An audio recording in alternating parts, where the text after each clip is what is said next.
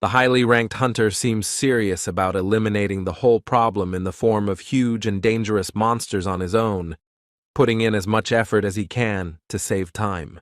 The highly ranked hunter, once he gets the other people to separate away from him, wastes no time and exhales, starting to talk about how he doesn't exactly like the fact that the room is too bright, as it visibly cuts the high-ranking hunter's eyes, but he seems to make a complete exception this time, picking up a cigarette. The man, with a single movement of his hand, forces the lit cigarette into the air under the control of the deft movements of the hunter's fingers, causing it to light up slightly. After a couple of magical circling motions, the lit cigarette instantly explodes, thereby creating several magical circles that are controlled by the man.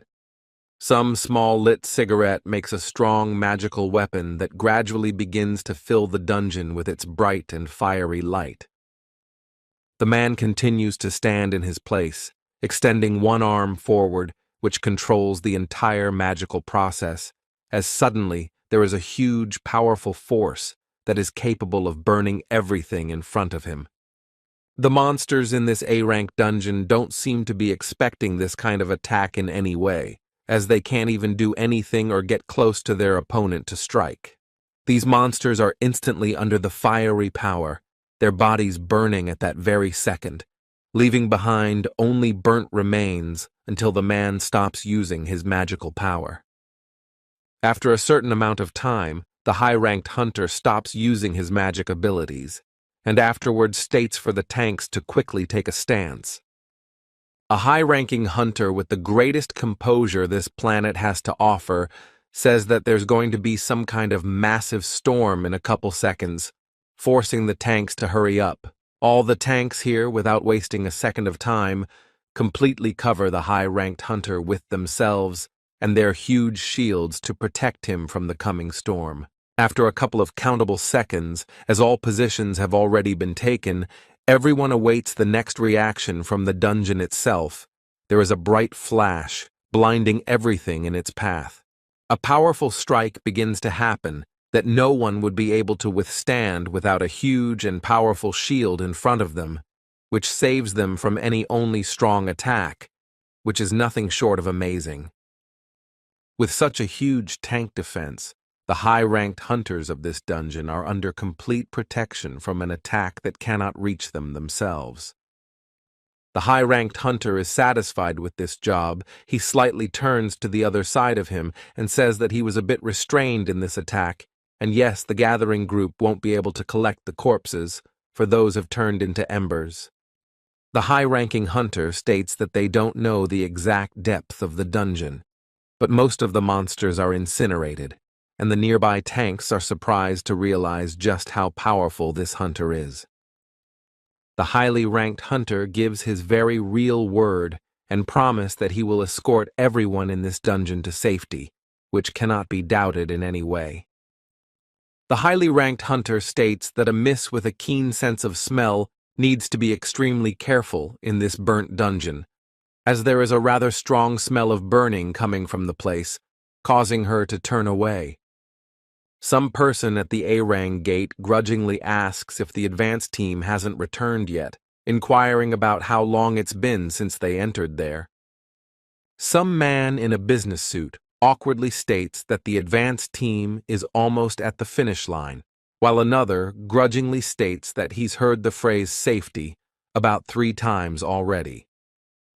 That man replies that it will be a problem if the workers encounter a monster that survives the rush of the advance team, offering a drink after work, and the man says to just leave them alone. Someone watching the A-Rank gate loudly announces that the advance group is returning and we need to be ready, for it is the turn of the other groups in the area. The boy that is among the rest of the workers waiting for the command to enter the A-Rank gate thinks about the fact that finally the advance team has returned from the sweep. The boy gazes into the front A-Rank gate, gradually starting to see the silhouettes of high-ranked hunters coming out of this dungeon, watching carefully. The boy begins to notice a large number of highly ranked hunters coming one by one out of the dungeon with the most calm look. The boy realizes that they are the strongest in the country. These are the strongest high-ranked hunters in the country, who one by one take turns leaving the cleared dungeon, allowing the rest of the group to gradually enter the place. Most unexpectedly, the boy notices Choi Jung-in in the crowd of high-ranking hunters, whom the last thing he'd want to see just now. The boy, not expecting such an encounter with this highly ranked hunter, wastes no time in covering his face with his helmet so as not to show his presence on this raid, which would be unpleasant. The boy in the crowd of working forces watches as the rest of the hunters gradually begin to emerge from the dungeon, realizing that the second guild is about to emerge. Amongst the crowd of the advance group, it was one girl in particular that caught the boy's attention. A damned eye-catcher amongst the rest of the workers in this dungeon. The boy doesn't even seem to waste any time in realizing who this girl is really, the deputy head of the hunters who is full of great strength. The girl looks forward, not surprised at all after the dungeon was cleared. She seems used to it, and the boy notices that she is the S-ranked hunter, Cha Hai-in. The boy thinks about whether there are many women in this world who can have such an incredible aura. Jinwoo begins to realize that the one is damn strong and no weaker than Choi Jung-in. In the boy's mind flashes even such a thought that perhaps this high-ranking huntress is even superior to Choi Jung-in, because if only to look at it all from the other side. The boy looks at the girl intently, not taking his perceptive gaze away, and continues to think that perhaps the strength of this high-ranked huntress is close to Chu-Gong-hee's level.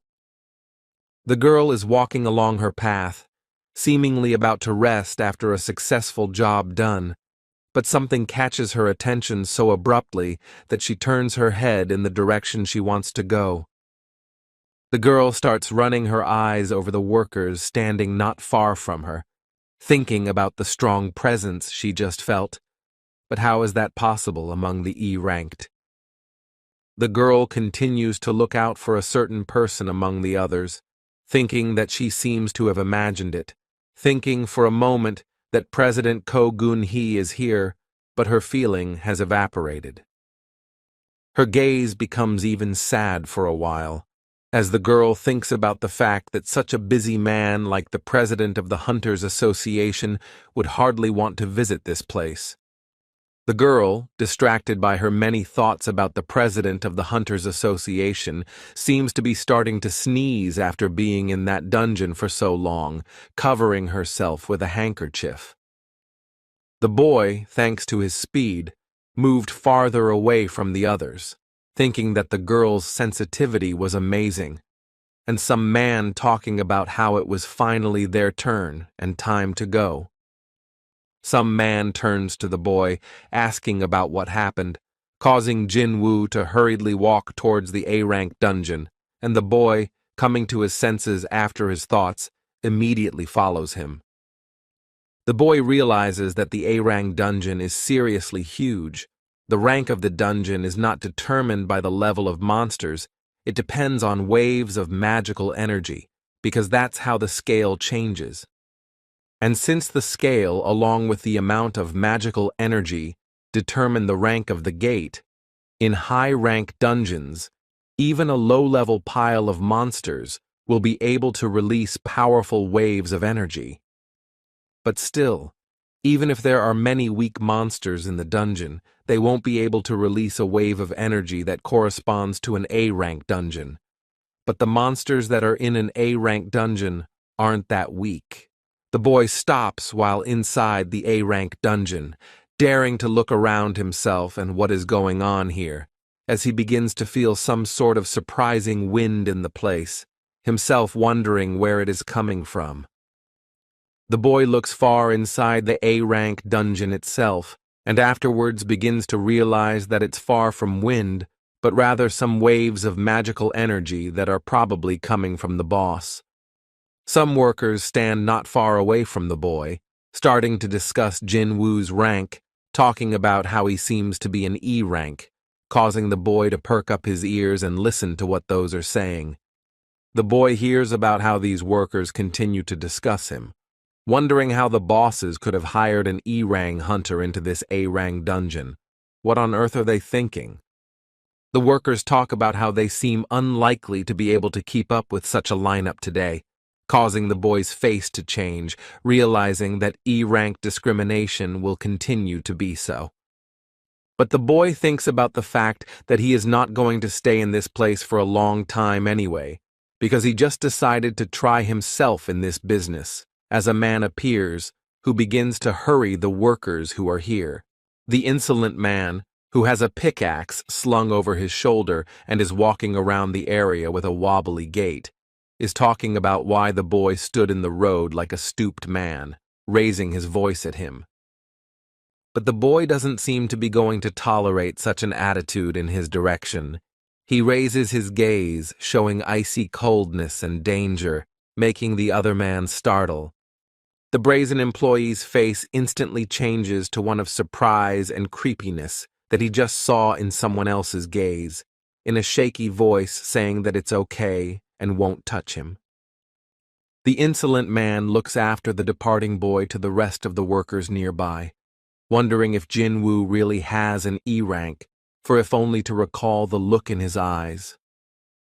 The gathering group is already in the dungeon, starting their hard work, which is to carry the remains of the monsters that are after a hard fight, trying to work at a pace. The boy realizes that the gathering group that entered even before their group is already toiling in sweat, gradually loading the numerous carcasses of monsters spread out with magical abilities.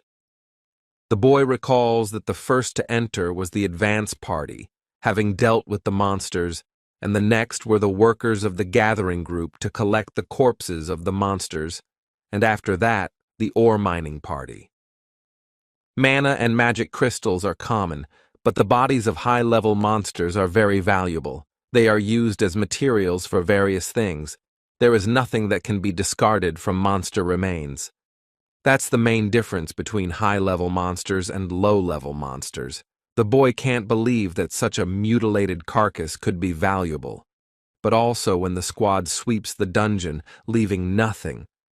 Then the advance squad will destroy the main boss to close these gates, because each stage must be done properly, because only in this way you can say that the high-level dungeon is passed perfectly.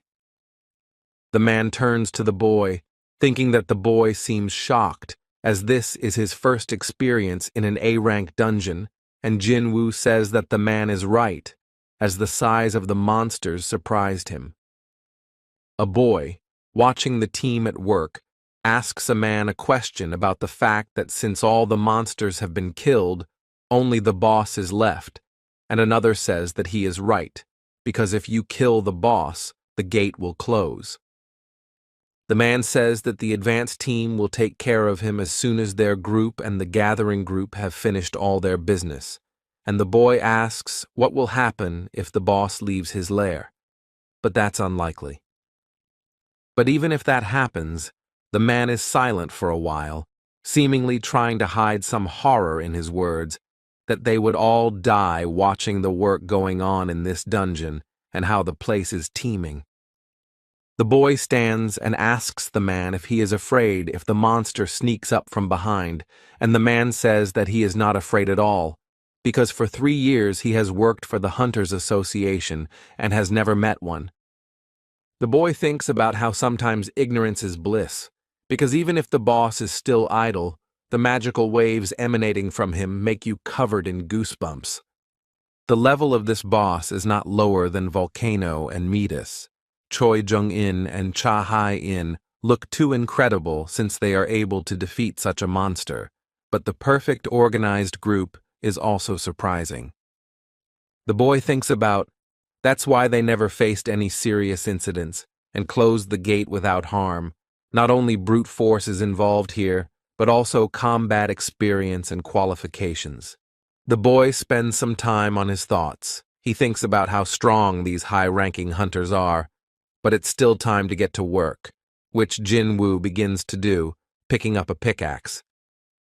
The boy works non-stop. His technique is surprising, disposable even from the outside, so that the work is done with enough speed and intensity.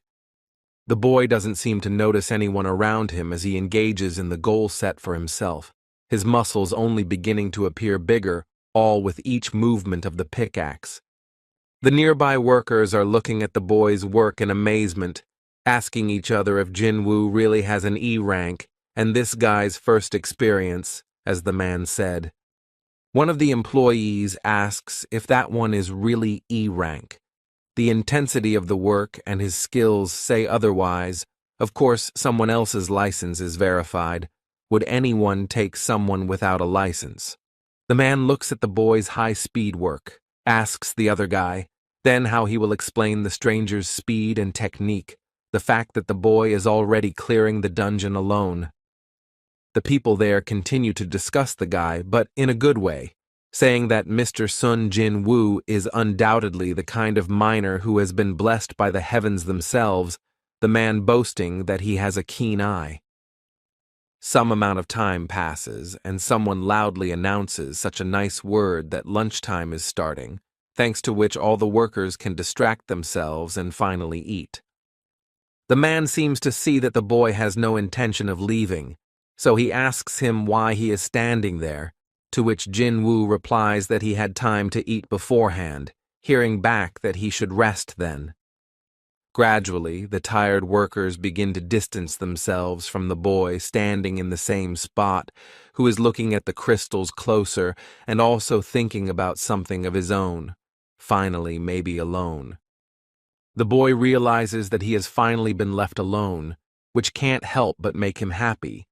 So he puts the pickaxe in its place and thinks about the fact that you can't miss such a good opportunity.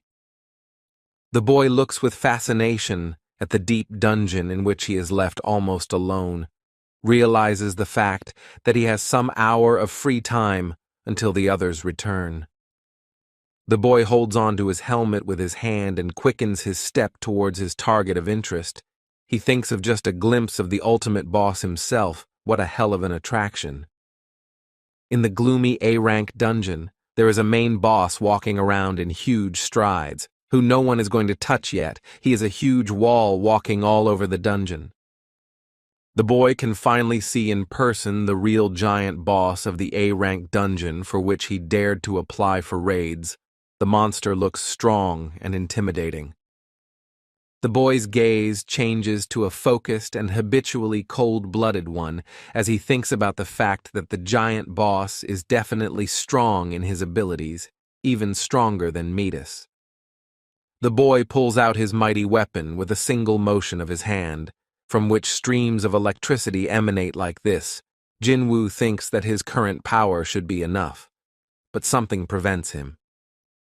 Something inside the boy says that it's not that simple, he says aloud, whether he should try to deal with the monster, because the gate will start to close after he kills the boss, but the guild will suffer losses.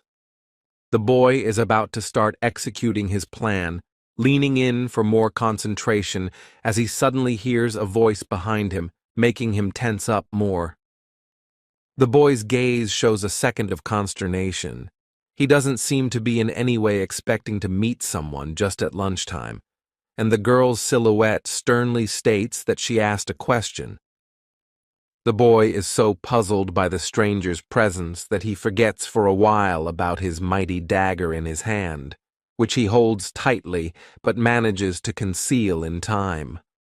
The boy thinks chagrinedly about how he could have made such a mistake, but exhales a sigh of relief that he didn't burn himself, thinking about how it was damn near the ultimate failure. The boy doesn't turn to face the girl behind him, starts to say something that he just got lost in the mine and somehow wandered into this dangerous place, and the girl interjects, "In what sense lost?" The girl holds a handkerchief to her nose, asks the boy if he's from the mining squad, and then starts telling him that this is the boss's lair, asking him to get out of here as soon as possible. The man watches the girl out of the corner of his eye and thinks about what a dangerous girl Cha Hye-in is, because she was able to sneak up on him from the back and almost burn Jinwoo. The girl again turns her scrutinizing gaze to the boy's hand, in which there is nothing, and then she thinks about whether she imagined or seriously saw a weapon in the boy's hand. The girl keeps vocalizing, asking the boy to leave the place, because if the boss awakens and goes into a rage, a lot of people will die, and the boy turns to face her and apologizes for the trouble. The boy wastes no time and tries to escape from this place as quickly as possible because the girl is quite cunning and guessing, trying to find a clue in every hole. Just at the moment when the boy starts to walk past her, the girl removes her own handkerchief a little and widens her eyes in surprise, for she senses some sort of aura from Jinwoo. The boy doesn't have time to move a considerable distance away from the girl before Cha Hye-in shouts at him, asking him to wait, to which Jinwoo gives her a confused look with the corner of his eye. The girl doesn't waste a second and comes almost right up to the boy, starts sniffing his t-shirt in the strangest way, making the boy open his eyes in surprise at what she is doing.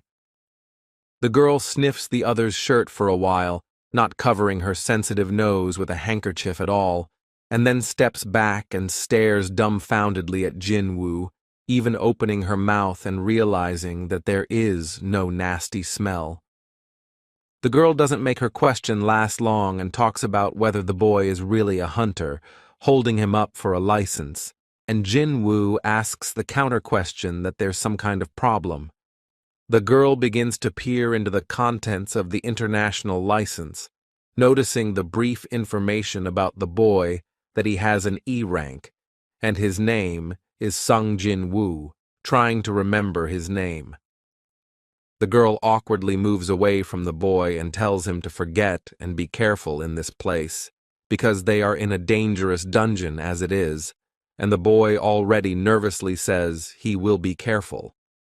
The girl looks after the departing boy and starts filling her head with various thoughts that it might be because of E-Rang Jinwoo, but he didn't smell any stench at all like the others.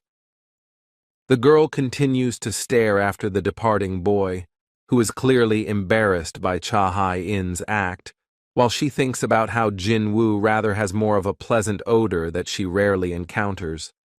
The boy walks beside the man in embarrassment, listening to him amuse himself over his confusion at the dungeon and his encounter with the huntress Cha. But not everyone gets to talk to her alone. The man says that she was worried that the boss might have left his lair, so she went to patrol it, working even during her break, for which she is often pitied by the other workers. The boy thinks about the ore mining squad being relaxed due to never having come face to face with the boss. It makes sense why the advanced squad is working cautiously, after all they're the ones in the know. One of the nearby miners says that Miss Hunter Cha Hye-in can sometimes smell a kind of disgusting odor from the hunters, because it is said to be a kind of unique physiology. Some man says that's why that one is always covering her nose with a handkerchief. Isn't it strange? It's quite difficult for her to breathe around other hunters, and the boy understands why that one asked if Jinwoo is a hunter. The boy remembers the very conversation he had with the ice elf. He talked about how they keep hearing the same voice in his head, but towards the boy he hears nothing, surprising him more. That very conversation with the ice elf only makes you wonder more, because whether the current situation and the past situation can be considered to be converging in some way is extremely strange. The boy thinks about the fact that he has no special scent common to all hunters, and no voice telling the monsters to massacre him themselves. Well, aren't all these events connected? The boy joins the miners walking in some direction, who are vigorously discussing something among themselves, smiling, and Jinwoo thinks being a loner to get the advantages of the system. At the end of the work, the atmosphere is quite friendly. All people are tired but satisfied, because the payment for labor begins, so the boy receives an envelope from someone with words that he has done a good job. The boy gratefully accepts payment for his labor and accepts various compliments that if it wasn't for him, the workers would have finished the job 2 hours late. No one expected such abilities of Jinwoo. The man approaches the boy and says that he's met many in all his time, but this is the first time he's had the chance to work with someone like Jinwoo, saying that the kid has outstanding talent as a miner. The man coughs slightly awkwardly into his fist, and afterward says that he doesn't usually say that. But the man asks if Jinwoo wants to work for him from time to time, because the man will take good care of him.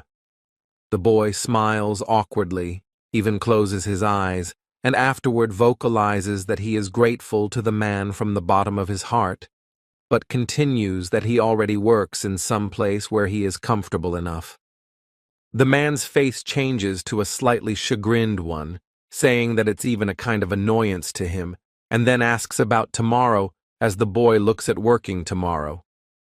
The boy thinks about the fact that from dirt to princes in just 2 days, whether it makes sense for him to work as a miner after all, he's already a bit into the intricacies of mopping up high-ranking dungeons. The boy thinks about how there seems to be no point in agreeing to this offer anymore, but suddenly realizes what the man said about tomorrow, making him wonder even more. The boy is surprised to hear the Hunters Guild raiding again tomorrow, to which the man replies that yes, there is another A-rank gate waiting for them to mop up together. The boy hears the words that the A team will be replaced by another team that is B-ranked, and the boy wonders in what sense the B team will be replaced. The boy begins to slowly speculate about whether they are splitting their forces in half to mop up the A-rank dungeons, and the man says, "This is what is called the strength of the Hunters Guild in all of South Korea." The boy doesn't even seem to be listening to the man's last words about the details and how strong their guild is anymore, so he confidently asks him where they need to approach tomorrow afternoon. The man immediately says that the boy is making the right choice, that he'll talk to the management and ask for a double salary for Jinwoo, because it's worth doubling the salary of someone who does the work for 5 people. On the table is a deliciously fried bacon with various vegetables. Some girl states that she only came to this place because someone wanted to have dinner with her. But why barbecue pork? Drunken Jinho holds alcohol in his hand and says how dare she look down on this meat, and does this girl know that the boy and Jinwoo were having a great time together here? The disgruntled girl sits across from the boy, crosses her arms over her chest, and indignantly asks him why he brought her to a place of other people's dear memories. The boy visibly calms down. He casts his gaze downward and feels a kind of fever due to the alcohol, but states that the conversation with his father went quite smoothly and pleasantly, which is nothing short of amazing. The girl is instantly energized by this news and starts prying information out of the drunken boy, asking about whether Jinho will become the next head of the Yujin Guild. As soon as the girl asks her question, the boy instantly responds with a trembling and distressed voice about needing an expensive hyungnim for this case, and the girl has no way of knowing who Jinho is talking about.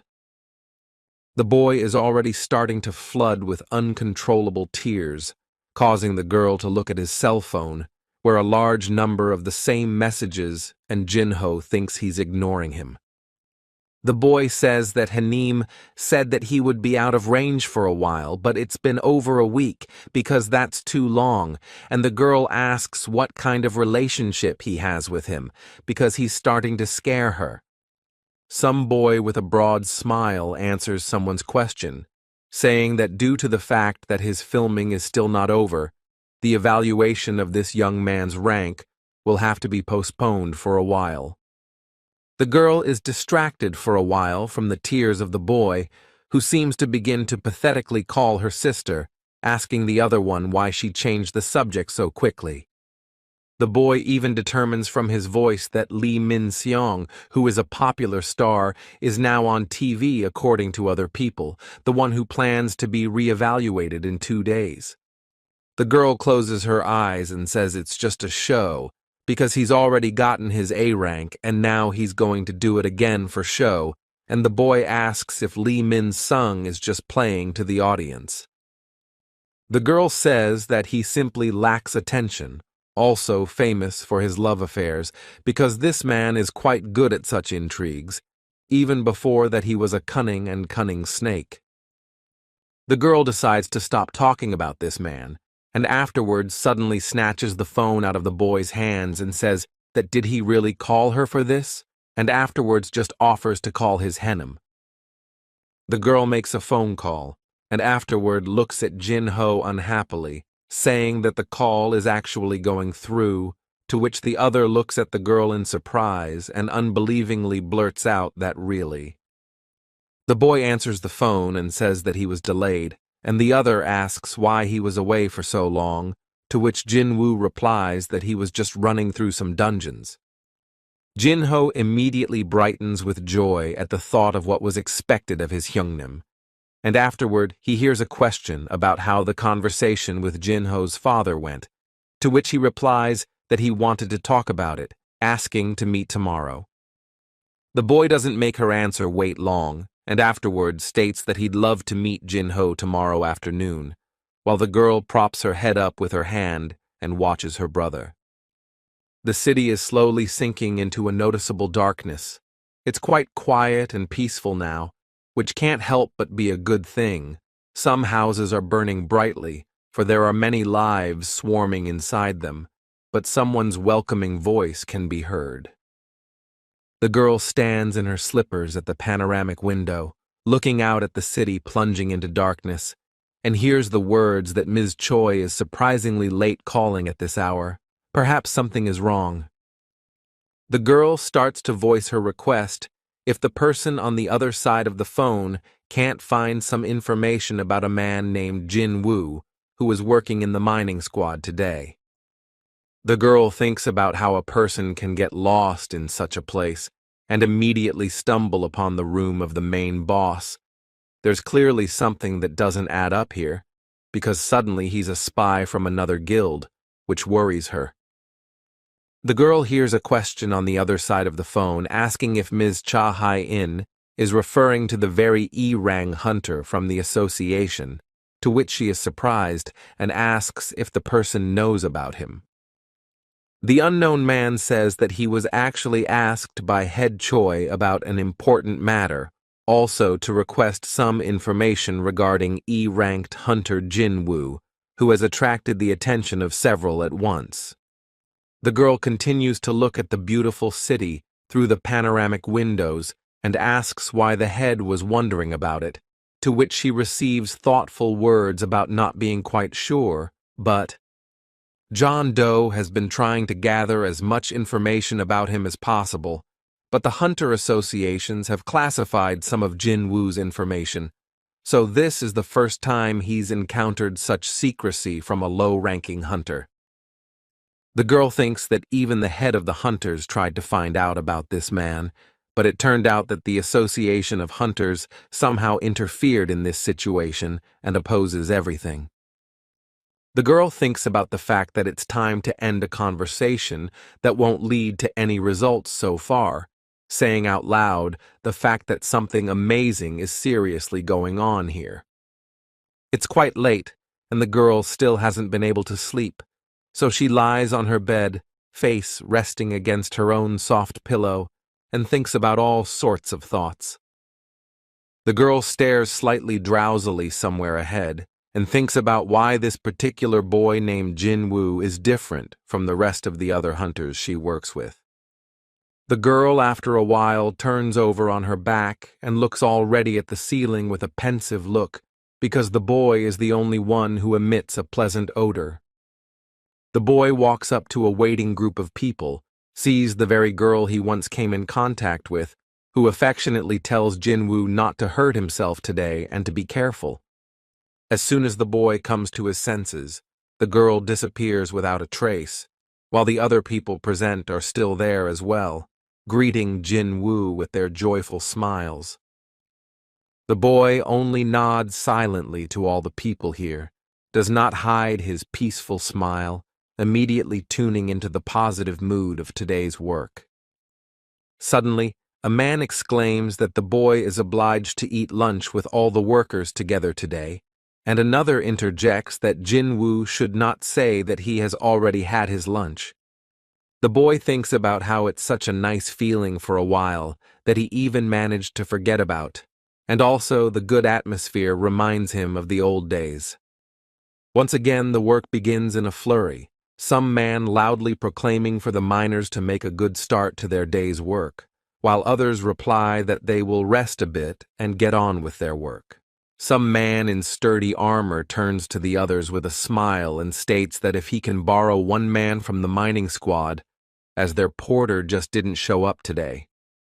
The men stare unhappily and discuss whether those want to hire one of them as an errand boy, talking about how many tough guys there are from the collection squad. Some man says that his guys plow continuously for 3 hours straight without lunch in order to get everything on time, and others suggest that they also carry bags, so their squad simply refuses. The man says that it was the squad along with Sung Jinwoo who finished the job a full 2 hours earlier than usual, so why don't they borrow their powers again for the sake of a successful job, making the other wonder. The man in armor loudly voices if anyone wants to go with the advance team, for they will definitely pay them life-threat compensation when the important raid is over. The workers are thinking about the fact that it's too damn dangerous for them and they don't want to risk their lives for it, and nobody is going to agree to it, too damn dangerous. The man says that this is an A-ranked dungeon, because it's not at all dangerous for low-level hunters in this place. Even if he wears gear, compared to ore mining, the risk is high. The man continues that their squad is mostly D and E rank hunters. They can die from even the weakest monster attack. Indignantly blurted out, would his workers risk their lives for that? The man in armor seems to feel extremely embarrassed. After all, he was given the task of finding one porter, but all the people here just refuse, so the man asks, what is it no one wants?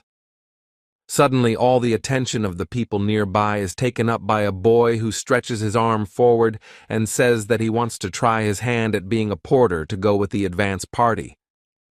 All the workers around them open their eyes in great surprise because they do not expect such activity and clear determination on the part of the boy who has recently come to them. The men instantly fly up with a sort of panic, surrounding the boy on both sides and ranting about how it's damn dangerous. Since Jinwoo is an E-ranked hunter, how can he go into an A-ranked dungeon? The men say that the dungeon is crawling with different monsters, why the boy raised his hand, because he is such a young guy with a bright future, and Jinwoo says that he will be fine because he has a head on his shoulders.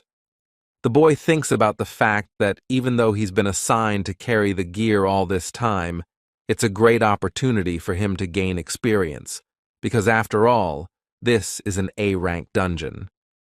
The men talk about how this kid just got a job with them yesterday and clearly doesn't understand the seriousness of the details. Another asks what his rank is, and the other replies that Jinwoo's E rank is too weak. But the man who has long been trying to find a porter for their squad only closes his eyes and smiles, saying that this particular option in the form of a determined boy is just right for them. The man walks up to the boy and thanks him for joining them specifically, saying his name is Sung Ki-hoon, and today will be Jinwoo's leader, which he extends his hand to shake. The boy is already carrying the huge equipment on his back that will be used by all the hunters, and the man asks if Jinwoo is heavy, thinking in his mind that he doesn't even need to sweat. The boy looks at the gate in front of him, pondering the fact that it seems like yesterday it was quite large, but today it has gotten much larger, thus only making him tense up. The man asks about whether the boy had his first day of work as a miner yesterday. It turns out that today is already his second trip to the raid, and to the very real A-rank dungeon. The boy thinks about the gate getting bigger, because the waves of magical energy are weaker today. But if it were too dangerous here, Team B would have abandoned today's raid. The boy looks over at the B-Team Hunter Guild, standing a bit apart from all the other high-ranked hunters who are just tuning in for future dungeon work. The boy runs his eyes over everyone here, counting 11 A-ranked hunters and 6 B-ranked hunters, but any other guild wouldn't allow such a division. Quite a large number of all sorts of hunters gather in one big pile to go on a long journey with everyone else to fight monsters. The boy walks with the gear on his back behind all the other hunters, thinking about the fact that the waves of magical energy have weakened noticeably, and also the association's calculations are sort of correct. The big A-rank gates are teeming with the unknown. You cannot predict what awaits you on the other side of the dungeon, what monsters are there, and what will happen to you. The boy pauses for a moment before entering the A-rank dungeon itself, head up, wondering why the dungeon is acting this way today. After some amount of time, the boy steps right into the A-rank gate, thinking that for some reason, the ominous feeling that once emanated from the red gate itself never leaves him. A large number of very different hunters finally find themselves in the A-rank dungeon, which is so full of dangerous foreboding, a rather strong aura, and the uncertainty of the path. The boy gets the attention of a girl who comes up to him, telling him not to worry, because their leader and everyone here are outstanding hunters. Suddenly, the knight ahead of them says for everyone to depart, and the boy thinks that one is the healer of Arang, remembering Miss Ju-hee and her injury, after which she couldn't participate in the raids. The boy thinks that the 6 B-rank hunters are close to getting A-rank.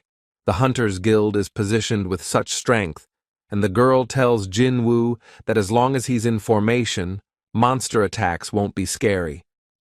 The girl states that they have an unspoken rule that if mages attacked, the tanks are responsible, if healers, the vanguard is responsible, and if porters, the entire guild is to blame.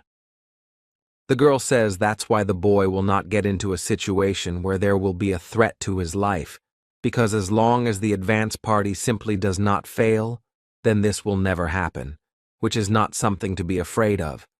Some man is setting himself up for a tough battle in a high-ranked dungeon. He is visibly nervous of what is going on, but tries to set himself up only for a hard win. The man thinks that he was chosen to be the team leader for the first time, and if today goes well, he can become the leader of the B team, because he is still one of the best hunters of the A-Rang. While the man is tuning in with good and positive thoughts to make sure the fight goes off without any terrible losses, suddenly a rustle is heard somewhere deep within the dungeon itself, forcing him to look in that direction. High-ranking hunters react instantly to this rustle, turn their heads in the direction of the sound itself, and tense up as much as possible, ready for any attack. All the hunters in this dungeon react as quickly as possible to the sound that occurred, preparing their weapons and magical abilities, looking precisely into the distance. The boy observes from the side the combat readiness of all the hunters here, and afterward is momentarily surprised at the fact that this team prepared for battle without any said commands. Something terrifying happens from the depths of the A-rank dungeon. Some horrible sounds, magical waves appear, making some people feel not so good. The temporary leader of Team B changes his face to one of puzzlement and surprise, for he had not expected to encounter something intimidating in this dungeon, causing him to freeze in place. The man begins to peer into the darkness and listen to various sounds coming from the depths of the A-rank dungeon, and then becomes startled when the underground jackals begin running at them. Underground jackals are damn fast, their eyes glowing a hungry red, their jaws open in an attempt to get at hot and human flesh. But would hunters allow this to be done to themselves? But the highly ranked hunters here will not allow these, albeit agile monsters, to approach them and try to strike them, as the hunters are slowly starting to get a handle on them. Team B's leader dodges the various attacks of the underground jackals, looking at them with his confident gaze and using his shield at times to avoid getting some kind of blowback. The man deals with these underground jackals quite deftly and without any fear in his eyes, except that seeing something ahead of him makes him feel threatened. These subterranean jackals just don't seem to end, coming in numerous streams trying to straighten out the high-ranking hunters, but this kind of thing just doesn't work out for them. Just as another stream of swift underground jackals appears, a man appears from somewhere directly high in the sky, lurking in his shadow, seemingly swinging at one of the monsters. This strong hunter doesn't make you wait long for his action, so he lands on the ground and massacres one of the subterranean jackals by correctly calculating some sort of fall trajectory. After a moment, some powerful huntress also appears, holding both of her hands by her side, using some sort of magical power, loudly telling everyone to instantly duck down. After a couple seconds, the girl uses her strong magic abilities, thus developing her own magic throughout the dungeon, to similarly attack these underground jackals. The attack of this huntress is quite strong. She was able to deal with several subterranean jackals at once, which can't help but delight anyone nearby that is watching from the sidelines. As the small battle ends on the last disemboweled dungeon jackals, the leader of Group B asks about what that just was, and where those monsters in Dungeon A came from. The boy next to the healer asks her if these underground jackals shouldn't be here, to which she replies that not really, because this is an A-rank dungeon. The girl states that the underground jackal is a C-class monster, and yes, they are too weak for A-rank. Jackals undergo natural selection, and all go to feed stronger monsters. The girl stands next to the breathless bodies of the monsters and says that even if they joined together as a pack, they wouldn't be able to defeat the monsters here, so they wouldn't have survived in this place anyway. The boy that holds a large equipment on his back crouches down next to one of the jackal's body and thinks about what kind of collar mark they have, and afterwards says that these are unusual jackals. They were following someone's orders. The leader of Group B seriously states that it appears they were just sicked on by dogs, and the boy thinks about how monsters must have high intelligence to tame dogs. Those are obviously hard to deal with. The boy thinks his many thoughts, tries to guess about who is really the boss of this A-rank dungeon that is crawling with a scary aura, and then starts to put the puzzle together. The boy thinks about whether it's possible that if his intuition just doesn't fail, Jinwoo begins to focus on his surroundings, seemingly beginning to sense someone's presence not too far away from him. The boy's gaze instantly locks onto someone not far away from him.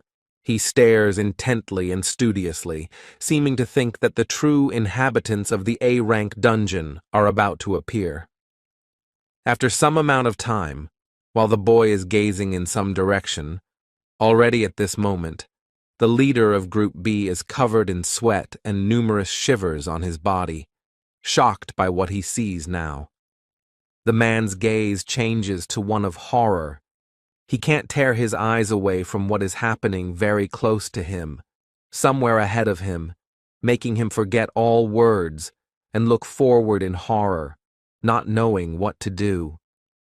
And the very reason for all the horror of all the nearby hunters is some huge monster that is painted in peculiar white stripes, but with surprisingly large fangs and a hungry look. Some standing hunter shouted and frightened that there was a higher orc in front of them, while another high-ranking hunter only said in a shaky voice that how was this even possible?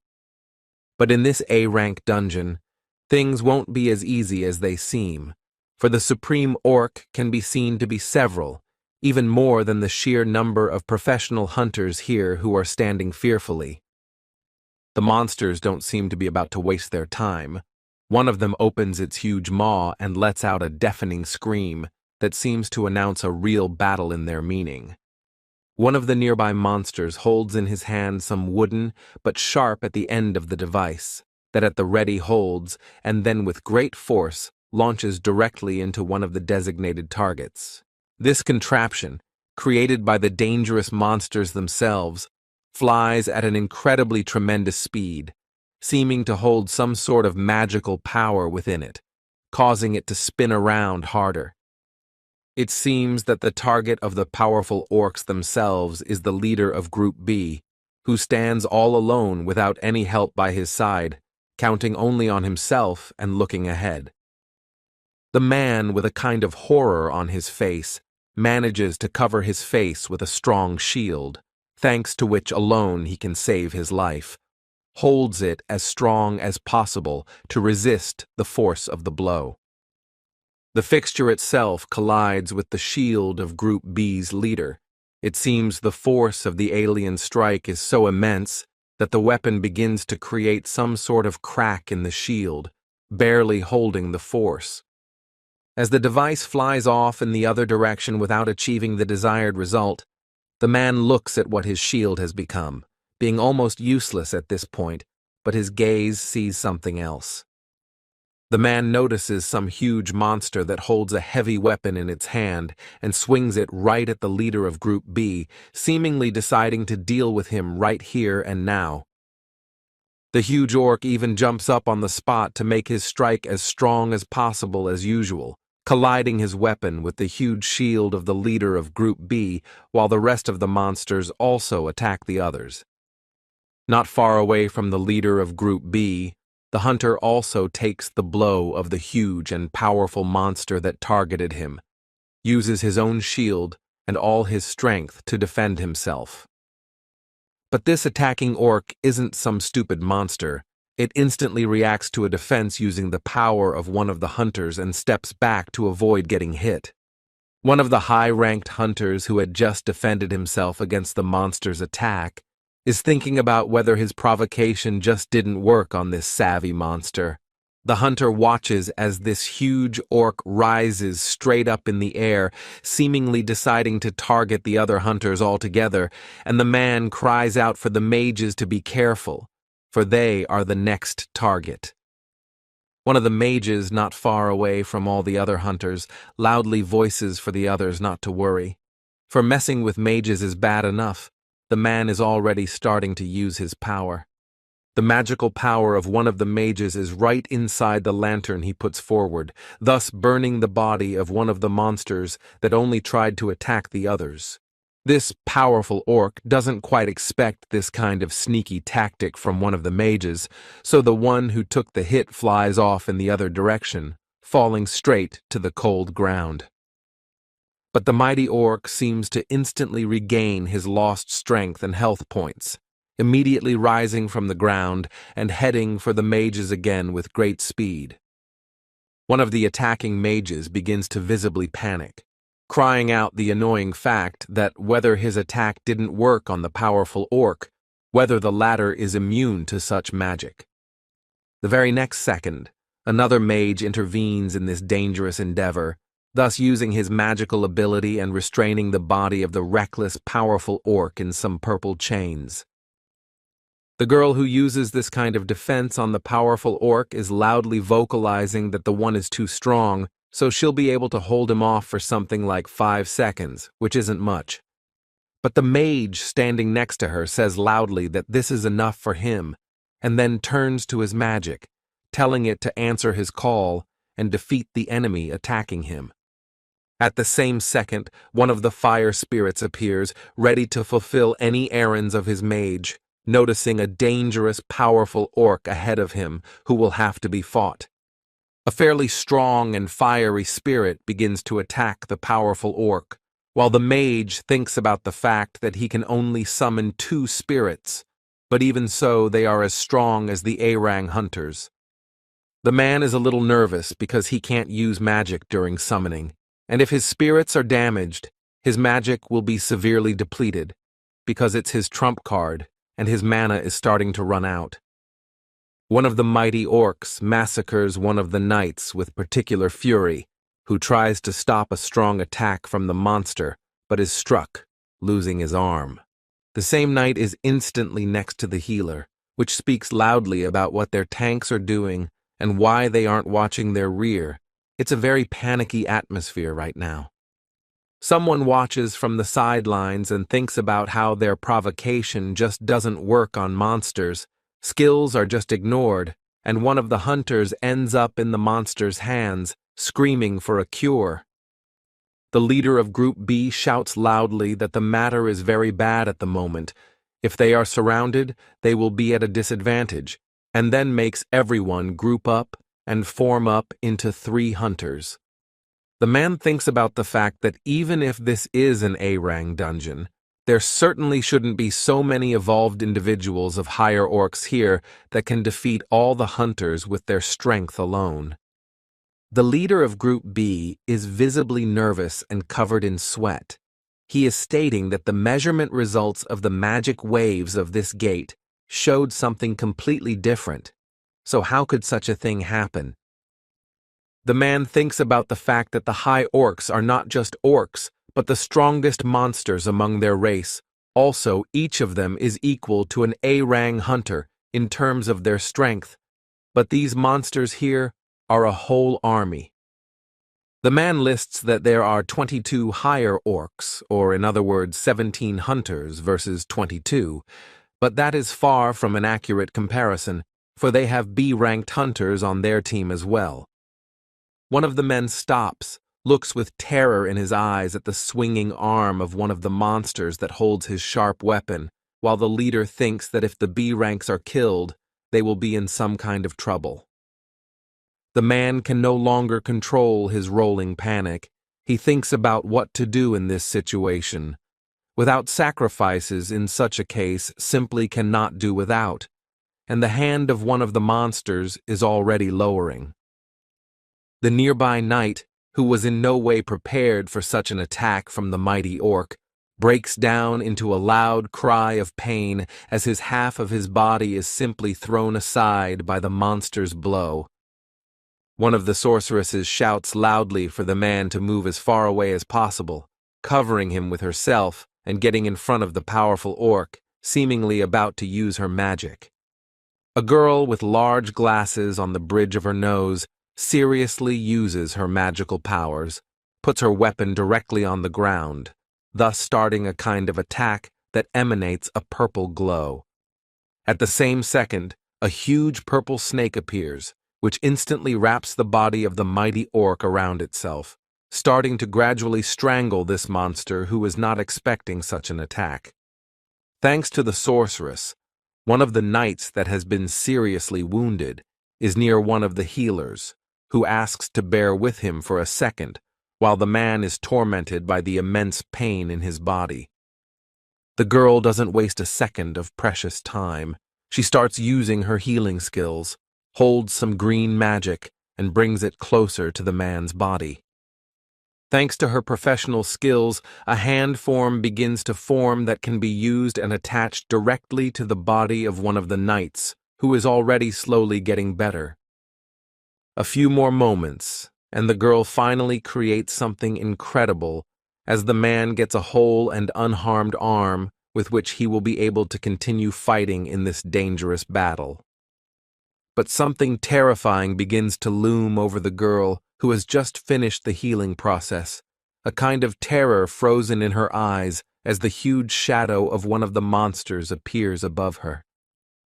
This shadow comes from the huge body of a powerful orc, who easily dispatched the summoned snake of one of the sorceresses, holding in his teeth the very snake that failed to stop his attack.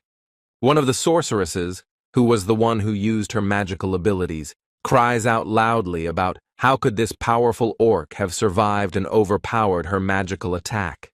The mighty orc seems pretty damn pissed off right now, as he took on a large number of different attacks, but dealt with them instantly, so he'll be able to reward himself to the helpless healer. The girl can't do anything, because she only wounded in battle hunters, helping them to fight on and be in the strength of spirit. So she just closes her eyes and realizes that everything is finished.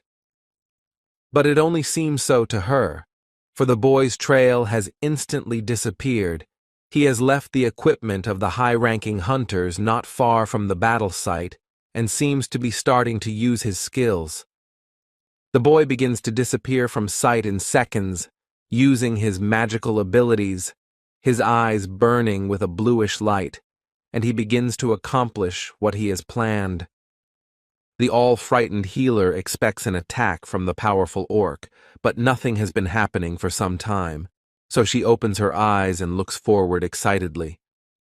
The mighty orc seems to be experiencing someone's choking attack. He raises his huge hands to his neck, as if trying to remove someone's shackles on it, unable to draw in a breath of air. The healer girl's gaze instantly changes. She watches with disbelieving eyes as the powerful orc slowly begins to vaporize into thin air. The girl continues to watch as nothing is left of the powerful orc. It's as if he didn't even exist, as if she was just dreaming of a stranger's attack that could have sent the girl to the other side of the world. The girl can't understand what just happened. She has a lot of different questions in her head. She doesn't know how she should react to what just happened. The battle is happening on the other side of the battle as well. The leader of Group B tries to straighten out one of the powerful orcs, but at the same moment, some white streaks appear in the air. The man's face instantly changed in his face, starting to question the fact that somehow fighting was so much easier than usual. What had happened at this point? The man has just dealt with one of the powerful orcs and can watch with his own eyes the ongoing battle around him as the others fight against the monsters. Gradually, some sort of purple monster blood begins to appear in the air from the powerful orcs. One of them has a huge gash right on his bandaged leg. The next attack doesn't leave you waiting long. Someone moving with great speed, moving through the dungeon and launching their stealth attack on a variety of monsters, brushing a knife across their bodies. One of the hunters fights a powerful orc, holding his weapon as tightly as he can while the monster feels someone start attacking his body in a variety of different areas. The boy moves rather stealthily, his gaze still as icy and serious. He begins to look at the monsters and thinks he'll weaken them to their fullest while he's in the shadows. The boy's gaze shifts to the rest of the powerful orcs as well, seeming to realize that those two were able to notice his attack and presence after all, which is troublesome. The boy instantly walks up to one of the powerful orcs and sets his weapon up, looking straight into the monster's eyes and vocalizing that it would do him no good if they created some kind of ruckus over him. At the same second, while the boy takes all of the monster's attention to himself, one of the melee hunters begins to run at full speed, seemingly targeting the powerful orc. The girl is next to one of the powerful orcs in a matter of seconds, puts her arm forward that holds immense power, and then strikes right at him. In the same instant, the mighty orc falls straight to the ground, purple surges emanating from his body, and the girl loudly voices that she was able to finally deal with one of the monsters here. The boy holds the precious weapon in his hand, looking at his palm, which is stained in someone else's blood, which is enough to add some trouble, but he will try to be careful. The boy thinks about the fact that Song Ki-hoon and the other hunters here are elite hunters selected by the Hunters Guild, so they can be considered some of the best hunters in South Korea. The boy walks past the gradually weakening monsters, and also continues to think about the fact that it can't be said that he doesn't believe in hunters, but just defeating a high orc is really hard. The boy thinks about the fact that female healers are usually the very first to die in battle, so he can't just sit back and watch them being mercilessly slaughtered by these monsters. The boy thinks that as long as he helps the group, then whether his level goes up or not, he could kill all the orcs himself, but he won't interfere much since the Hunters Guild paid the money. The high-ranking hunters here look rather tired and lost. They look on with disbelieving eyes as they look at the fact that they have defeated the all-powerful orcs and defeated them. The leader of Group B asks if anyone is injured at the moment, and as long as they are able to breathe, the A-Rang healers will be able to heal them as long as these hunters are able and strong. The boy stands not far from the knights, which suggests that the dangerous orcs were unexpected enemies for them at all, while the other replies that they're damn lucky it all worked out and they're alive. One of the sorceresses is not standing far away from the boy who continues to carry the equipment on his back. She watches him carefully and is silent for now, trying to analyze him. The girl thinks about the fact that this porter considers them for stupid people, because no one can hide such an ability as stealth from the spellcaster mage, which is what the boy used recently. After a certain amount of time, the leader of Group B is approached by the same female healer, addressing him as an appa and stating that when they first fought against the higher orcs, the girl begins to remember a terrifying yet amazing picture of the moment when she was supposed to be finished off by a powerful orc, but instead, that orc took hold of her throat and couldn't breathe. The man states that one high orc suddenly hovered in the air and afterward burst apart, thinking that someone had used some sort of spell, and the woman exclaims that's exactly what she thinks. The leader of Group B turns to one of the huntresses, asking Gina if it was her doing, to which she replies that it's impossible to do such a thing with her skills, she's not that strong. The girl goes on to say that she can only immobilize them for a while with telekinesis magic, but no one in their group practices curse magic, which surprises them more. The girl says that their group of professional hunters are practicing on the fire element, so there are no assassin hunters among them, which makes you wonder even more, because how is that possible? One of the sorceresses enters the conversation, stating that the other huntress is right, because if anyone could pull off such an act, it would be an outsider, clearly alluding to Jinwoo. The enchantress thinks that maybe Jinwoo has something to hide, but should she keep it a secret? And the other mage says that the one is so glad, because his mana is almost all depleted at that moment. The leader of Group B says that everyone here is right. The higher orcs are strong, though they behave strangely in the second half of the battle, but that's what helped them to disperse. One of the hunters enters the conversation, drawing the attention of the leader beside him, asking what they will do next and whether they will continue the battle in this place. One of the knights fearfully says whether it is not dangerous for them, and the other continues that they are not so far away from the gate and they have already been so heavily attacked, and it will be even more dangerous from here on. One of the knights places a hand on the shoulder of the leader of Group B, starting to say that since they are already aware of what is going on in this dungeon, it would be too risky to continue this long journey. The knight states why don't they just go home as well, as right now at least a couple more healers are needed, as well as about 3 mages specializing in spells. Toth continues that he understands the fact that this is Mr. Sohn's first time leading the B team, and it's a little frustrating that it's come to this, but it's better to stop, and the leader thinks that if he succeeds, he'll become the official leader. The man clenches his palms into fists, fighting with himself and his thoughts. He thinks about the fact that there may not be another chance, because this is so rare for him. The boy observes the leader of Group B, thinking about the fact that it's not an easy choice for another. In his place, anyone else would be tempted and want to successfully mop up the dungeon. The boy continues to watch the stranger not far away from him, thinking about what if still the leader of Group B is thinking soberly for the moment, while the man continues to think about what to do. A certain amount of time passes of other people's mental torment as to what should be done in such a grave case, and afterward opens his mouth and slowly states, "Then, That then their team should go back and gain strength and experience to be ready for the next ambush from such powerful monsters, because it's damn hard, they're not that strong. The hunters here exhale in relief. Someone says that for a moment he thought they would have to continue and got goosebumps from some kind of terror, making him tense up.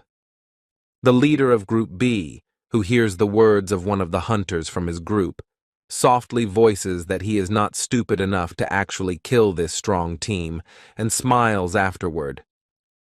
One of the hunters says he knows about it, and afterward talks about his hands shaking, and he is told to stop acting like a child, and they should go back. In high-ranking Dungeon A, blue fireflies gradually begin to appear, which with their light begin to gradually illuminate this deep dungeon, which gradually begins to roll less scary.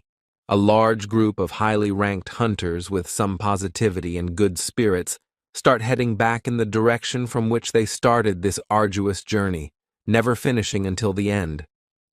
Suddenly, the leader of Group B loudly exclaims for all the hunters to stop, causing everyone to cringe at what had happened, and the atmosphere gradually becomes more heated.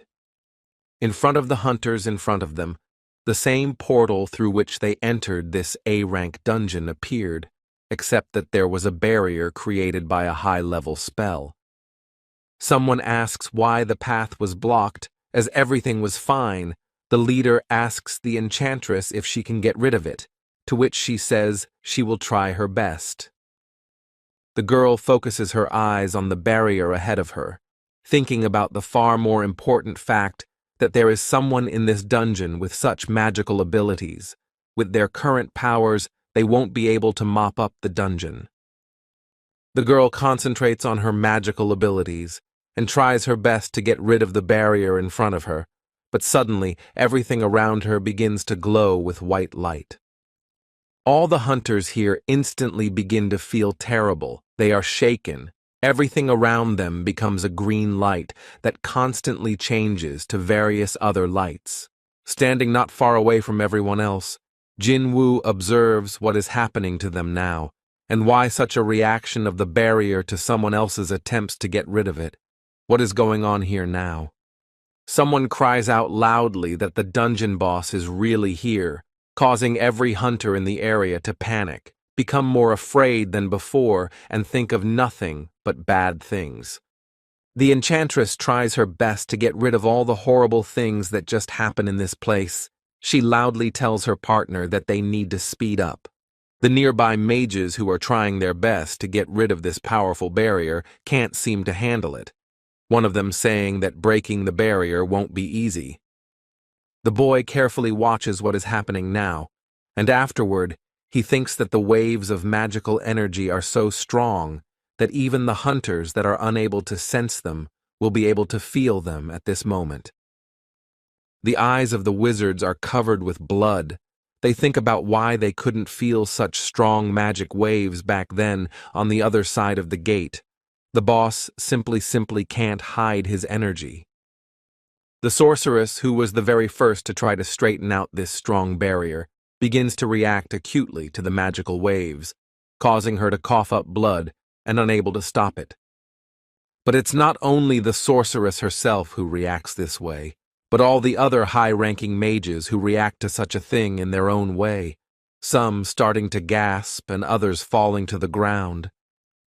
Hunters not far from the horror taking place are loudly proclaiming that it is their mages that the enemies are targeting, summoning healers as quickly as possible so as not to lose them. Only the other hunters around them can notice something terrifying around them. One of the knights calling out to Mr. Sun in a frightened voice, while the leader, frozen, stares at the red eyes around him. These monsters are so huge in number that there is no way they will be able to handle them. The leader of Group B starts to say that this is definitely a curse for them. This battle will be terrifying, and with losses. The leader thinks about the fact that not long ago their squad ran into a couple dozen higher orcs, but then they barely got out of the water dry. But this time it's heavier. The knight fearfully voices that isn't at all seeming to him. The high-ranking hunters here are grouped together and crowded into a single pile. They are surrounded by a huge number of monsters that are ready to massacre them this very second. Just give the command. One of the hunters calls out loudly to Mr. Sun in his shaky voice, but the leader of Group B says to keep it down, standing right in front of some huge and powerful orc that isn't attacking yet. The leader of Group B does not turn his face to his hunters. He says that if they start to resist, there will be no trace of them, because in this battle they simply cannot cope with so many monsters. The leader of Group B tries his best not to show his fear of his own hunters. He thinks about the fact that only with the support of Head Choi or his deputy Cha Hai-in, they might have been able to resist. The man continues to stay steadfastly in the same spot, with all his effort not running away, even when the monster comes damn close to him, starting to whisper something in his own language they don't understand. The mighty orc begins to shake slightly from side to side, as if he is trying to regain consciousness and keep control of himself, still speaking incomprehensible words in his own language. The stranger's jaw opens in an attempt to say something understandable to the highly ranked hunters, as the first understandable word suddenly flies out, speaking of the human as if addressing the leader. The man changes in his face, seemingly oblivious to any fear, for he is surprised that he begins to understand the words of the powerful orc before him, that he begins to speak of humans, apparently hunters. The mighty orc's eyes grow even brighter, shimmering into a red light, and he continues to try to speak in the alien tongue, saying something to the effect that his name is Kargalgan, and he wants to meet these people. The high-ranking hunters here exclaim in surprise that the orc can speak human. Isn't that real magic? And the girl says that he is just a puppet used for communication. Someone talks about whether the monsters want to talk to them, addressing Mr. Song about how he obviously doesn't take other people's word for it, because there could be some kind of trap here, and they need to be on guard. But the leader of Group B, completely ignoring all appeals in his direction from the high-ranking hunters, tells the mighty orc that it was really he, Kargalgan, who put this barrier on the gate.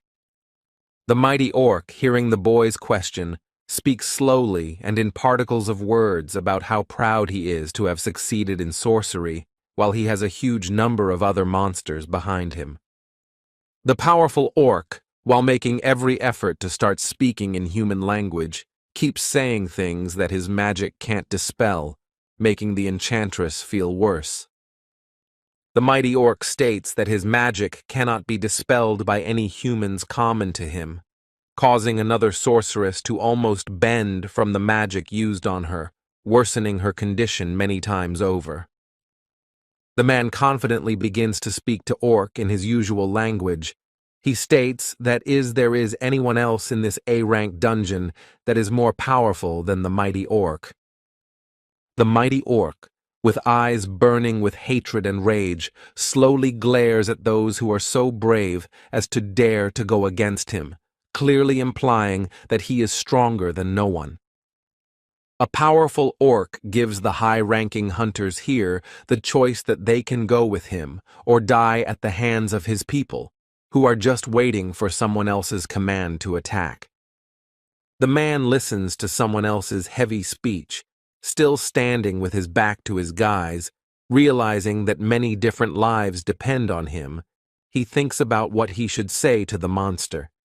Literally a couple seconds pass, because you can't waste a lot of time and other people's patience, so he states that they will go after the mighty orc, and the hunters begin to fearfully ogle their leader. The mighty orc, having gotten his long-awaited answer after a hard conversation, turns his back to the rest of the high-ranking hunters, and with a hard voice tells the humans to follow him. The boy thinks about the fact that in the possession of the boss clearly has a huge army of higher orcs. The chance of winning the battle is noticeably reduced. The boy does not understand that after all, the leader wants to return after the conversation in one piece. The leader of Group B lowers his head and nervously thinks that he simply has no other choice, so he will put everything on the line for this chance. After all, what can they do against so many superior orcs? The leader of Group B suddenly addresses the boy as Mr. Porter, drawing the attention of Jinwoo, who is following behind the entire team of hunters, which raises his gaze upward. The leader says that when they arrive at the boss lair, they plan to attack it. But no matter if the chance of success increases, but the boss's magic will surely be weakened, so when he gets distracted by them, have Jinwoo run to ask for help. The boy straightforwardly says that while the rest of the support arrives to save this team, they will simply die, because they will not be able to fight against the higher orcs.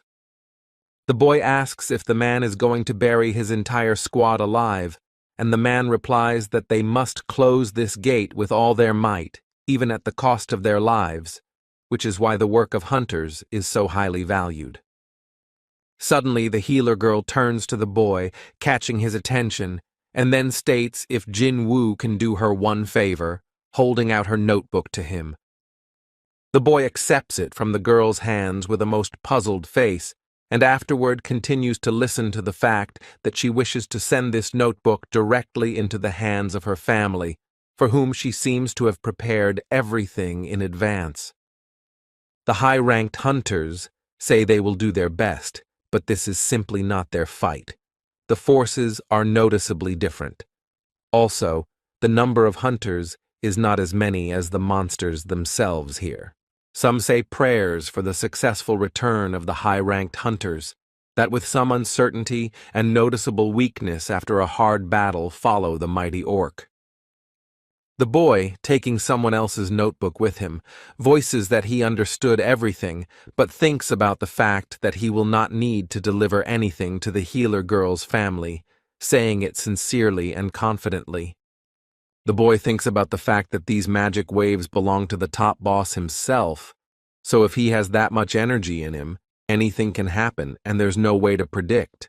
Cha Hai-in, who is dressed in light work clothes, looks at the labor going on around her, seemingly searching out just the one person she needs. The girl is standing far away from all the other workers, who are discussing something heatedly among themselves, for there is no work at the moment, and they can just rest from the eternal work frenzy. The girl puts her palm to her chin thoughtfully, wondering if Jinwoo isn't here right now. Perhaps he just gave up his job, making her think harder. Some man turns to her, drawing her attention to himself and saying that isn't Ms. Cha's day off today, to which she responds by asking if Jinwoo was out for work. The man says that Mr. Jinwoo has already entered the dungeon as a porter, causing the girl to open her mouth in surprise, once again asking what's wrong with him entering the gate. The girl thinks about it while looking at the A-Rang dungeon, thinking about the fact that the E-Rang hunter was chosen to be a porter in the A-Rang dungeon, but humans only have one life, and what was he thinking? The girl thinks about the fact that when she was remembering scraps of the last encounter yesterday, she definitely saw a weapon in the stranger's hands, so she just wasn't wrong in her guesses, making her wonder.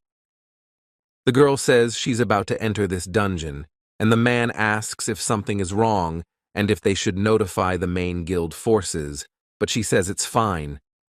The girl thinks about the fact that it's time for her to enter this dungeon for one person, except that she suddenly stops, forgetting that she didn't take her weapon with her, without which there is nowhere to go.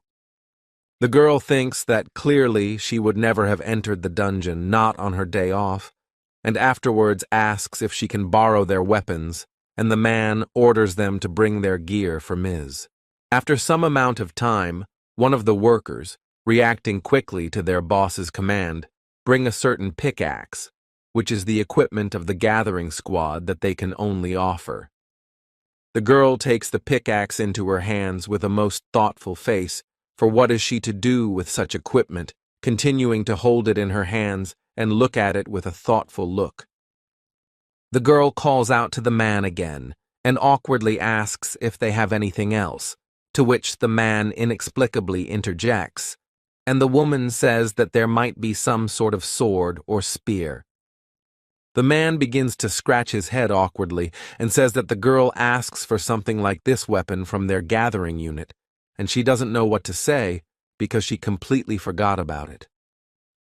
After a while, she makes the decision to simply hand the pickaxe back into someone else's hands, saying that she will enter the dungeon that way, since nothing else can seriously be offered to her. The girl, though she tries to make a look full of confidence, realizes that it will be hard enough for her to enter the A-rank dungeon without any weapons in her hands.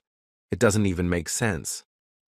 All of the girl's former confidence instantly vanishes as soon as she stops at the A-rank gate, causing the man behind her to also silently watch to see what would happen next. The man states that whether Hunter Cha really plans to enter the dungeon empty-handed, making the girl shudder slightly, because that man is right and it's too rash. Even after the man's words, the girl continues to stand in the same place, looking at the gateway to the A-rank dungeon, thinking about what she should do at this moment. After a while, the girl just suddenly turns to face the man and with large strides begins to approach him, still not looking into the other man's eyes, seemingly out of embarrassment. The girl reaches the man rather quickly, who without any questions holds out in his hands, though so silly for a girl, but at least some equipment to be used. The man says that the girl made the right choice, because it's better to be armed than unarmed, to which Cha bows, holding a pickaxe and still hiding her face under her cap. The girl, though with noticeable embarrassment, quickly turns around in the opposite direction and walks quickly towards the A-rank gate, finally entering it after losing some time. The A-rank dungeon is a damn huge place, making anyone in the place feel anxious and fear overwhelming the body. It is in this deep A-rank dungeon that there are a large number of diverse and powerful orcs, some of them well dressed in strong armor, guarding something from the others. Some of the powerful orcs are holding a huge shield that is unlikely to be easily destroyed. You'd have to put a lot of effort into such an attack, but the chances are slim. Most stunning and amazing is the following picture of how in a similar depth of A-rank dungeon is its own castle, with a big bunch of higher orcs that report to the head. If you look into some distance ahead of you, you will find a powerful orc sitting on a throne, with a huge number of other subordinates beside him, ready to defend him. A powerful orc with surprisingly wrinkled hands stares intently somewhere ahead of him, seemingly at the newly arrived high-ranking hunters that he was the one who ordered to be brought in. Looking into the face of the mighty orc, one is simply horrified by his expression, for behind the hood is a solid skeleton, but with such chilling eyes that it is frightening, and that one welcomes these people. The high-ranking hunters here just don't seem to know how they should react to all this going on, because it's like it's a total nightmare, something incredibly scary. A small number of high-ranked hunters are right in the middle of this castle, raging with waves of magical energy.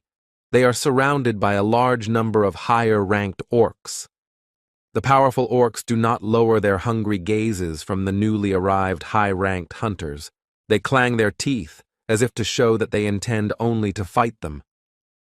The leader of Group B thinks with a kind of inner fear that if all these powerful orcs, which is an impressive army, get out, things will be simply terrible and deplorable. The man stares somewhere ahead of himself, feeling cold sweat running uncontrollably down his body. He continues to think about the fact that if the inevitable is to be prevented, the team absolutely must.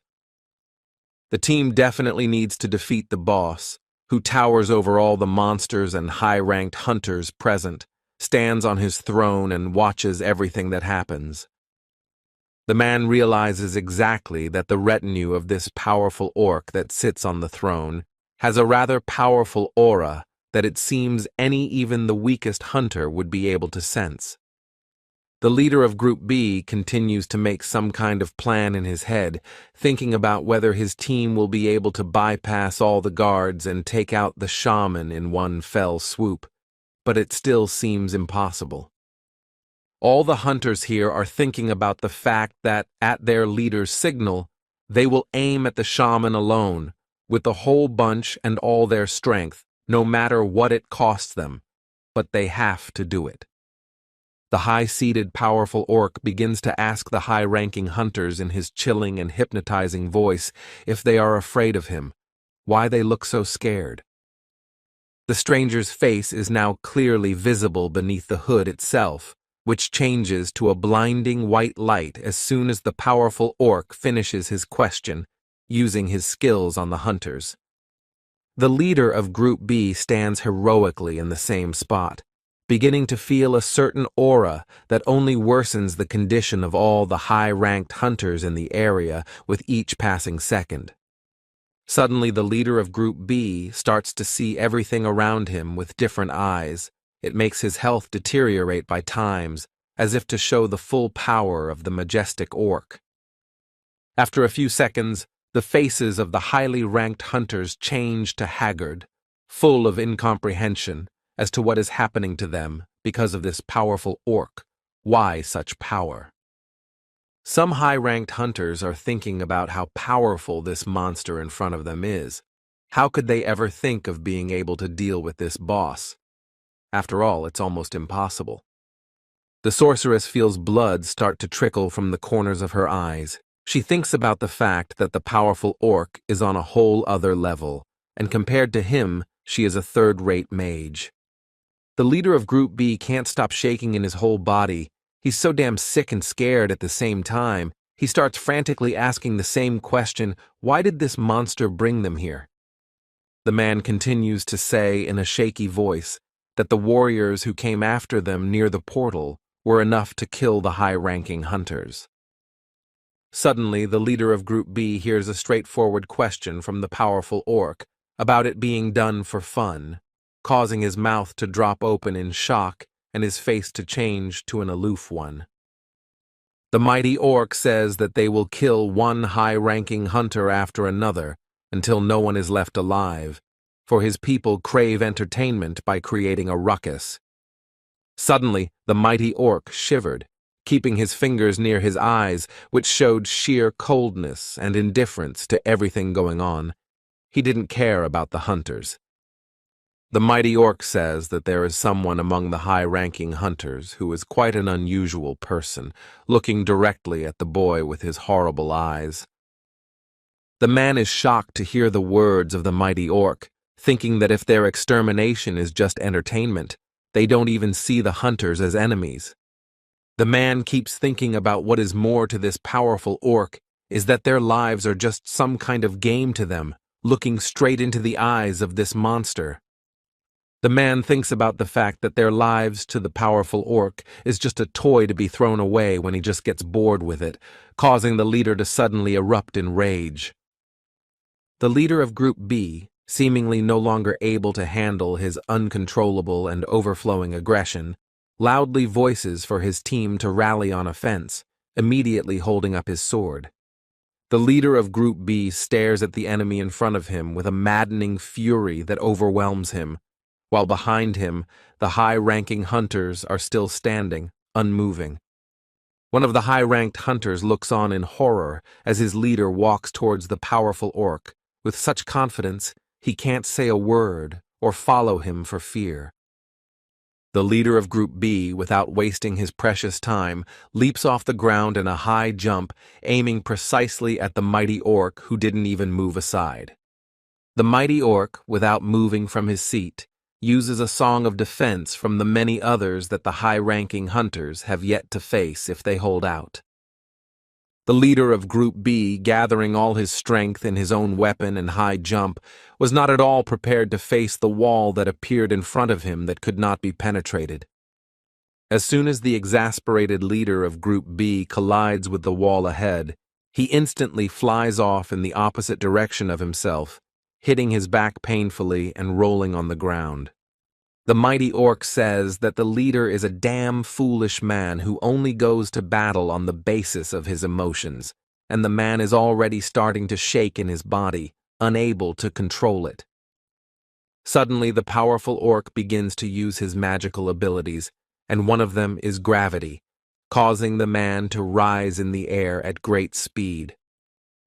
The mighty orc easily controls the man's body, flying through the air with one arm stretched forward. He can do anything he wants. The mighty orc doesn't seem to be about to spare the very one who just dared to approach him and try to kill him, vocalizing his next ability, which will only speed things up. After a certain amount of time, the man, not long in the air before someone else's orders, begins to fly straight down towards the ground at a tremendous speed. The earth is instantly shattered by an impact so violent that the man's face changes to shocked. There is no way he can resist the alien abilities that control him. The man, barely hanging on with his strength, endures all the pain he feels as the powerful orc is about to do a similar maneuver once more, beginning to lift the other man's body in the air. After some amount of time, the mighty orc raises his hand up again to force the man up in the air as well, and after numerous times lowers and raises. One of the high-ranked hunters not far away sheds his tears as he watches what is being done to the leader of Group B, which only horrifies everyone here. The man's body is already visibly shabby. The man is in no way able to resist the alien force that even seems to be gradually starting to emanate some steam from the leader's body. The man's body continues to hover in the air. It begins to twist around itself numerous times until the powerful orc wants to stop bullying. Suddenly, the mighty orc's gaze changes to a surprised one, his attention being drawn to something, seemingly some human, causing him to look with his red eyes directly at him. A boy who had thrown his gear away from himself and caught the bee leader, shaken by this abuse, to save him from this torment, is lowered to the ground. The boy looks at the face of the leader of Group B, which is already starting to gradually take on a blue hue, with large amounts of blood coming out of his mouth and nose, and his eyes turning red, but the latter calls him back by name. The boy says that this dungeon is under the jurisdiction of the Hunters Guild, so he can't interfere without asking, but the advance party is on the verge of being wiped out. The boy goes on to verbalize some detail to the man, but in the meantime the powerful orc decides to send one of his subordinates to rat out both of them. But the man seems to notice the other's attempts to create something terrible, so he looks back with terror in his eyes as the boy asks permission to exterminate all the monsters here. The boy stands with his back to the powerful orc behind him, who is about to deliver the killing blow at the behest of his ringleader. But is it ever that simple? The boy, without even turning to face the monster behind him, pulls his arm back, using his magical power to use it on this supreme orc. At the same moment, the high orc that tried to fight the boy becomes immobilized, unable to resist the other's magical power, immediately freezing in one place. After a couple seconds, the boy raises his hand upwards, thus causing the huge body of the mighty orc to rise in the air, just as it had recently done to the leader of Group B. It is in that very instant, without any pity for such an ugly monster, that the boy begins to lift the orc's body with great speed, then lower it straight into the ground to take his revenge. The boy once again turns to the leader of Group B, who looks shocked at what is happening in front of him and what Jinwoo is doing right now, not sparing this powerful orc. The boy towers over the leader and states that all the monsters present here can he take care of, asking permission from the leader of Group B, which stares back at him. The red eyes of Group B's leader widen in some hope of salvation, of the boy in front of him being able to straighten out all the monsters and ask them. The face of the leader of Group B instantly changes to one full of hope and a kind of pity. He wheezes for the boy to help them, to deal with all the monsters and save everyone. The boy doesn't need any more words of permission from the leader of Group B. At this very second, Jinwoo lowers his hand, ceasing to use magic powers, thus finishing off the monster. The mighty orc says that for a human, the boy has pretty good abilities. But how much strength does Jinwoo have to put up with all the forces attacking him? The boy, standing with his back to the mighty orc, vocalizes that he has never faced such power before, continuing to stand in the same spot and feel all the magical powers of the monster. The mighty orc's eyes change to more red, full of contentment and confidence. He even laughs merrily and vocalizes, how could it be otherwise in this situation? The boy hasn't finished his speech yet. He stands in the same spot, but gets into a more fighting stance, continuing to talk about how even so things are really bad. So bad. The boy spoke his entire speech with a smile on his face, finally turning to the mighty orc and glaring that things were pretty damn bad, not for himself, but for the monster that was here. The boy doesn't make you wait long for his command, he states in a firm voice for his subordinates to finally rise up, causing the nearby mages to cover themselves in goosebumps and stare with horror. A couple of moments later, the majestic Igris becomes beside the boy, holding his mighty weapon, and is sure to fulfill all the errands of the Lord of Shadows. Following the majestic Igris is iron, which with its sheer size could make anyone in the place cringe at the thought of another's power and might. Behind the boy is lined up a huge army of subordinates who are ready to fulfill all the orders of their Lord of Shadows, ready to bow their heads before him, to tear and throw opponents. Some kind of expensive car pulls up to a designated location at night, using low-beam headlights to see the area around it. After a certain amount of time, a young man with black glasses starts to emerge from the expensive car, while he is thinking that apparently something seriously scary has happened. Jinchul walks up to the A-Rang gate, stares at it for a while, thinking about why this kid had to work as a miner, okay for one day, but today is the second to last day. Toth thinks the boy will soon officially become an S-ranked hunter, but it would be nice if he remembered to always keep an eye on him.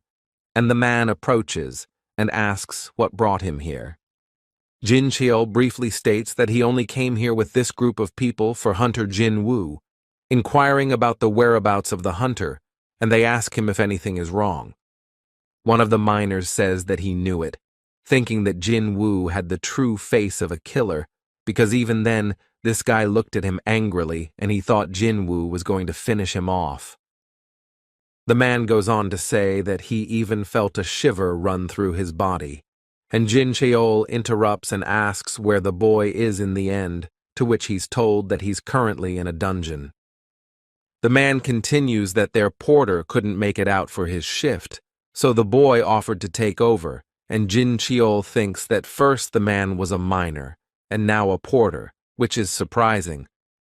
The man, looking pensively straight at the A-rank gate, still can't figure out why there are so many of the most powerful people chasing the boy. What on earth is going on? The man says that Miss Cha Hae-in was also searching for that young man today, and then followed him into the dungeon to meet face to face as soon as possible. The shouting man inserts a word, saying that the boy has really killed someone, because he is obviously capable of something like that, or even more, since he has such an intimidating aura.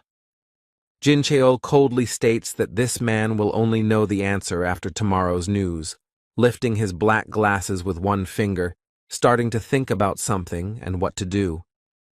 The one continues to say that he was right about the boy, while the other protests that this can hardly be the case. Also, someone maintains that Jinwoo is kind and even did the work for the four of them. Jin Cheol walks along with his workers in the other direction from the people there as a sudden change in his face, sensing something incredible and powerful. Jin Chul instantly realizes that something terrible is happening in this A-Rang dungeon, He feels with every part of his body the eerie energy that is emanating from this place. Jin Cheol says that his body feels like it's going to explode, and he even starts breathing rapidly, and one of his assistants asks the chief if he felt the same way. The men instantly begin to raise their devices that they only take with them, and afterwards there is some sort of reaction showing the bloody immense power of this dungeon. Jin Chul even cries out, glaring that this A-rank gate is the most dangerous type, realizing that the previous changes were completely wrong, letting all the hunters down. Jin Cheol thinks about the fact that considering the current mistake, the unit inside the gate is in danger at the moment, even though there are 2 S-ranked hunters inside, but still, the defeated mighty orc lies on the cold ground. A frozen horror can be seen in his eyes. It seems that there is even foam coming out of the stranger's mouth after the fight that happened not long ago. The girl who entered the dungeon thinks about the fact that Song Ki-hoon's group was able to deal with so many monsters alone, wondering how they managed such a thing. The girl has very little time in the A-rank dungeon, looking carefully around as if trying to find this powerful man, but senses some sort of aura. After a certain amount of time, the girl, wasting it on finding the presence of that very person, throws her pink cap on the ground and thinks to herself that no, this just can't happen. The girl thinks about the fact that if this powerful energy is coming from the boss, no one from Ki-hoon's squad would be able to survive, as she continues to hold the pickaxe in her hand and stare confidently somewhere ahead.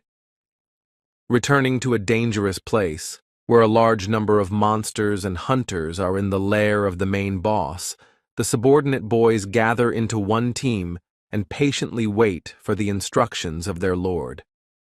The boy, standing with his main allies in the form of the majestic Igris and Iron, feels at ease and confident enough. He only has eyes for his enemy. The mighty orc sits in the same spot, and afterwards asks his question, that is the boy going to slay him with so many subordinates, making you even feel the mockery in his voice. The boy smiles, listening to all the words of the mighty orc, and then begins to say in a confident voice that if this monster continues to look down on him and his subordinates, then... The boy says it in such a confident voice that one can't help but believe in the truth of his words, and what a serious look he has on his face. The boy uses one of his many abilities in the form of a monarch's possession, whereupon a huge dark circle appears around Jinwoo's subordinates, surrounding the soldiers. A notification comes in that the boy's dark soldiers have become even stronger and their characteristics have increased by 50%. Jinwoo gained this ability on the 70th floor of the dungeon. The boy observes his subordinates and realizes that his shadow soldiers have become even stronger, although even before this skill, they could easily defeat many different bosses. The huge Iron is covered in purple light, as it turns out to be obvious. His stats have also increased by a full 50%, allowing that one to be much stronger than before, which helps a lot. The sorceress, who is standing not far from what is happening, can't believe what she is seeing, while the other mage opens his mouth in shock and says that he can summon a maximum of 2 shadows, not believing his own eyes. The sorceress continues to stare at the whole picture unfolding before them, and afterwards says in a disbelieving voice that such an ominous aura can come from an ordinary person. The mighty orc seems to be slowly beginning to tense up over his new opponent in the form of Jinwoo. He instantly gives orders to his subordinates to smear the shadow spirits. As soon as the mighty orc voices his order, that very second, the embittered higher orcs begin their attack with a huge scream, a large crowd heading towards the opponents in front of them. Some sort of alert arrives stating that the mighty Iron is using his ability as a provocative scream, forcing ordinary people to cover their ears, because the sound is so damn loud and piercing. At the same second, some sort of notification arrives, stating that the opponent's characteristics are too high, causing Iron's provocation to fail, so the orcs calmly head towards the enemy. Iron is not going to give up, because in addition to his abilities in his hands, he still has a powerful weapon that burns with its great power, which he will use in this fight. After a certain amount of time, Iron, having set himself up for the coming battle with these embittered orcs, gathers all of his power and in a huge circular motion begins to push everyone out of his way. After a certain amount of time, the majestic Igris also appears in the field of vision of the powerful opponents, displaying a huge sword that flames with uncontrollable power. The majestic Igris is waiting for the right moment, seemingly tuning in for this battle, not even paying attention to the fact that a large number of monsters are starting to come at him in droves. In a matter of seconds, the majestic Igris utilizes his technique and sword skills, instantly slaying all the monsters that surround him the entire time. The mighty orcs follow their ringleader's instructions with their marked fury, but they just can't seem to get a handle on such powerful opponents, but they don't give up and attack further. The boy, though surrounded by quite a few monsters around him, deals out powerful orcs with ease and palpable aggression, who receive strong and deadly blows in return. The boy, as soon as he disposes of the surrounding monsters around him, gains strength and rises high into the sky, seemingly locking onto an even more interesting target for Jinwoo. The high-ranking hunters near the fight watch with some shock, realizing that the boy's attacks are exactly like the way their deputy head fights. The hunters continue to perplexedly discuss why the boy hid his true nature and power and volunteered to work as a porter while Jinwoo approaches the rest of the opponents. The boy thinks about the fact that if you exclude Igris, Iron, and the tank, the level of his other shadows is roughly equal to the B-ranked hunters, making him think and count their powers together. The boy also notices the fact that while the weak knights were trying to overpower just one high orc, they had already managed to die several times, making the situation slightly worse at this point, which is what most would not want. The boy thinks about the fact that since the enemies outnumber him and his subordinates, he should definitely cut down on the numbers, looking with a confident gaze at the opponents around the place. The mighty orc uses his ability called Fire Dragon Song, due to which he begins to burn one by one the subordinate boy, starting to reduce the number. The boy instantly reacts to such an action with a slightly surprised look, turns the other way to look at what is going on, and afterward states that his shadows. The boy sees how the mighty orc still continues to sit majestically and smugly on his throne, as the head of the dragon looms over him, from whose mouth blazes great heat and power. The mighty orc is amused that the boy dares such helpless dolls to behave so arrogantly to him, which visibly makes him angry and forces him to act. The boy, completely distracted from the battle, looks at the mighty orc with his chilling gaze, saying in a cold and serious tone that only this head of monsters is the arrogant one here. The boy thinks about the fact that until his mana is completely depleted, then his subordinates will be restored again and again, watching as one of the knights rises again from his ashes, ready for battle. The mighty orc, watching the subordinate boys stand up one by one even after such a maneuver, that loudly proclaims that there is no difference in this action, because Jinwoo's mana will run out anyway. The mighty orc goes on to say that it will be before the boy can defeat all the warriors of this dungeon boss, while watching Jinwoo's subordinates being tormented by the monsters. The boy, not waiting for the mighty orc to finish his long speech, gathers his strength and breaks away from the place, rising high into the sky, intending to launch a sly attack and saying that by this time he will be dead. The boy, without wasting a second of his precious time, gathers as much strength as he can and, accelerating in his movements, collides with the suddenly appeared wall of the powerful orc. The mighty orc says that the boy looks worthless since he spends a large amount of time on the boss, while his entire army gradually dies while the monster hides inside his defenses. The boy, facing the stranger's barrier, is not going to give up so quickly, steps back some distance and holds his hand to the ground so that he doesn't fly far away, and then says, "Who knows what will really happen?" The boy confidently states that he has a couple of powerful guys on his side who shouldn't let Jinwoo down, shifting his gaze to Iron, who uses his fighting skills against his enemies. Afterward, the boy shifts his gaze to the majestic Igris, who stares at his opponents ahead with a confident look, while Jinwoo voices that the monster need not worry about his mana. The mighty orc, with his devilish smile, says that he then needs to destroy their master with all his might, who has such good power, using the song of fierce flames to attack. After a couple of counted seconds, the lair of the powerful boss gradually begins to blaze with heat. Something explodes momentarily, seemingly trying to similarly frighten the boy, but the other one doesn't do well. The boy realizes that this opponent is stronger than Metis and Vulcan. Although Metis was subjected to a legion of 1,000 souls, he had a weak defense, but the opponent at the moment has incredible defense and attack. What's worth bringing up is the horde of superior souls that block the boy's path to this day, keeping him from being close to the boss, but also keeping him from escaping the place.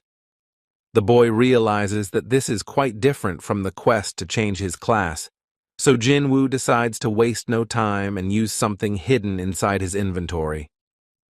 The boy pulls out one of the bluish-colored potions from his inventory. He finally realizes that he can use potions in this dungeon and therefore can restore his own mana. And so, as not to overfill the boy's stomach with the contents of those many bottles, Jinwoo will finish off the mighty orc as quickly as he has any idea. It's going to be a fascinating show. The boy thinks about the fact that it is finally time to show everyone in the area, especially the powerful orc, what the true power of a necromancer is all about, giving the command for the fallen souls to rise up. After a couple of moments, once things have quieted down for a moment, new monsters begin to spring up from the ground and immobilized bodies, which will be the boy's subordinates. The mighty orc is surprised to realize that his fallen warriors are becoming undead, which is not good information for himself, as he watches his subordinate boys confidently march forward. The boy states that there are quite a large number of warriors of the mighty orc in the boss's lair, but it depends on time, because soon they will definitely become Jinwoo's subordinates, which he guarantees. The boy stretches his arm forward, pointing his index finger somewhere to the side, stating that when the monsters of the mighty orc are finally finished, then a similar fate will await the mighty orc, looking at him with his chillingly cold eyes that show all the confidence in the boy that resides in him with great strength. The mighty orc no longer looks as cocky as he was a while ago. He is surprised at what is happening and opens his eyes in shock, wondering if the boy could be. The mighty orc watches the morale of his subordinates, despite what is happening, still not falling, as they try to please their boss in order to successfully finish this bloody battle.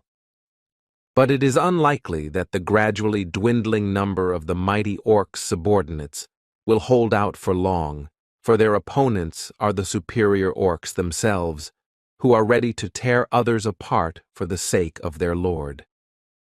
A fierce battle takes place. A large number of powerful orcs try to resist the pressure from the subordinates of the boy that begin to gradually squeeze the others in this battle.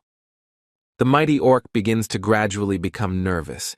He watches the whole battle taking place without taking his attentive gaze away, seeming to realize that he is gradually beginning to lose, stating why they.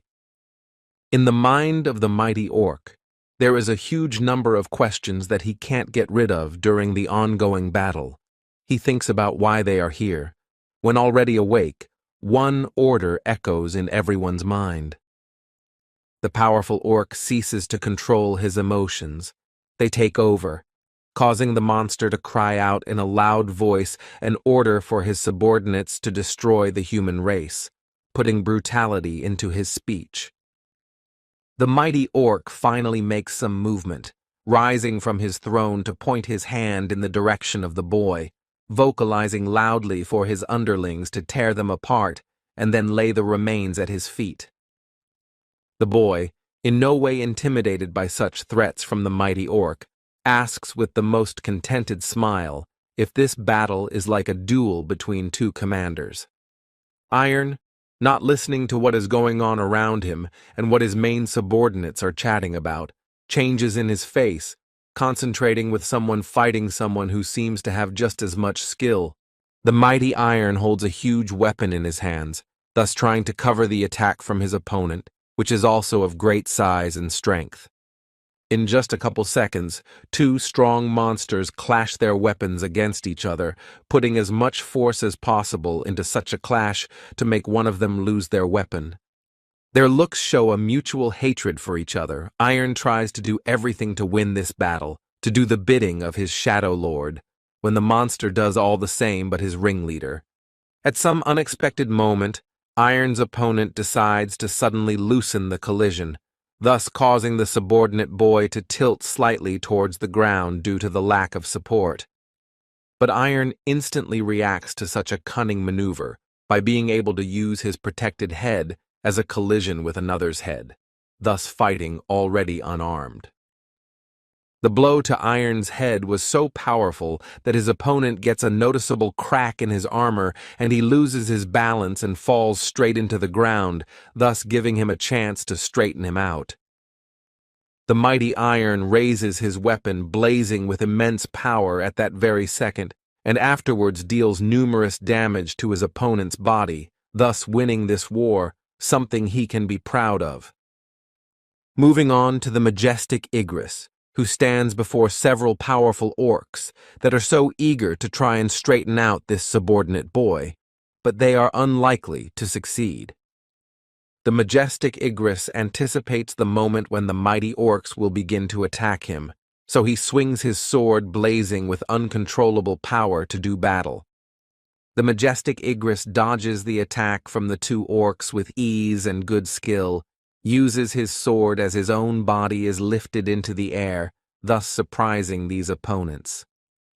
The majestic Igris carries several smaller swords in addition to a single sword, so that he can use a surprise attack at any time, thereby starting to swing with great speed.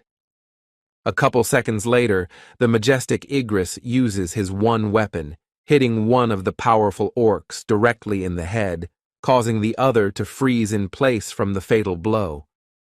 The majestic Igris stands on the body of one of the mighty orcs, one foot pressing his sword into the breathless body and resting his hand on the other, glaring at the other opponent.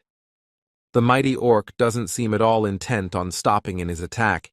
He wastes no precious time and swings at the majestic Igris in an attempt to try and slay him alone. The majestic Igris reacts instantly to another's attack, so he also begins to swing his weapon, anticipating with anticipation what this opponent in front of him is all about. After a moment, the two strong opponents clash their swords, thus creating an amazing enemy atmosphere around them. Igris will definitely straighten him out on his own.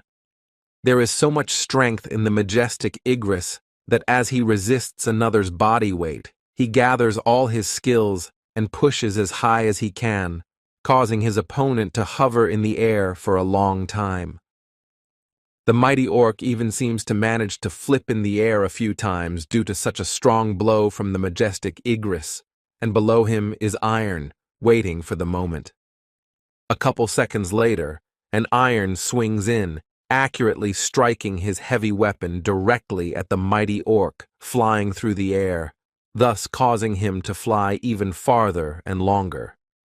Somewhere on the other side of the battlefield, a huge paw appears over the lurking mighty orc that approaches him so stealthily, seemingly waiting for the right moment for a stealthy attack.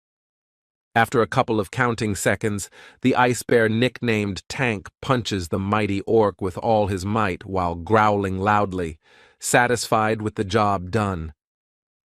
To such an action on the part of the tank, Iron shows his huge hand, which depicts a thumbs up, thus giving respect to the ice bear, who raises his paw upwards as if giving thanks. The boy, watching the whole bloody battle in progress, calmly states that apparently it is his precious boys who are much stronger than the orc's subordinates put together. The boy thinks about the fact that of course he doesn't doubt his words, but his mana is still being used up faster than it seemed, and with Jinwoo's powers running out, his shadows will disappear from sight in an instant. The powerful orc appears to be shocked by what is happening. He can't hide his excitement, not understanding how this can happen to him, because the boss never imagined such a thing. One of the high-ranking hunters in the area says that he can't stand by and watch the boy fight alone, so he suggests that everyone rally to the attack and help the guy. As soon as the high-ranked hunters attempted to take a step towards the coming battle, they are instantly pierced by an incredible pain in their bodies. Orc uses a song of frenzy and blindness. The mighty orc states that spectators in the form of high-ranked hunters should stay put and not engage in this fight in any way, to simply watch from the sidelines and not be able to move. The mighty orc confidently states that he will soon be able to shut the boy's arrogant mouth once and for all, beginning to use his magical abilities in the form of drowsiness, fatigue, and blindness. The boy seems to be aware of what the powerful orc is about to do to him, and after the stranger's attack, there is a body reaction that all negative effects have been nullified by immunity. The mighty orc doesn't seem to expect such a thing from the boy at all.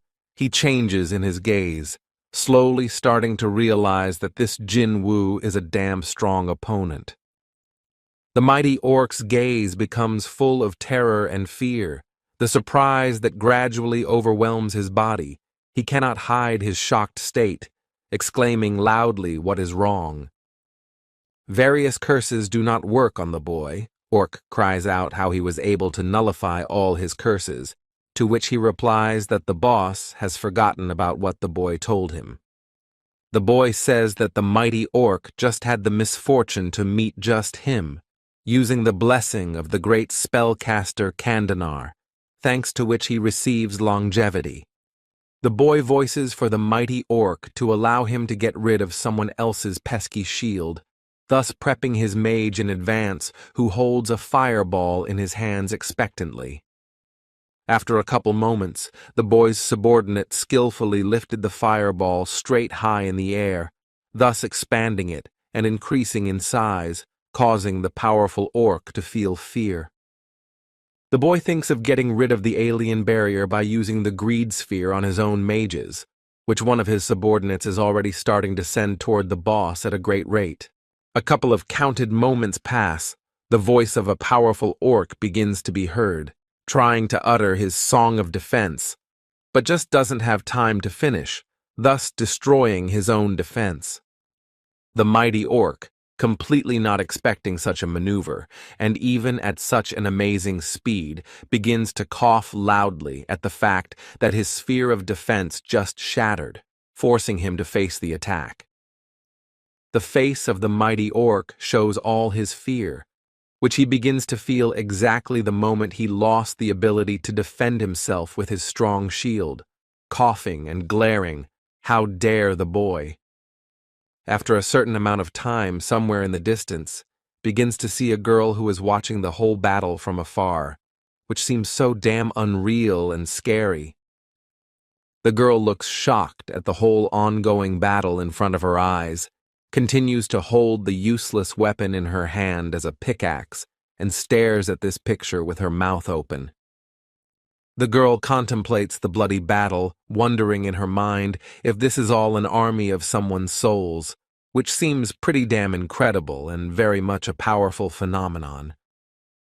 The girl stares at the whole thing disbelievingly, thinking about the fact that a hunter specializing in summoning magic can only hold back a couple of these spirits. Then what on earth is going on? The girl flies towards the battle with great speed, but she is called out by the high-ranking hunters standing nearby, surprisingly ogling Ms. Cha Hai-in, recalling the deputy head.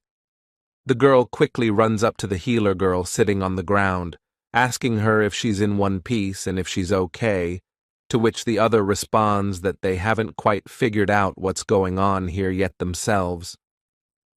The powerful orc becomes visibly angry and overflows his body with uncontrollable rage.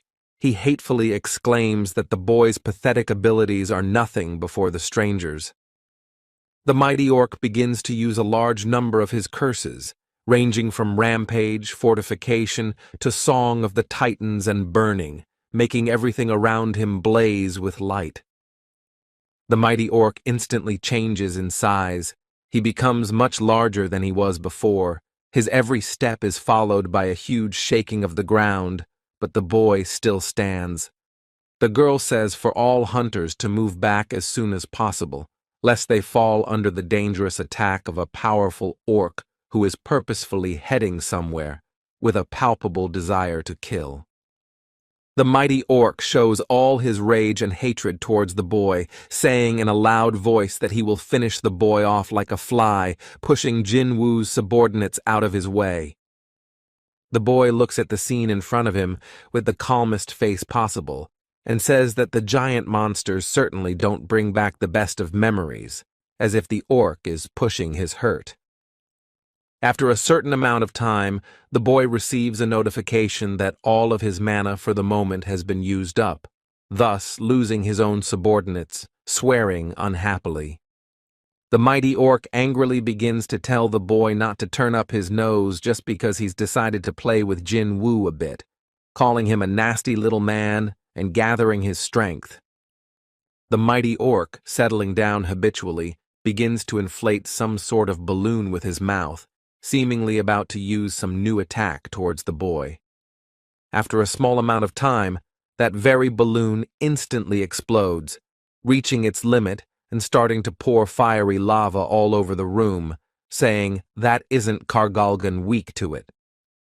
While the mighty orc opens his mouth in an attempt to burn the boy somewhere below, at the same time Jinwoo rises high up, ending up next to the monster himself.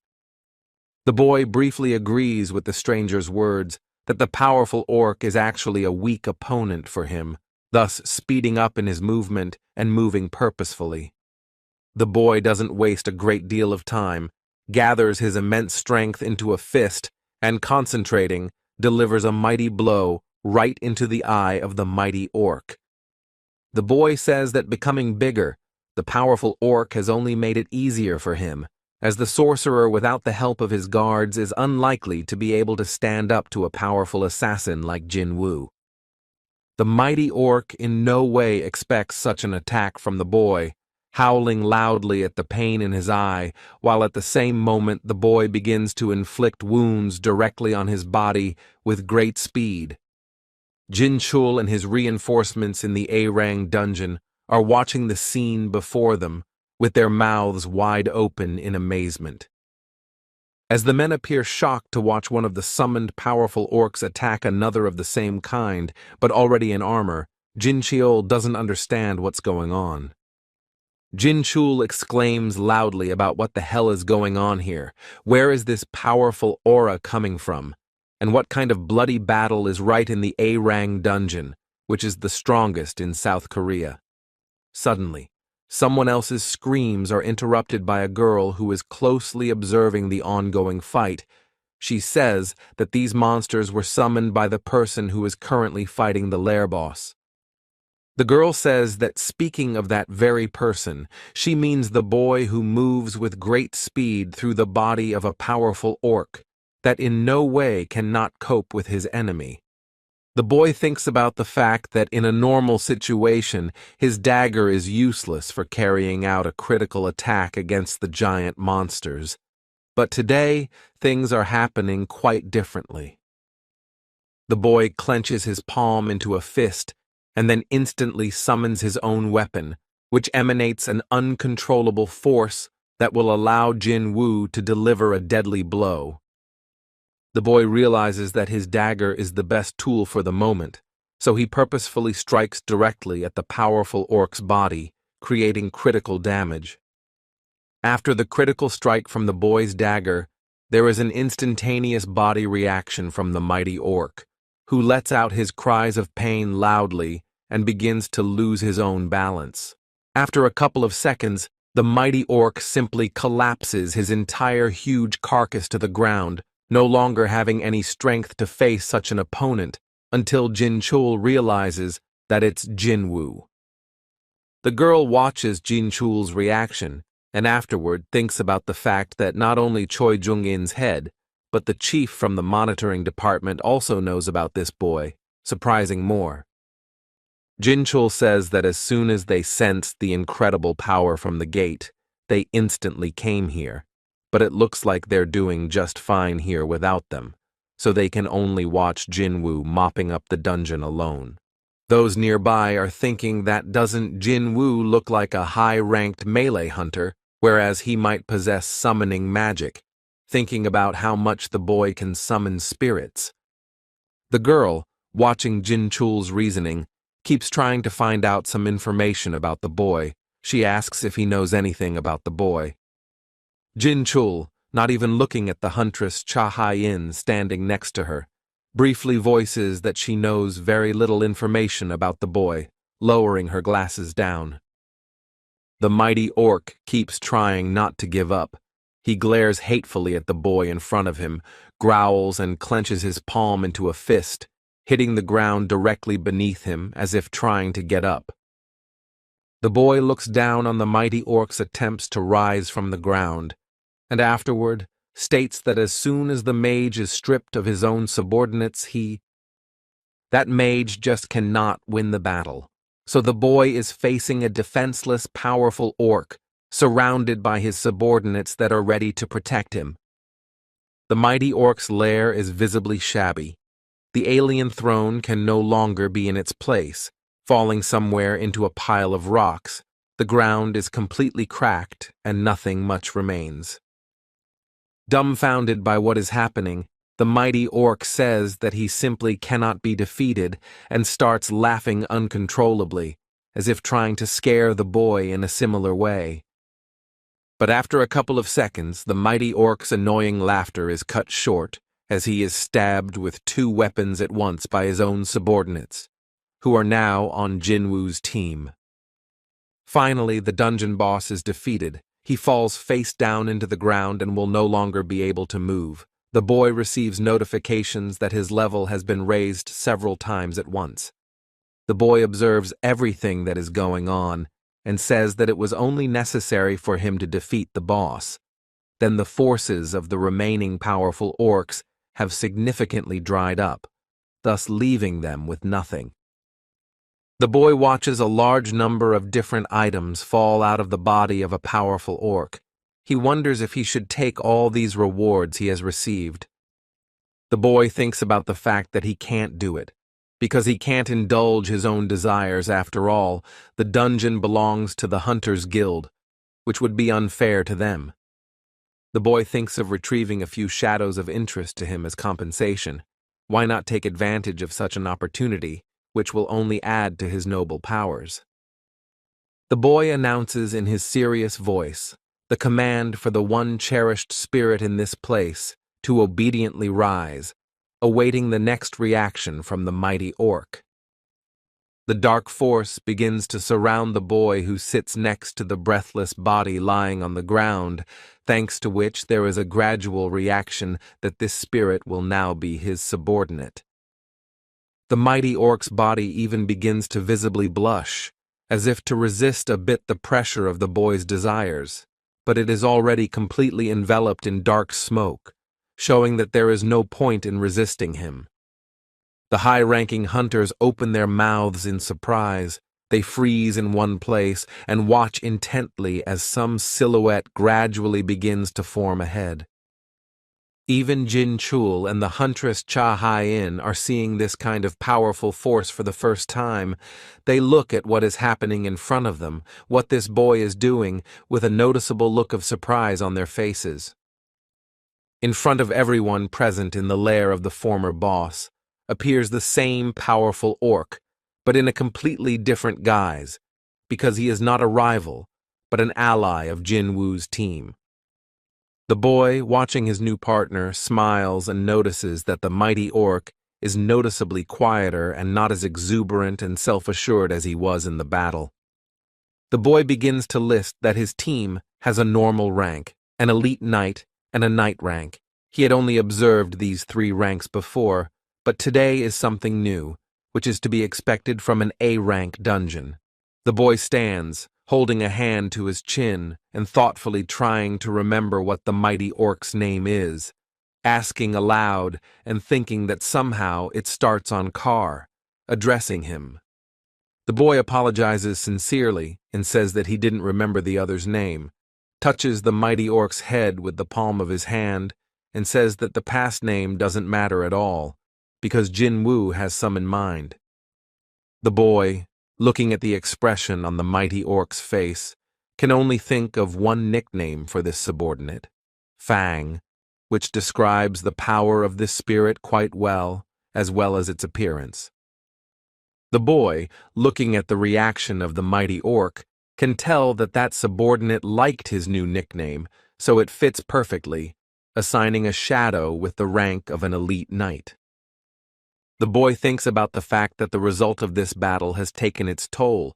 After all, he got the power of the higher orcs, so he now has about 127 shadows in his arsenal. Some he will just release. The boy thinks of the rest of the monsters from the former clan of the mighty orc he will now add as his subordinates, beginning this long-awaited process of surprising the other humans in the place. The boy, engrossed in the whole process, is suddenly spotted by Jin Chul, causing Jin Woo to be visibly surprised and stop to mind his own business, not expecting someone else's presence. The boy's face changes to a surprised one, nervously thinking about how Chief Jin Cheol and even Cha Hai-in along with him ended up here. The boy so engrossed in the whole process that he didn't even notice them. Not far ahead, the high-ranking hunters in the advance group start calling out for Mr. Sun, someone calling the boy a porter, saying what he just did, realizing that Jin Woo is in over his head. Suddenly, the whole situation is taken over by Chief Jin Cheol, who puts his foot forward in the most masterful move, begins to state that the Hunters Association, the monitoring department, are in charge of the confidentiality of all data related to Sung Jinwoo, so today's incident should be kept secret from the media, looking seriously at everyone else and covering the guy with himself. The 3 men standing in front of the boy are in control of this whole situation, continuing to say that they will be able to find out all the details as soon as they leave the dungeon, but until then everyone must remain silent. The 2 men address the boy as Mr. and tell him to follow them, for they will help him avoid possible problems, and Jin Woo looks at them with a completely uncomprehending stare as if he were a star. One of the guards says that just now, Jin Woo showed strength surpassing S rank right in front of one guild, and Jin Cheol tells the others that they can contact the guild with questions. The gathered men in a single pile are about to leave this dungeon the very first, as some voice slightly with a kind of trembling shouts to wait a little while, drawing the attention of those present. The leader of Group B comes into view, stating that if the boy really has such abilities, the outcome of the battle is not considered unusual for Jin Woo, but he doesn't care why he went on the raid as a porter. What matters to the man is that they are only alive because of the boy, so he asks for permission on behalf of the entire advance squad to thank Jinwoo, thus bowing their heads down. The boy, accepting all these thanks, goes up to the healer girl and tells her that since she is alive, why doesn't she send her notebook to her family, and she looks surprised. The girl finally realizes what the boy is telling her, and afterwards accepts her own notebook from his hands and laughs embarrassedly that yes, the situation is quite funny what happened. One of the bodyguards says that this is the end of it, and it's time for them to leave the A-rank dungeon, thus causing the four of them to turn the other way and head towards the exit. Behind standing hunter Cha Hae-in still hasn't said any word, only remaining standing in the same place and pulling her hand forward as if she wanted to call the boy away, but hesitates to do so. One of the high-ranking sorceresses appears next to the girl, awkwardly addressing Miss Deputy Head, drawing the attention of Cha Hae-in, who looks at her expectantly. The sorceress asks incredulous questions about why the girl needs the pickaxe she keeps holding in her hands without using it in battle, causing Cha Hae-in to awkwardly keep silent and think about what to say.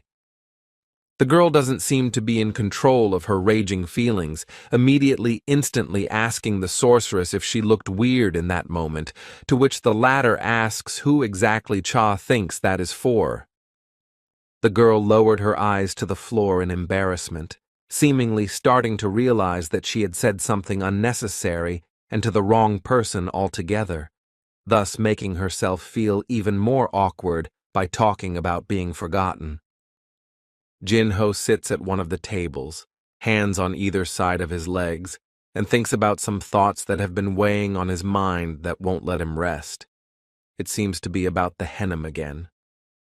Jinho still continues to sit in a similar tense posture, looking somewhere ahead of himself and thinking that the fateful hour is about to arrive, making him expect something serious all this time. The boy begins to continue to torment himself with many questions and uncertainties, asking himself to gather his thoughts soon, thinking that his future depends on the decision of the hennem. As soon as the silhouette of a boy begins to be seen somewhere at the end of the diner itself, Jinho reacts to it instantly, raising his hand high up, thus drawing his attention to himself. The boy stands tiredly in the very aisle, holding his hands on either side of his clothes, which are just soiled, hearing Jinho's question about his things, why those are in such a state, to which he says that he was in the dungeon. Jinho thinks about the boy tirelessly mopping up dungeons even when he has free time, as expected of a great for Jinho Hanim, continuing to admire him. After some amount of time, Jinho does gather his thoughts, when the boy finally sits down across from himself, and afterward begins to voice from afar that in fact, Jinho begins to share all the events that were just discussed back at the serious conversation together with his father, what he was experiencing then and what the man told him while the boy listens intently. The boy says that during the negotiations with Jinho's father, Ko Myung-hwan appears and reveals the whole truth about the Red Gate incident, which is something he really didn't want to happen. Jinho, sitting on the other side of the table and holding a coffee in his hand, states that the boy is quite right in his speculation, for the fact that they saved the members of the White Tiger Guild. The boy thinks about the fact that this guy said something he shouldn't have said, and afterwards states that if Jinwoo provides widespread help, Jinho could become the next head of the Yu-Jin Guild. Jinho immediately states loudly and confidently that he's betting everything on the hennem's decision about the case and would never dare tell the boy to do anything, sincerely confessing his words.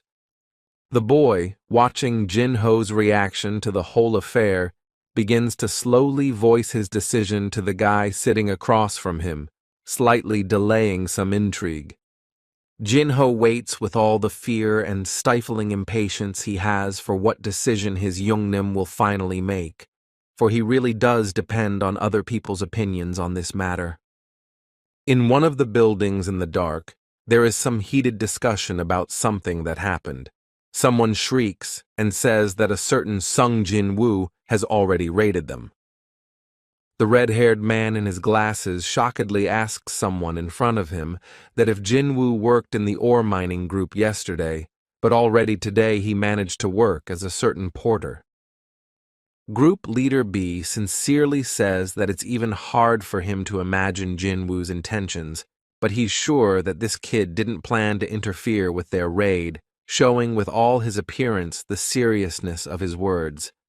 One man says that when the dungeon boss showed up, the entire team couldn't lift a finger, but the hunter who was watching at that moment had nothing to do but do something about it. And another says that he helped the other guild, and now them.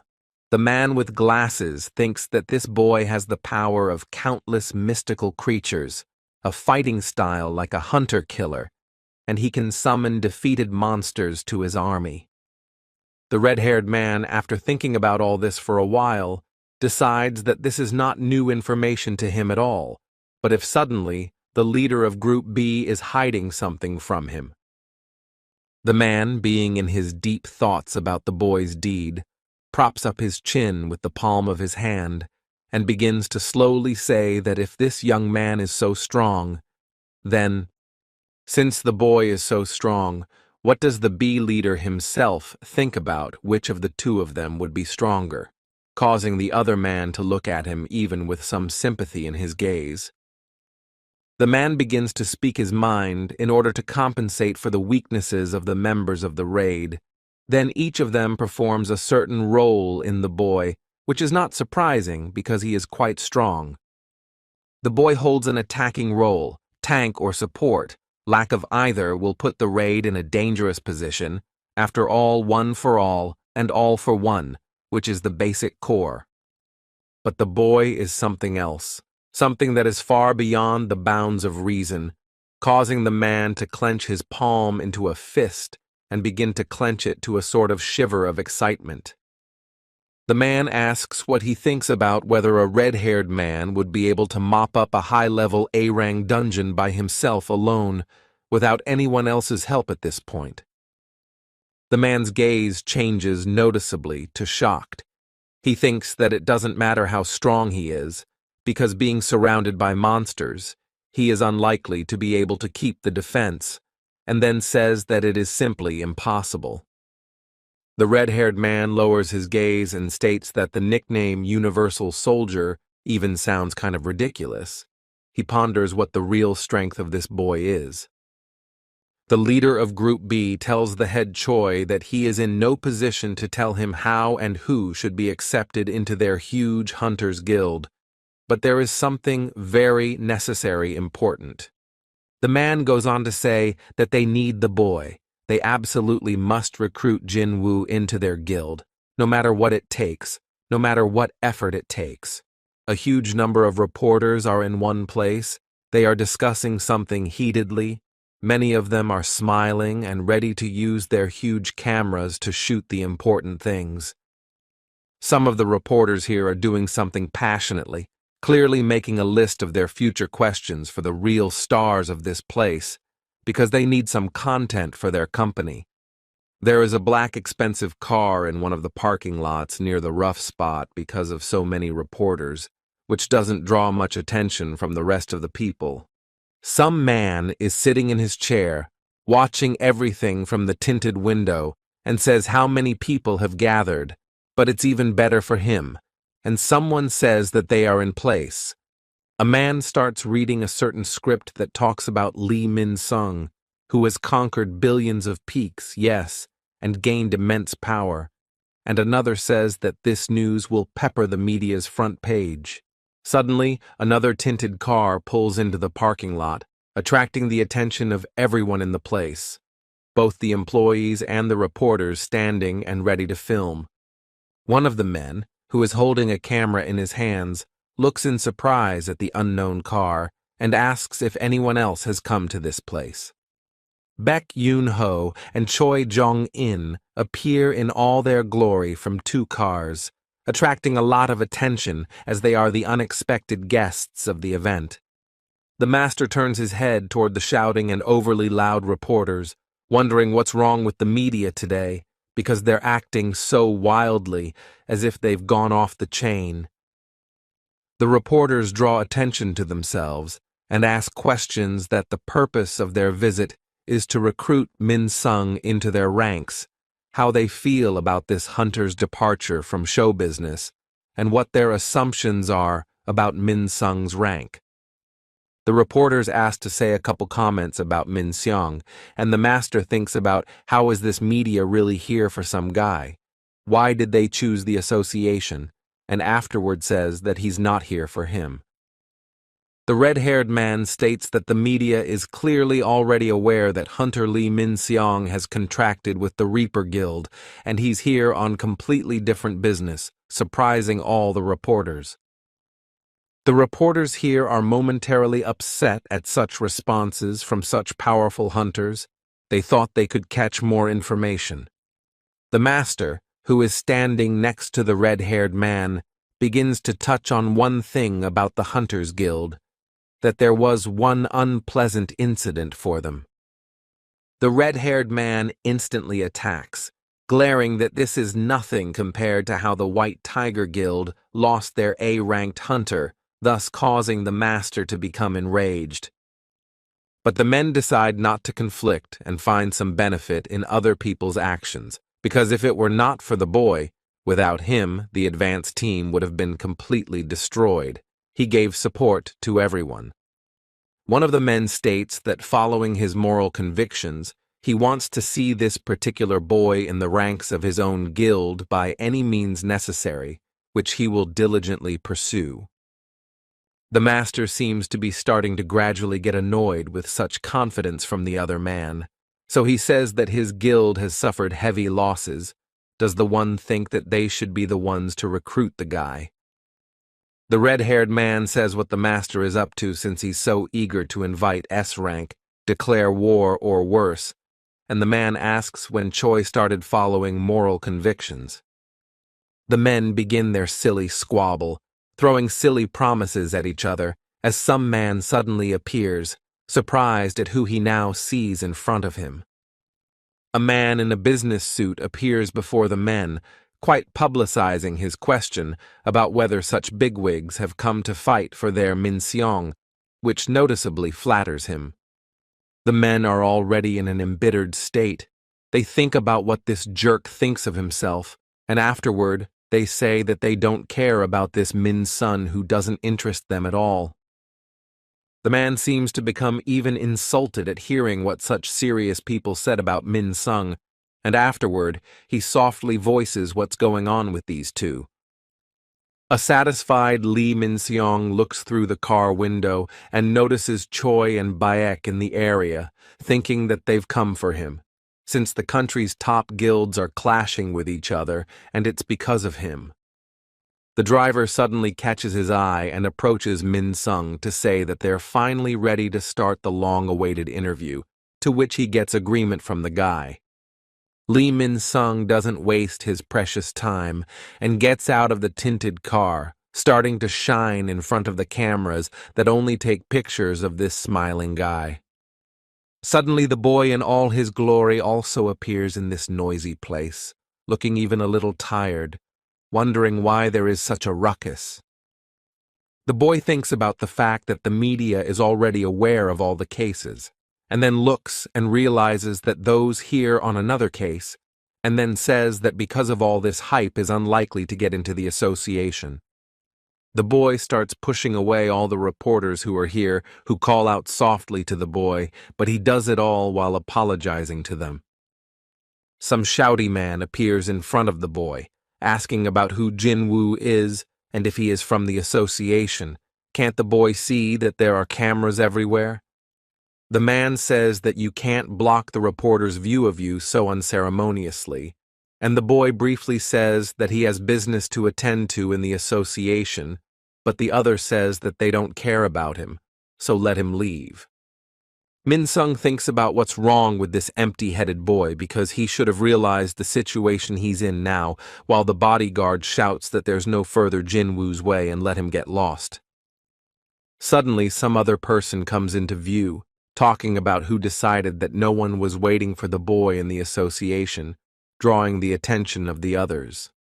The ever-famous Ko Gun-hee comes into view, smiling welcomingly, and stating that the boy is their precious and long-awaited guest, which can't help but make the president happy.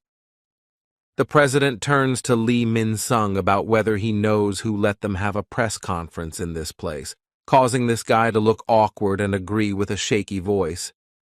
The president of the Hunters Association isn't going to spend much time on Min Seong, so he turns to the boy and walks with him inside the building itself, discussing something. Star Lee Min-sung visibly changes in his face to an embittered one. He thinks about who this kid is since the president personally held him, and the others ask if anyone knows about that guy. Min-sung softly says how dare the kid ruin his performance, and then turns towards his bodyguard and says to find out about who the kid is. Min-sung wonders how he should get the crowd's attention back to him now, and afterward decides to go with the script, because first he needs to enter the building and then start going through the ranking assessment.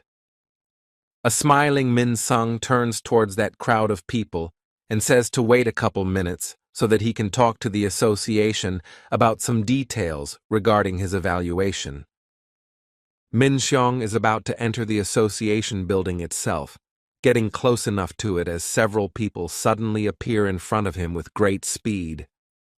Jin Cheol appears in all his glory in front of star Min-sung, who does his job by not allowing this guy to enter the association building because it's currently undergoing negotiations.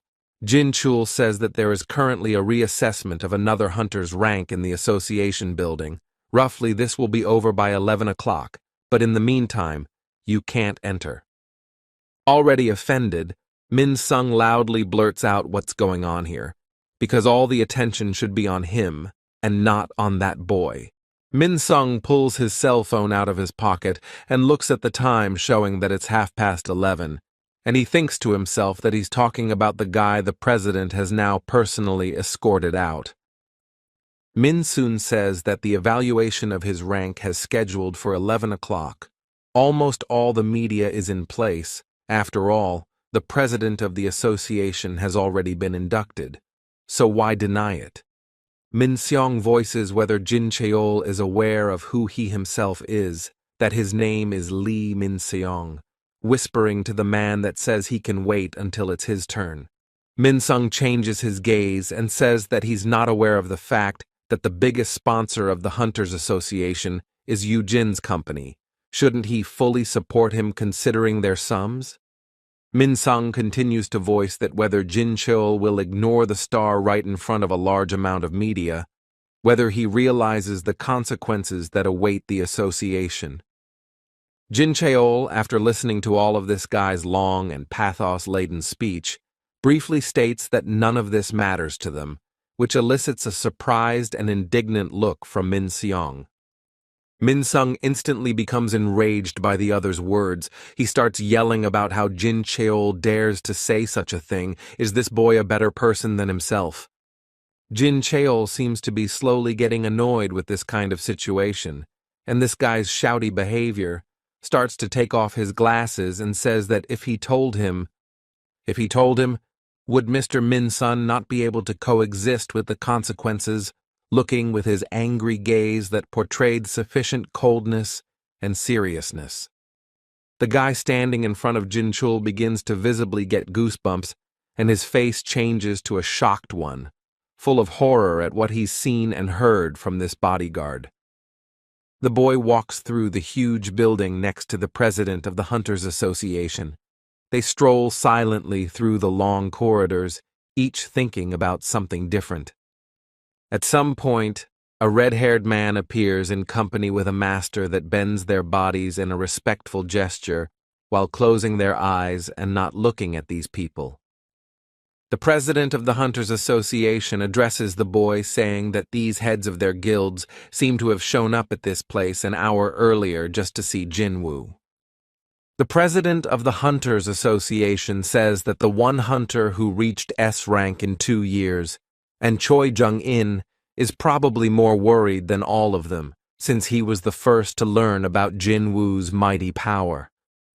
The men walk in their own direction, after which they stop at some huge place. One unfamiliar man stands in front of the boy, with whom he says a polite hello, introducing himself. The man holding the folder says that before they begin the reevaluation process, they would like to see the basic abilities to establish a class, asking about what specifically Jinwoo uses. The boy, realizing what basic abilities are required of him, begins to summon one of his knights, forcing the dark magic to gather into one pile.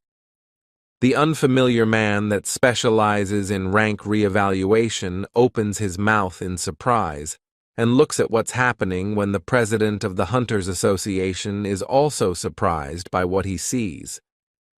Next to the boy at his command appears one of the most ordinary knights, ready to carry out any errands of his Lord of Shadows, only let him speak his decrees.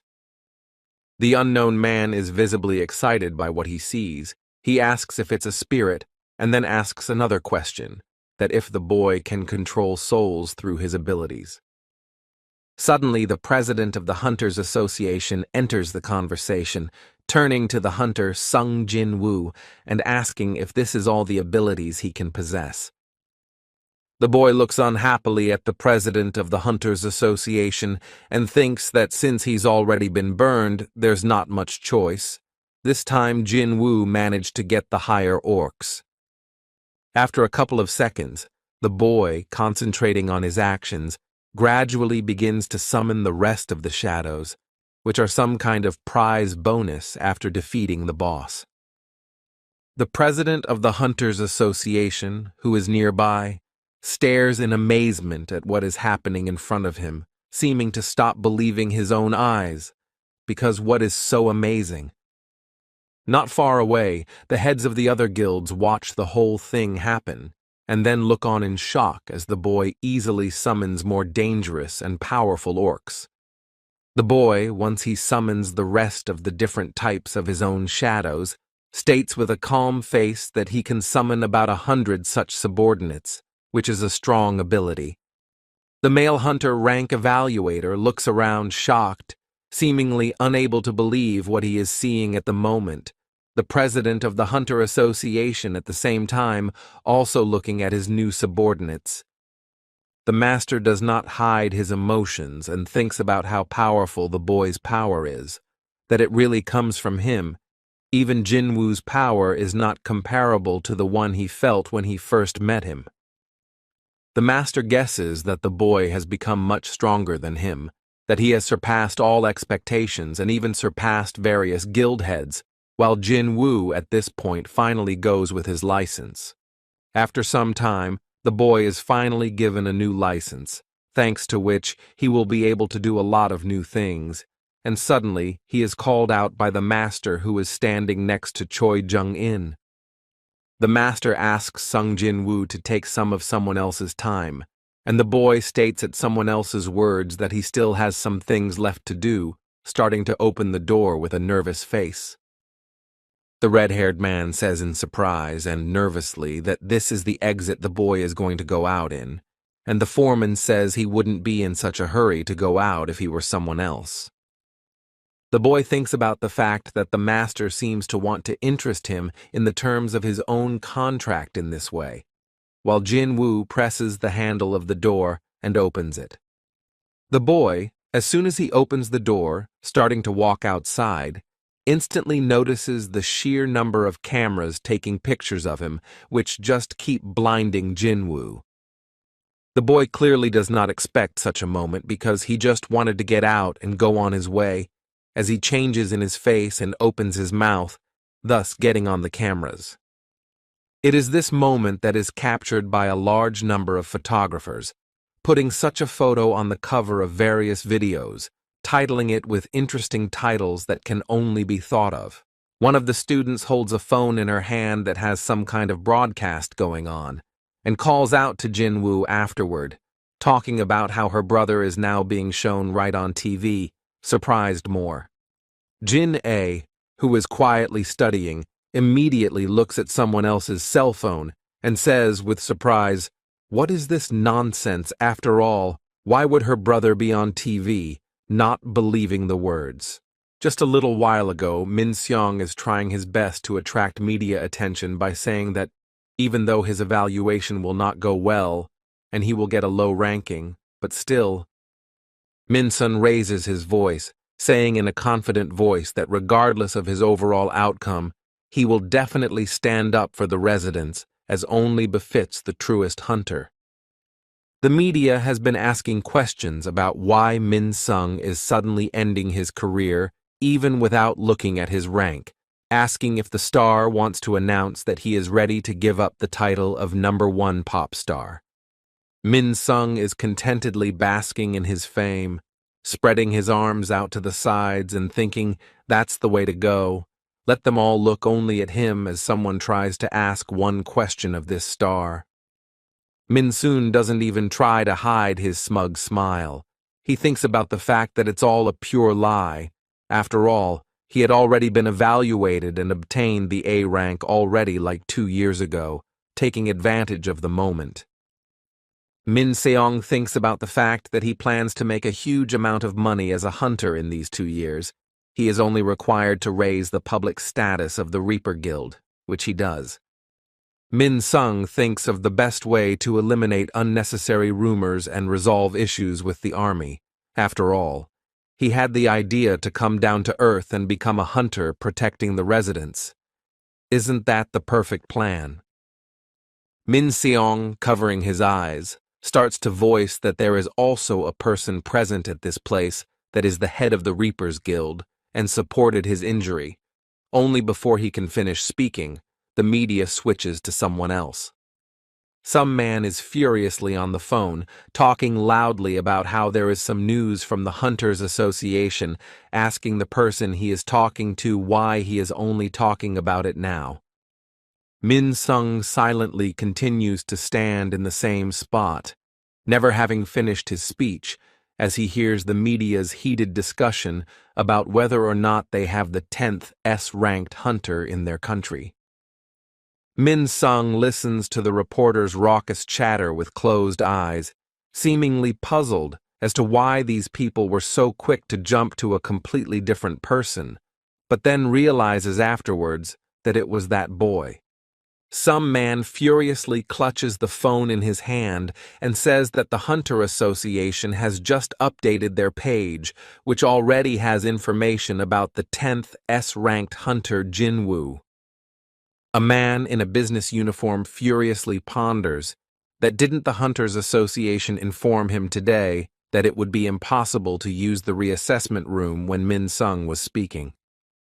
The man's gaze flames with rage as he continues to think about the assessment room being reserved for the new S-rank hunter, thus setting up a star in Min Sung's face.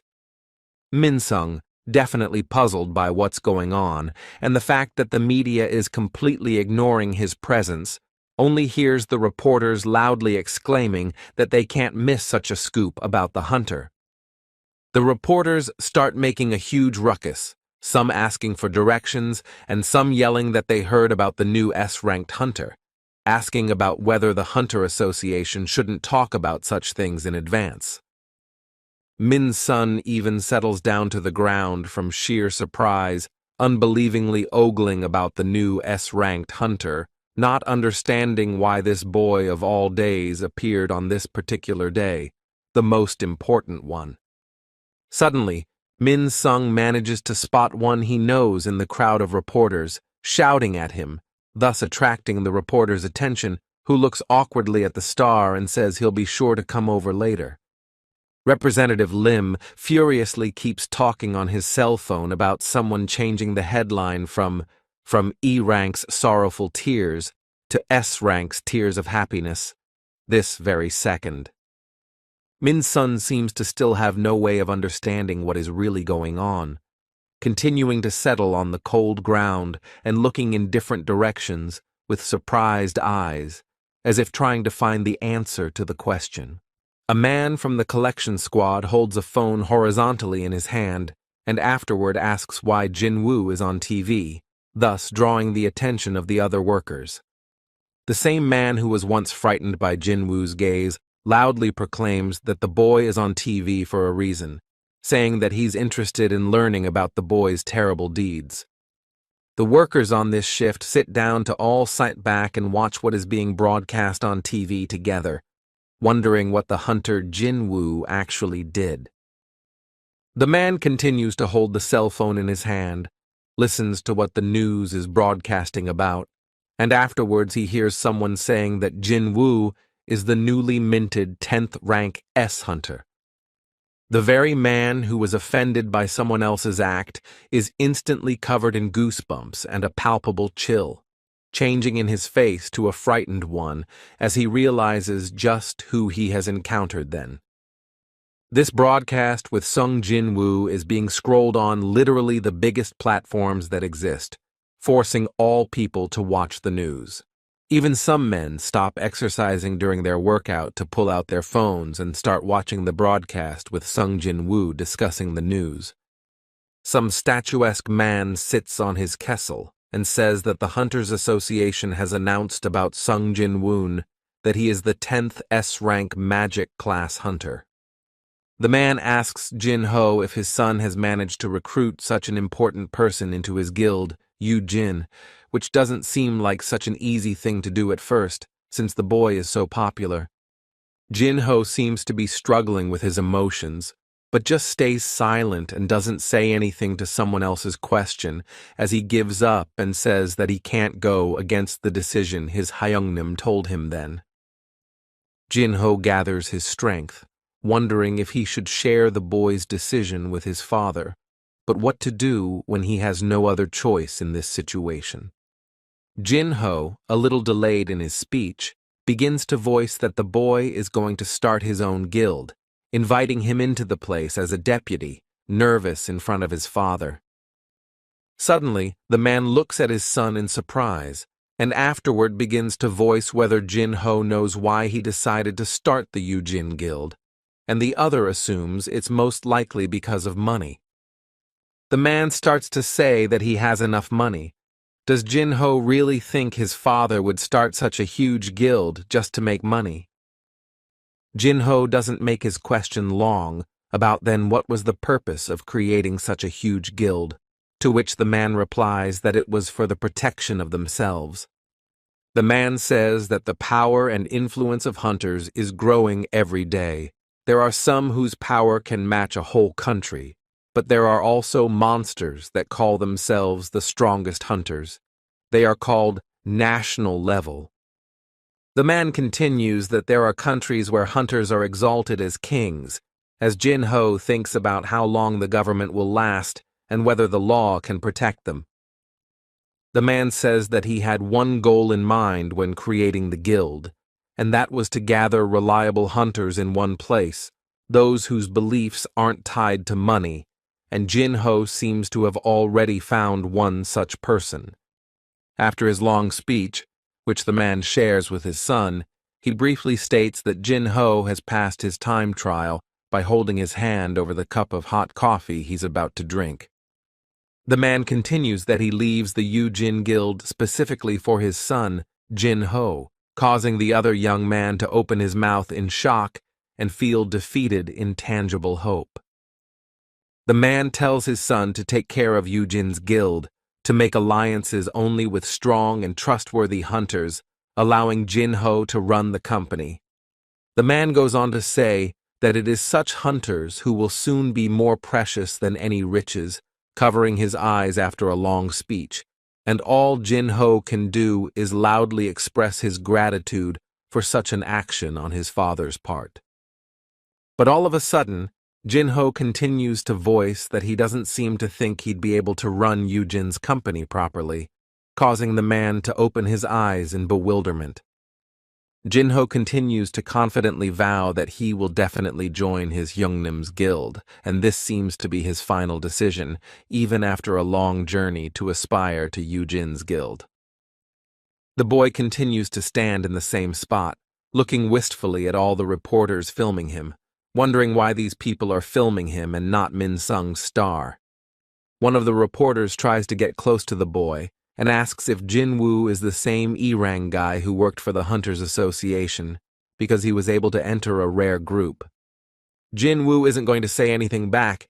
He keeps hearing the reporters' cries for the boy to look at them, and the master says it's a tedious endeavor, so he'll take him without any hassle.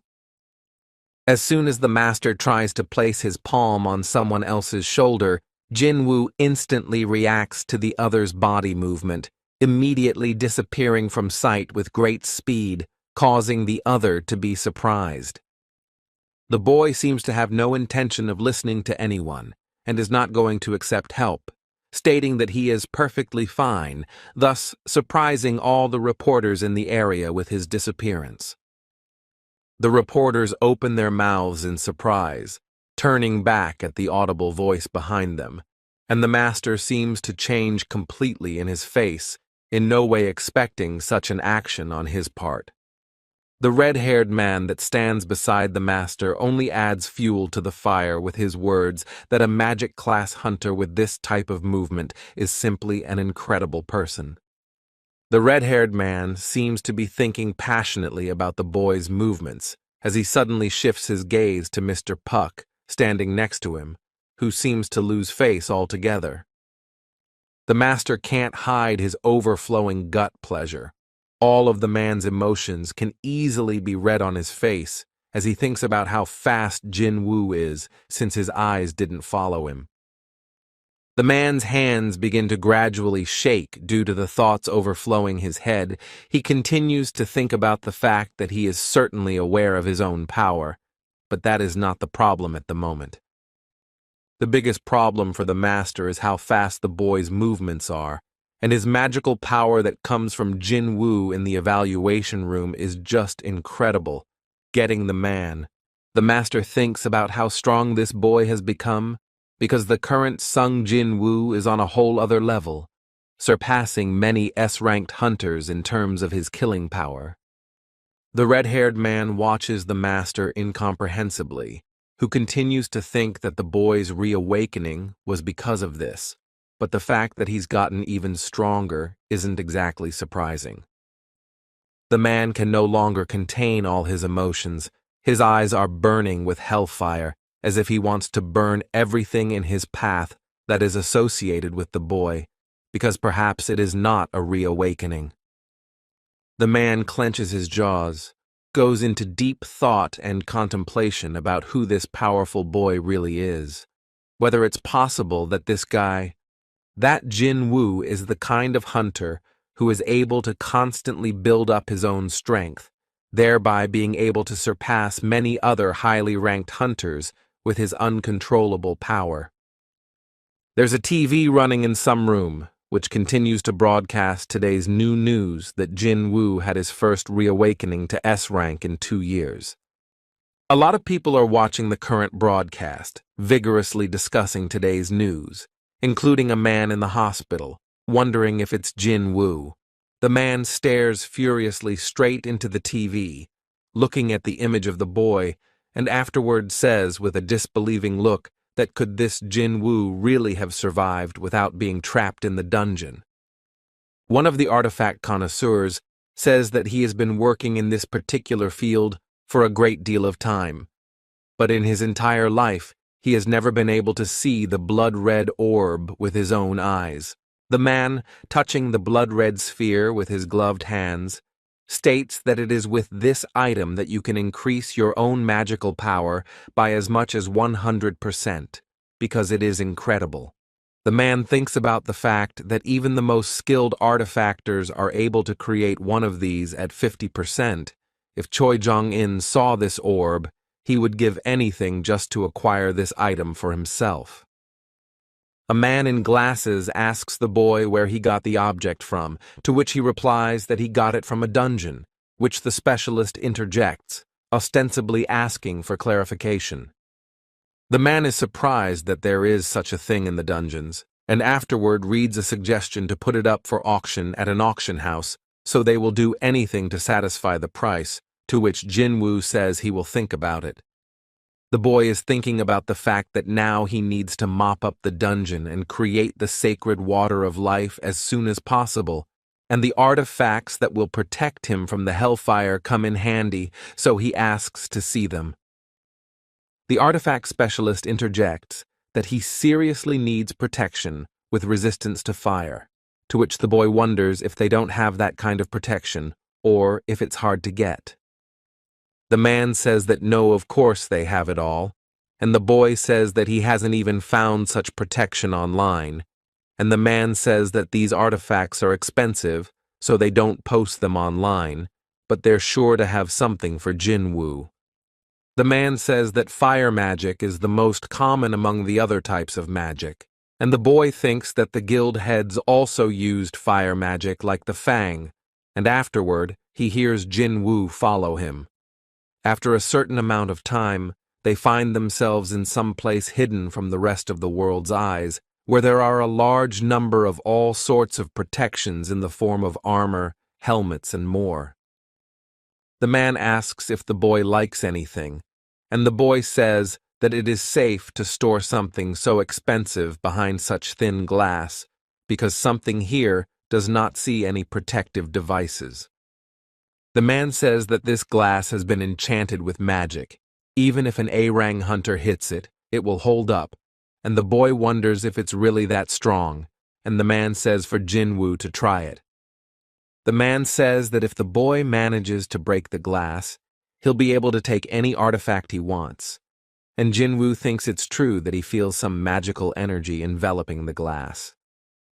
The boy is not going to waste much time, so he is very much interested in testing the glass for strength, starting to use his magical abilities, surprising the man. The artifact specialist even becomes visibly nervous as soon as he sees the way the boy puts out his fist shrouded in dark magic to get ready to break that glass. Suddenly the man blurts out, putting his hands out in front of him, that if the boy really does break this glass, the elite hunters will come running here with the mage, because their auction house has contracted for protection. The man nervously thinks about whether the boy isn't a magic class hunter, not realizing what's going on here, and Jinwoo states that he can look at the daggers in this place, getting consent. A completely different specialist approaches the boy, greeting and inviting him to walk with him towards the weapons, while the artifact specialist continues to look away nervously, not believing his eyes. Suddenly, the artifact specialist notices something amazing right on the glass, behind which are expensive artifacts and protections, momentarily surprised by what he sees. The man looks nervously after the boy who is leaving and says softly that this boy could damage this strong glass without even touching it with his fist. The boy, along with the weapons consultant, begins to look around for daggers that interest him, choosing one of the many and asking its price, testing the power of magic.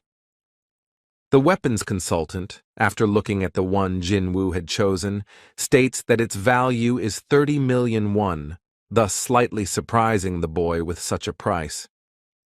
The boy thinks about this blade being worse than a night killer, but its price is decent enough. The characteristics of this weapon are comparable to the basilisk fang at best. After a small amount of time, the boy thinks about what it would be like if he showed his blade and asked its value, which he does for the next couple moments. The weapons consultant gingerly picks up another man's blade and marvels at the excellent work of a master craftsman, and the boy awkwardly thinks about the fact that he bought it in a store. The man states that the value of this weapon is 100 million won, causing the boy to open his mouth in surprise, thinking about how a blade worth 2 and 8 million won would cost around 100. The boy thinks about the fact that Kim Sang-shik's sword is worth about 3 million won. Also, Jin Ho's armor is about 100 million won. But if Jinwoo were to auction the sword and armor, he wouldn't have to sell the sphere of greed. Some young man, folding his hands into a tight lock, goes into his deep thoughts about whether or not this happening is even possible, only making you think harder. The master, in complete darkness next to the panoramic window, thinks about the fact that a hunter who can build up his power without any restrictions looks like a damn powerful man. The master softly divulges that his beast eyes can accurately determine someone's abilities, and even a short time ago, Sung Jinwoo was much weaker during the Red Gate incident. But now everything has changed. The master says how foolish he was then. If a boy has such power, he should have no trouble forming his own guild rather than joining someone else. The master thinks about what's in store for the strongest guilds in South Korea, because if the boy keeps this up, he could become the most powerful wherever he goes. A video is produced on some computer stating that hunter Sung Jinwoo, after going through a reawakening, was able to become S rank while having magical abilities. The chief with hellfire in his eyes says that maybe the head of Paet gave up with Jinwoo's recruitment. Then he still hasn't. If he can get to talk to him again, then maybe he definitely will. His assistant says that he can rely on him. The chief, standing behind the crowd of people, says that maybe they can get a rise out of him, and the girl says that would Jinwoo, surrounded by a crowd of media, talk to them about anything. After some amount of time, Jinnah tries to cautiously look out of the window of his house, saying that the reporters are still not giving up and trying to get to the boy with all their might. Suddenly, Jinnah finds herself noticed in a surprising way, so the reporters standing below turn to her, drawing attention and making attempts to talk to her at least. The girl, realizing the fact that she is being spotted by these crazy reporters, changes her gaze and instantly settles to the floor as if trying to recover from the adrenaline. The boy says that maybe he should go down and disperse them, and the TA says that he definitely shouldn't do that, because there's already a lot of negativity on the internet related to Jinwoo. The boy asks incomprehensibly what the hell he did, and the girl, crawling on the floor, states that he ran away from the media without ever answering their questions, so her brother should ignore those reporters. Unhappy with what's going on, Sung Jinwoo says that the brash reporters are already starting to knock on the door, offering to deal with them, and the girl is already standing outside the door, telling him not to do it. The boy, completely enraged by the actions of these annoying reporters, is ready to rip them to shreds and make sure these people don't come back, talking about how they should stop, but understating it. In the boy's field of vision appears a crying Jinho, who, not holding back his many emotions, begins to say in a trembling voice that his father has kicked him out of the house. The boy, opening his door to a man he knows, asks that the man does not live apart from them, and the man replies that the villa in which he lives is in his father's name, so... Suddenly, Jinho tries to take control of the situation, stops crying, and says that if he can stay with his Hyungnim for a while, and the boy immediately closes the door right in his face. The boy doesn't seem like he's even going to listen to this young man. Jinnah asks about him who this guy is, and Jinwoo replies that this is the first time he's seen this man at all. Jinho, who happens to be on the other side of the door, starts banging on the boy's door in an attempt to get through to him, because he's packed his things and really doesn't know where he can live. The pretty woman standing behind her husband voices the question of whether the man is overreacting to his actions toward his son, to which the man replies that Jinho deserves it. The man says that if Jinho wants independence, he should start pursuing it himself. But the bigger thing that pissed the man off was his son saying that he would follow his Henyum. The man, being near his closet and falling into some sort of contemplation about his son's act, suddenly says that it all seems strange to him, and the woman interjects as to what exactly it is. Suddenly, the man begins to voice in a tired voice that his woman's face is double, causing her to change in expression and instantly fear for her husband, who seems to be getting sick. The man, unable to cope with his poor state, settles to the floor, trying to regain his senses so he doesn't faint, while the woman, holding onto his back, calls out loudly. The room is quite dark. The boy seems to be lurking, trying to act carefully so that no one will accidentally notice him, which is not what one would want in the first place. The boy thinks, looking at his sleeping sister, that while he's not here, someone might unexpectedly sneak right into Jinna's place, which Jinwoo wouldn't want to happen, that he has a duty to protect his sister. The boy, after briefly considering what he should do in this situation, briefly voices a command to report to his subordinates, who immediately follow the order of their shadow lord. The boy calls for strong warriors, stating that each of the powerful orcs could easily stand up to an A-ranked hunter, so he may not worry about her safety. The boy, looking at the subordinates around him, wonders if they are the same four from Fang's retinue, but doesn't quite understand why there are 3 and not 4. The boy, changing in his face, immediately remembers that this 4th powerful orc was stuck in the ceiling because of his attack, which is why he failed to retrieve the other's shadow. The boy, after briefly pondering, declares that it is best to leave one powerful orc to protect his own sister, trusting him with his most intimate possessions. The boy voices that 2 other subordinates will come under the command of one powerful orc, voicing for them to watch over his sister. After himself, one of the shadows bows his head. After the boy's words, all of his summoned subordinates hide in various places in the room to ambush the enemy at any moment. The boy, observing the beauty of the quiet night city, turns to someone and asks the question that maybe he should put his subordinates around since he's here for now. After a certain amount of time, the boy summons his subordinates, beginning to place them in the places that seem logical and better for defending the territory. The boy, sitting on some object, addresses his subordinates and states that they are now the guardians of this neighborhood. They must be quieter than water and lower than the grass so that people will not notice them. The boy, still sitting in the same spot, gives the command for his subordinates to get to work, whereupon all the guards hide in the various corners of the neighborhood.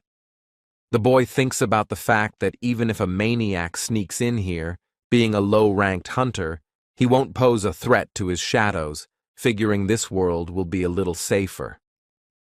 A rather large car is speeding away. Some man, apparently having a conversation with someone, asks whether his interlocutor has had a good night's sleep. The boy in the back seat says that until they find a suitable place for their guild office, Jin-ho will have to live there, and he replies that in their time, a separate business is doing quite well. The boy thinks he didn't even plan on becoming the head of Yu-Jin's guild, but he's also in no position to lord it over Jin-ho, just because the latter respects him, and the other asks if he has business in Seoul Tower. The boy doesn't seem like he's going to answer someone else's question. He states with a calm expression and a sort of smile that he's going to go, putting Jin-ho in front of the fact with his suddenness. Jin-ho doesn't seem to be expecting such an act from the boy at all, surprised that he's already about to leave somewhere before he's even traveled a certain amount of time. The boy, in a place destroyed and constantly burning in flames, thinks that this time will be more difficult, but he is prepared considerably, treating it with a sensible head. The boy thinks that the newly acquired artifacts will definitely help Jinwoo win in this most difficult battle, also can keep him safe from this strong flame. The boy thinks of the wind mantle and the nameless ring with the attribute of water, all to help him protect himself from the flames, and also Jinwoo bought these artifacts at the hunter's auction. The boy, already pre-dressed in all his new and expensive artifacts thanks to the auction, remarks that he is perfectly prepared for this dangerous place to handle everything. The boy, already about to go in the right direction, suddenly notices the received notification that there is a new quest, and he looks surprised that he will have to go through the quest again. The task involves collecting the souls of demons. Also, the boy needs to defeat Baran and collect his soul, who is the king of all demons. There are listed rewards for this boss below. The boy remarks that these rewards are much better than the previous ones, as he will receive a top-quality rune stone that allows him to learn the Jinwoo class skill. The boy recalls that he has 3 class skills in his arsenal, which are shadow extraction and preservation, as well as ruler possession, all of which have incredible abilities. The boy, approaching some powerful place that causes the hem of his robe to start developing in the wind, receives an alert that floors 1 through 76 are open. The next notification does not take long to arrive. It asks which floor the boy wishes to move to, and he replies that it is the 76th. Something intimidating happens on this floor, as a large number of highly ranked monsters begin to slowly approach the boy, trying to get to him and win the battle. The boy wastes no precious time on this floor, for there is much ahead of him, so he summons a powerful orc in whose hands he has a fireball to attack. A huge, powerful orc nicknamed Fang is quite a strong subordinate, following the instructions of his shadow lord and massacring opponents. The mighty Fang does not hold back his scream, showing all his emotions that he is just feeling at the moment, holding a fireball in his hands and planning to slay all the monsters. The boy observes what his subordinate is doing, commenting that the Fang has mighty power, though he must have been a bit weak with the sphere of greed in his hands. The boy states, suggesting that the size of the sphere of greed appears to depend on its owner, which at the moment is a powerful Fang, killing monsters with ease. The boy, observing how things are going for the mighty Fang, draws some sort of conclusion during the battle that he should leave the realm of greed to this subordinate for a while. There is some dialogue going on in the medical care center. It seems some man is asking his question about how long he has been unconscious, in poor health. The doctor next to some patient states that he had been unconscious for 2 days, looking at the patient with a serious face, slightly sympathetic to another's condition. The gray-haired man seems awake after a long sleep, now able to sit up and lowering his gaze, glaring that he may have overworked himself, asking if his tests showed anything else. The doctor next to his patient asks if the man has had contact with someone who has undergone a reawakening, and the man asks incomprehensibly what that has to do with anything. The doctor goes on to voice that familiar expression about unbroken sleep, causing the gray-haired man to open his eyes in marked surprise, as if not believing what he's saying. The doctor says that this is a dream from which one cannot wake up. The patient's life force is draining away at an incredible rate. With the appearance of the first gate, this disease has claimed a large number of lives. The doctor says that the main symptom of those suffering from unbroken sleep is drowsiness, and a man asks if it's all hunter-related, and another says that such sleep is definitely related to magical energy. The doctor says that there are those who cannot resist the magical energy with their own strength, and unbroken sleep is one of the progression of long-term illness, all because of the magical energy. The doctor continues that the man should steer clear of magical crystals, monsters, and such people, also considering the rapid rate of symptoms. Then there was something that affected someone else's condition. The doctor asks the president, with noticeable concern, if there is someone in his family who has magical powers, someone who is a hunter, catching him off guard. The man begins to remember his son, which proves true to his own Henem. He thinks of the uninterrupted exposure of magical energy to human. Every day the use of magical energy is increasing. Hence, the magical power of people is also increasing, and for people like the man that has none of this, there can only be one outcome.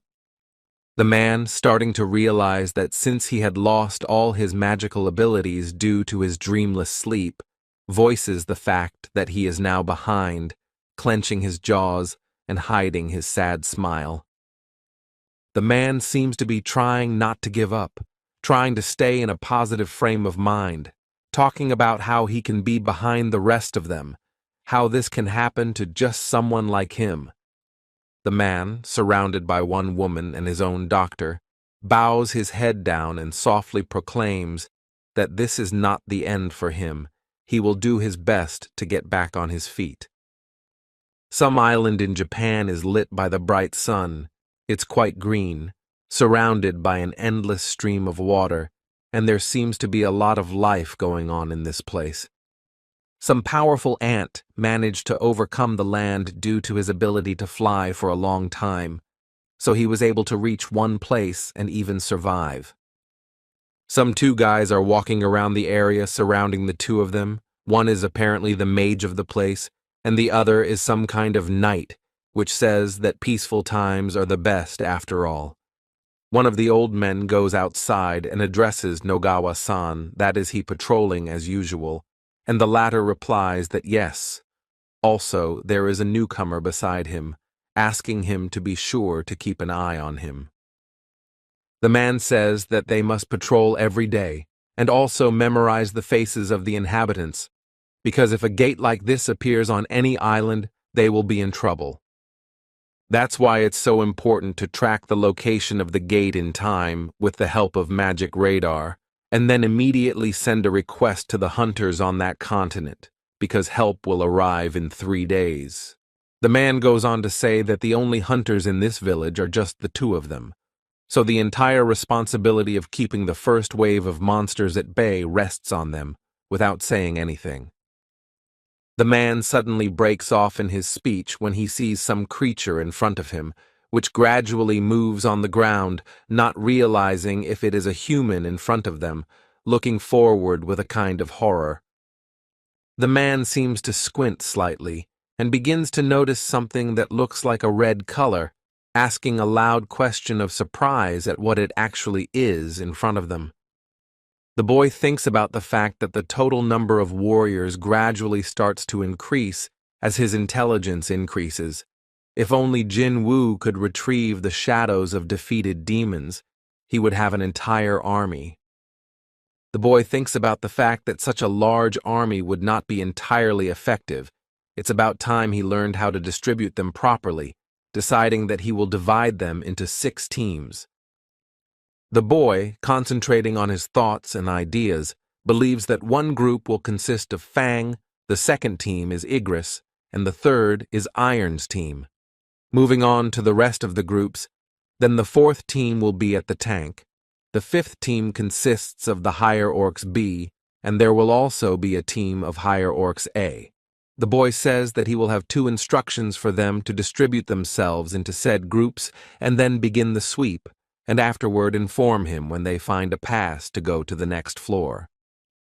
The boy is not going to waste a large amount of time. He, having made a few instructions dividing the subordinates into groups, gives the command to disperse, which his shadows do, instantly leaving. The boy thinks about the fact that he will have to give up any loot except a pass to the next floor, but the first priority is to reach the top floor as soon as possible. The boy, looking at his goal in the form of the very top floor of this hellish dungeon, begins to notice how his experience is gradually replenished, saying that his subordinates have only just left, and already such a result. The boy realizes that his solution is much more convenient than having him lugging around everywhere and wasting his time. Also, as long as his subordinates are alive, then Jinwoo's mana won't be wasted. The boy realizes that ordinary shadow soldiers can no longer handle the high-ranking demons. Jinwoo has to constantly drink potions to increase his mana. Some time passes. The boy, along with his subordinates, continues to fight in this hellish dungeon, increases his experience and level. The boy, standing next to the tank, which is already 24th level, says that since their last meeting the tank has already managed to gain a few dozen levels, surprising more. The boy thinks about the fact that he wasn't the only one raising his level, but his subordinates are here as well, So teamwork is indeed more effective than Jinwoo once thought. The boy stands next to the firestorm, looking up at it and thinking about the fact that he was able to get to the 80th floor much faster than he ever planned all along. The boy says that it's been 2 days since then. If we take the fact that Jinwoo still hasn't found the pass to the next floor, does it mean that a strong opponent is waiting for him? The boy, starting to wonder what lies ahead of him all this way, begins to notice his mana gradually decreasing, which it wasn't a couple minutes ago. The boy thinks about the fact that his mana is starting to drain much faster than usual. Someone is apparently constantly destroying his subordinates, making this situation worse. The boy thinks about the fact that since things are pretty bad with the soldiers' regeneration, the enemy is superior by an order of magnitude. It must be all going on in Aaron's team. It seems someone is actually stronger than him. The boy continues to watch his mana decrease significantly, stating that he has no choice but to summon the shadows back so they don't waste mana. The next day, due to prolonged ambushes towards the shadow soldiers, those were called off by the boy himself, who decided that this seemed to be much better. The boy sits down and starts drawing something in the sand, saying that High Orc Team B and Team Igris were attacked in succession, so there really is a serious opponent on this floor. The boy thinks about how Fang's team should be next after Igris, but for some reason the enemy has ambushed the higher Orcs A. The attacking demons don't seem to have enough power for Fang. The boy thinks about the fact that if monsters purposefully get rid of weak opponents, it only means that Jinwoo's enemy can easily recognize his opponent's strength. The boy considers how the floor is ablaze with considerable fire, burning everything around it, and also thinks about the fact that if those purposefully attacked a team of higher Orc Bs, then that next target will only be a group of tank. The boy looks at his subordinates in the form of ice bears, who are minding their own business while resting from the battle. The boy thinks about the fact that the next target is the tank crew, because otherwise all other people's actions have no meaning, watching his subordinates from the side. The subordinate tank crews are slowly walking towards the battlefield in which they will have to fight their opponents, and the boy seems to be starting to gradually notice the others. Before him appears a large number of armor-protected monsters who are still on their steeds, thus adding speed and wrenching skills to their abilities. The boy continues to hide out of sight to avoid being seen, and also begins to realize that his opponents are 3 demon knights and a demon lord. Some amount of time passes, and one of the ice bears creates a loud sound, thus starting an attack towards their opponents, trying to keep morale up in the battle. One of the demon knights, without wasting his precious time, rises high into the sky and heads towards one of the ice bears with great speed. This demonic knight is so agile and fast in its movements that an ordinary ice bear simply can't handle it losing this battle. The boy, watching everything happening from the outside, thinking about why the regeneration of his subordinates simply could not cope, because the forces of the opponents are great. The boy is gradually approaching the battlefield, which is fighting a number of demons, saying that shadow monsters cannot cope with these enemies, gradually appearing in the guise. One of the demonic knights, starting to notice a new opponent in front of him, rushes towards him with great speed, seemingly thinking that he can easily deal with him, but no such luck. The boy doesn't even make much effort or use his magical abilities, just kills this opponent with one kick of his own foot, gaining experience as a gift. As soon as the demonic knights one by one began to notice the new opponent in the form of Jinwoo, they began to quickly run towards him, trying to win this battle as usual. The boy uses his magical abilities, is close to demonic monsters, literally flying past them, and then uses some sort of power on those knights afterward. The boy doesn't have much trouble dealing with these demonic monsters. He instantly kills them one by one, also starting to gain experience after dealing with them. As soon as one demon is defeated from the boy's action alone, the demon monster falls as well, losing this battle and giving away the victory. The boy, having dealt with the weakest opponents of the other team, comes face to face with the most important monster in this battle, watching the other's reaction from the sidelines. The boy has always been curious to know if monsters have any fear of their killers. Jinwoo watches this knight shiver, unable to contain his fear in his eyes. The boy looks pretty damn confident in his actions. He smiles and shows all his dangerous self in front of this opponent, stating what he's sure of his thoughts now.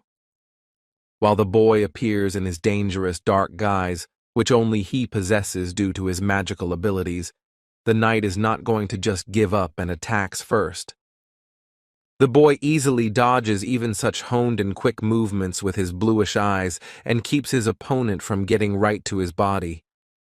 The boy on this battlefield moves quite fast and agilely, his eyes continuing to glow with a blue light, as if hypnotizing his opponent in a similar manner. The boy thinks about his opponent attacking directly at his heart, neck, and head. The one is quite articulate and has trained for a long time for such precise moves, but he is unlucky to have Jinwoo in front of him. The boy, while dodging the monster's attacks in the meantime, begins to remember what ranks he has met in this dungeon, starting with the lowest level demon and ending with the highest demon. But that's not all, because in this dungeon there are also ancient demons of higher level, as well as mini-bosses S rank, which are demons of noble origin, which are not so easy to deal with. The demonic knight, while continuing to attack, completely misses exactly the moment when the boy, quickly approaching the monster, simply breaks the other's sword with a single movement of his hand, disarming it. The boy does not waste his precious time, acting as usual deftly and very even quick, instantly grabbing the other's head as if trying to remove the demon's mask. The boy with his strong grip can easily crush any human and not only the skull, so instantly began to hear the words that the demon surrenders, saying in his pitiful voice. The boy's gaze changes and he thinks about the fact that either he is slowly going head or he is seriously starting to hear human conversation from the monster's side, starting to listen to the voices. The boy understates, seemingly trying to listen into someone else's voice, as after some amount of time, the stranger's mask comes off his head, revealing the true guise of this demon. The boy is surprised to realize that in front of him is a girl, who begins to apologize with some trembling in his voice for attacking him. They did not mean to do it, again asking for forgiveness for the act. The boy glosses over the fact that the one first attacked his subordinates, and then starts apologizing, arching his eyebrow, and the girl starts glossing over the fact that she sinned, which she apologizes for. The girl says that she's been tasked with guarding the area, and Jinwoo wouldn't sit idly by while some man went around killing other demons like bugs either. The boy says, that is it okay to beg for mercy for the man who killed her subordinates, to which she replies that it is her duty to protect her master. They will obviously be happy to know that she is safe. The boy thinks about the fact that this is the first time he's met a monster so selfish towards his subordinates, looking at her with his surprised gaze as she makes eye contact. The boy thinks that he can't just kill her like that, because the girl looks like a human, but the girl in her gloating form thinks that she has caught Jinwoo right on a fishing line, trying to kill him. The girl in her knightly guise wastes no time and pulls her hand forward with her weapon, trying to deal with the boy once and for all, but he simply vanishes into thin air. The boy, in full protection thanks to his subordinate Fang, asks in a menacing voice about what the girl is doing using the Song of Protection. The girl instantly falls face first into the ground, starts vocalizing that if the boy keeps her alive, she'll do anything for him, and Jinwoo can't figure out if this girl is shameless or desperate. The boy, after hearing the girl's words that she would do anything to save him, voices a pass to the top floor, whether she can get it for him while Fang uses his skill with gravity. The girl instantly rises in the air and states that the pass to the top floor is under the protection of her clan. If the boy brings it in one piece, she will be sure to get it for them. The boy says that he thought that's why this pass is nowhere to be found, not expecting to be guarded, and the girl says that she knows where the other passes are, so she will show them to him if he will guarantee her safety. The boy, listening to the promises from the girl, says that it's a tempting enough offer, but also thinks that the problem is that he just doesn't trust this girl. After some amount of time, the boy, having gathered all his strength, comes a little closer to this cunning person, who looks at Jinwoo in surprise. A couple of counting seconds pass, and the boy begins to use his magical abilities, raising his bluish-colored eyes and making the girl look confused. The girl, who was confused just a couple seconds ago, changes in her face to a visibly frightened one, for the boy is so damn strong in front of her, starting to ask her question. The boy, using his magical powers and hypnotizing skills, which he uses famously, continues to voice his question about whether he can trust this girl and her words. The girl looks fearfully at the powerful boy in front of her, continues to hover in the air, and is visibly nervous, genuinely stating the fact that she's not lying to Jinwoo and is telling the truth. The boy's gaze changes noticeably. He is quite serious and cold-blooded towards everyone, so he is not going to pity this girl, which she realizes and shakily says that the truth does not lie. The boy briefly states that he believes her, going on about how if the girl grants him a pass, he will leave the place and spare the monsters, thus receiving thanks from her. The boy, turning in the other direction from the girl sitting on the ground after gravity, that is quite visibly frightened, looks at her with the edge of his eye and states that first, some huge monster in the guise of an ant is devouring the prey it has just caught through its efforts, while at this moment the terrified officer sits on the ground and watches in horror. All the emotions can be read on the face of the frightened officer, who is puzzled by the appearance of this kind of monster, seeing it for the first time in their territory and silently trembling, unable to speak. After a while, you can see how the flying ant, apparently having done its intended work, leaves the place and flies away in its own direction, thanks to its own wings. Now the girl in human form presents herself with her full name, that she is Lady Isel, eldest daughter of the Reindeer clan, smiling at her new acquaintance who almost killed her. The girl was about to tell him about her clan, but the boy cut her off immediately, saying in a cold voice that this was not the information he was asking her about. The boy thinks about how he should formulate the question to get a direct answer from the girl, and then asks if at the last moment she hears a voice ordering her to kill people. The girl listens to the boy's question in front of her, and then looks at him in surprise, seemingly puzzled by the question, not knowing what to say, because she obviously expected something else. The girl isn't going to dwell on her thoughts after all, lifting her gaze somewhere upward, as if trying to remember similar moments the boy tells her about.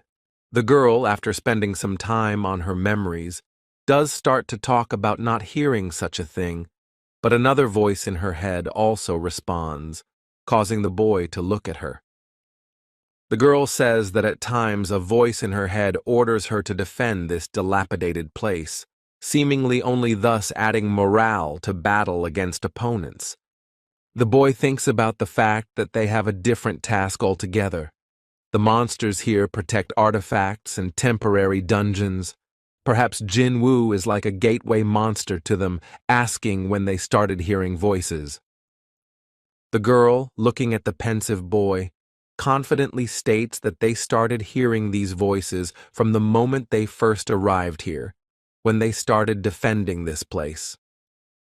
The boy seems to snap out of his deep thoughts, puzzled by what he has just heard from this girl, questioning again in his mind that has it really been from the beginning of being here. The boy thinks about the fact that these monsters, it turns out, lived in a completely different place, whether he has a clue to the system, asking where they originally lived, if not in this place. The girl, watching the boy in front of her, says that before this place, they were still living in the demon world, so they found themselves in this place without even noticing it. The boy, looking directly at the girl with his chillingly cold eyes, asks her a straightforward question about what demons did in the demon world then, what errands they ran.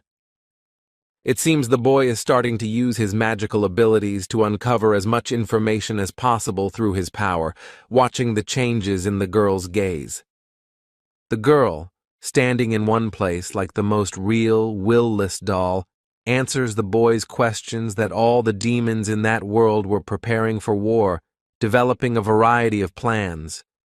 The boy doesn't procrastinate with his next questions. He asks about who they were preparing for war against, and the one answers that this war was against a powerful enemy, that all the demons had to unite.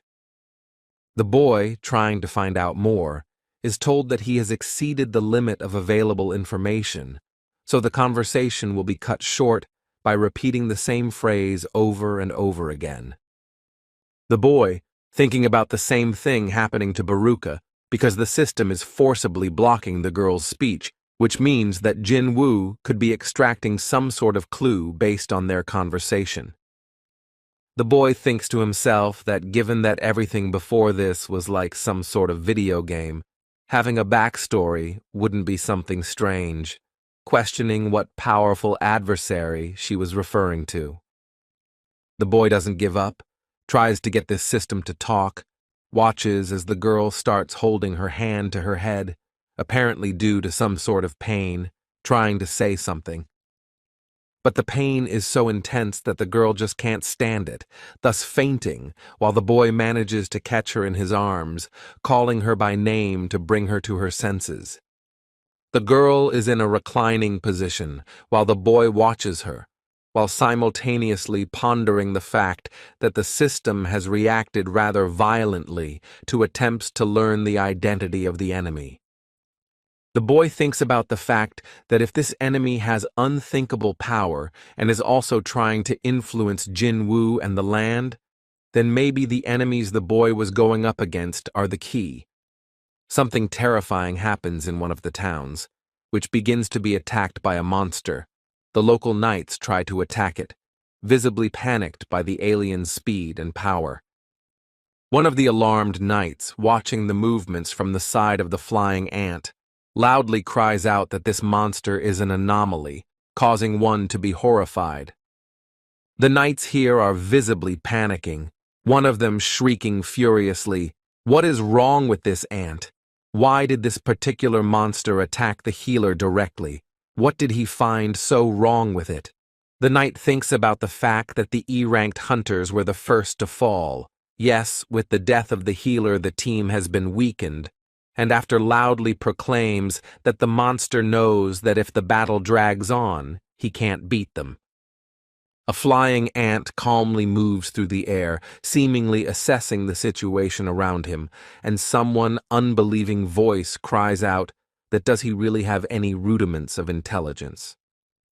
Some man is holding a remote control in his hand, thus showing what he says is the only image of this ant where it was able to be captured full length. Jin Cheol says that the mutated ant was eliminated in a day, but it was first spotted on another island. Only thanks to the hunters did that danger pass and all was well. Jin Chol continues that a large number of hunters were lost. The mutant itself was defeated by an A-ranked hunter, the other man saying that one A-ranked hunter would be enough to kill such an ant. Jin Cheol states a large number of dead civilians. The mutated ant is able to fly and dodge.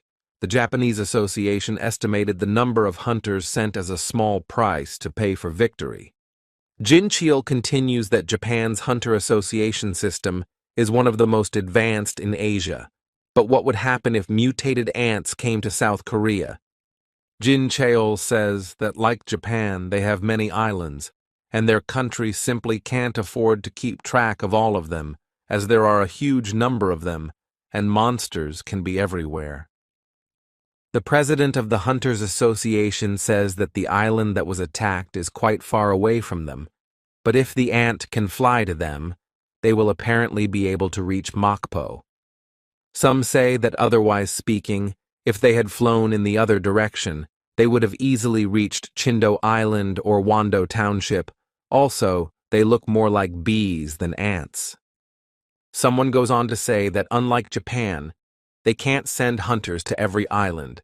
They simply don't have enough manpower, and yes, if they send low-ranking hunters, those will become food. The president of the Hunters Association thinks that who can help South Korea because they have a big nation and a huge area, but lack of defense like Russia and China or the United States, which refuse to help. Jin Cheol, noticing Chairman Chu-Gong, turns to him respectfully and seemingly with some question that has arisen, wanting to speak up about this moment right now because you can't wait. Jin Cheol, leaning closer to the chairman, secretly says that he wasn't going to talk about it during the meeting, but there's someone who contacted them in strictest secrecy.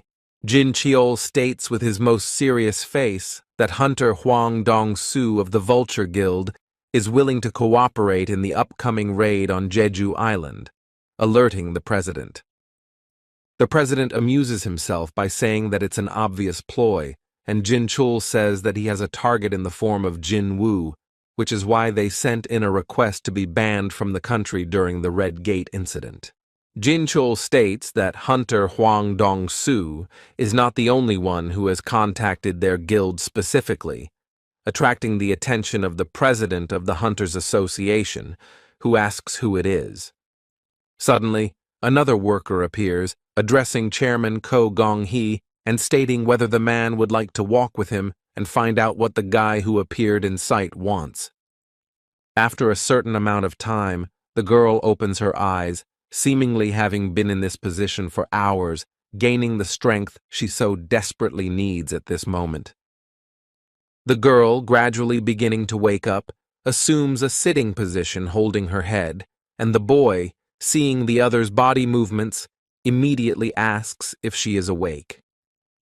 The boy, standing in his seat and looking at the girl with an attentive gaze, tells her that the demons don't seem to be particularly friendly towards her, pointing a finger. The boy lets the girl look at the huge number of breathless bodies he's been dealing with for a while, saying that these guys were trying to attack the sleeping girl.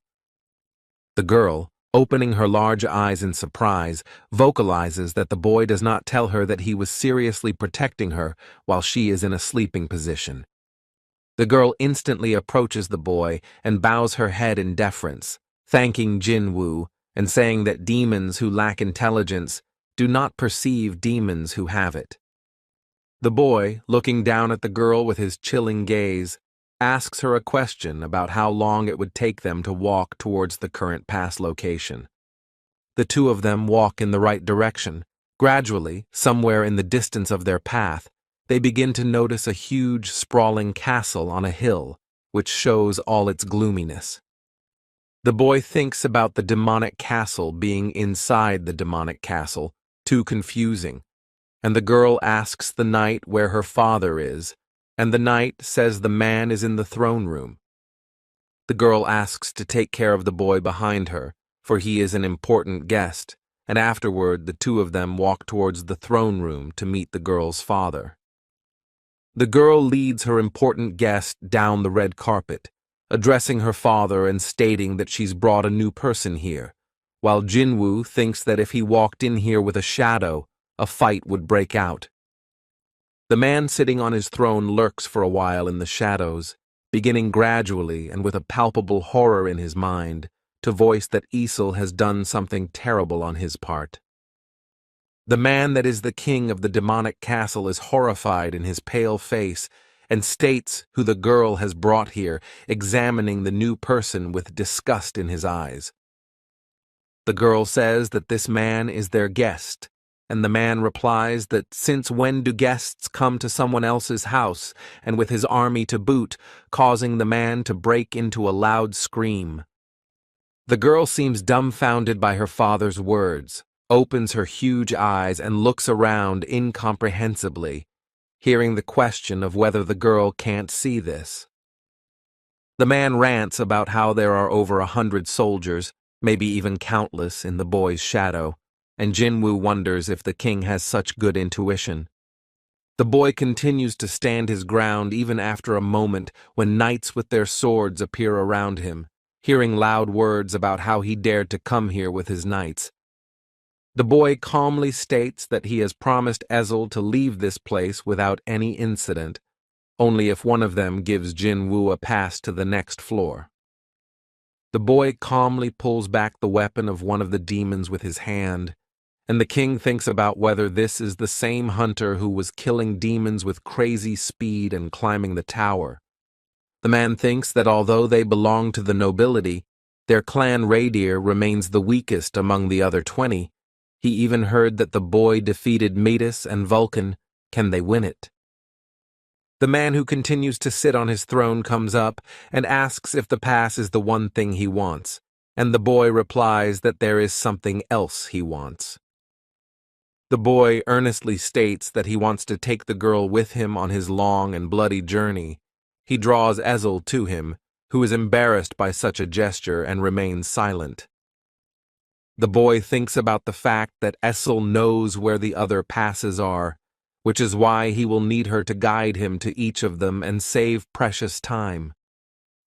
The boy thinks about whether he said something wrong, looking at the reaction of the king, who glares angrily at Jinwoo, but never says anything contradictory, so only silently agrees. The man elegantly holds a fork and knife in his hands, slicing the bloody steak, while trying to find out more about the boy's intentions by asking about the chaperone. The man questions that the boy only needs a pass and an escort, while Jinwoo thinks that the king seems to have misinterpreted his thoughts on Ezel. The man says that if he had known from the beginning that this monster was the master of those black soldiers, he would never have gone to fight him, saying that Jinwoo was not going to put his daughter in danger. The boy thinks of a monster worrying about his daughter is an interesting enough picture. Jinwoo slices a piece of steak and says that he gives his word and always keeps it. The man seems to get a satisfying response from the boy, briefly reads, "All right," and raises his hand in a sign for one of the demons to approach him. The demon gradually approaches the boy, holding some paper object in his hands, and the boy, realizing that it all belongs to him, immediately reaches out and takes the object in his hands.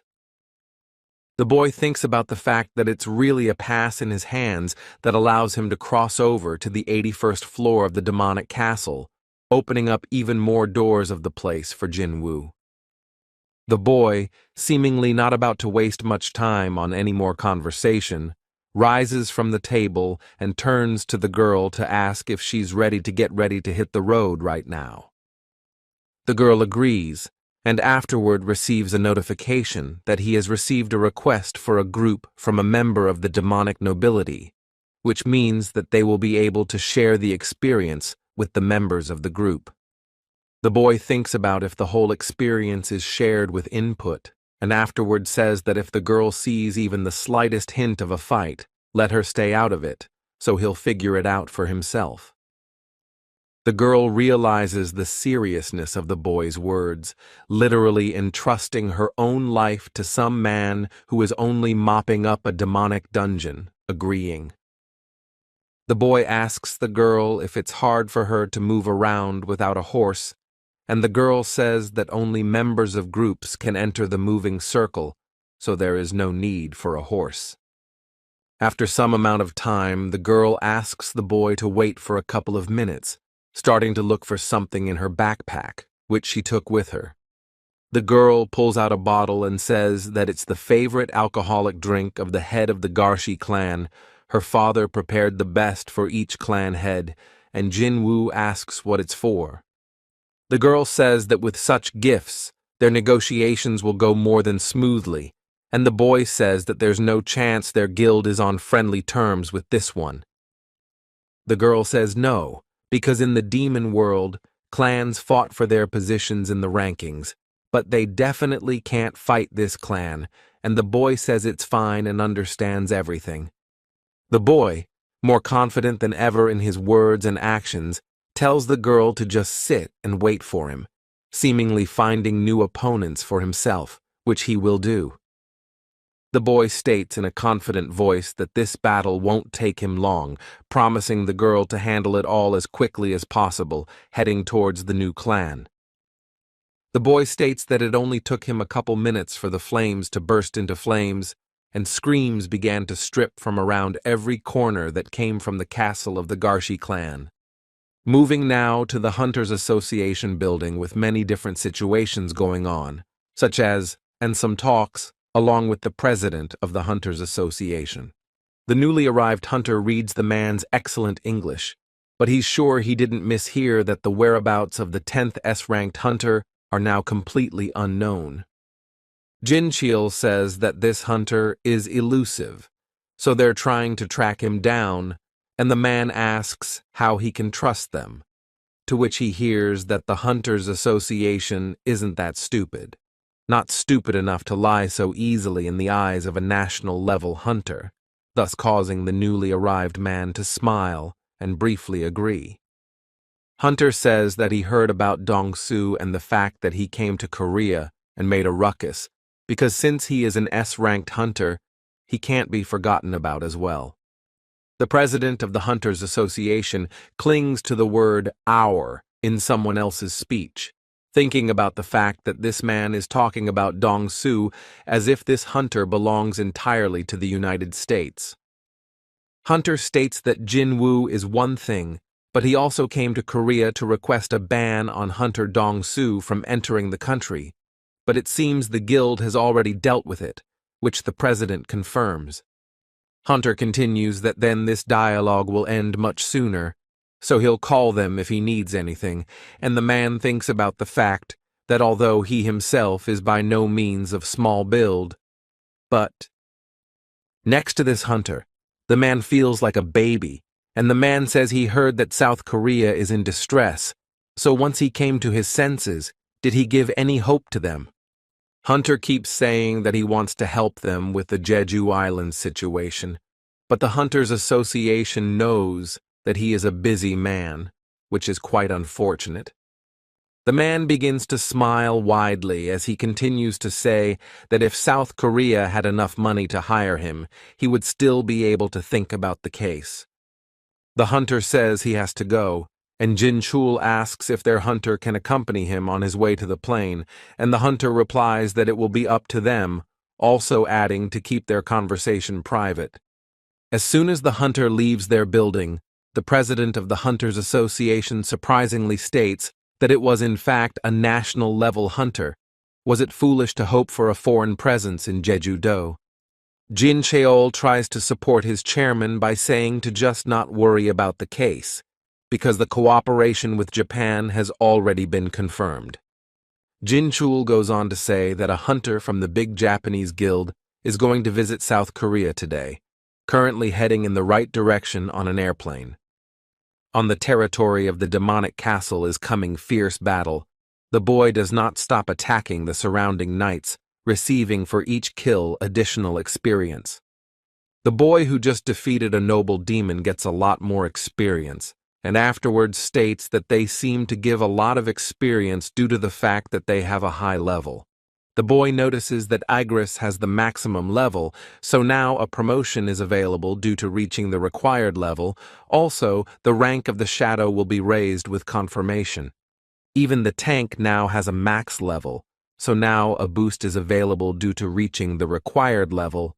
Also, the shadow rank will be boosted with confirmation.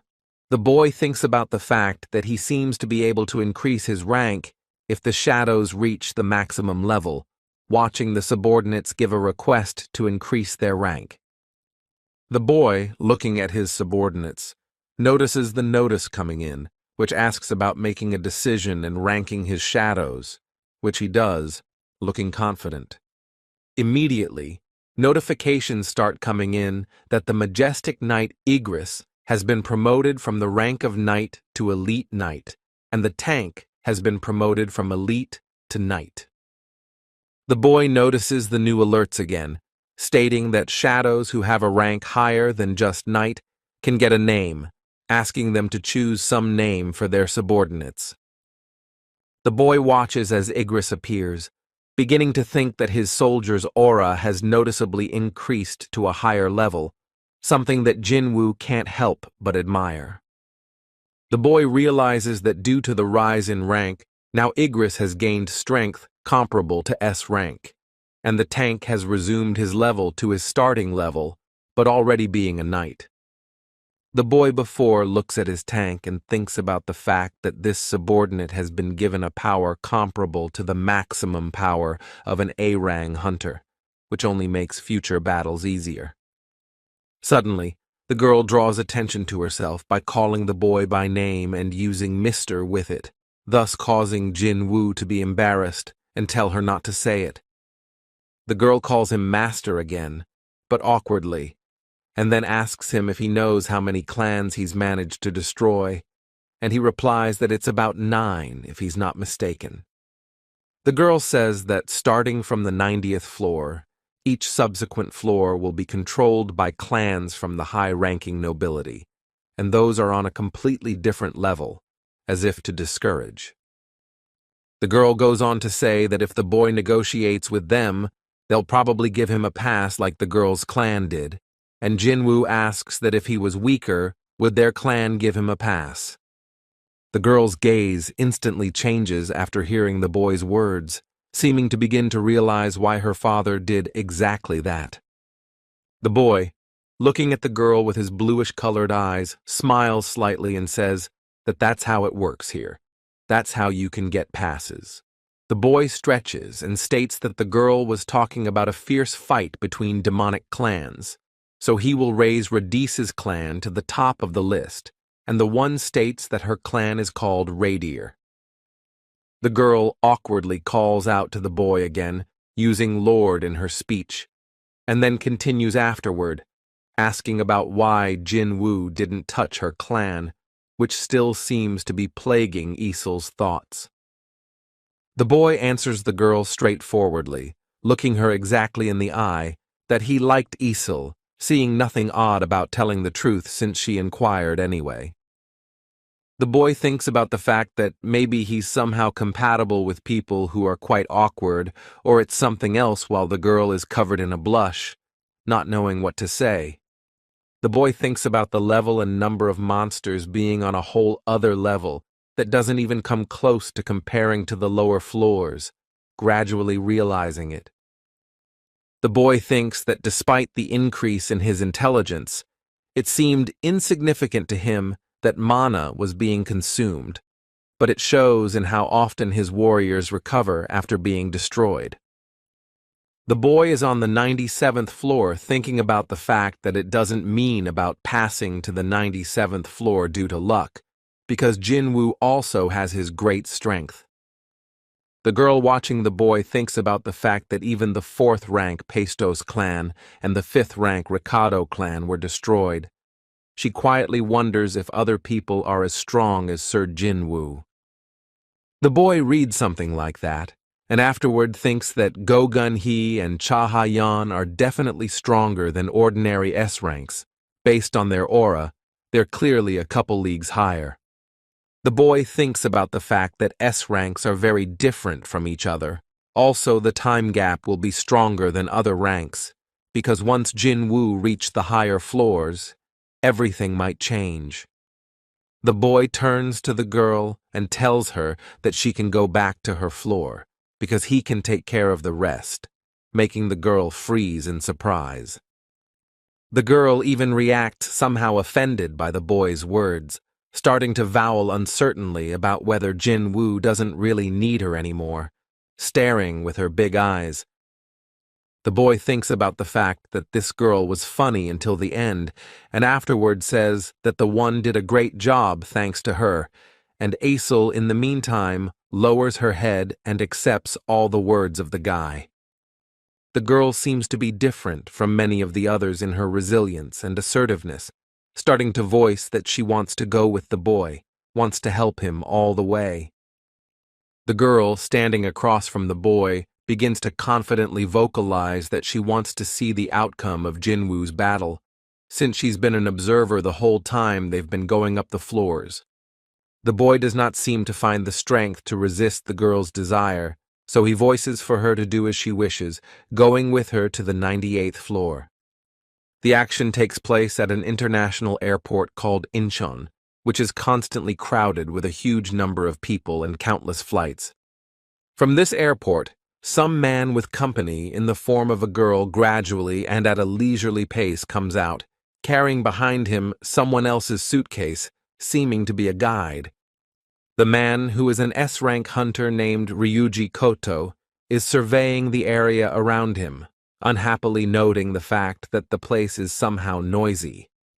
The man, very briefly in this huge place, states that there's definitely someone damn strong at the airport, and the girl asks about whether Koto-san himself is stronger than Koto-san.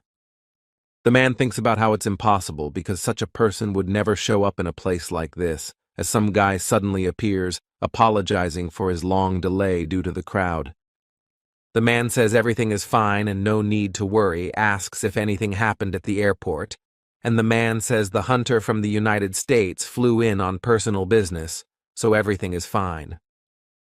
The man thinks of the hunter of their United States, beginning to wonder if it has something to do with the current situation in Korea, following this man who is pointing their way. Moving into the Hunters Association building, the president of his clan sits in a chair in his business suit, folds his hands on his desk, and thinks about the man in front of him.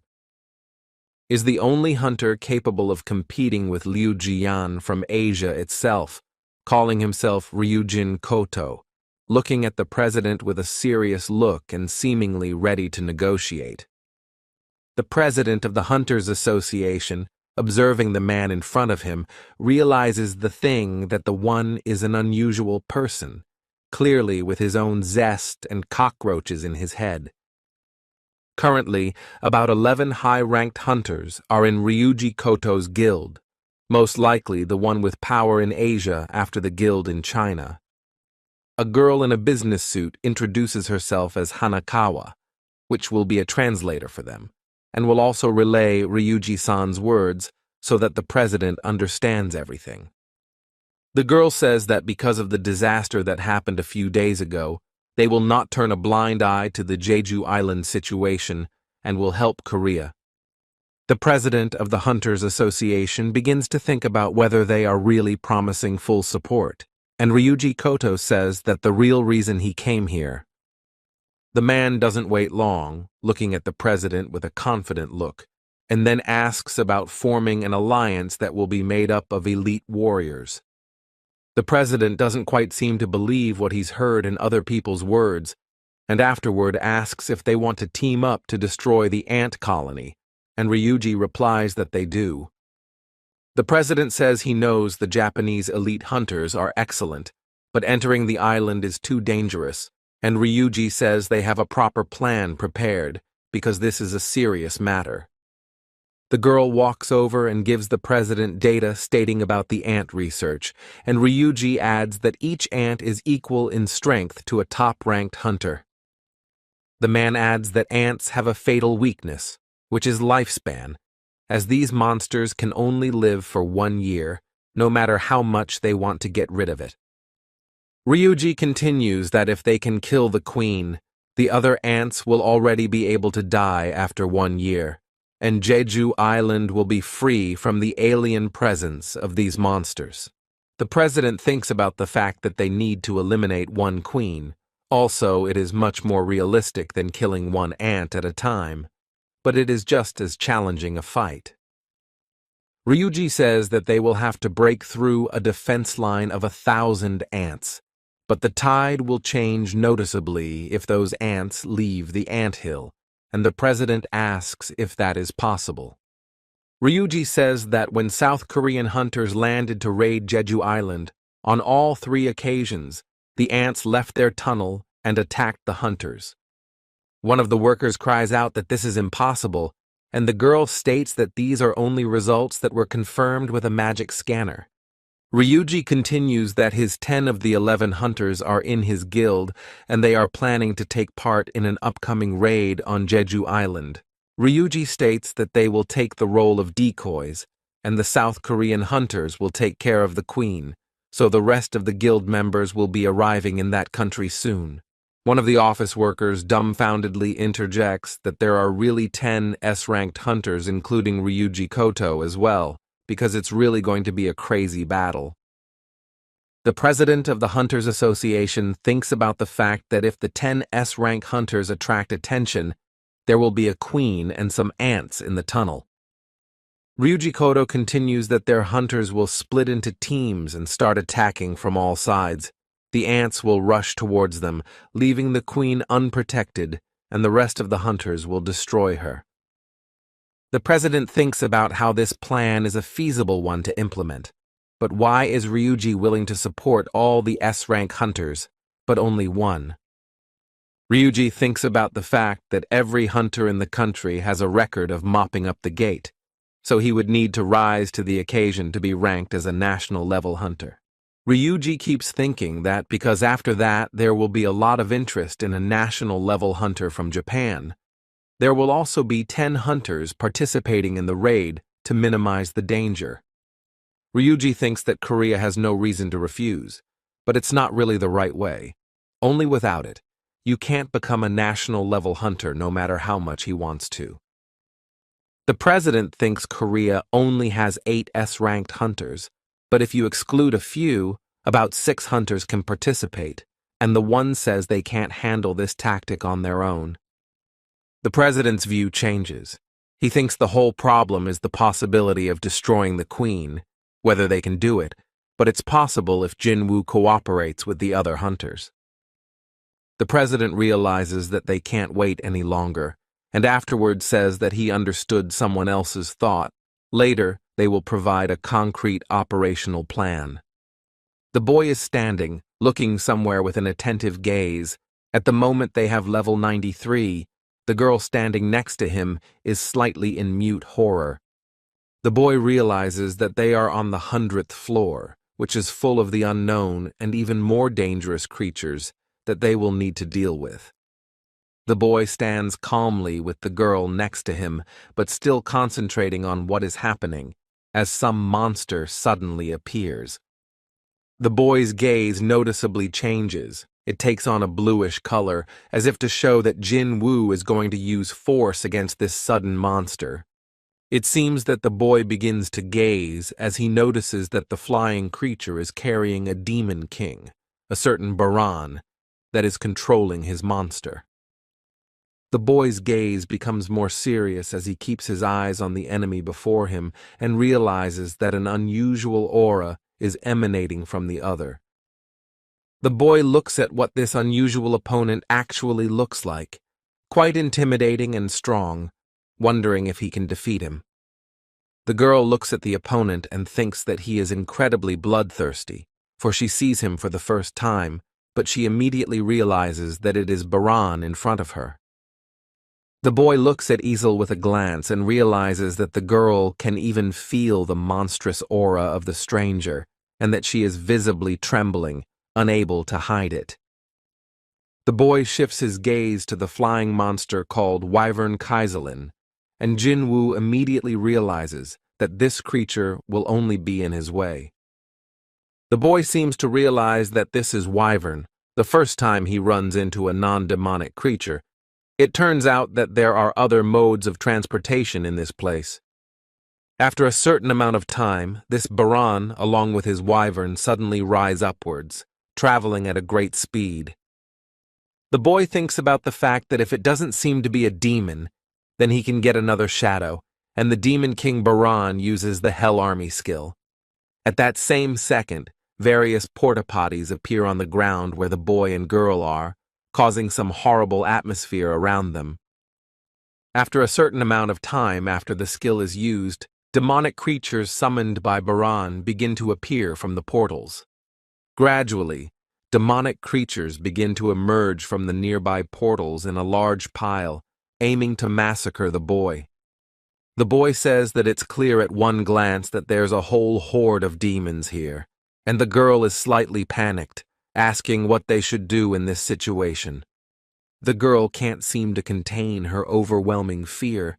She can't hear the answer to her question and calls out loudly to the boy, drawing attention to herself. The boy, in turn, only replies to Isel briefly that it is too early for any action, so he waits for the right moment. A huge crowd of countless monsters fly towards the two people, and the boy uses the monarch's possession skill that dark smoke gradually appears.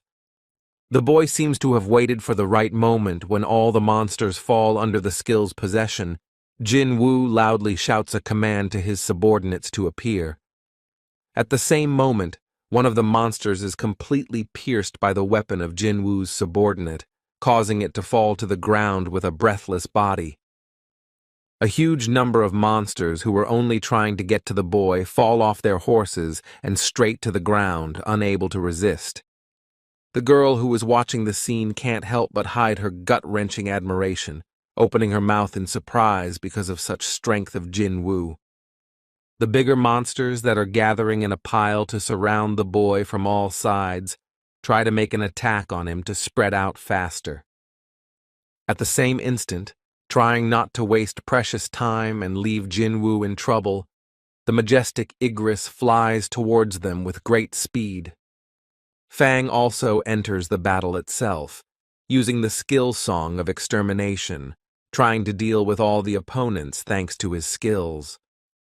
The girl opens her mouth in astonishment, saying that it's all unbelievable, because she has reached the top floor with the boy, but only now she sees him fighting. The boy looks at the horrible creature in front of him, whose eyes are filled with scarlet blood. Isel realizes that this territory belongs to the demon king Baran. She continues to stare at the boy, who is ready for any attack from Baran, and also thinks that he is an intruder who must be destroyed.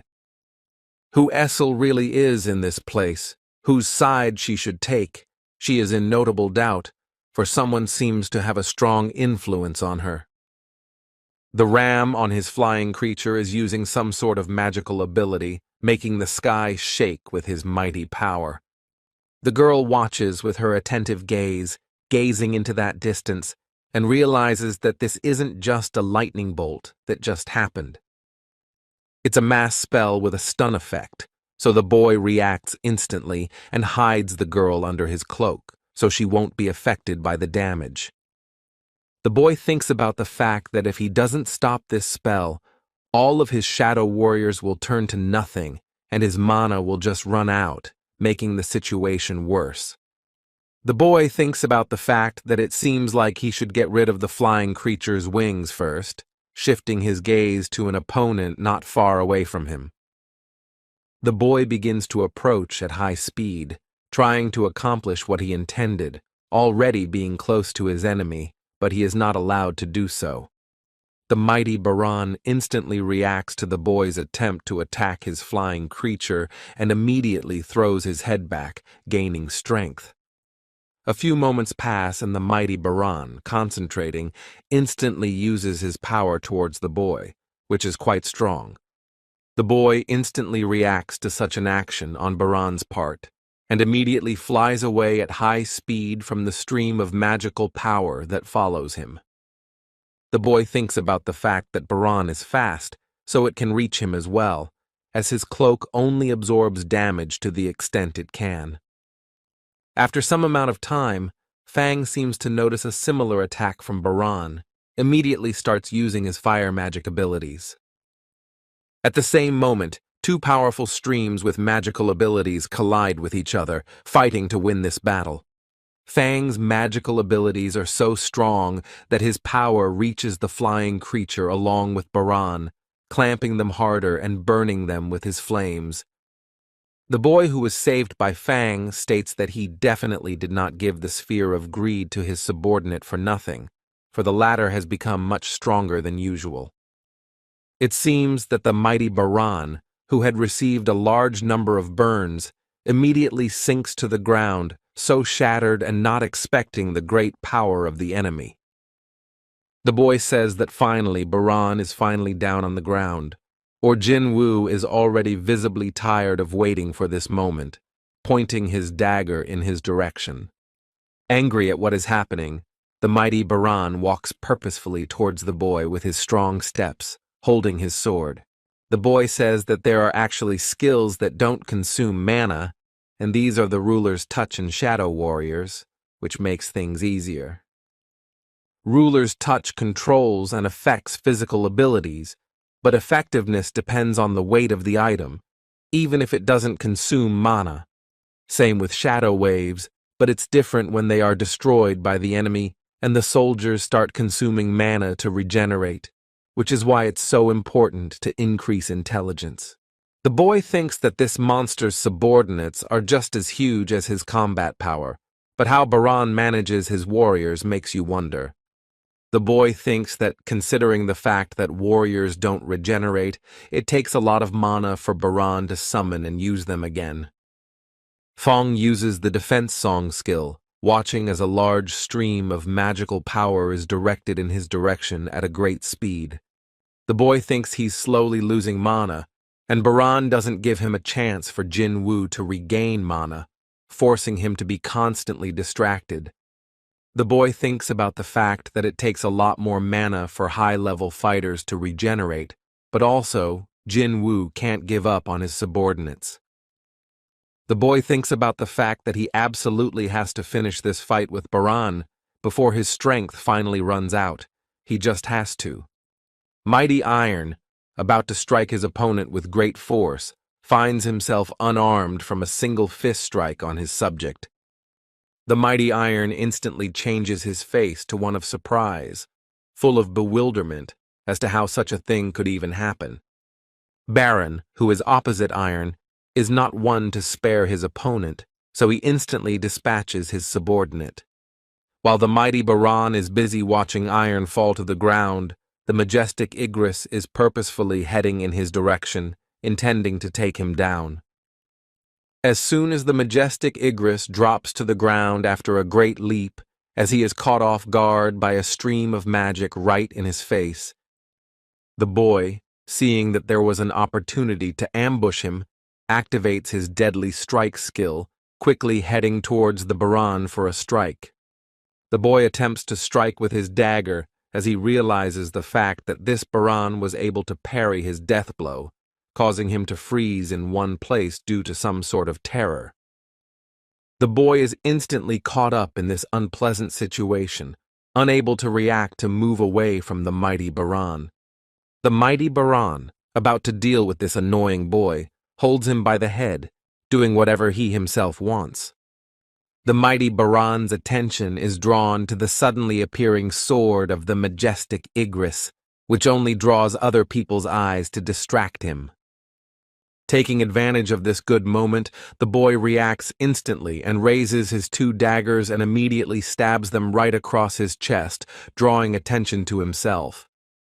The mighty Baran immediately releases the boy from his grip, immediately bending in half from the overwhelming pain in his body, setting up for his attack. At the same moment, the mighty Baran immediately reacts quickly and opens his mouth in a loud and deafening scream, causing everything nearby to cringe. The boy seems to gradually start moving away from this monster without being able to get closer, immediately covering his face with his hands. The mighty Baran, taking advantage of this moment and the fact that the boy is away from him, immediately extends his arms to the side, seemingly using skills. At the same moment, the mighty Baran has two new weapons at once, which he seems to be using to fight the boy. The boy is not going to waste his precious time, immediately follows the monster, and also picks up the powerful weapons in his two hands to fight as well.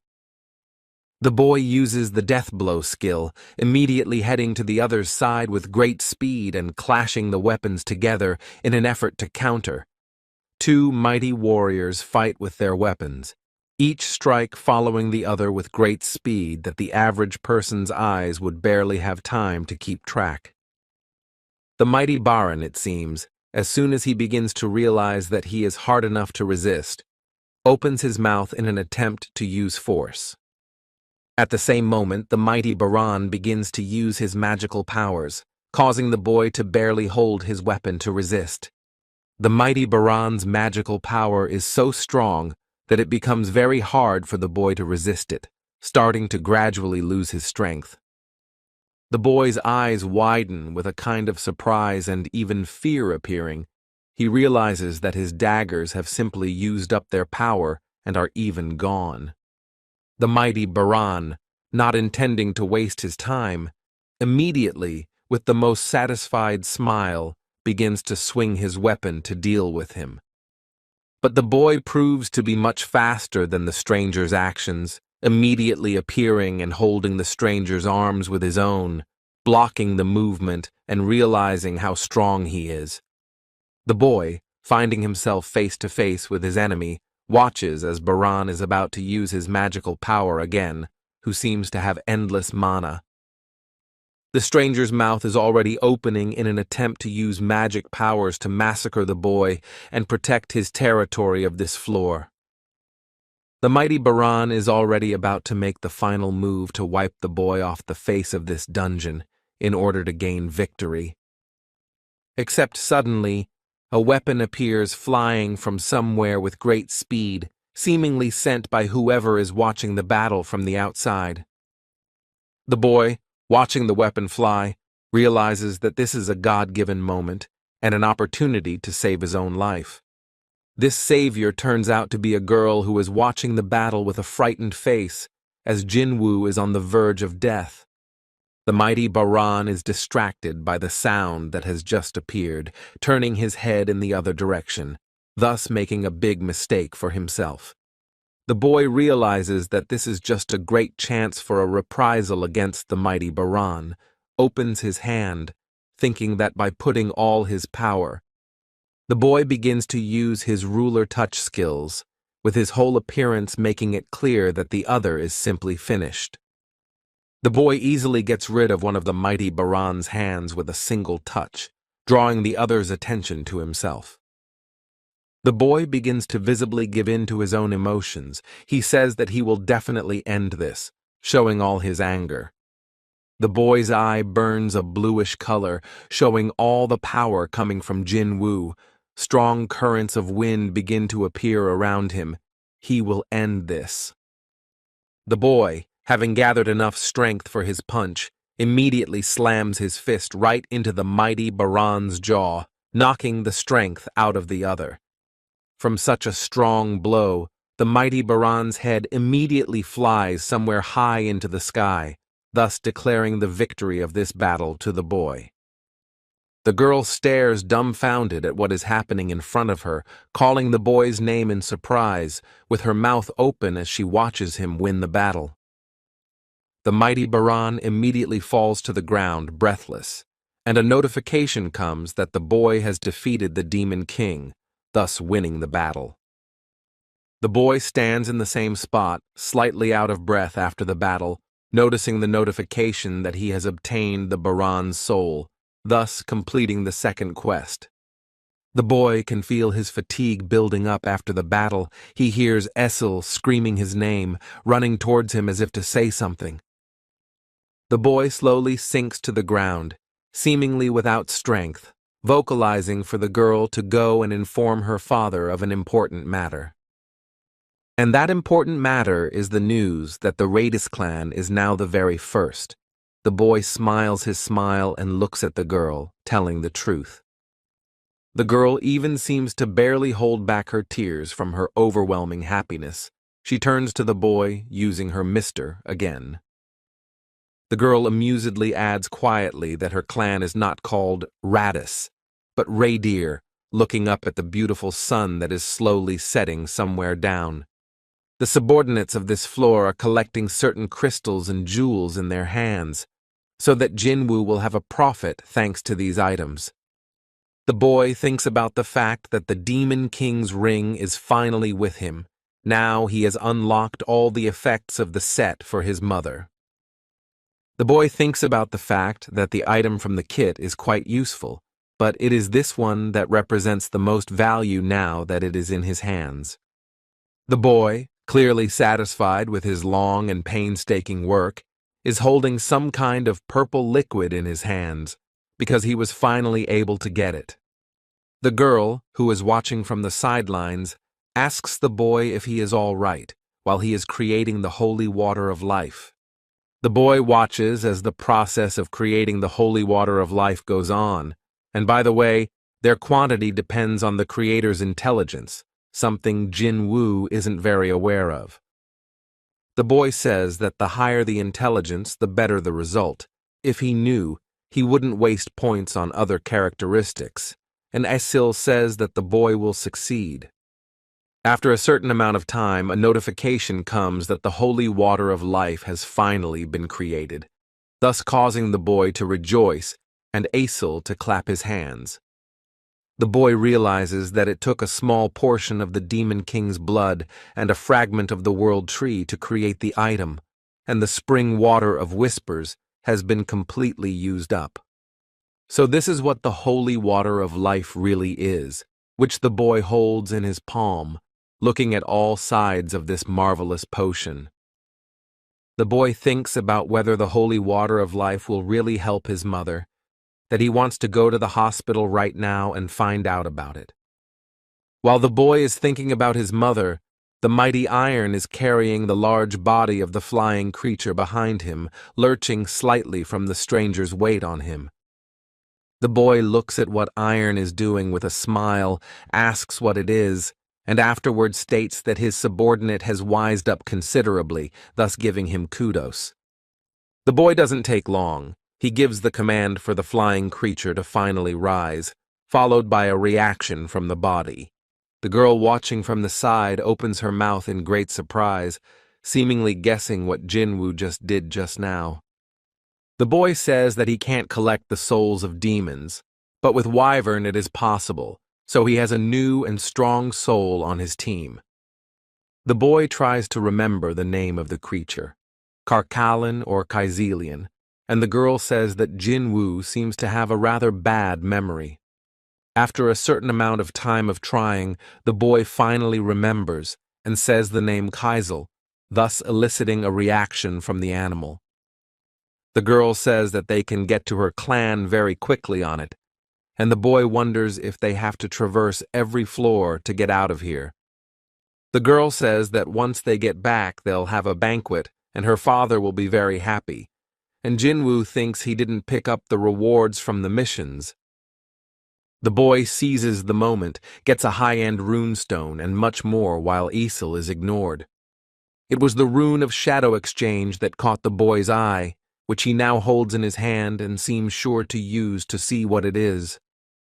After a couple seconds of the boy using this rune item, he begins to feel a large amount of air currents and dark smoke around him.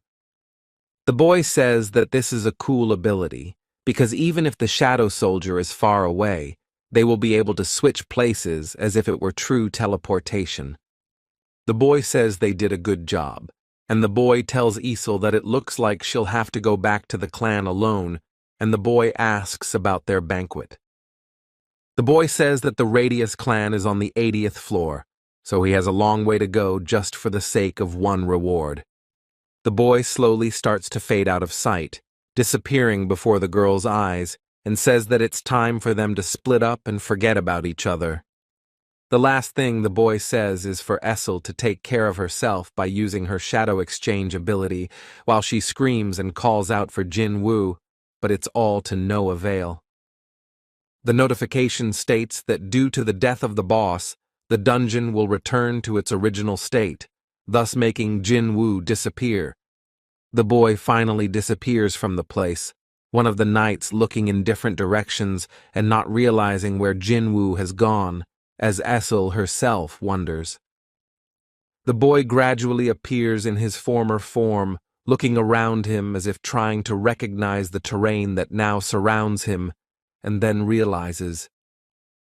The boy realizes that this is the surroundings of his neighborhood, looking around himself to make sure of that for sure, which actually proves to be the case. The boy thinks about the fact that the ability did work, so he has about 3 more hours to use the ability again. The boy stands in the middle of his familiar neighborhood all alone for a while longer, and then calls out to Kaisel to use someone else's wings. As the boy calls out to his subordinate flying friend, something body-like began to form under his feet that very second, allowing him to stand up fully. After a couple of some moments, the boy effortlessly rises straight up into the air, still standing with both feet on the flying Paet, heading somewhere. Jin Cheol states that these are video materials sent from Japan, as well as recorded using the magical detection camera on the satellite. The president states that the footage is from the first, second, and third attempt of the raid, with all the ants except for the queen and her guards leaving the nest during the attack. The president thinks their appearance is constantly changing, so those evolve with each generation, but their lifespan is about a year. The president thinks that there are boss protectors in the high-ranking dungeons, and afterward says that what's the probability that the ants won't return until the scheduled time. Jin Cheol looks at his president and states that the hunters will be using a frequency jammer, thus making things a little easier. The president interjects what the frequency jammer means, and Jin Cheol says that the ants are making contact on a special frequency, and Goto plans to confuse them with an object. The president looks serious and says that then they'll only have to worry about the main target in the form of the queen and her guards nearby. Jin Chul asks what happened, and the chairman replies that he felt something, thinking it was some kind of magical wave from some distance away. Darkness gradually falls on the street. The lantern shines its bright light, illuminating the way for anyone passing by, and someone says that they will do their best. In one of the tents, someone is talking about topics of interest to them. One of the interlocutors apparently senses something and asks the other if he felt something.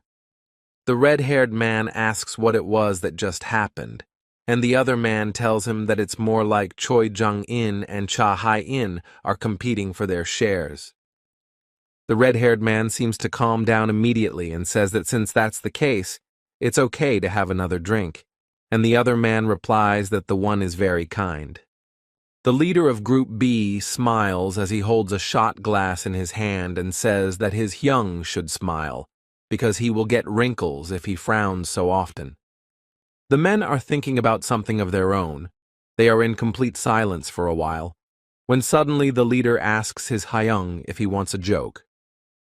The red-haired man, having had his dose, vocalizes that he doesn't want to hear it, to which his companion briefly vocalizes how he knows, distracted by his own thoughts.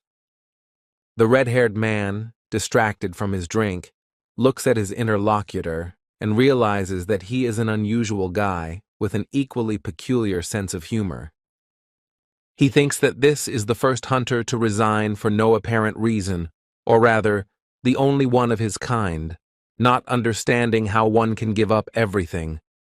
The red-haired man thinks he doesn't look like a rich man, and Byung-gu asks if he's going to go there, to which the man replies briefly that he is. Byung-gu doesn't take long to tell him that he saw the horrible moment when Young Suk was killed by a large number of ants. The red-haired man says that's the reason he has to go there, because if we let it go, Korea will suffer the same horrible fate. Byung-gu, closing his eyes and not understanding the other man's desire to go there, says that since when did this man become so patriotic to his country? The red-haired man says that it's nothing like that, he just decided to go to a place he's been going to for a while on that pretext. Byung-gu suddenly says that he refuses to do that, and also will never go there, so if the man came to talk him into it, it won't work. And the other says that he just wanted to see him. The red-haired man continues after a while that it'll be unknown when they can meet again, to which Byung-gu calls him Hyung in surprise. Byung-gu continues that he's studying for his teacher's exams.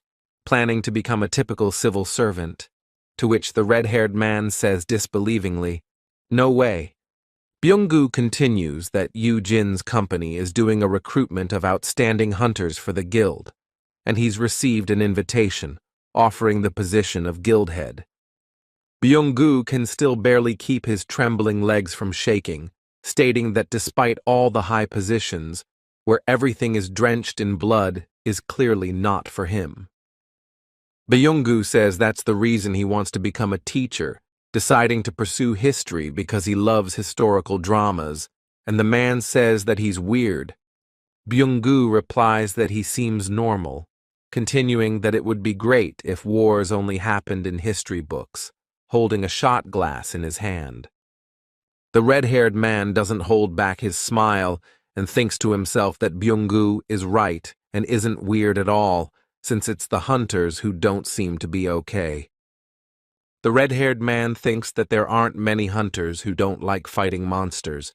There are some among the healers as well, but they heal instead.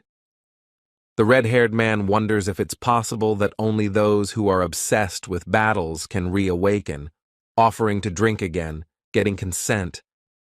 Darkness gradually falls upon the town. The hospital is bustling with troublesome work, and a large number of patients are waiting for the day of their discharge.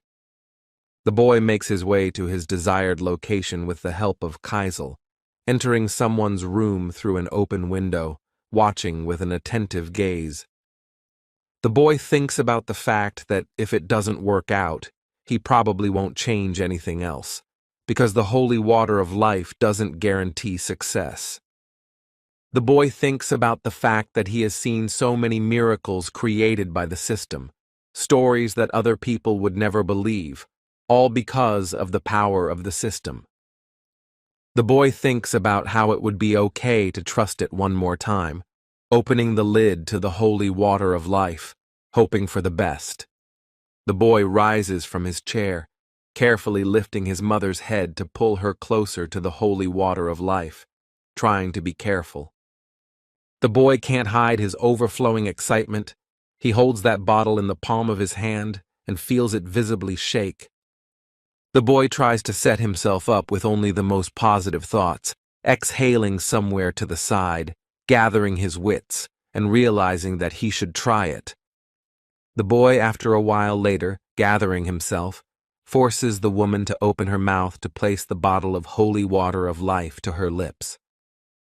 The boy looks with his attentive gaze at the woman's body, looks at the scar, seeming to gradually sink into his deep thoughts. The boy holds in his hands a kind of dish with water, begins to cry, not controlling his emotions because he just wanted to wash his mother's hair. The girl, holding her hand to her flaming burn, excitedly turns to her son and asks if he is burned and if he is okay. The boy looks at his son and cries unrestrainedly, realizing that he is to blame for the scar. The woman's exhausted face does not show any emotion. She continues to lie in the same place without making any movements. After a certain amount of time, the potion seems to gradually take effect, for the woman's face becomes a little fresher than usual. The boy thinks that her skin color has become normal, but why doesn't she wake up, starting to beg the woman to open her eyes? The boy thinks that he had only one reason to become stronger, starting to beg the woman to wake up from this merciless dream. The boy thinks about the fact that she would let him take care of all the hardships his mother had only had to go through. The boy sits down on the chair that is next to his mother's bed, crouches down in his body, and continues to beg her to wake up. The girl, minding her own business, holds the tip of her pen near her lips and stares exhaustedly at her lessons, vocalizing that she can't concentrate. Jin-ae seems to decide to get a little distraction from this routine, so she's going to go outside to take out some trash and take a walk. The girl walks out into the fresh air after some time, looks somewhere to the side and observes what's going on around her. The girl turns in the other direction, looks at a few different lights, and then asks the question out loud that is summer coming soon. The girl moves her gaze straight up into the starry sky, noticeably fixated on this work of art, and says that the air is so warm right now. In the shadows, somewhere behind the curtain, the silhouette of a woman who has just risen from her deep sleep gradually begins to appear. After a certain amount of time, it seems as soon as the woman started to come to her senses and gaze forward, she asks in a disbelieving voice if it's Jinwoo. The wind finally calms down, and the curtain stops hiding the silhouette of the woman. Drawing her attention, the woman only looks at her son with warmth in her eyes. The woman only seems to be able to question how much sleep she finally got, thus causing the boy to freeze in place from shock. The boy lowers his head, seemingly not believing what is happening, saying that it has been about 4 years, and the woman is surprised to say that it has been that long. The woman begins to ask about Jinna, how she's doing and if she's okay, while the boy, visibly shaking in his body, says that she's fine. The woman begins to show her genuine smile, thanking her son and vocalizing that he fulfilled his promise, thus adding respect. The woman seems to notice the other's grave condition and immediately takes her 2 hands in one of his, which is visibly trembling, saying that, because of her illness, the woman slowly voices that her son seems to have had a very hard time without her, watching Jinwoo lower his head, hiding his emotions. Jinwoo, finally being able to hear his own mother's voice, can't hold back his tears that run down his cheeks. Jinwoo can't hold back his tears that flow down as the drops slowly fall straight to the floor. He bites his lips and tries not to make any sounds of pain. Jinwoo can't say anything to his mother in this encounter, only a short aha voice that is filled with the most caustic pain as the woman tries to support him. One of the men in the age group surprisingly states that the patient with the disease, dreamless sleep, has woken up, for this is the truest miracle that can be. The doctor states that the patient's guardian is requesting immediate discharge, and the other states that one cannot, for that one has been laid up for 4 whole years. The doctor says that the patient's condition is quite stable. It even feels as if the woman has not been sick for 4 years, because she can even walk without assistance. A gray-haired man unbelievingly says that everything is fine with this woman, but how is it possible when she has been lying for 4 years? The other says that maybe it's because of the life support machine, and the man replies that they need to tell the world about this case. The doctor says that the woman's guardian is a certain newly minted 10th S-ranked hunter of South Korea, Sung Jinwoo, causing the other to wonder. The man turns away and says that they have no right to hold healthy patients against their will, so they'll let the woman be discharged. Finally, the woman is about to be discharged. She looks at her daughter and says that she has grown so much, still can't get enough of her. Jin-A is completely flooded with uncontrollable tears. She missed her birth mother like hell. She can't stop crying as she looks at her through her eyes. All Jinna can do is hug her own mother, wanting to feel all the warmth she's needed for a long time, all these 4 years. The boy watches as their family slowly gets back on track. He can finally watch his mother move instead of lying on her bunk. The boy thinks that his efforts were not in vain. This long-awaited reunion is like a reward for all the hardships and trials. So many trials passed, so much effort spent on these dungeons. The boy is silent, seeming to feel that something is still holding him here. The boy realizes that while working as a hunter, he wondered that suddenly he was constantly drifting away from them for only one reason. The boy thinks about the fact that he completely forgot about his phone, noticing the large number of missed calls, but whoever needs it will call him back. The boy looks at the announcement on his phone, seeming to notice that Tap Kaisel, realizing that even such a silly thing could be the most talked about. Someone starts calling on the phone, Jinwoo answers, and once the person on the phone introduces himself, it's the president from the Hunters Association, making him think. The boy thinks about whether or not he's getting a call from the president himself, voicing whether or not something has happened that he needs to take care of immediately. The president says he's sure Jinwoo has heard about the news, but the boy is completely unaware, thinking that the chairman seems to be talking about Kaisel. The boy realizes that the man isn't talking about Kaisel, asking what happened, since he just got here and didn't have any communication to answer.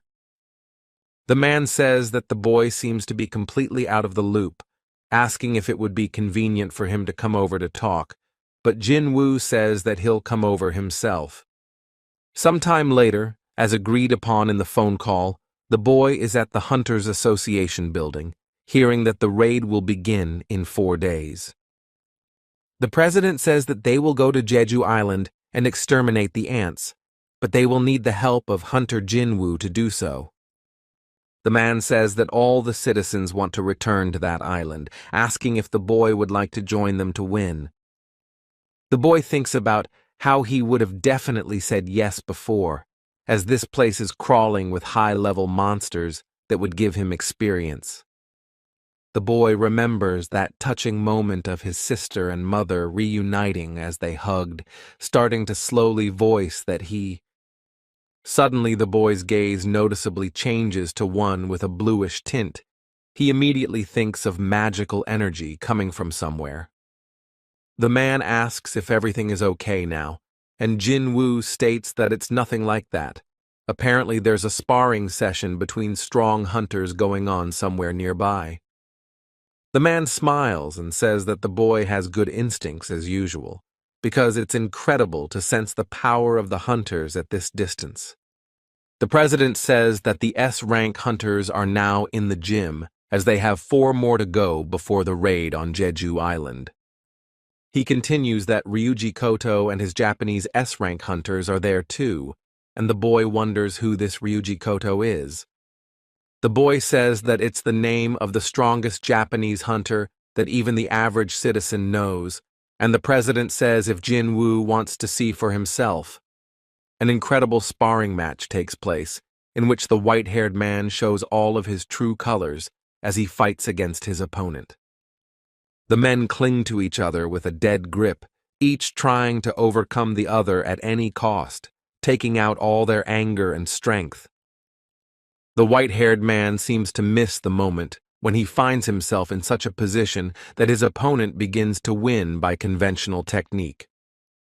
The white-haired man finds himself in a sort of ambush, changing into his own when he realizes that his opponent is taking advantage of this moment of weakness. After a couple of counting seconds, the white-haired man finds himself right on the ground, unable to get up, finding himself the one who lost the battle. The man says to Master Beck that people like him should put in more effort, to which he replies that he is no master.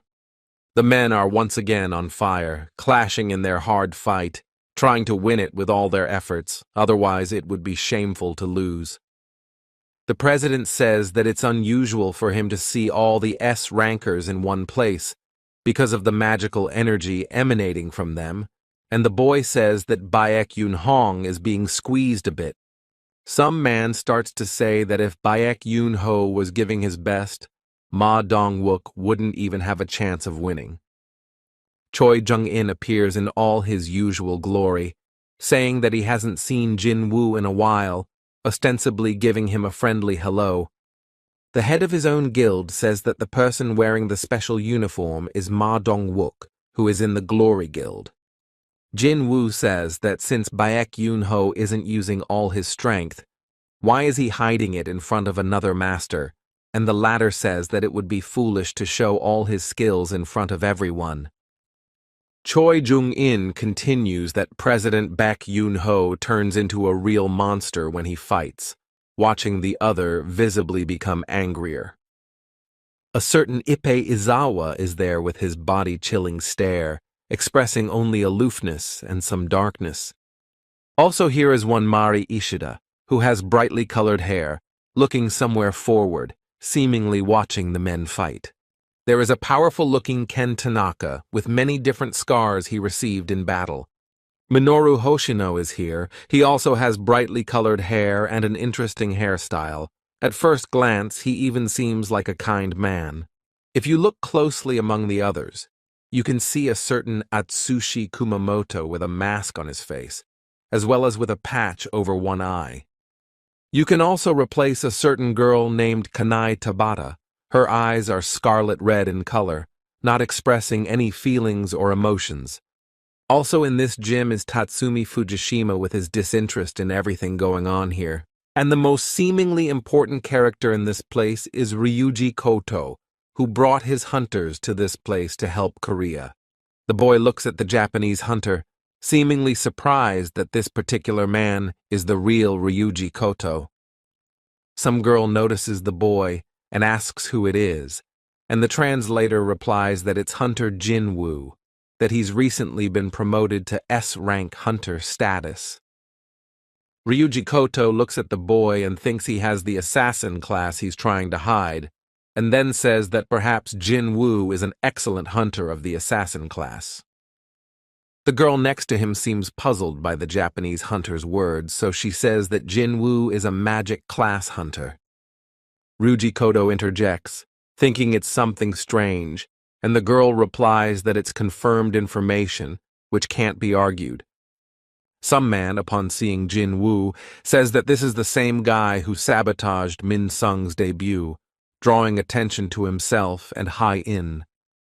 The girl gazes in that direction and begins to realize that's why the air has changed so significantly. It turns out to be because of someone else's presence. Ishida, turning to Kei, says that this appears to be the 10th South Korean S-rank hunter, and Kei says that he's about to be sickened by all the hunters here. Kei notices that there's also a girl in Korea who has a sensitive sense of smell, and afterward wonders if it would be weird to meet her. The battle between the two masters is in full swing, as each of the men take out all their anger in this battle without sparing each other. The girl says that they are the best hunters in Korea, who are not their equals, because she has often seen Goto-san mopping up dungeons, but other hunters are not interested. The man says that doesn't seem to be the case because there's another capable hunter in the area, looking at Hai-In not too far away from him. Ryuji Koto thinks Cha Hai-In and Chu-Gong Hee are strong enough fighters. Someone turns to the translator, asking what she just said. A guy says he understands everything she said, since Japanese is his second language in high school. Another shouts that it's as expected from his Hyungnam. The girl reacts calmly to the presence of unknown people by asking who they are, to which the man yells that the man is the head of the Knights Guild. The man goes on to introduce such an important person here, that the name is Park Jong-soo, who has A rank and is the head of the Knights Guild. The girl says that this is the first time she heard that name, to which the man furiously says that the Knights Guild is one of the top 5 in South Korea, and the man asks him to stop. The girl calmly asks if they joined the Jeju Island raid, because she heard that only S-ranked ones will be participating in this raid. Ryuji Koto, watching the growing altercation beside him, asks the girl about what they are discussing, not understanding a word in any way. The man is trying to show the status of their guild, and the girl says that they can't rely on A-rankers, and Ryuji says that the girl should stop. The man ends up stating that does the transfer girl even know anything, to which the girl grudgingly asks if they recognize her abilities, though. The girl takes off her jacket and states that they wouldn't say they couldn't defeat a hunter who came here as an interpreter, would they? The man grudgingly replies that the girl really needs to stop looking down on them, for such an action offends them enough. The girl looks at the back of the man's head and asks about whether he is a non-combat class hunter, thus insulting more. The boy notices that the sparring between the two A-ranked hunters begins, and Choi Jung-in says that it's going to be quite an entertaining battle. The leader of the Knights Guild says that they need to set up a few rules first, because this will be much better than a normal battle. The man continues that the first one to grab the other's wrist will be the winner, so if he grabs her first, he will be the winner. The girl thinks about the fact that if she starts attacking, she can also lose, because you have to think carefully about the steps, saying that this rule is quite interesting. The girl amusingly says that is this man ready to fight in this position, and the man says that he has no need to use his hand. The girl thinks about the fact that the man seems to have quite a lot of speed, and afterward continues that they need to start this battle. After a short sentence said by the girl rushes out of her seat with great speed that there were streams of wind behind her. The girl begins to attack with great speed, but the man is nimble enough to dodge her attempts to grab his arm, which surprises him more. The girl seems a bit puzzled that the man is dodging her body movements so easily, and also thinks that she will definitely show that the man is bluffing. The girl is about to attack, starting to gain strength and speed, as she suddenly feels a blow right on the arm she was about to attack with. The man says that it wasn't an attack at all, just a slight push with his foot, sure that the girl realized it herself, smiling a sly smile. The girl, starting to hide her emotions of surprise, rubs her arm and says that she doesn't quite understand the dialect of this man she's currently fighting.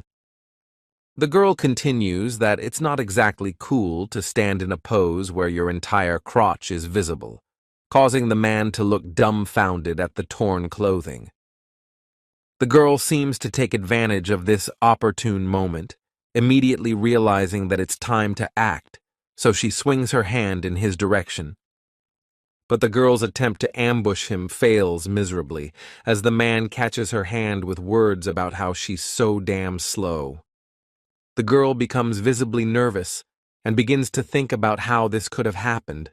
What if her sparring opponent is so vastly different in strength? The man squeezes her hand tighter and suggests that she's the kind of girl who follows tanks, so it's not surprising that she has no experience at all. The man says that things happen in Korea. Sometimes he has to fight people, but the worst thing you can do is kill people. The man goes on to say that she will regret it if she doesn't take into account all her mistakes during this sparring session, because if he had a knife in his hands, he would have easily cut her throat. The girl waves off the man who is about to go as she hears the praise that there was a rather good duel. It was a spectacular event. Ryuji Koto turns to the girl, voicing a message that he wants to address everyone here. The girl says that she has some idea that she can propose to the Koreans in the name of strengthening relations together with Japan. Some man, after thinking for a while, mentions how he will start sparring between S-rank hunters, but using the same rule. The president thinks about this person wanting to test their abilities, agreeing to the idea, but excluding some classes that are inappropriate here. The master, turning to his Hunters Association president, states that they should add a few more rules, then those who get on the opponent's back will be the winner. He continues that instead of a doubles match, they should have a group match, so here it won't matter who the opponent is. Ryuji Koto thinks that the hunter-killers would have a huge advantage in this sparring match with the previous rules, and afterwards agrees to the new ones. The man goes on to state that some of the hunters from their foursome will speak on behalf of South Korea, adding interest to the battle. The man, continuing to do some sort of formation and divide people into groups, begins to ask about which hunters will be appearing as Japanese hunters.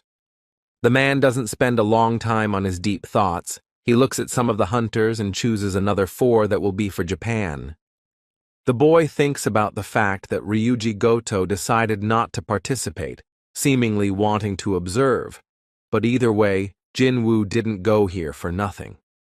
One of the hunters thinks he can draw some conclusions about the power of his opponents, but Baek Yoon-ho seems to be hiding something by not showing everyone. The other hunter, on the other hand, is only thinking as he looks at his opponents, only hoping for the gentleness of his opponents, who will have to put up a fight. As soon as the teams are divided into 2 sides, one of the hunters confidently says, smiling broadly with his smile, that it is time for them to begin this sparring.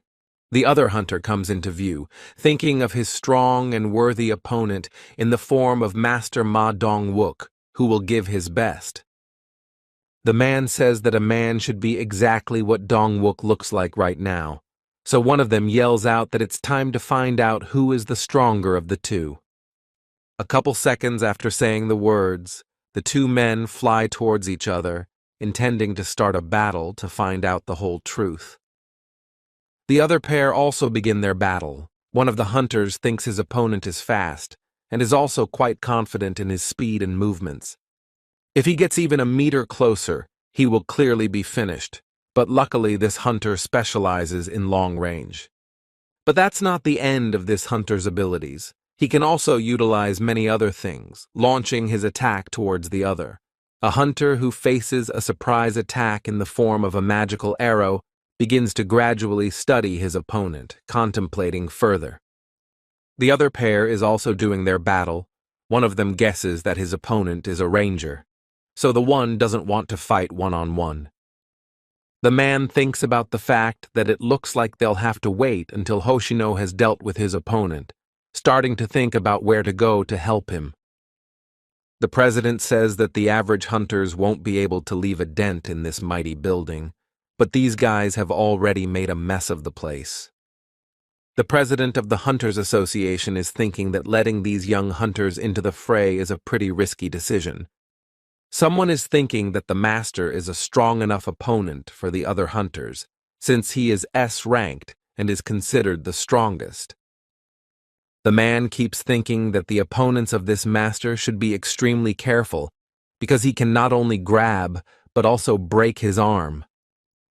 The man thinks about the fact that this is just a cheap trick, because who said anything about him having to adhere to all the rules here? The man bases all his thoughts and reasoning on the fact that only the strongest survives in this battle, launching his attack right into the master's back. But the master is not a slow hunter. He reacts instantly and dodges it, watching as his opponent gets in front of him. The master begins to realize that it was definitely bloodlust on this guy's part, but doesn't understand why he just backed off. The master seems to be thinking about whether or not the opponent was scared, while the other is holding on to his heart and thinking that the job of a hunter is definitely not for him. The master thinks the other's name is Kumamoto, not realizing either that one is a fine tactician or a coward, but is not a particularly aggressive opponent. The master starts remembering past moments that made him think harder, seeming to realize he was wrong about it even back then. The master thinks that with this guy, Goto wants to see the level of their abilities, hoping that his opponent is ready for his next attack. The master thinks about the fact that if Goto is treating him like a guinea pig, just a little bit, and the man will become much more serious. Kumamoto, watching his opponent, is horrified to notice the master's changed eyes, thinking about how he doesn't want to be here anymore. The enraged master doesn't seem like he's going to control his fire-blazing emotions. He's on about his thoughts and starts attacking in the other's direction. The master says that Kumamoto is more cowardly than he thought, which is a shame for the enemy, for the other's awakening should have been on top of his game. The head of the Knights Guild realizes that these hunters are monsters, for compared to them, his battle with the girl was childish. The enraged master, who is engrossed in the attack towards Kumamoto, is suddenly distracted by a loud sound, and behind him, even the ground begins to crack. The man, having defeated his opponent, proclaims that he is unrivaled in strength, while the loser surprisingly proclaims that he never thought he would be knocked to the ground. The other pair continue to fight, one of the hunters finding himself pressed precisely into the shattered wall behind him, hearing the words that victory is definitely not his. The enraged master seems to be trying to calm down after the recent battle, exhaling air and looking at the rest of this battle. The master, having finally calmed down, voices out who is going to be the next opponent, as it's not as easy to grapple with him as it seems. Cha Hae-in attacks her opponent, and she thinks about how she didn't think about Hae-in's speed being so fast, because it's hard enough to find a gap in her defense. Cha Hae-in used to be called a dancer due to her own dexterous dance-like movements, thus pissing off her opponent. But because this name embarrasses Cha Hae-in, the guild leader simply forbade the use of this nickname, so only a few people know about it. Cha Hae-in continues her quick attack, which is indeed like a charming dance, makes a move that causes her to knock the opponent out of herself. The opponent is distracted by someone else's movements, seemingly not having any time at all to react to how already Cha Hae-in is behind her and touches her back, thus winning the battle. Cha Hae-in isn't going to waste much time. She looks at the battle going on, and afterward she thinks about the fact that she needs to help Baek Yoon-ho, who was attacked by the two. Cha Hae-in, completely relieved from the battle with that girl, is already holding her way towards Baek as she suddenly starts to feel a presence from behind. Kumamoto seems to think that he doesn't have to worry about the other two, so he decides to just massacre Cha Hae-in to make the battle easier. But Cha Hae-in is no ordinary silly girl. She has very good instincts, so she just pushes the other one away with a flick of her hand. The others watching the battle are wondering what just happened, as if a real machine gun had been fired. Cha Hae-in, who wasn't expecting such a sly attack from Kumamoto, accidentally realizes that she used too much force than she should have. The girl scrutinizes the other's face, watching Kumamoto gradually stain his mask with his blood, and Hae-in realizes that the other is starting to get angry. People start commenting that Kumamoto becomes completely different on weekdays, as he just gets blown away and can't remember anything once the fight is over. Kumamoto can use not only forbidden things but also attack his allies, only there is no point in waking this guy up. Ryuji says that if anyone on the Korean team is in danger, they need to stop Kumamoto, because the man is only testing them. The girl says it's best to do it now, watching Kumamoto visibly change in his behavior, seemingly just losing the roof. Cha Hae-in, who is apparently just surprised at what's happening and how much her unexpected opponent has changed, looks at him. The girl notices that Kumamoto has a hell of a lot of speed, literally leaving behind only puffs of smoke. As soon as Kumamoto rises up, the girl is blown around by strong wind currents from all sides, preventing her from seeing him. The boy appears nearby, saying that it's only a competition, and the stranger's bloodlust is overstepping its bounds, hoping that the girl doesn't mind his interference. The boy is not some simple hunter. He easily notices Kumamoto's presence behind him and also hears the stranger's scream. The boy reacts instantly and is very even quick, surprising everyone around him with his abilities by simply pawing his opponent's arms. Ryuji Koto, carefully watching the boy who appeared, thinks about the fact that this technique is familiar, asking if he is definitely a hunter of the magic class. The girl, hearing the question from the man, confidently states that at least that's what the official sources say, so that's how it is. The boy turns to the huntress, stating that the best solution now would be to accept the Korean team's defeat, and the girl agrees. Someone says that Baek Yoon-ho seems to have been caught, and the master thinks that the gap in their skills was quite large, thus losing the battle. Some person addresses the boy, saying that Goto-san seems to want to talk to him about something, drawing attention to himself. Suddenly, a hunter in all his glory appears in Jinwoo's field of vision, which inquires about the boy being called by Jinwoo's name, unless the man is mistaken. The man begins to lurch toward the most interesting part, the one-on-one battle, causing Jinwoo to look at him with his burning eyes. The boy's gaze becomes visibly serious as he thinks about the man's powerful aura. Even without an interpreter, he can understand what the man is trying to accomplish. The boy, looking at the grim expression on the Japanese hunter's face, thinks that he wants to see for himself what Jinwoo is capable of.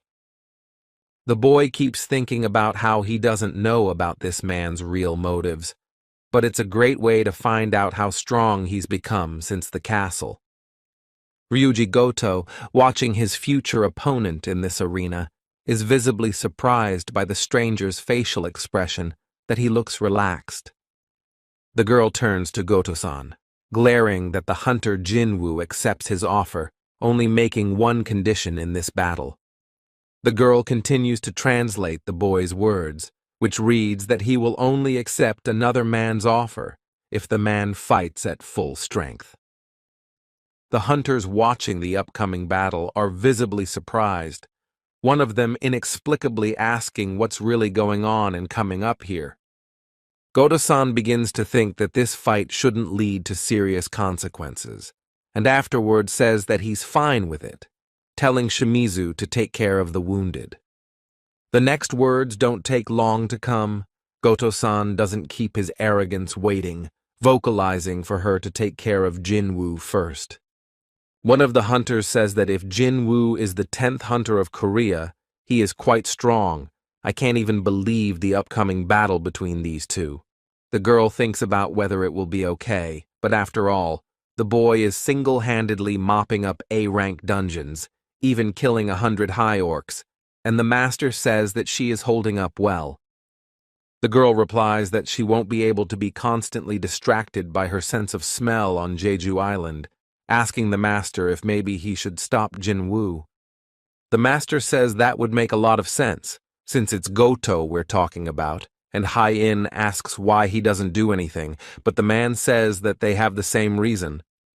The man continues that doesn't the mere thought of this fight excite her, and afterward thinks that if Sung Jinwoo can build up his strength, then maybe the boy has become much stronger than he was in their last encounter, and afterward watches Jinwoo briefly agree. The boy doesn't seem to waste much time, trying to say it's time to start the fight, but even understates it, noticing the way the stranger's hand moves to his face. Goto-san turns out to be the more scumbag who doesn't let him get a word in before launching his strong attack with streams of wind. The boy instantly dodges, grudgingly thinking about the fact that he attacked before Jinwoo could even finish his words, while Goto-san wonders if he missed. Goto-san thinks that the boy is definitely not of the magical class, since his gait and inaudible footsteps could fool anyone, but not him. The man thinks he'll reveal all the boy's secrets and continue until he knows everything, because Jinwoo has great power. Goto-san begins to realize that his attacks aren't a hindrance to the boy at all, that he easily dodges them, feeling free. Goto-san visibly becomes angry and changes his expression, watching Jinwoo's emotions and irritated to realize that he's laughing again. One of the hunters asks if the fight should be stopped, and another replies that Goto-san took the fight with complete seriousness. Another hunter says that they have such intimidating attacks because he almost can't keep up with them, and another continues that Jinwoo is very even-tempered. Hunter Hai-In thinks that Jinwoo isn't exactly holding back. Despite Goto-san's countless attacks, the latter will taunt him further by provoking him. Choi Jung-in, watching the mighty battle in progress, says that something interesting happened while he just went out for a smoke. Goto-san starts to get visibly annoyed with what's going on. He thinks about whether Jinwoo can even dodge attacks like that, or if it's some kind of fluke. Goto-san says that since he's not fighting at full strength, he's not going to get a positive outcome to this battle, thinking that he's just changing his mind. Goto-san seems to lose his sanity and former calm before the battle begins, thinking that once and for all, he's just going to kill the boy right there. Jinwoo, not going to dodge the attack this time, gets a notification that his opponent is feeling bloodlust, seemingly getting a light scratch. Goto-san doesn't waste much time letting the kid dodge his attack. He literally uses his skills right into the guy. But Jinwoo intercepts the stranger's arm, thinks about the fact that if he plays around for a bit, the system will give him a quest, and afterward says that he'd lose his eye just a little more. Goto-san doesn't understand what kind of crazy power Jinwoo has, because he could have caught him by the wrist, but he preferred to grab his hand, asking if he was joking with him. The boy says that he's unlikely to get it right now, but if he'd grabbed someone else's wrist, he would have won the fight. But Goto-san clearly doesn't want that.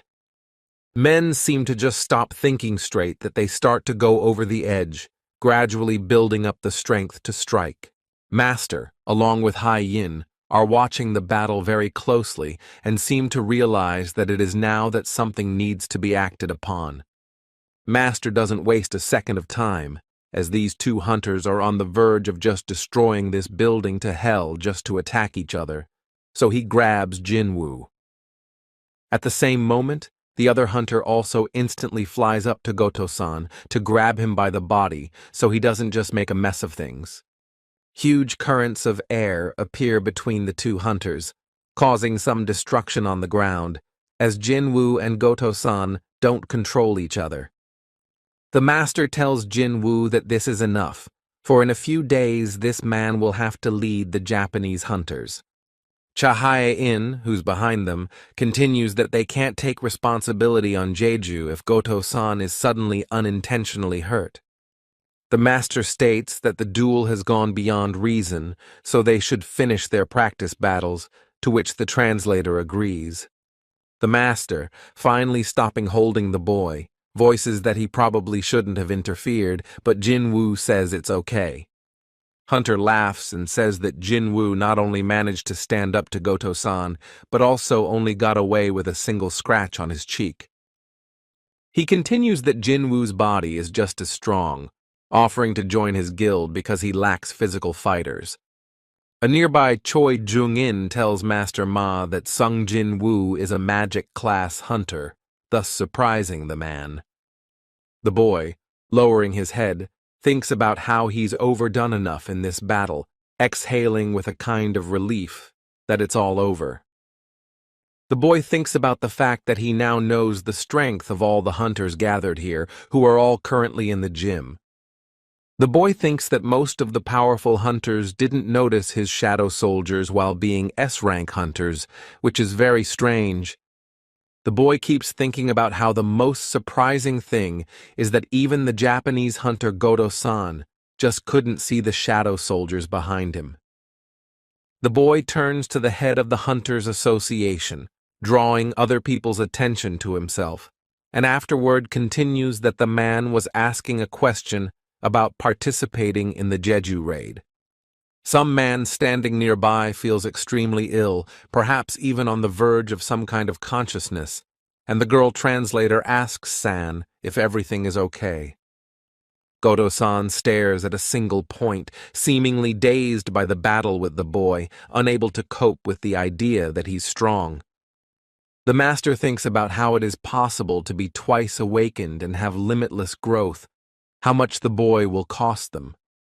Master thinks it's pointless to try to invite Jinwoo into the guild, but there are ways to contact him, so he holds up his phone. The master thinks that if this is the final list of raid participants that will take place in 4 days, flipping through the newsfeed on his phone.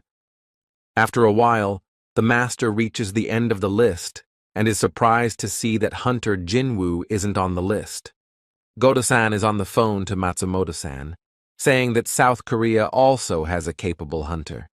The person on the other side of the call laughs on the call and afterward says that this capable hunter is clearly weaker than Goto-san himself, isn't he?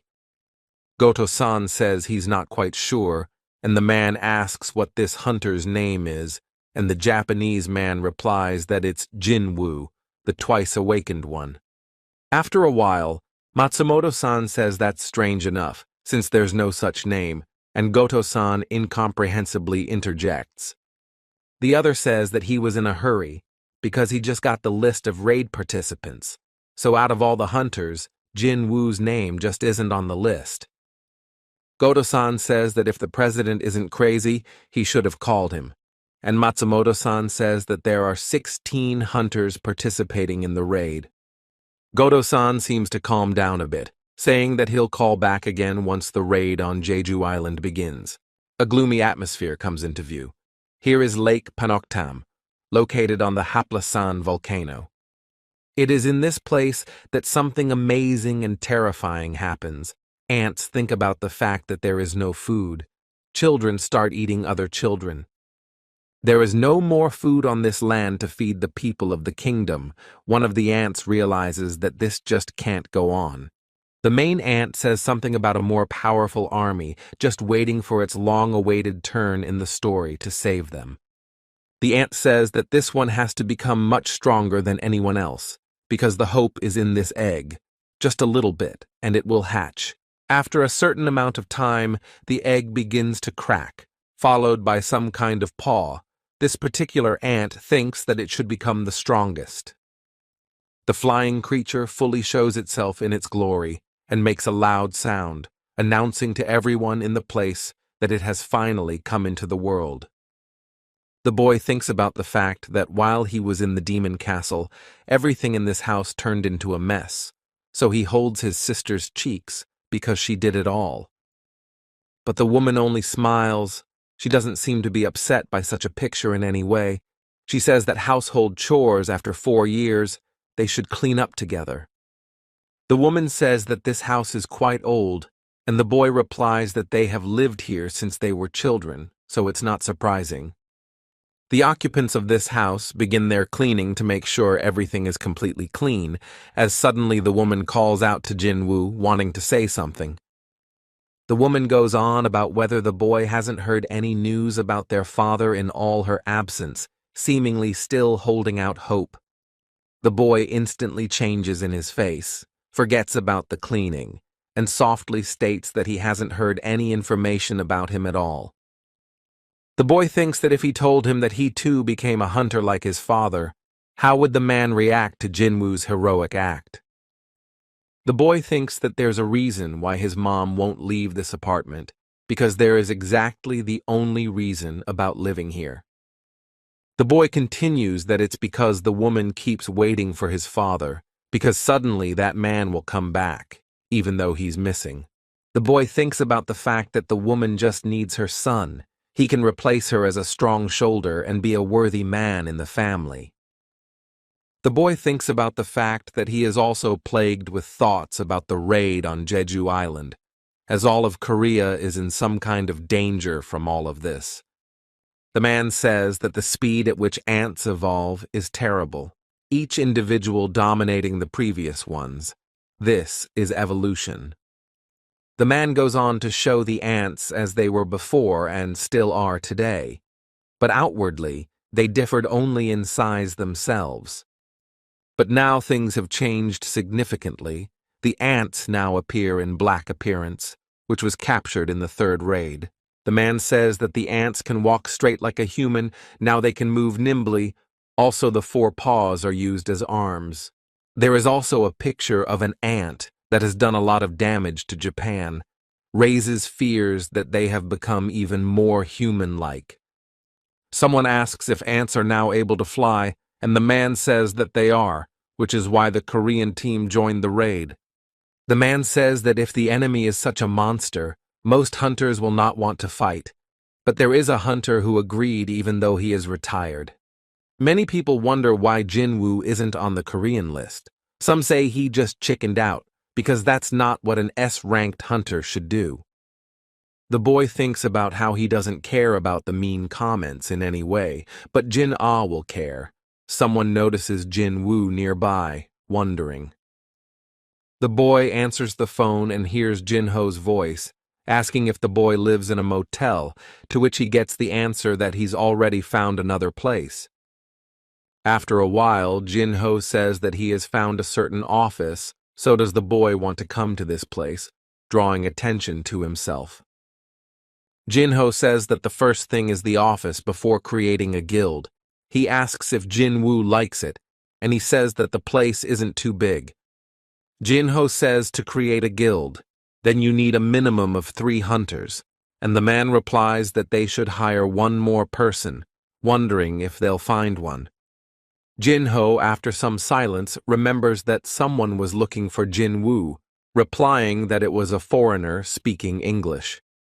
Jinho says that the person will be in Korea for a while and hopes that Jinwoo will contact him, and the boy thinks about who the person is. The boy seems to start sensing something amiss. Jinho states that he urgently needs to go somewhere, immediately starting to use his skills. After a couple of seconds, the boy simply vaporizes into thin air, leaving behind a black shadow, thus causing Jinho to be surprised. Jinho shockingly begins to see that instead of his Henim, one of Jinwoo's subordinates simply appears, surprising him only more. At some point, something unpleasant happens. Some man starts threatening his victim that if she screams, she'll die immediately. The man asks if the woman knows how many people have already died in this place, and the woman, shedding countless tears, asks him not to kill her. The man smiles his crazy smile, looking at the victim with eyes burning with hellfire, saying that's why he likes this neighborhood. It doesn't take long for the boy to find himself behind the man thanks to his abilities, who seems to begin to sense his presence. The boy, hiding behind his deep hoodie, says he wonders one thing: why the man is doing this. Is he really that uninterested in life? The man turns, looking at the boy, and then says that he is not going to teach him, because if we talk about this situation, then... The man suddenly says that he finds this matter incredibly fun. He heads towards Jinwoo with great speed, seemingly trying to attack. The man approaches, looking with the same crazy eyes, and afterwards says that when he sees someone weaker than himself, he really wants to torture them. The boy, looking at the man with his bluish eyes, and also looking down on him, making the other feel uncomfortable, says he knows the feeling. The boy doesn't make himself have to wait. He uses his skills to take a dagger in his hand, pressing it right against the man's body, making the other nervous. The boy doesn't seem like he's going to be nice to the bastard. He vocalizes that if the man ever succumbs to this temptation, the boy easily stabs the dagger right into the man's leg, causing the other to shriek, and then continues that it won't be easy for him to go back to his old life. The boy, looking at the man with the same eyes, states that he all hopes to return home before it gets dark and the sun sets over the horizon. The girl, taking advantage of this opportunity, immediately gets up and starts running in the direction she knows, trying to forget this moment like a terrible dream. The boy, continuing to stare with his chilling eyes, says that the man will return to confess before midnight. The boy continues that the man will do so if he doesn't want to die, thinking that if the man doesn't voluntarily surrender before midnight, the orc will kill him. Before leaving, the boy states that he hopes the man survives, and afterward thinks that he has no idea how much patience orc will have. The boy, as he leaves this place for a different, quieter place, thinks about the fact that finally tomorrow the raid on Jeju Island begins. The next day finally comes when a helicopter with a large number of people inside it flies on some specified trajectory. Someone announces that the helicopter with the hunters has finally traveled to the dangerous Jeju Island to deal with various enemies. The man holds the phone in his hand, can't fight his trembling, and also thinks that at that moment he felt some kind of aura. And that aura seemed deadly to him, powerful, not like the various S-rank hunters that Jinwoo seems to be the only one like that. Goto-san covers his face with a wide palm, trying to cope with himself, and afterwards states that he really has become overly sensitive to everything. After a certain amount of time, a large number of fleets begin to sail from the very coast of powerful and vast China. The coasts of Taiwan also do not make themselves long to wait, because they are all together going to deal with these terrible ants. Also near Jeju Island is slowly starting to fill up with some of the number of ships approaching the place. A large number of all sorts of destroyers with countless types, all of them have been stationed north of Jeju-do Island. The man says to make sure no one lets their guard down from now on, because if they let their guard down for even a second, the ants will attack them. Some guy asks his henim if their plan will work on these monsters, and the man says that until they try it, they won't know. The man says that's why they're here, to make sure the hunters take care of these creatures, and the other says that's right, and he'll follow the other. After a while, the face of one of the hunters also appears, and after waiting for the dialogue to end, he states that he is leaving the rear on them. The girl voices that the defense team is actually the main squad, and the other one voices that she can do combat training. The one says that their guild has only increased because of her, since he's a complete zero in management in general, and the one asks that they return in one piece. A huge number of hunters are in the Guild of Glory. They are walking in some direction, seemingly about to launch their attack soon. A man is on the phone talking about how their Min-sun could have been sent to this island, because if the ants suddenly come, they need to retreat further. The man asks how much his ransom is but doesn't understand why they can't change because of the finished distribution, then let them take care of him. Min-sung thinks about the fact that this is where he'll be able to justify his services, starting to wave and smile at the many cameras. One of the men thinks about the fact that if the raid isn't successful, no one wants the surviving ants to infiltrate the mainland itself, which is dangerous. Also led by a B-rank hunter, 3 C-rank hunters, 10 D-rank hunters, and below will defend the state's territory. The girl named Lee Ju-hee is a B-rank hunter. The guy standing next to her is Song Chi-yeol, a C-rank hunter. Even such hunters stood up to defend. Such hunters that retired are around 5,000. Also, this number corresponded to 1/10 of all awakened hunters in the country. The man in uniform says that he is a hunter cameraman from the official press because he broadcasts about hunters professionally. He says that this raid will be broadcast live across the country, broadcasting on a 10-minute delay while the editors cut everything in the meantime. The master says that a cameraman accompanies them to such a dangerous place. What is President Ko Gun-hee thinking? And another says that they have a duty to protect the people.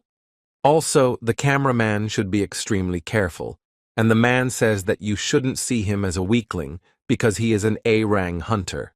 The man says that it is possible to consider that he combines both jobs. Also, it is not the first time for him, because he has participated several times in clearing the dungeon.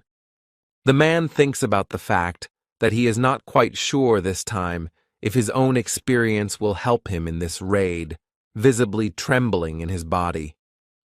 The hunter states not to worry, since the Hunters Association has confirmed the broadcast. The raid should end successfully. The man states that this is the first and last time the public will see an S-class raid, as they have failed 3 times on Jeju Island. The man says for them to succeed this time, and the master thinks that if the raid ends in failure, Korea might disappear from the face of the earth. Suddenly, the master turns to face one of the hunters, saying that he didn't quite expect to see Byung-gu joining the raid. The same one says that without his gift as a healer, Hen will be the first to die, since the master is the one who gets the first one in the head, causing everyone to laugh together. A girl appears in the field of vision and asks if Guildmaster Beck has seen Sung Jinwoo, but he replies that he hasn't. The girl is visibly puzzled by the master's answer, saying that it's nothing, and another hunter says that it looks like the show is starting. One of the hunters in the area is holding on with both hands, as if trying to hold back that violent shiver of gradual fear. The Japanese hunter Goto-san appears in all his glory, looking intently at the situation around him. The 3 hunters are in a dangerous place, one of them stating that it's one of Jeju-do's neighborhoods that smells like a ghost town. Some man is thinking that the remains look strange. Apparently ants were eating each other, and there is also a possibility that there is a predator among them. Goto-san, looking at the setting of this place, decides not to waste much time and speaks over the microphone, introducing herself as a alpha and asking for an accounting. A girl with burning red eyes briefly replies that it's B Bravo, she's ready, followed by S Charlie saying that she's also ready for any battle. After a short amount of time, D Delta also replies, saying that she is ready for battle, just give them all a command to start attacking. Goto-san doesn't make himself wait long, as they don't have much time, and they need to fulfill the assignment in all its glory, giving the command to begin. At the same moment on the most dangerous island, due to the large number of monsters, different areas begin to explode, creating noise. The high-ranking hunters in the helicopter look out the window, wondering how powerful it is, and Choi Jung-in says that it seems like the Japanese have launched an attack. Sometime later, from hearing the attacks on Jeju Island, a large number of different ants fly out of the volcano. It seems that the flying ants instantly noticed a certain object in the air, which they instantly began to approach. Choi Jung-in, without wasting precious time or endangering the others, voices out to take care of these monsters.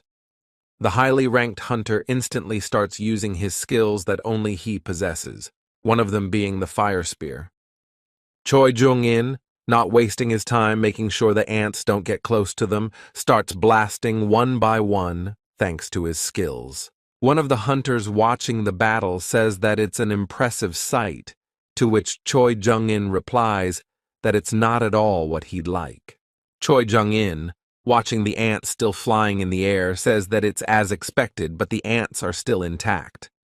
It's not enough power to get rid of all of them, so Choi tells them to hold on tight to the helicopter, because they might get shaken up.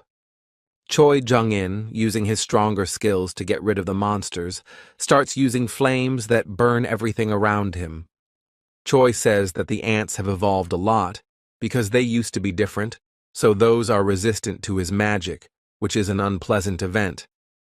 Choi Jung-in wastes no time and starts to use magic to go down, saying that he needs to check and find out their abilities. The man who didn't dare to go downstairs following the other one, saying whether everything will be okay with Master Choi, and Hae-in is sure that nothing will happen to him. The girl continues, because other people's fire magic is aimed at fighting multiple enemies, so Choi Jung-in will indeed be okay. Choi Jung-in stoops down for a while, looking at the surroundings around her, and as soon as she steps her feet on the ground, lights appear all around her. The man says that it's been a long time since he last played with ants, as he used to light them on fire with a lighter when he was a kid. Choi Jung-in uses his magic powers while he slowly talks about the crackling sound the fire must make from the ants. Choi Jung-in continues that this sound is different now, a sound like deafening explosions, that one raises his glasses to see in all its glory. After a certain amount of time, once things seem to have gotten less quiet, and afterward, turning to the others, calls for them to come downstairs. Once the large currents of air gradually dissipate, allowing the others to see the multitude of corpses lying on the ground, the hunters are surprised. The man states that there is no provision for them to retreat, meaning that once inside the nest, they will be completely isolated. The man continues that for about an hour, the Japanese hunters distract the ants, at which time they will have to kill the queen, about to begin the task. The man continues to support the others. After all, they are the ones, which means that there should be no problems, as the hunters are strong. After a certain amount of time, gradually, one by one, the hunter goes down straight to the ground, each trying to set themselves up for the best outcome. Also heading towards the terrifying Jeju Island is another Kaga aircraft carrier, which is considered to be the second in command, being powerful. Some man says for them to start the operation, also engage the jamming generator, after which his words are echoed by one of the workers. The man thinks about the fact that thanks to this device, the ants won't have to hear the signals from their queen, causing the others to become perplexed. Kumamoto seems to be shocked by everything that's going on. From the looks of it, this highly ranked hunter is just uncomfortable with the mere sight of the monsters. Some girl who is watching Kumamoto shouts at him and tells him to come to his senses, because if he doesn't adapt, he will die. The girl says that at this rate they'll wipe out all the ants before the Korean team kills the queen. Someone asks where Ken has gone. Some hunter says that Ken is tearing off the wings of everyone who can fly, like a grown man but acting like a real child. The other team watches as something sparkles above the nest, and someone says it seems to be a guy named Choi Jung-in. A man thinks about his ice and flames of that guy. What will really happen if they decide to fight together? And another says that it will be cold and hot. Someone from the hunters says that Panaktum Lake is a place that was famous for its beauty, but the place got messed up because of ants. Now, it's just a nest. Choi Jong-in says that the place used to be a fire prison that kept enemies at bay, but now it only works on ants below B rang. After a certain amount of time, the man decides to start doing something in this empty place, gets down on one knee, and says to try and find an entrance. The man uses his various magical abilities. Some fireballs start to appear in the sky itself, surrounding everyone. The master, watching the whole scene, says that it's very dangerous, but will Choi Jung-in listen to some hunter? After a while, Jung-in says that all the paths seem to be confused, like a real maze, and if they go blindly, they'll obviously go backwards. Choi Jong-in says that the deep place where the explosions won't be seen or heard is exactly the place the hunters need right now, which is up ahead. Choi Jong-in does his task masterfully, smiling, and the master in the back thinks about that as expected of Hunter Choi himself. Choi Jong-in seems quite inspired by the situation going on and feels quite free, vocalizing that it's time to check out the area. The boy seems to be breathing confused after his 10-kilometer run, trying to catch his breath as he's just completed one errand from the system. The boy thinks about the fact that this neighborhood was not crowded before, but today there is no one here at all, probably because of the broadcast. The boy continues to think that it makes no sense for him to watch the broadcast unless something unforeseen happens. John-in says that barring some individuals, everyone is in their place, and another says that this is the first time he's seen such monsters. Are they the Queen's guards? John-yin says that these species have poor eyesight, for those are only able to protect the inside of the nest, which only makes things better. The man says that the Queen is really here, giving the example of kings running away and leaving the people behind, to which the master says that they are just ants. The cameraman thinks about the fact that it's dark enough whether he'll be able to film anything, hoping that the headquarters can tweak things. After some time, the hunters one by one start walking through the barely lit dungeon, Choi walking ahead of them all. Some time passes, everything seems to be going well, as suddenly the silence is broken by Choi Jung-in's shouts that they seem to have reached their destination. The man yells about the Nick clutch ahead, which means that the Queen is also in the area, looking at the huge number of eggs. Choi Jung-in says that those ants were definitely the guards of the inner nest, so he should eviscerate the place before it's too late. Suddenly, Cha Hai-in tells the hunter to wait a bit, saying that among the many eggs there's one that has hatched, and it's also the largest. The hunter wonders if it's the same ant egg, not realizing that a monster could just hatch from there. Suddenly, the gradually angered master enters the conversation, saying that their only goal is just to get rid of the Queen. The master thinks about the fact that he clearly understands Byung-gu's concerns, but it's already going beyond all of the stated limits, starting to gradually get annoyed. The team of highly ranked Korean hunters continue to look at what's going on around them, thinking that this is just an incredible monster. Some female hunter starts smiling, saying that Ken looks bad enough, herself amused by the other's appearance. Ken says that these guys turned out to be more annoying as they came at him in a whole bunch, so he got a kick in the ribs and shoulder. The girl amusingly states if the hunter needs some healing, but wants to ask for something in return. and Ken says to stop messing around and heal him. The girl says she doesn't want money this time, and the man asks what she wants in return, continuing that she's still a child and so greedy. Suddenly, Ken gets distracted by something and tells her not to waste his time because they have another batch of some long-awaited guests.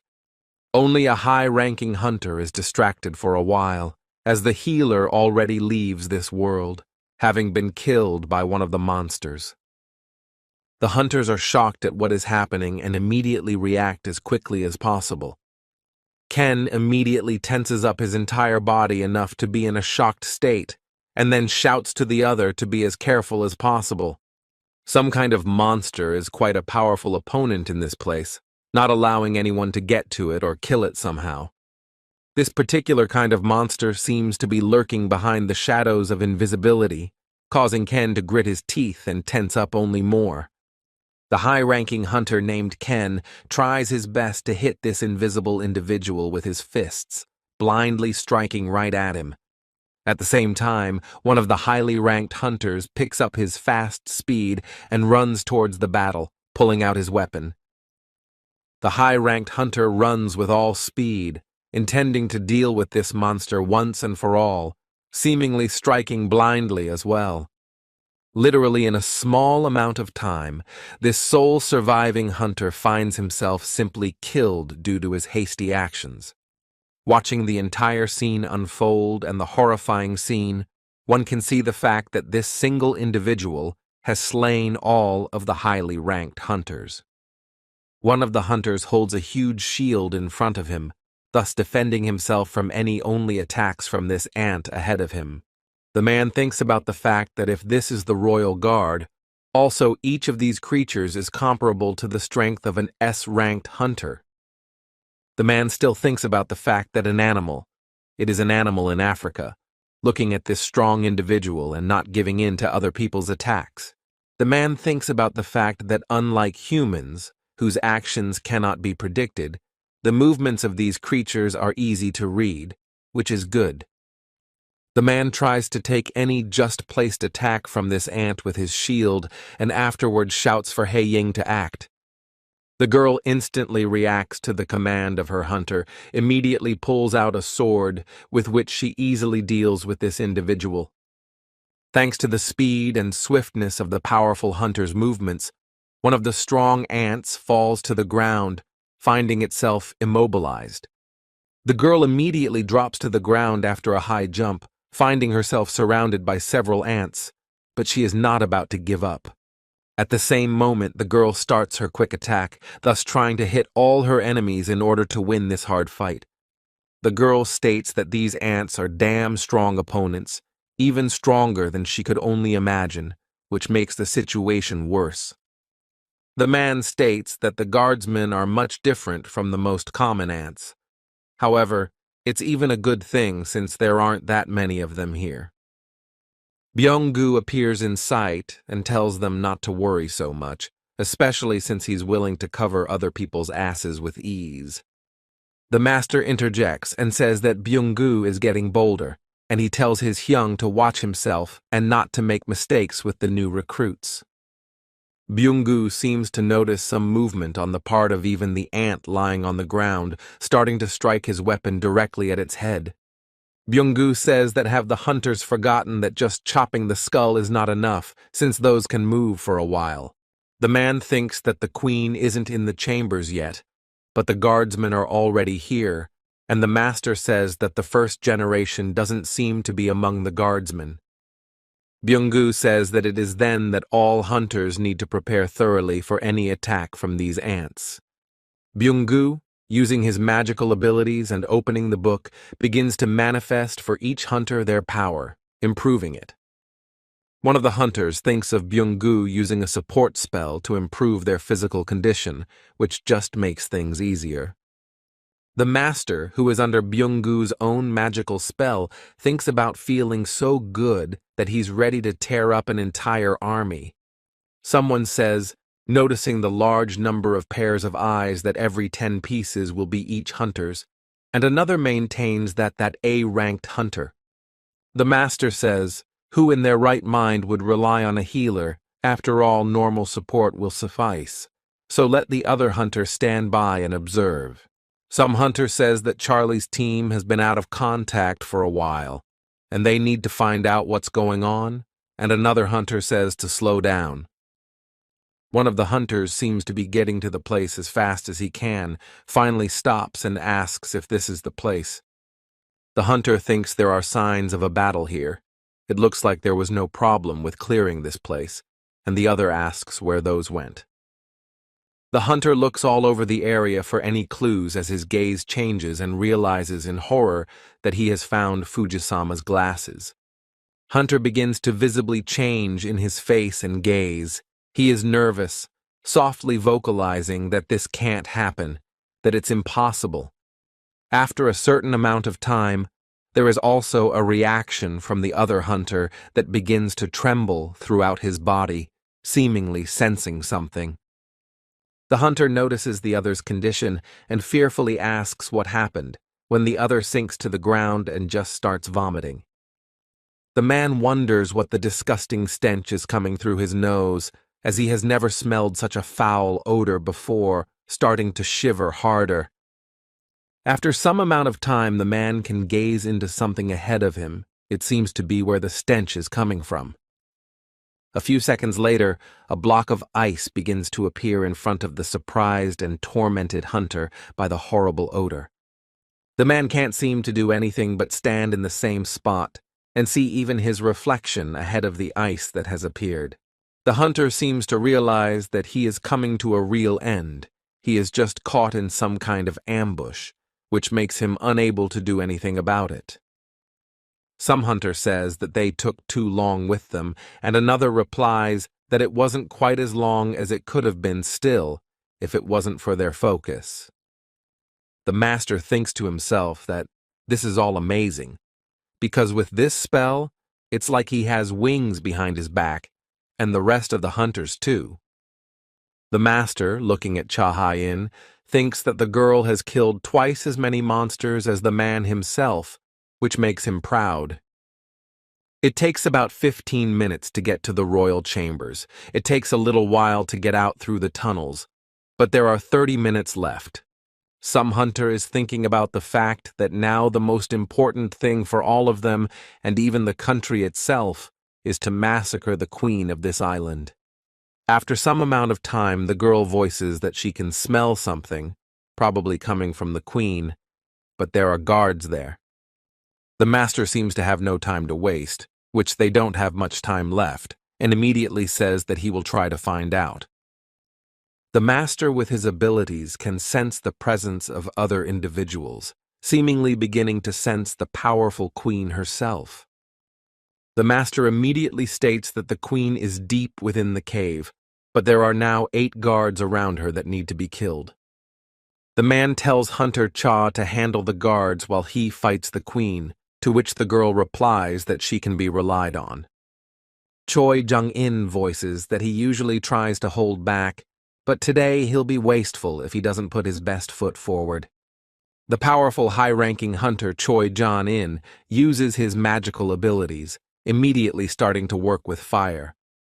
Some kind of battle takes place against a strong opponent in the form of a cunning ant, but the latter ends up losing because of the arrows in his head.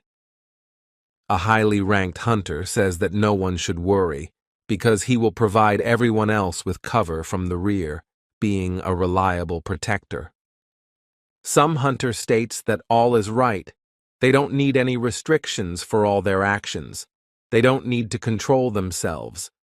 One of the powerful high-ranking hunters says that even if he has to turn into that ugly monster, then he will definitely destroy all those creatures, launching his mighty attack towards them, thus massacring many ants.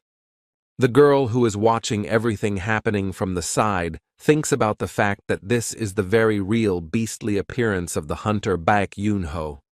Baek Yoon-ho seems to be completely losing his common sense. He is massacring all the ants that are just blocking his path. Suddenly, one of the men catches his attention, shouting for the huntress Cha-Ha-in to get on with her important business so as not to waste any time. The girl instantly reacts to her partner's outlandish shout, immediately using her magical abilities in the form of a provocative wave. Thanks to the abilities and skills of Hunter Cha Hyen, the ants near her immediately look in the girl's direction. The highly ranked hunter instantly reacts to this situation, shouting that this plan worked for them because the ants are heading in Hyen's direction. The man thinks about the fact that as long as all the guards are not down, then he will do his best to hold his target in the form of the queen. The man, using all his defensive skills to take any blow from the queen, gets up close to her, saying that he is now her opponent. The cameraman wonders if this is a dream, for just now the audience coverage has increased 80%. The audience should see more. The cameraman hears instructions on the other side, wondering if so many people are now watching this broadcast, thinking to approach as he is pulled back. Some hunter states that they're in S-rank boss territory, so they won't be able to vouch for anyone else's safety right now. Byung-gu says that if the cameraman cares about his life, let him stay out of it, because there's already a serious fight going on right now without any games. The cameraman wonders if Byung-gu lied about his skills, because the cameraman can't even compare to him. The weather is nice in town, and a voice is heard asking if the man will watch the broadcast on TV, but he says it's not interesting. The grandmother says that today will finally be the end of all enemies, and the grandfather says that these hunters always say that. Nothing new. She goes on to say that these hunters are the only ones who will be able to avenge their child. They just have to watch, even if the whole world collapses. The grandmother is unhappy, saying that the one is stubborn like a real sheep, so she sits down at the TV, listening to what the broadcast is about. Someone says that they're right in the Queen's chambers right now. As long as Hunter Ma Dong-wook is doing great, the rest of them need to help. It's also said that Hunter Baek Yoon-ho just eliminated one of the Queen's guards, and Grandma comments that it's like the whole world has gone crazy. People are crowded around the TV, listening to the fact that there are still 4 guards left, some couple also listening to the broadcast passionately, watching intently. The cameraman says that there are 2 guards left, and after that we can move on to the Queen, because there is not much time left before the end of the raid. Grandma is suddenly distracted by Grandpa opening the door, hearing the fact that the hunters have destroyed all the guards, which is gratifying. Grandpa says that this is the 4th raid, so the hunters are bound to win, hearing that the only enemy left on the horizon is the Queen. One of the workers tells the director that audience coverage has increased another 85%, and another says that they have broken a record. And then the cameraman says that Korea is about to join the countries that have mopped up the S-rank gate, while Ma Dong-wook says for everyone to step aside. The master loudly proclaims in his guise that no one should be afraid, because without her guards, the Queen is nothing more than an innocent insect, assuring the others. Only this very insect is quite cunning. The Queen is not going to give up so easily in front of her opponents, starting to attack. Some sort of vile purple liquid begins to fill the space, soiling several hunters in it who weren't prepared for it. At the same instant, the healer Byung-gu reacts to everything that's happening, raising his hand up, starting to use his magical abilities. In that same second, the hunters caught in the Queen's damage begin to recover at a great speed, giving them another chance. Byung-gu appeals to the Queen that if she wants to kill all the attackers, then let her aim at him, saying it seriously. The Queen of Jeju Island seems to react instantly to someone else's words and a clue as to who she should aim at, so Master Ma springs into action. The man says that he will never let the Queen of the Ants, who is trying to claw her way to their healer. It seems that the patience of Choi Jong-in, who is not far away from the whole battle, is gradually running out, and he loudly tells everyone to back off. The powerful, high-ranking hunter Choi Jong-in uses his skills with which to burn the body of the Ant Queen. Choi Jung-in appears in his terrifying form, holding his palm upwards, from which a large flame emanates fire. The master, in his beastly form, thinks that the queen is finally finished. He knew this from his years of experience. The queen is thrashing from side to side because of the fire in her body. She can't seem to resist defeat. It seemed to everyone that the battle was over. After some amount of time, a more interesting character comes into view, one that no one seemed to expect to meet right now. The air around has risen greatly, causing some to barely keep their balance, some shouting what is happening now, still not understanding what is going on. The master thinks about whether or not it was a howl that announces what seems to be a death struggle, but something still seems strange. Suddenly, a man observing the whole situation loudly alerts Goto-san that a large number of ants are returning to the nest. The man goes on to say that these ants are no longer affected by the frequency jammers, causing the hunter to tense up more than usual. The man freezes in one place, watching as a large number of ants rise up in the air and return back down. The hunter Cha Hae-in seems to be going to do exactly what Byung-gu said when regarding the ant's corpse, that he would move on. After a certain amount of time, the girl completely disposes of the queen, thus ending this battle, which shows victory. The girl seems a bit tired after such a sweaty battle, takes more air into her lungs and asks the other people if they are done. Hunter says that they have become the 7th team in the world to sweep the S-ranked dungeon, but the master says that he feels something. Master Ma Dong-wook says that a message just came in that the ants are coming back, so they need to get out of here as fast as possible. The hunters are surprised to hear the news, as they still have time, but Master Ma Dong-wook says he doesn't know anything, so he tries to find out. Watching the ongoing chaos just above the volcano, for large numbers of flying ants are returning, someone thinks the fire barrier has been broken. Some sort of magical force and a powerful aura begins to spread throughout the area, making all the hunters here feel worse. Some powerful creature begins to walk in large strides towards the high-ranking hunters inside the nest. The master seems to begin to feel this powerful aura coming from his opponent, also stating what the fuck is going on.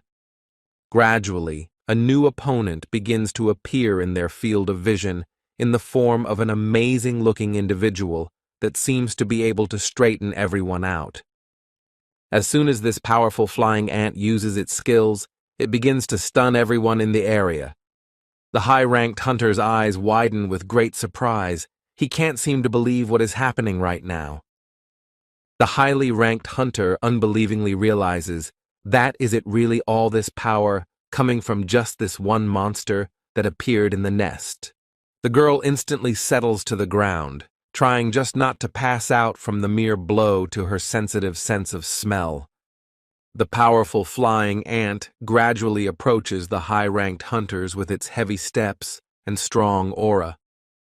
The girl continues to hold her palm against her nose and stare at everything with a shocked look, thinking about what kind of monstrous power this individual has. The girl realizes that it's just unbelievable that she can see such a thing in front of her, and this ant is clearly not the most ordinary kind, but a more powerful one. Master Ma Dong-wook thinks that he should not hesitate in any case. He must destroy the new enemy that has appeared, while only the powerful high-ranked hunter seems to be completely confused by the fact that this individual doesn't start attacking the hunters, but moves on. The new species of individual just walks past the others and stops right by the remains of the queen of this Jeju-do island, looking at her. The high-ranked hunter is thinking disbelievingly that did this monster just pass by and is now standing by the corpse of the queen. All the hunters in the area are visibly in complete shock at what is happening, not even knowing how to react.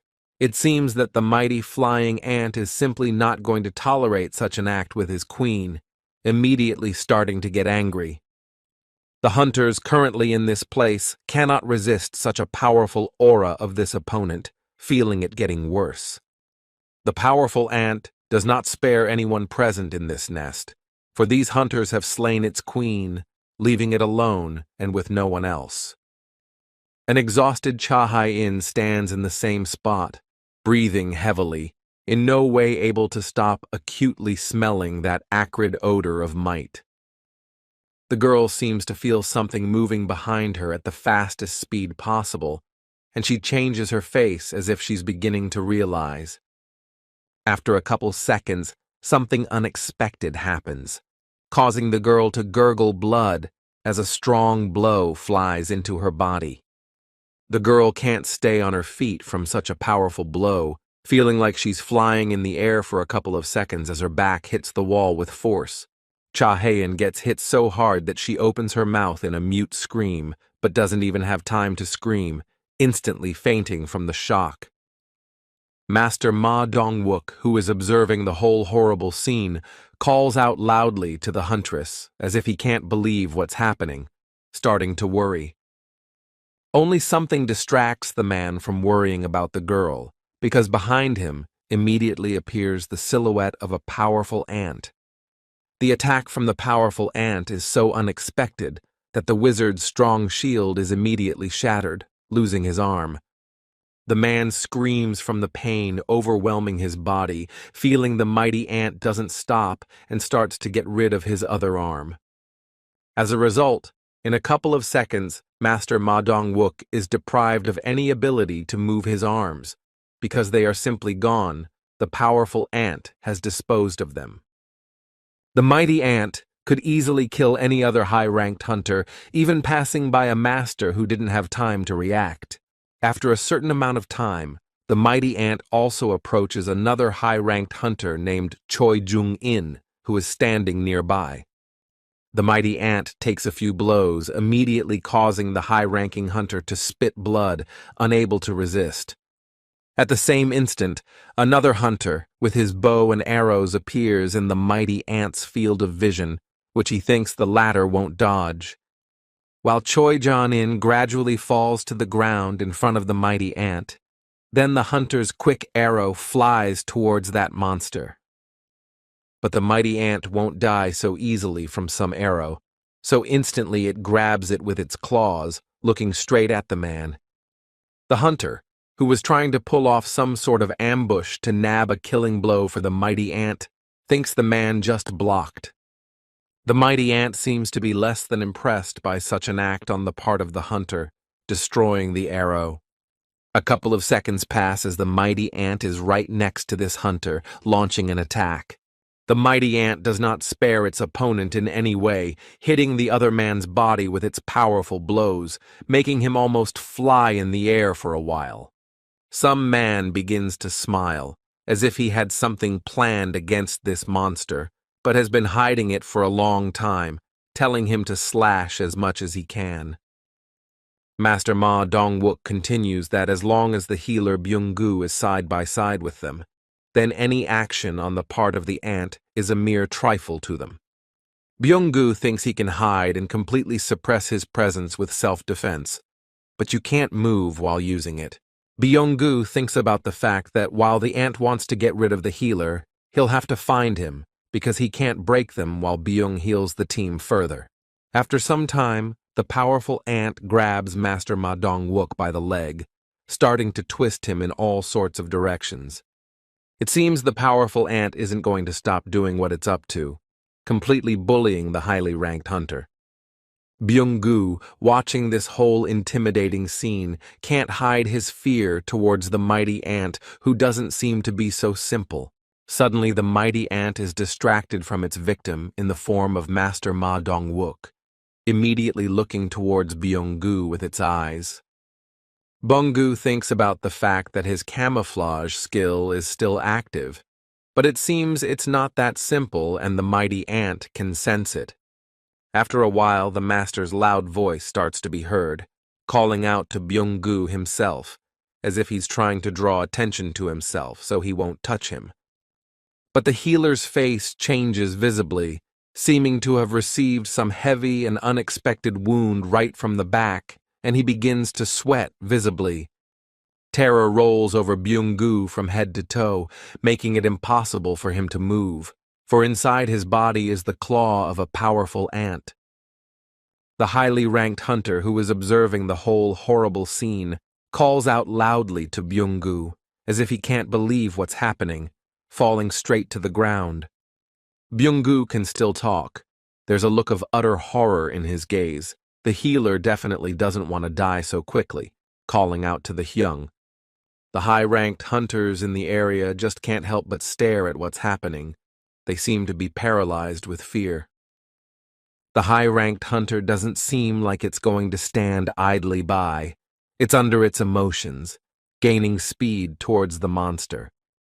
The mighty ant doesn't seem to waste its precious time, immediately lashing straight into the hunter attacking it. Mighty ant begins to let out a voice similar to Byung-gu himself, telling his Hyung to just run away from here and do nothing. The mighty ant begins to fully show the appearance of Byung-gu in his confinement, seemingly hypnotizing the hunter. The master's gaze changes as he listens to the painfully familiar voice, realizing with horror that Byung-gu has just been caught in a hot hand. The master thinks about how the bastard just devoured the poor healer, and the powerful ant gives out something along the lines of, as if the hunter is the ultimate weakling. The master guesses that the bastard took Byung-gu's most precious memories along with his life, and the ant says they killed the queen but miscalculated.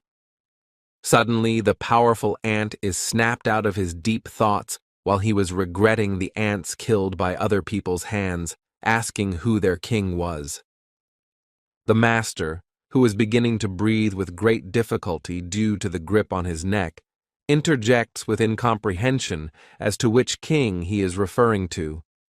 Suddenly, the mighty ant turns toward the exit of the inner nest, slowly vocalizing that there is someone outside. Outside is some by the mighty ant's senses strong guy, making all the hunters wonder who it is. As soon as the mighty ant voices some strong guy outside, it instantly starts to fly away from the place with all speed. The master immediately falls to the ground holding his neck, starting to cough convulsively and taking more air into his lungs in an attempt to regain consciousness.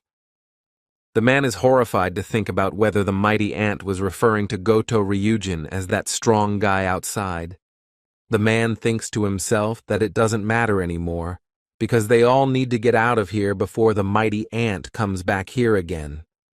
A large number of flying ants seem to be heading in a certain direction and find one target. Someone yells out that there are a lot of ants here. The girl states that it's quite strange, as first Charlie, then Delta, along with the two teams just lost communication. Goto Ryuji says that there's radio frequency interference, but that's impossible, because those aren't that far away, calling Bravo Team. Another huntress says that Bravo Team is on the line, hearing the question if those can't contact the missing teams, answering that only Alpha is in contact. Bravo Team says that do they really need to go scouting, and Goto Ryuji replies that they are already on their way, let those handle the rest.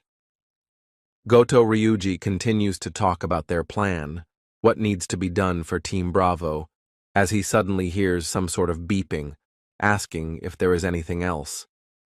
Goto Ryuji is rather puzzled by what he hears, and starts calling for the head of the Matsumoto Association, but no one comes on the line, causing him to tense up. It's quiet enough on the coast of China's waters.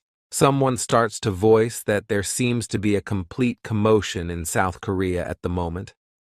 A man says that the ants won't be able to fly to China. Some are thinking about Goto Ryuji helping Korea just because of the national level hunter title. A man says that it's quite possible since the national hunters cleaned up the S-rank dungeons, while another says that does the one mean that? The man waves off that he was just thinking about the fact that this spectacle was only happening to draw some eyes away from himself. The captain, who is perfectly safe and puzzled by the words of one of the workers, begins to think about all sorts of possible situations. The man begins to say that how can you not look at the whole thing from the outside, but Goto Ryuji is still a weak hunter. Suddenly the captain is surprised by the words he hears, seeming to notice another presence of another person beside him, gradually guessing. The man says that the other should understand if he meets Liu Jigang, and the man says that when the captain saw him, he immediately became someone else's fan. The captain, hiding behind his headdress, states that no matter what, one of the fears involved in the raid will suffer a crushing blow. A high-ranking Japanese hunter, being in the right place, begins calling out to Goto, hoping to find the hunters alive and not their remains. The hunters in the area cover their mouths in horror, looking at it all with disbelieving eyes while Goto Ryuji says there are casualties. The man is heard on the other side saying that more have died than they realized, but that's what they sent the third-rate ones for, to which the other agrees. Ryuji says that these hunters are just wimps who don't need to be paid attention to, and afterward he hears that it's his truth, for if a lot of them die, it won't make any difference. A man sitting in a brightly lit office asks if Team Cory is now trying to destroy the queen, getting consent. The hunter states that the frequency jammers have stopped working, so the ants return to the nest, hearing the question of whether the Korean team will survive. The man states that based on their training battle together, as well as the makeup of the current members of the raid, then the Japanese hunter changes in his face, his gaze expressing coldness, even a kind of hatred after the memorized moments from the battle, stating that those have no chance. Another man says that since the Korean team was destroyed, the others had to retreat, but Goto never reached the national level. The man continues that their plan to destroy the Korean team was successfully completed, so they can retreat, to which the hunter agrees. There is a calm atmosphere around the hunters that are there. The Japanese hunter states that their order from above states for them to retreat. The Japanese hunter doesn't even have time to say that they will deal with the bodies of the others later, when there is some movement from behind. The Japanese hunter reacts in time to the sudden attack from the enemy. One of the hunters dies, but the other two are still alive. The highly ranked hunter, noticing this horrible scene that happened quite suddenly, calls out loudly to Ishida, not believing his eyes. Ryuji Goto thinks it's no ordinary ant at all, saying he'll deal with it, asking Minoru to hurry up and go to Bravo Team. Minoru doesn't seem to know what the best thing to do right now, as the Japanese hunter says to just stay out of his way with such an opponent. The powerful Japanese hunter seems to start using his abilities, stating that the ant has a rather murderous aura. The powerful ant appears in its majestic form. It begins to slowly talk about whether or not this hunter is a king. The Japanese hunter, upon hearing human speech from the monster, thinks to himself, that is it really a monster that can talk? The Japanese hunter doesn't make him wait long for his answer. He pulls out his weapon, presenting himself in front of the mighty ant as a king. After a short amount of time, the mighty ant uses its powerful abilities, seemingly making everything around it tremble. The Japanese hunter's gaze noticeably changes. He starts to realize with horror that this ant has such powerful strength. The Japanese hunter begins to remember something at this moment. It seems that the feeling he is experiencing now, he has already felt once before. Hunter Sung Jinwoo's murderous stare begins to surface in the Japanese hunter's memories, seeming to realize that it was back then. As the Japanese hunter goes into his deep thoughts, completely oblivious to what's going on around him, his sword just happens to be broken in two. When the Japanese hunter is distracted for a couple of seconds, he is struck down by a powerful ant. A large number of ants seem to be already starting to approach the other surviving hunters, some trying to fight them with magic. The master turns to Choi to ask if he can strengthen his skills, to which the other replies that then there would be no oxygen left here. The master thinks about the fact that all the hunters are now mortally wounded. Even despite Byung-gu's best efforts, their condition wishes to leave much to be desired.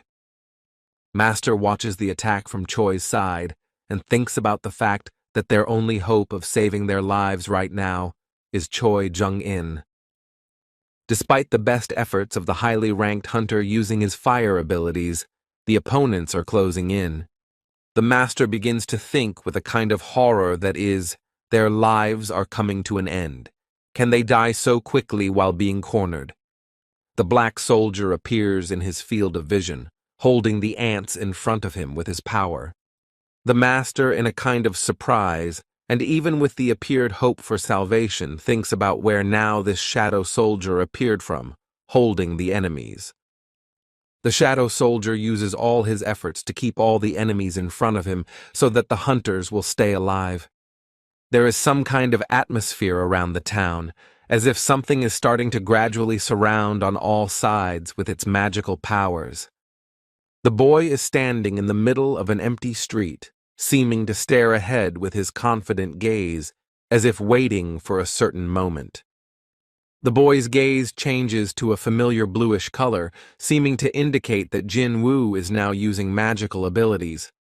After a certain amount of time, after waiting for the right moment, the boy is not going to languish and briefly uses his exchange ability.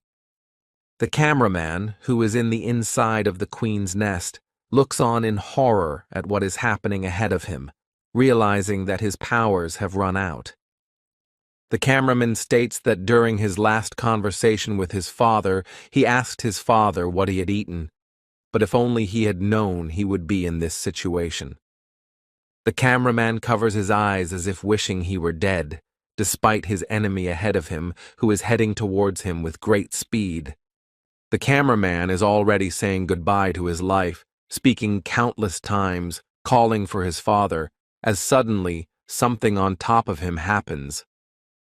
The cameraman stares at the picture with eyes of marked disbelief at what is happening, as one of the ants is dealt with just in time, saving him from death. One of the workers grabs his head and states that because of some one ant, all the S-ranked hunters will be killed, which is unbelievable. Another worker says that their line is about to explode from the amount of viewer calls, and the chief says that, do they really need to broadcast a bloody mess? The chief immediately grabs his face and grimacingly says that there is only one lose-lose outcome here, and someone says that someone has appeared on the scene. The chief instantly comes to his senses, disbelievingly interjecting what the other person just said, and the other employee asks in amazement to see. The chief, looking at what is happening on the other side of the screen, opens his mouth in surprise and can't help but let out a sigh of amazement at the picture before his eyes. A man says for them to resume the broadcast soon, while another says that it will be live and they won't be able to cut some scenes. The chief says that they don't have any choice anymore because it can't get any worse, so let everyone turn on this broadcast for the whole world to see. The boy appears in all his terrifying guise, and the broadcast is in full swing, showing what is happening in bright colors. The man thinks that now the fate of mankind simply depends on this boy. The majestic Igris appears in sight with a sword. The boy, from whom a murderous aura emanates, is near his subordinates, who are ready to fulfill all the decrees of the Lord. The man thinks that the world really depends on this young boy, that he simply must defeat this powerful ant for the sake of all people. The boy, looking with his confident eyes at his opponent in front of him, does not make the command wait long and calls out to Iron. Iron, hearing the command from his Shadow Lord's side, instantly reacts and uses his provocative shouting skill. The boy, observing the work that Iron has just done, praises his subordinate with his hand raised high up in the air, giving some sort of respect. The boy is not going to waste his precious time, immediately pulling out two powerful daggers, heading towards the ants. The boy seems to be flying around the area, He moves with great speed, taking down his opponents with ease. A rather amazing battle is taking place around this place. The hunters here can finally rest while looking at everything from the outside. Master Ma Dong-wook looks on in amazement at what is happening right now. He uncertainly voices who is so powerful fighting right now. The master watching from the sidelines as the battle unfolds, he turns to the other master with words of just not worrying. The master says relieved that everything will be all right now, watching the boy massacre the monsters without giving much effort. Some strong creature, using his hands alone, can massacre his opponents in a similar manner, surprising with his strength. This particular amazing creature is the majestic Igris, who also keeps up with his lord and quickly massacres his enemies. The majestic Igris uses his sword and works professionally with it, thus massacring a large number of ants. The boy, watching the unfolding picture in front of him, thinks that they should speed up a bit, because this is even starting to get boring. The boy, standing on the battlefield with a large number of different ant remains around him, immediately gives the command to rise up. The cameraman opens his mouth in horror, unable to understand what is happening now, whether the boy is definitely on their side, whether he is dreaming at all. As soon as the boy gives his command to rebel to all the dead, the flying ants immediately appear as Jinwoo's subordinates. The cameraman hears a voice telling him to do something, because the whole world is watching this broadcast, and he says he doesn't understand what's going on. The cameraman says that the ants just start hunting each other, watching as new species of ants appear. After a certain amount of time, the boy, distracted from this battle, approaches the other hunters, asking them to come closer to him. The boy holds a bottle of red liquid in his hand, and afterward thinks that now is not a good time to trade. The boy walks up to one of the hunters and says that he will explain everything to them later, asking all the survivors to drink what he is giving them now. Once one of the hunters obediently complies with Jinwoo's said request, he begins to instantly regenerate at a high rate of speed. The other high-ranking hunters, having also tasted the liquid, are surprised to notice that all of their wounds simply healed in a second. One of the hunters asks why Cha Hai-in didn't wake up, and the boy says that the girl just has a serious wound, so his skills won't be enough to heal her. The boy, observing the girl's terrible condition and how red liquid keeps flowing out of her mouth, realizes that Hai-in is barely breathing. The boy mentions that all the ants seem to be finished, so they should all get out of here as quickly as possible. After some time, a powerful ant begins to appear in sight, saying that there is no king outside. He slowly makes his way to the inner nest. He also starts to say that there was just some fake king outside, and not a real king. The mighty ant shows all of his powerful aura, begins to speak at his usual slow pace, asking if there is a real king among them. The master looks on in horror as the mighty ant comes into view, having returned and seemingly massacred Goto Ryuji. Master Ma Dong-wook, noticing the alien presence of this terrifying ant, becomes worried, and the boy asks him to keep an eye on Hai-in. The other high-ranking hunter calls the boy away, but the boy walks confidently toward his goal, thinking about why the connection to Goto Ryuji's shadow was cut off. The mighty ant walks in slow steps towards the boy, asking if Jinwoo is the human king, and the boy says it's a talking insect. The two powerful opponents come face to face, gazing at each other studyingly, thus trying to figure out who will win the battle. The mighty ant begins to remember the false king, and afterward says that a truly dangerous aura emanates from the boy. At the same second, the mighty ant starts making noise, thus spreading air currents around, but Jinwoo is also standing. The boy is in no way surprised by the other's reaction and attempts to scare him, only grinning that the ant seems to be an insect right now. The city is covered with gloomy weather. It is raining heavily, and at times you can see lightning flashing in the sky. Someone is holding a phone in his hand, which says that the broadcast is not yet prepared. Technical work is underway to improve the signal. Some people who have been watching the raid itself since it began are wondering what's up with the hunters, and a girl asks where the ant came from. One of the men yells out how they could interrupt the broadcast at such an important moment, while another man is vocalizing, trying to figure out what is going on now. The occupants begin some news. One man voices that they are broadcasting breaking news from the scene itself, slightly nervous. The man begins to voice that during the broadcast, they reported the horrible news that Hunter Byung-gu had died, causing one guy to freeze in shock.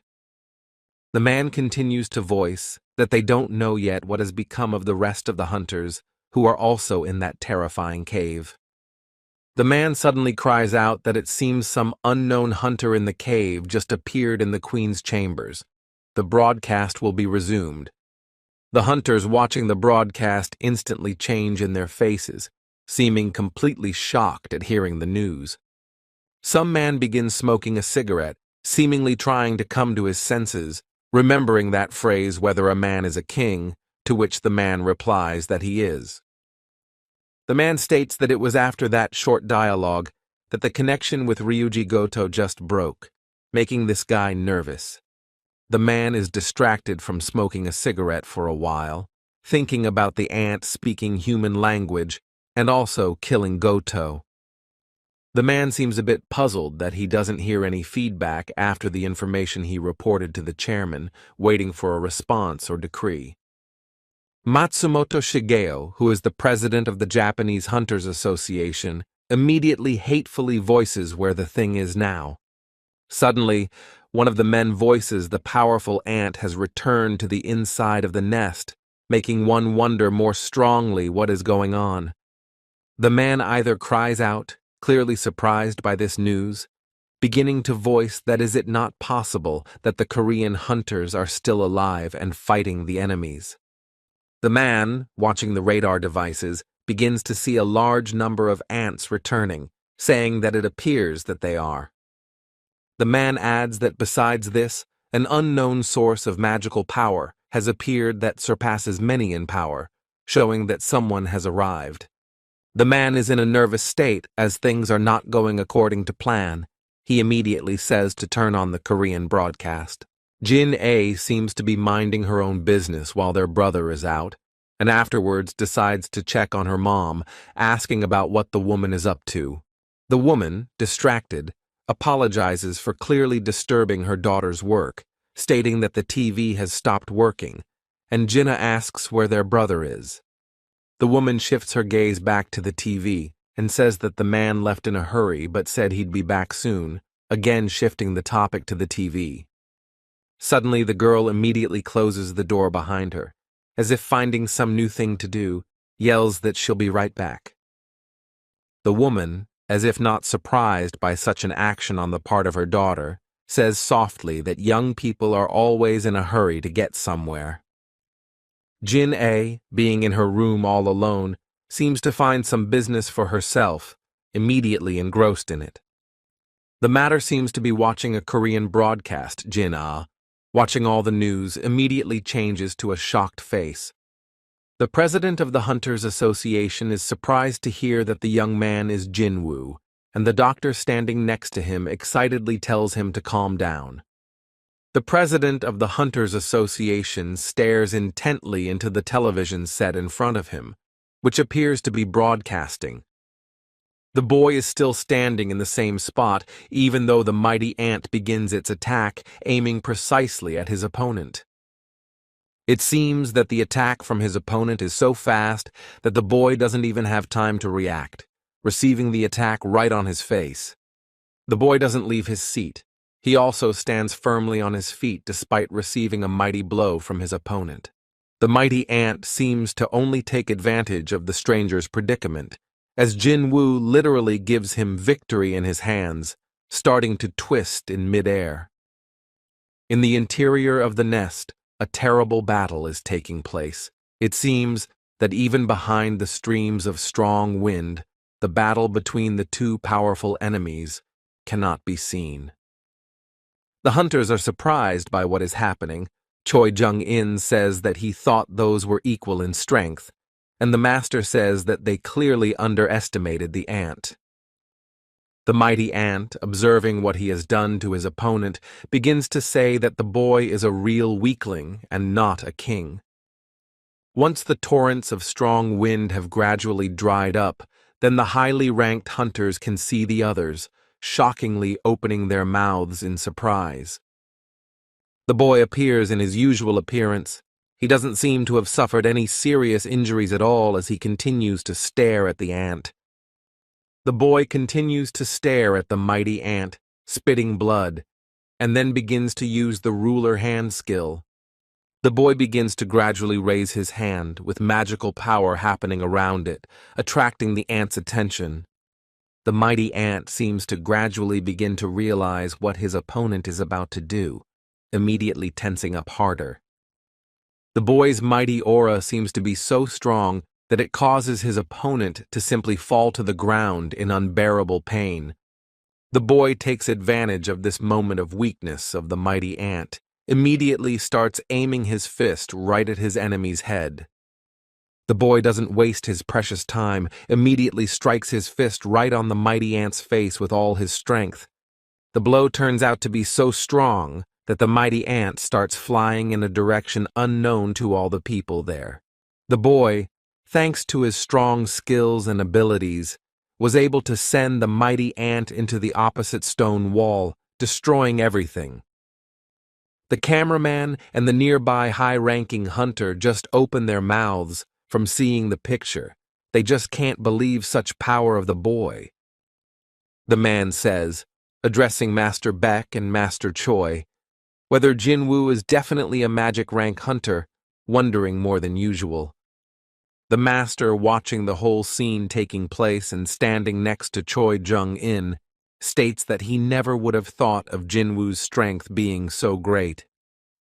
Just as all the high-ranking hunters are distracted by their thoughts, at the same time, the powerful ant launches its attack. The boy notices the stranger moving in his direction, thinking about how the mighty ant is strong, probably due to his exoskeleton. The boy begins to use his magical abilities, begins to voice that the stranger's stamina is slowly starting to annoy him. The mighty ant wastes no precious time. Immediately, with his two huge hands, he starts swinging in his direction. The boy, noticing the stranger's motives and goals, immediately puts his arm above him, taking a strong blow to himself, unable to dodge. The mighty ant's blow is so strong that as their hands collide, the ground around them begins to crumble and the air currents resume. The boy notices the other's weakness in front of him. As the mighty ant is surprised by his endurance, Jinwoo immediately attacks the ant. The mighty ant is not a weak opponent, so it instantly hits right on the boy's head, preventing him from turning away. The boy seems to be maximally pissed off right now. As soon as he receives the blow, he immediately hits right on the mighty ant's head. The cameraman, watching everything from the side, thinks it's an incredible sight, because compared to Jinwoo, he can only stand and watch. The cameraman can't contain his trepidation at the picture happening, thinking that he can go crazy from their power alone. The mighty Ant-Man barely has time to recover from such a strong blow to his head. He thinks about the fact that he is clearly inferior in strength to Jinwoo. Mighty Ant can't hide his puzzlement as he can't understand how strong this opponent is. Mighty Ant can only stare at the highly ranked hunter Jinwoo, who swings in for another strike. Mighty Ant looks straight at his opponent, trying to realize how strong this Jinwoo is that he doesn't show his emotions. The boy hits so hard that the mighty ant recoils some distance away, taking some damage on himself. The mighty ant, not far away from his opponent, is surprised to find that his protective layer has cracked. The mighty ant can't fully understand what kind of power this boy has, wondering how this could even be possible. The boy does not waste his precious time, immediately takes advantage of the moment of weakness of the mighty ant, approaching him closely. The boy strikes with his fist after a few counted seconds, using more force, thus forcing the mighty ant to suffer the blow. Only the mighty ant seems to have some kind of weapon for such an occasion, as some kind of sharp object starts to appear from the opponent's mouth. The mighty ant takes advantage of this unexpected opportunity for the boy, immediately pointing his long tongue in the other's direction. The boy, noticing some new attack in his direction, tries with all his might to dodge this weapon, only it grazes him a bit. The boy, receiving a literally light cut on his cheek, begins to slowly realize that it seems to be some kind of ant poison. The boy seems to realize that this is one of the deadliest poisons in the entire world that this powerful ant alone possesses. There is even some nuance and good news for the mighty ant, for its venom is magnified many times over when mixed with magical energy. The mighty ant leans over the boy, eyeing Jinwoo with a sneer, calling him a pathetic kid. The mighty ant doesn't seem like it's going to waste much time, immediately taking advantage of the boy's moment of weakness and going to attack him. Some high-ranked huntress stands in the pouring rain, her gaze evoking no emotion, only complete equanimity. The girl finally lends her voice, addressing Minoru with the fact that she just got a call from Sugimoto-sama, asking about the other's well-being and what's wrong with him. Minoru's body shakes large in its own right. It's voicing about an S-rank monster that has power that is simply disproportionate by human standards. Minoru continues to voice that even Goto-sama and all of them, continuing that hunters are not even a match for this monster, and the girl grabs his clothes. The girl just can't seem to stand other people's whining anymore, so she states that Minoru is a lowlife that is currently sitting on the ground. The girl looks high into the sky and states that there are much bigger problems ahead of them, seeming to notice something amiss, causing her to reprimand. The boy doesn't take long, even after some poison finds the strength to grab the mighty ant by his hand, surprising him more. The mighty ant seems to have no way of realizing just how strong the boy is and why he is not affected by such a strong poison. The boy doesn't make him wait long for his next action, so after a couple seconds he just sends the ant to the other side of the wall with all his might. A notification comes in that the detox is complete, and the boy finally realizes that's why the mighty ant was so excited. The boy looks at his opponent with a serious look, and also thinks that he seems to be able to sense his emotions now with the increase in his perception. The boy can confidently state that the mighty ant is feeling some sort of concern in this battle at the moment. The boy also begins to feel all the emotions of not only the mighty ant, but also the high-ranking hunters behind him. The boy thinks about the fact that he needs to finish off the mighty ant as quickly as possible, shifting his gaze to Hai Ying. The boy takes advantage of the mighty ant's second weakness, rising high into the air to strike with his foot. After a few counted seconds, the boy gradually descends to the ground after a high jump, intending to end everything as soon as possible. The boy's kick proves to be so strong that even after his foot makes contact with the ground inside the cave, a large number of rocks begin to fall. The high-ranking hunters watching the fierce battle taking place are loudly crying out where the mighty ant is. The mighty ant is not going to die so easily, and from some kid that thought to kill him with his foot, so is now in the air. Mighty ant is thinking about how even his deadly ant poison just couldn't work on the boy. The mighty ant thinks about the fact that the more he makes attempts to compete with this hunter, he just won't win anything for himself. The mighty ant thinks about the fact that since for him a battle with an enemy that relies on strength for the most part is completely pointless. The mighty ant wastes no precious time, pulls his claw to the side and thinks about the fact that his advantage is speed. The mighty ant continues to stay high in the air, thinking about the fact that if it shrinks its own body, it will be able to move more easily. Mighty Ant seems to be at this very moment just losing any thoughts on ending this battle quickly, because the real one is starting. The boy doesn't look scared. He stands calmly in the same spot, watching the mighty ant high up in the sky. The boy seems ready to stand in this position for a good amount of time, waiting for the ant to finally come down. It seems to pass some few countable seconds as the mighty ant suddenly launches its swift attack, bearing towards Jinwoo. The mighty ant's gaze instantly changes to a slightly scared look. There's no way he expected the boy to dodge so easily.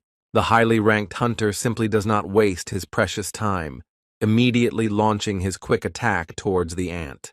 The boy tries his best to crush the most powerful ant with one of his strikes, which seems to manage to cover himself.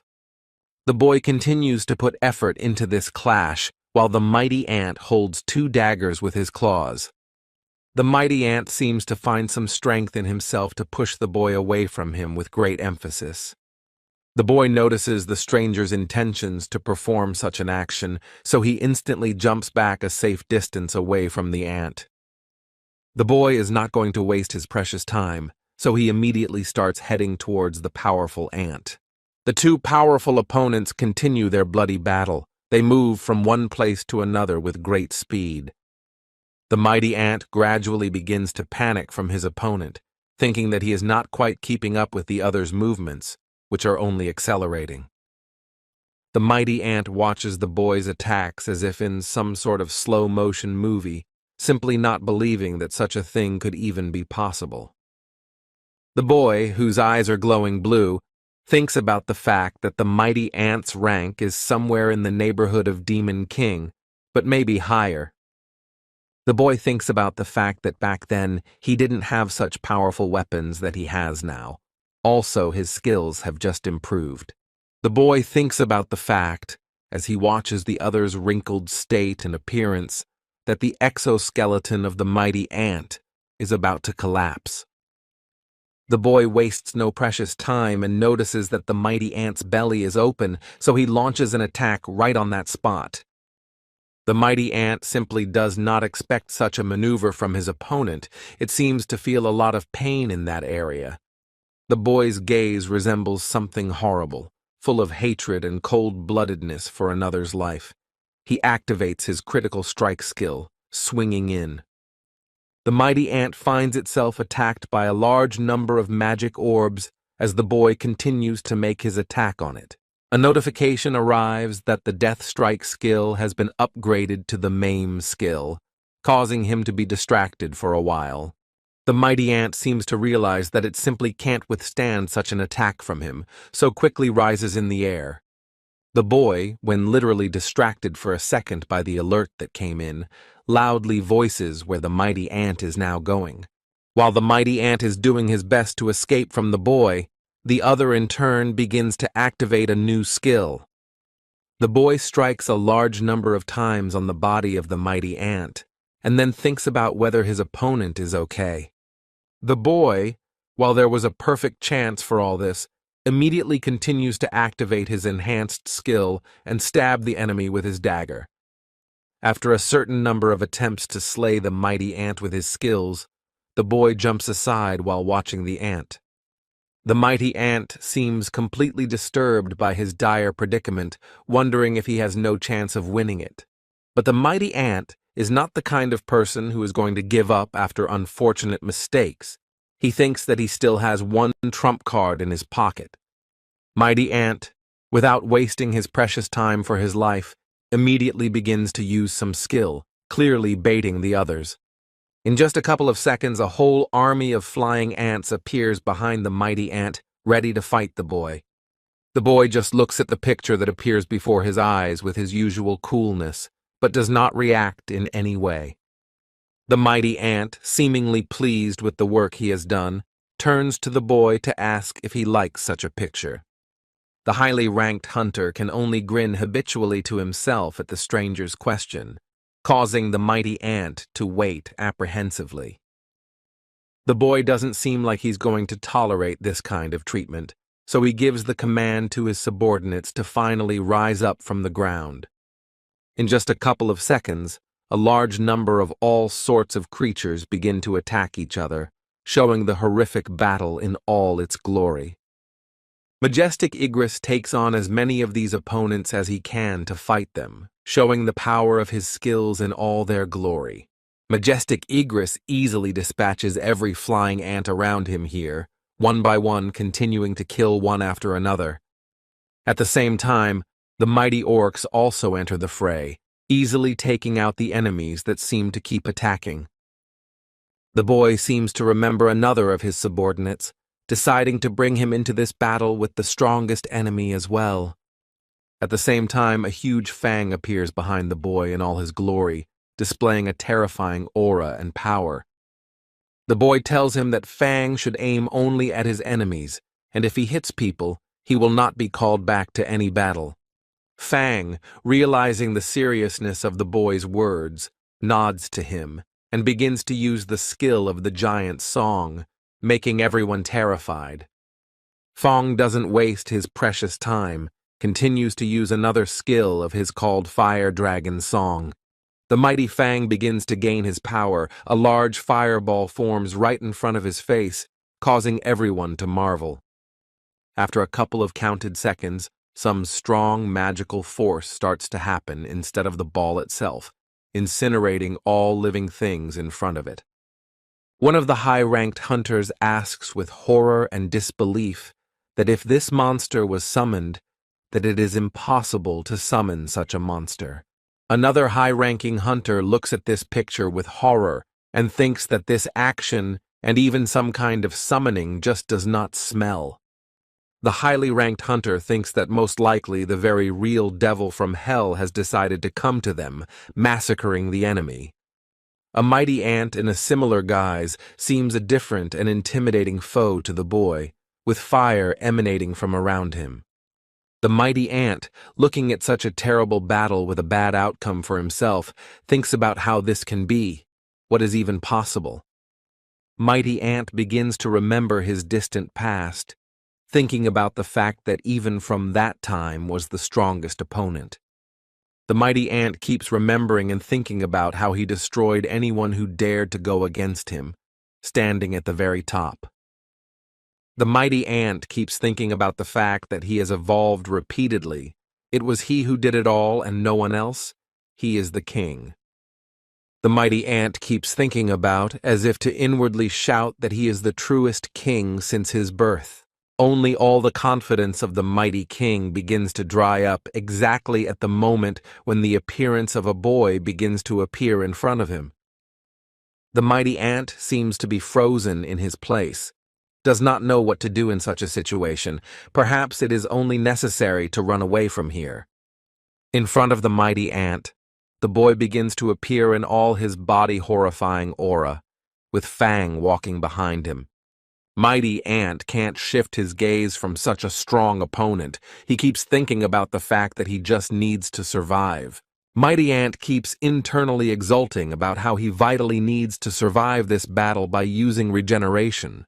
The boy thinks about the fact that it seems that mighty ant inherited this skill from Byung-gu, seeing for the first time a monster that appropriates the skills of others. The mighty ant starts thinking about the fact that he needs to get as far away from the boy as possible, trying his best to accomplish this. All of the mighty ant's confidence seems to vanish the instant he notices a huge hand in front of him, coming towards him. It takes a couple of seconds before the mighty ant finds himself right in someone else's grasp, immediately finding himself pinned to the ground. The boy pulls his arm forward towards his own opponent, causing the mighty ant to startle even more than usual. The mighty ant still doesn't seem to be losing its attempts to just run away from its opponent either, starting to try to dodge the other's attack. The boy, watching all the pathetic attempts to run away from him to save his life, thinks about the fact that the mighty ant can't escape. The boy, not wasting his time, immediately starts activating his mutilation skill, changing in his gaze as soon as he thinks of attacking.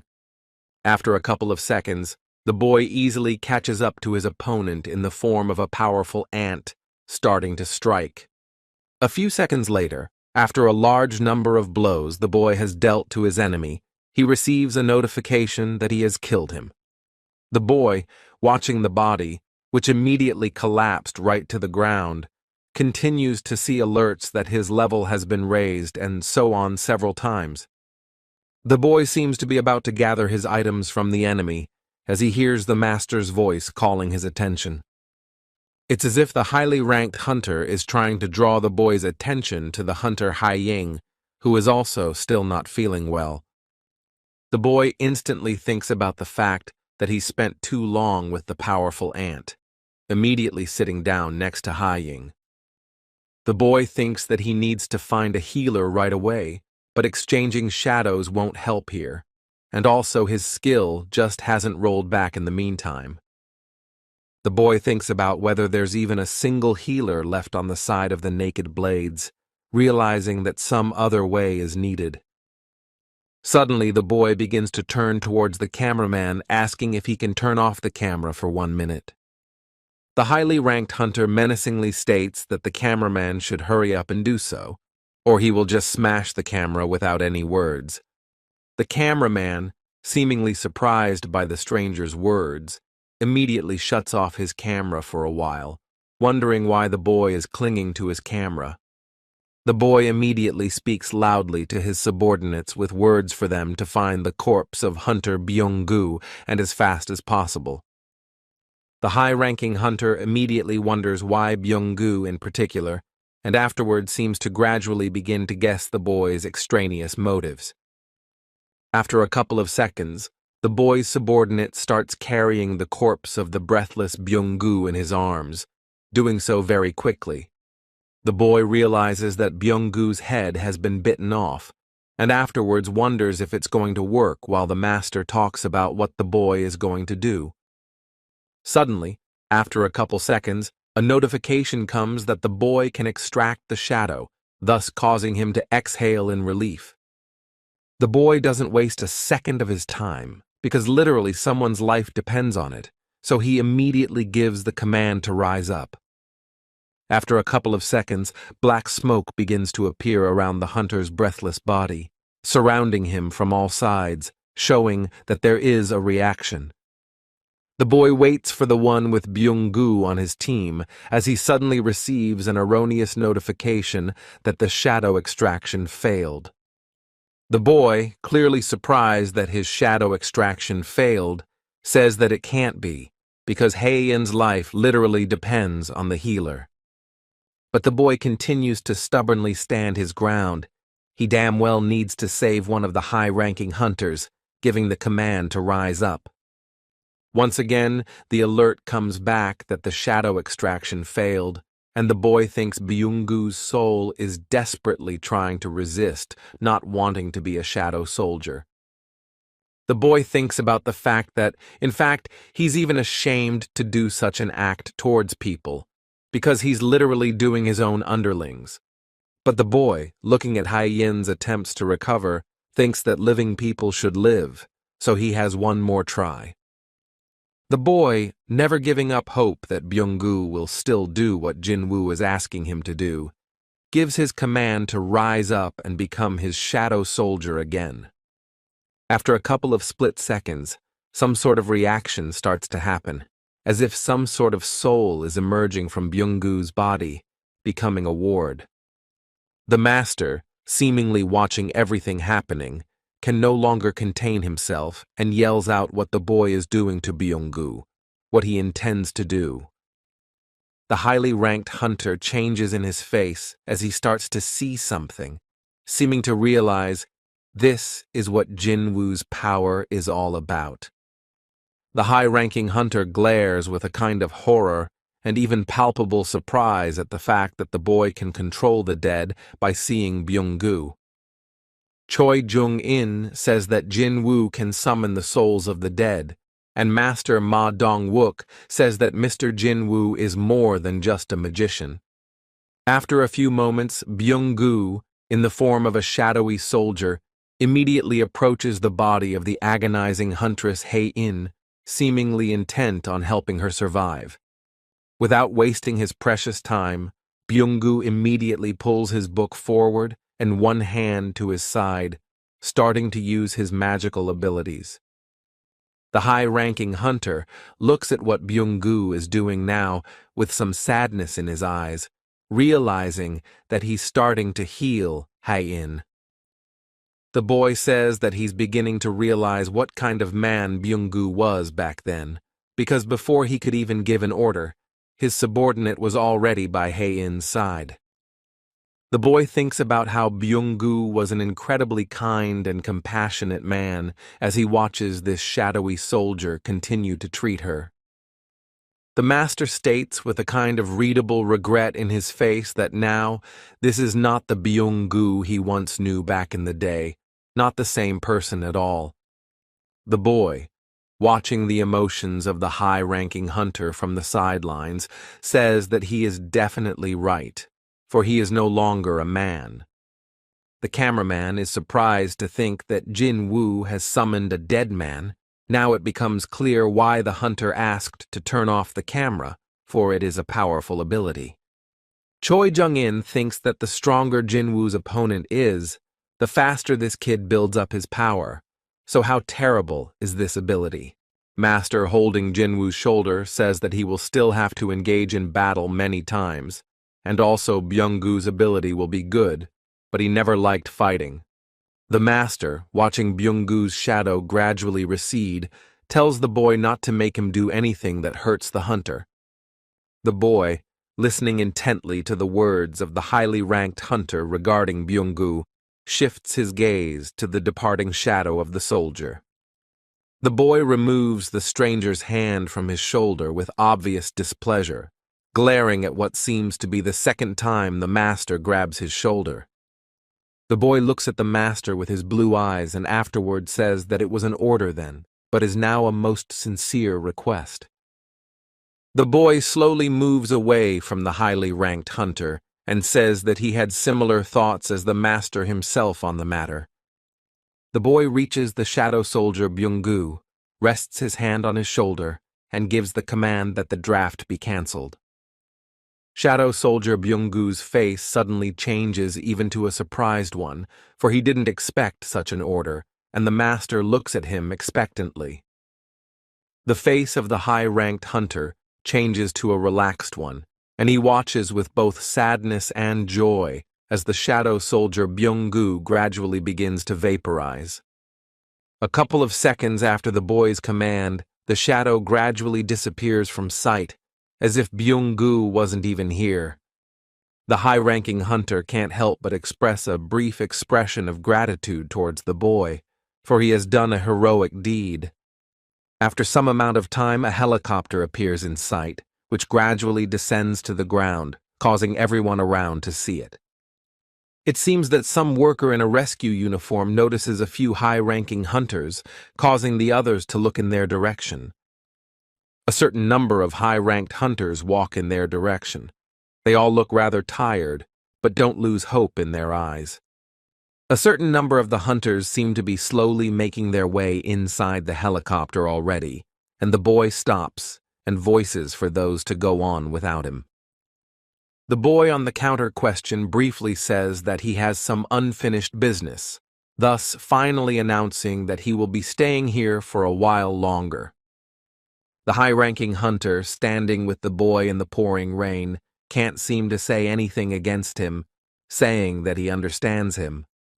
The master guesses that the battle is still not over, and the boy says that he will go clear the way and deal with the remaining ants here. The boy doesn't seem like he's going to waste much time talking, so he immediately calls out for Keixel, who will show up here any moment now.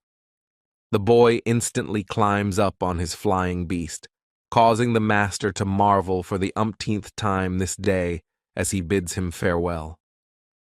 The boy, without wasting his precious time, immediately voices a command to the flying beast to go on a long and arduous journey of battle. Keixel takes off from his seat with great speed, rushing in a direction known only to the boy, many ants being knocked out of the way. One of the ships floats on its own current, It seems to have enough people in it that it may be safe. A certain number of people have gathered around one high-ranked hunter, all of them standing in the rain and not holding a conversation just yet. After a couple moments, Minoru voices that no one has seen the actual monster, which is why they are so calm, and Goto-sama was killed in a brutal way. He continues to voice that they can't defeat the mighty ant, and the other man replies to calm down because the raid on Jeju Island is over. The man goes on to say that the mighty ant has fallen, causing Minoru to say in fear that it's a complete lie, but it's official information. The man thinks that there is a rather capable hunter in Korea. However, that one is weaker than Goto-san, only he doesn't even know what the hunter's name is.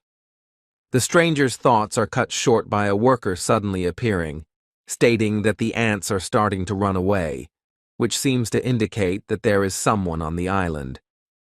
Someone announces over the loudspeaker for everyone to get ready right now because there might be another attack from their side. A large number of ants find themselves struck down by Jinwoo's subordinates, who mercilessly deal with them. Not far from the upcoming battle, the mages utilize their magical abilities, thus adding even more damage to the rest of their allies. A huge number of fireballs fly towards the army of flying ants, thus giving them no chance to capture victory in this battle. The boy thinks about the fact that destroying the ants that haven't hatched yet can add some more experience to himself, immediately starting to open his inventory. The boy, observing the mess in his inventory, thinks he needs to tidy it up somehow, when suddenly he notices something. After some time, having found something interesting, the boy takes out a certain object from his inventory, holding it in his hands. From some small object in the boy's hand appears a huge sword, which he just remembered because he simply forgot about it. The boy seems about to try out the real power of this large and powerful weapon for the first time, starting to wield it a bit. The boy doesn't seem to need to put a large amount of effort just to start twirling this huge sword, as if he had been using it for years. The boy makes a large number of movements with the mighty weapon, literally flashes of lightning appearing after each of his strikes. The boy wonders how he could have left such a monster dusting in his inventory, going to deal with the eggs with the sword. There's a Korean broadcast on TV featuring a highly ranked hunter who slays the mighty ant once and for all. Some blonde guy in a business uniform is watching the live broadcast, is silent for a while, and then turns to someone. The blonde says what his director thinks about it, who replies that while they were watching the broadcast, it was already morning. The principal says that the blonde man obviously knows his next words. Otherwise, he wouldn't have barged in on him at such a late hour, calling him Michael Connor. Michael states a hunter who can summon 100 souls is clearly a capable guy, but allowing such talent to be on Korean soil is not allowed. The director, listening to Michael's speech and looking at him with his bluish eyes, voices that he completely agrees with what someone else said, asking if there is any information. Michael replies that there is, because since the Sung Il-hwan case, as everyone calls it, happened recently at the Hunter Management Bureau. Michael states that it's about the same prisoner they met in the A-Rang dungeon, and during the investigation, it turns out that Man is Jinwoo's father. Michael states that other countries don't even know who Jinwoo is, so they have to take advantage of it, and the director states that the case of Hwang Dong-soo is a different story. The director says that Korea is their longtime ally, but if they appropriate the two S-ranked hunters, it will show as if they've turned their backs. The director asks if this action is even worth it, if they need to risk so much since they are such good friends together with Korea. After a while, the director covers his eyes for a moment and then, gathering himself, says whether Michael can arrange everything to be just right. The boy, having dealt with a large number of ant eggs, immediately realizes that in this way he was able to reach the cellular level. The boy can breathe a sigh of relief because he has fulfilled the goal he set for himself long ago, and finally removes his weapon from his hands. The boy does approach the remains of the mighty ant, and afterward says that a rather powerful aura emanates from this guy. The boy does try some luck to try and add another powerful monster as his subordinate, saying to rise up. After a certain amount of time, a dark aura begins to emanate, seemingly so strong that it surrounds the boy from all sides, causing him to be surprised. The boy looks around in different directions, asking aloud the obvious, "That is it really darkness?" But the strangest part is that Jinwoo can't feel anything. The boy makes the assumption that maybe it's because he used the shadow extraction skill on the ant, causing him to not be able to pick it up. After a certain amount of time, the boy begins to notice the darkness slowly fading away, and afterward, some sort of huge silhouette begins to appear. It seems that the shadow extraction is successful, just as the alert says it is, after which the boy can look at his new subordinate. The boy looks at the ant with noticeable relief, and then says that he already thought he had failed this time. In all its glory, the mighty ant appears before the boy and takes short, heavy steps toward Jinwoo. After a short amount of time, the boy watches as the mighty ant drops to a knee before him, recognizing him as the Lord of Shadows. The mighty ant lowers his head before the boy, showing that he is ready to do his every errand with the utmost speed. The boy thinks about the fact that a new rank has finally opened up, starting with ordinary, elite, ordinary knight, elite knight, elite knight, and ending with general.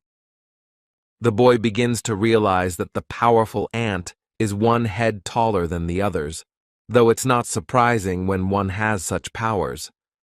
The boy decides to go back to the queen herself, turning away from the mighty ant, immediately going to head towards the other body. The boy is about to head towards the queen's lying and breathless body, as suddenly the mighty ant calls out to his lord. The mighty ant continues to stand on one knee, and afterward, drawing attention to himself, asks the boy to give him some nickname. The boy thinks about the fact that the mighty ant has contracted absolute loyalty syndrome like the rest of the warriors. The boy asks the mighty ant how he learned to talk, to which this subordinate says that he was able to talk before. The boy is a little surprised to hear this news and thinks that the mighty ant had this ability from the beginning. The boy thinks that Iron, Fang, and Byung-gu were human before and could talk. But after they became shadows, they stopped talking, so it's a matter of rank. The boy thinks about what will happen when the other demons increase their rank, because maybe they will be able to talk after that too. The boy decides to ask the mighty ant directly because he has killed him, but the ant keeps listening to follow him around. The mighty ant speaks with some gravity, but in a clear speech that he did not die, but was resurrected thanks to his king, his power. The mighty ant continues that for the moment his soul is overflowing with joy, for henceforth and forever he will follow his king. The mighty ant does not stop showing all his devotion to the boy, calling him his lord, leaning as low to the ground as possible. The mighty ant seems concerned enough for the boy to give him some kind of name, so he asks for it again, bowing his head. The boy thinks out loud about the fact that if he calls the mighty ant an ordinary ant or ant, it will be rather unpleasant. The boy continues to think about what name to give the mighty ant who is all in the same position in front of him. The boy thinks about the fact that it was at this very moment that a thought came into his head regarding the name of the writer that wrote the novel Ant, after which he called the shadow bear. The boy stands with his hands in his pockets, watching the ant bowing his head, repeating that his name will now be Bear.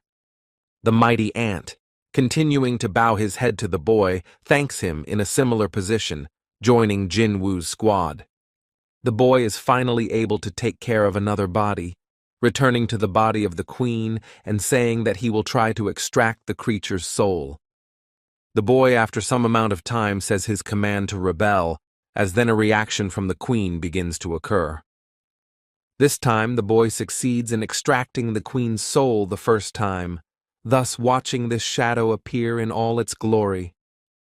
A large number of ants seem to notice something unusual and dangerous to their lives, causing some sort of commotion in their atmosphere. Suddenly, the boy begins to sense something amiss, immediately thinking that somehow his bond with the ants is suddenly beginning to weaken.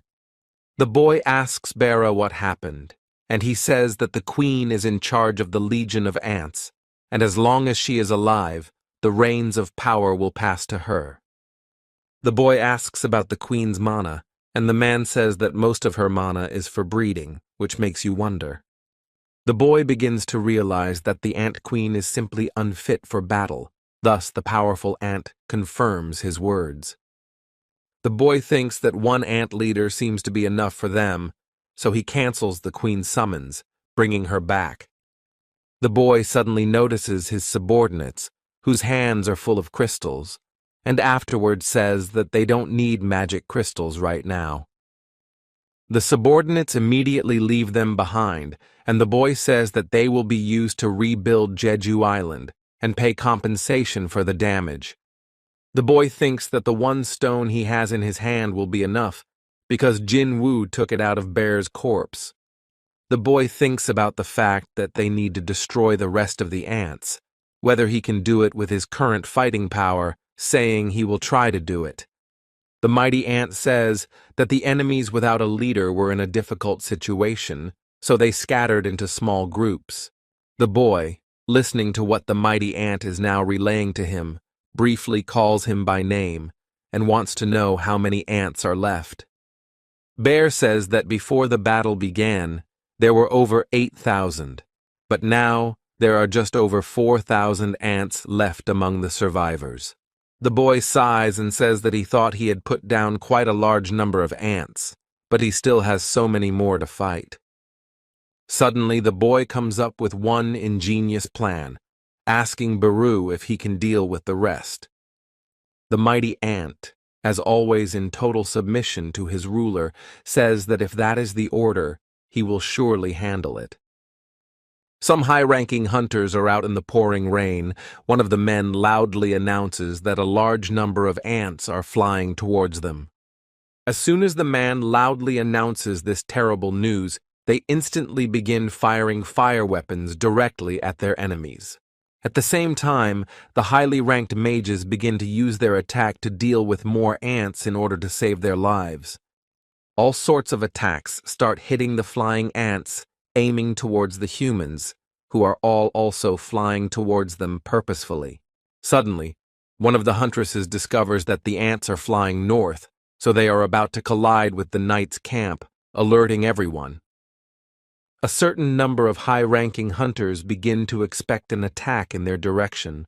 The knight voices for the rest to prepare for battle.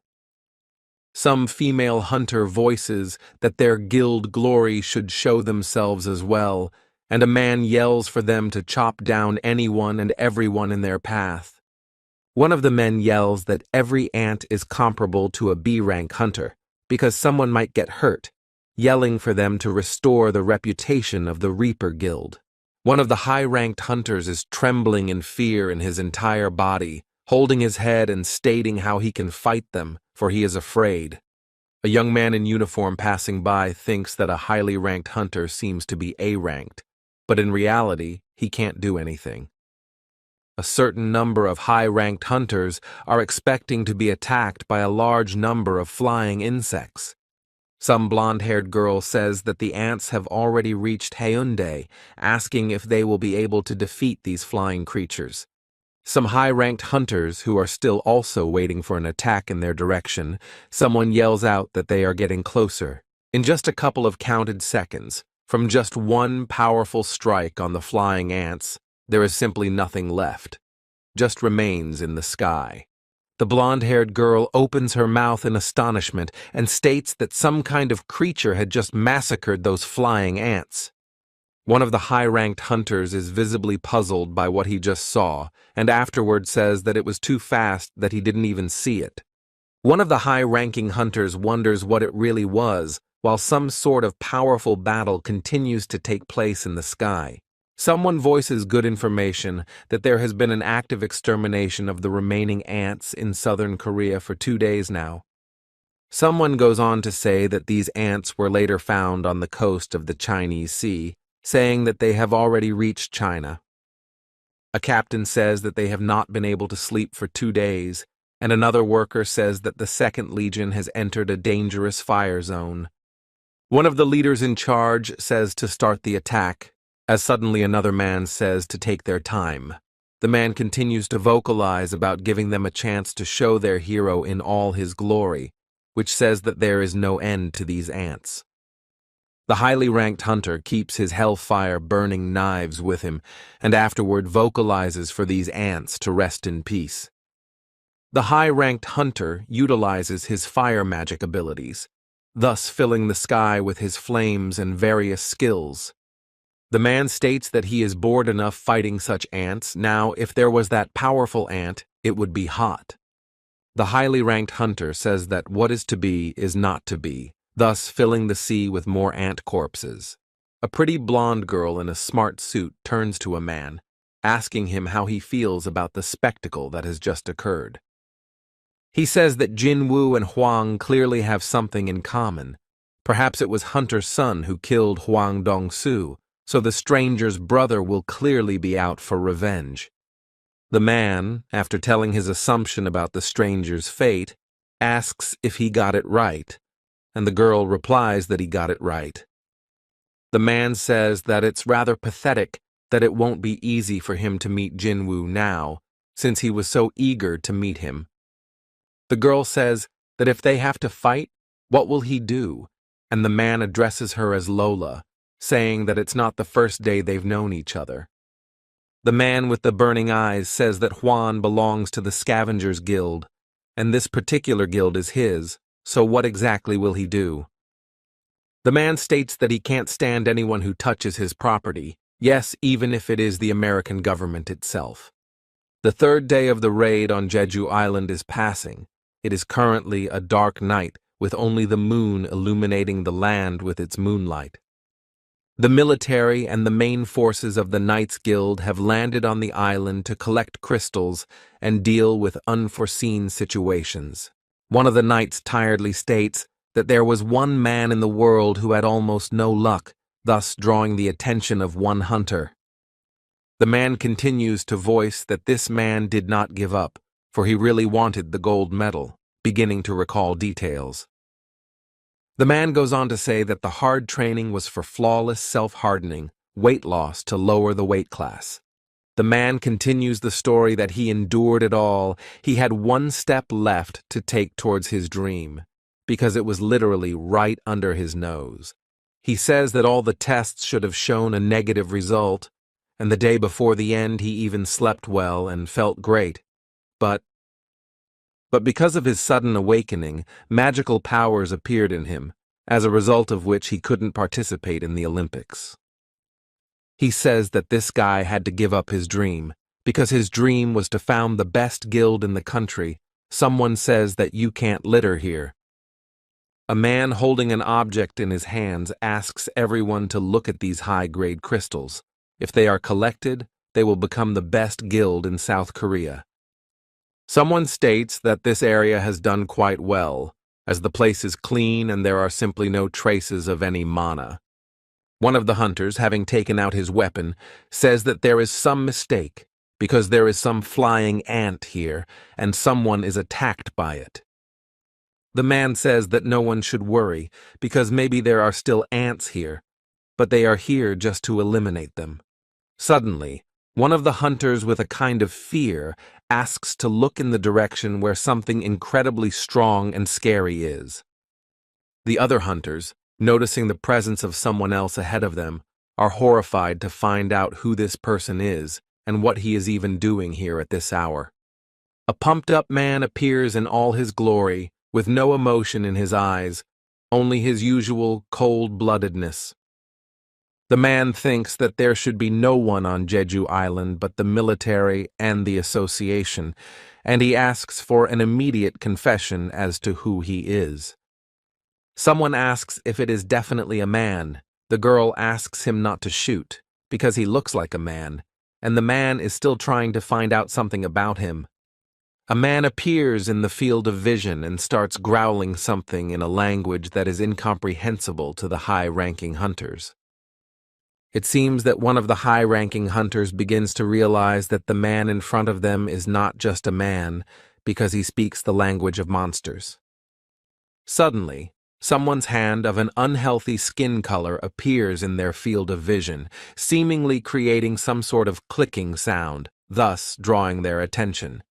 Literally at that very second, all the high-ranked hunters here begin to storm out, creating a horrible atmosphere around them. A large number of high-ranked hunters instantly fall straight to the ground, unable to deal with such a force. One of the monsters that looks like a human asks what kind of tricks are these, and he says that they don't need any unnecessary noise because he put them to sleep for a while. The pumped-up monster keeps asking questions about whether the ice elf has checked this area, whether someone's power is definitely here. The ice elf says that it's a strange case, why he's even helping people, and another one says that they don't know what kind of cockroaches he has in his head. One of them says that those spread-out rotting insects stink of odor. If she encountered them, she was clearly left scared. The ice elf extends his hand forward and states that it is time for them to begin their hunt, so they should stick to their basic plan. The ice elf uses his magical power without any difficulty to create before them some sort of gateway to a completely different world, which is where they need to go. One of the monsters, which looks like a very ordinary human, says that it seems that one of the strongest opponents is right there.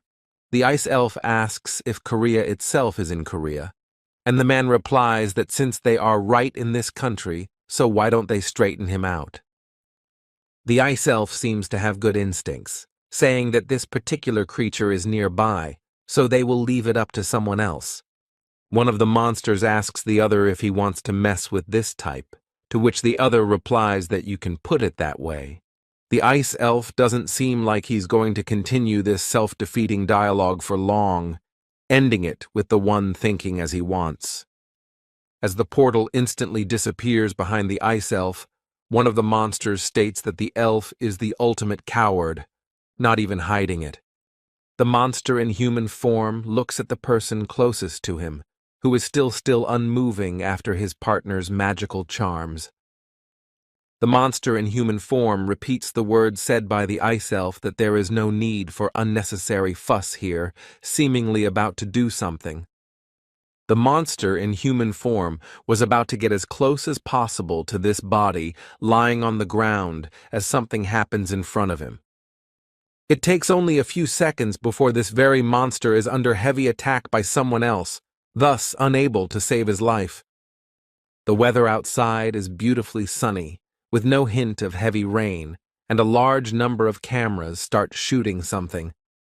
The boy, dressed in his strict suit, hides his face behind a long bangs, as if not wanting to show his emotions to such cameras. The boy thinks about the fact that when the raid on Jeju Island ended, literally the whole world began to discuss the bloody event. The boy holds a flower in his hand and people start writing comments about how Jinwoo was able to do it, because it's impossible to summon so many in one sitting. Everyone says that this was his first mission as a true S-rank hunter. People fall into a variety of categories about Jinwoo. Some say that everyone's interest was fueled by the talk of the past raid, causing Jinwoo's name to be on everyone's lips. Even if Jinwoo had joined the raid a little earlier, Min Byung-gu might not have died, but Jinwoo would still have been criticized. Some say that there were a number of people who tried to protect the boy, but not many.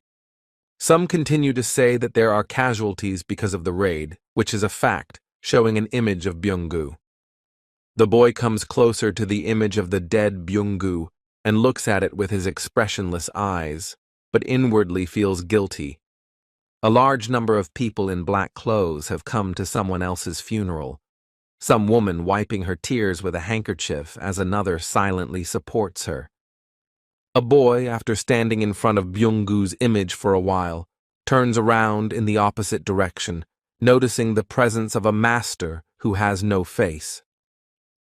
The men approach each other, and the master begins to speak first, saying that he never thought the hero could single-handedly end the war.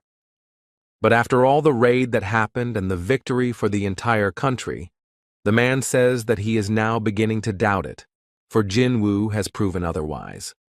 The highly ranked hunter tells the boy to keep his nose up, for it was he who set the stage for this most difficult duel.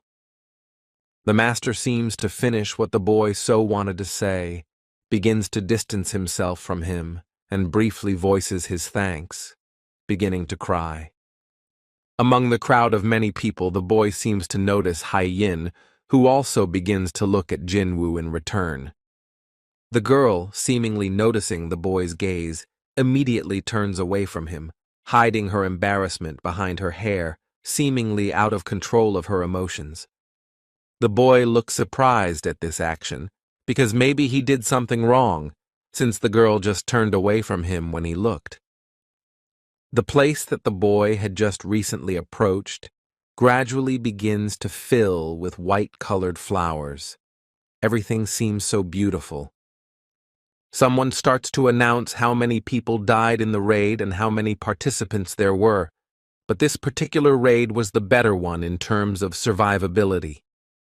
After a certain amount of time, the boy is with the president of the Hunters Association, who is surrounded by his bodyguards. The president states that the boy seems to be going to start his own guild, but due to his rank, he won't need a guildmaster's license to do so. The boy only needs to make one call to the association and the president will handle it from there, to which the boy hesitantly agrees. The boy thinks about the fact that he needs to find out about S-rank hunter privileges, and the president asks if Jinwoo set up a barrier on that island. The boy gradually pulls himself out of his deep thoughts, because the president of the Hunters Association is asking him something important, but he doesn't understand. The president says that a group of people went to the island to collect crystals, but they were found unconscious on the island, but they are all high-ranking hunters. The man makes a suggestion that perhaps the boy put up a barrier but forgot to remove it, and the man states that he did no such thing at the time. The president of the Hunters Association says he thought so, and the boy asks what those guys are saying, to which Gong-hee says that they just don't remember. The man puts his fingers to his forehead and says that they can't even tell if the technique is magic or not. The boy who heard such news thinks about whether there were some ant traps on Jeju Island that he didn't notice. After some amount of time, the dialogue between the two men is interrupted by one of the bodyguards, calling softly to the chairman as if to clarify something. The president says that their guest has arrived earlier than they expected, so he will have to leave Jinwoo, thanking him for his time to talk. The boy seems to get up from the table as soon as he's alone in the place, thinking about the fact that he has to go about his business as well. After a certain amount of time, the boy starts to walk towards his car, ostensibly about to leave, but someone calls his name. A man appears in all his glory, first saying hello, and then saying that his name is Adam White, an American employee. The boy, noticing the new acquaintance in his field of vision, wonders what else the Hunter's Bureau is, and the other briefly says that he may be called Adam. The man says he was in the office, but the boy isn't easily caught apologizing for such an unexpected encounter in such a place, and Jinwoo doesn't understand yet. The boy thinks about the fact that since the man has been looking for him in the office for a while, he might not be the foreigner Jin-ho was talking about. The boy briefly asks about the stranger's intentions, and the man states that he has some information he'd like to share with him. The man says that there's probably no country or organization that Jinwoo would ever get that kind of information other than the one that's personal to him, The boy still has no way of understanding the other man's intentions and asks why Adam would want to share such information with him specifically. The man doesn't make him wait long for his answer, extending his hand forward and stating that such value is only for a select few.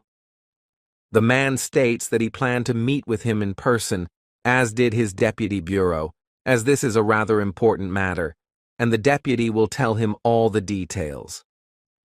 The man says that there is a car waiting for them nearby if the boy would like to go for a ride with them, and the man thinks about the information.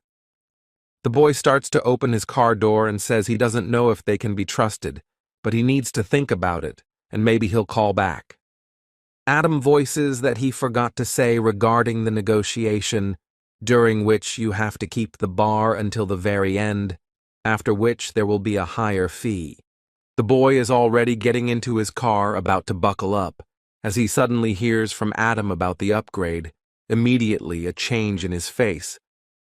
The boy's look changes even more as he hears the words about what he knows about awakened ones, being able to increase the abilities of another awakened one. After some amount of time, it seems the boy along with Adam get to their desired location. Someone says they have arrived. Michael shakes Jinwoo's hand and states that he is glad to meet him, introducing himself as the deputy chief of the Hunters Bureau. The man who had been traveling with the boy earlier announces that he will be Jinwoo's translator, smiling his easy smile and letting him know that he can be relied on. Michael doesn't seem to be the type of person to ramble and stall for time. He voices that they should get right down to business, addressing Jinwoo. Michael, holding a folder in his hand, begins to move it closer to the boy, stating that these documents are for immigration to the United States. Michael says that it takes 2 years to process such documents, but Jinwoo has a special case, 1 word from him, and he will become a U.S. citizen. The boy doesn't seem completely satisfied with what's going on. He coldly says that he came to this place for the information Adam promised him. The boy thinks of an awakened one with which to improve skills. He asks if increasing skills is even possible. Michael covers his eyes and states that, to be honest, the person with such strong abilities is already here. Michael isn't going to spend much time talking like this, as the boy is clearly not the patient type, so he asks for Selner to be invited here. Michael says that the only person in the world who can help the awakened hunters overcome their limit is a certain Mrs. Norma Selner, who is immediately shown in all her glory, businesslike, dressed in bright clothes, looking forward. The boy thinks about the fact that this woman has a very different aura from the rest of the awakened hunters, surprising him more. Michael approaches Mrs. Selner with words about preaching about her ability to Mr. Jinwoo, who is their important guest here. The woman looks at the boy and says that it must be hard to believe, since the other hunters thought exactly the same way Jinwoo looks. The woman isn't about to show that she doesn't have such strong powers, dropping her hat on the table and stating that he should experience her power.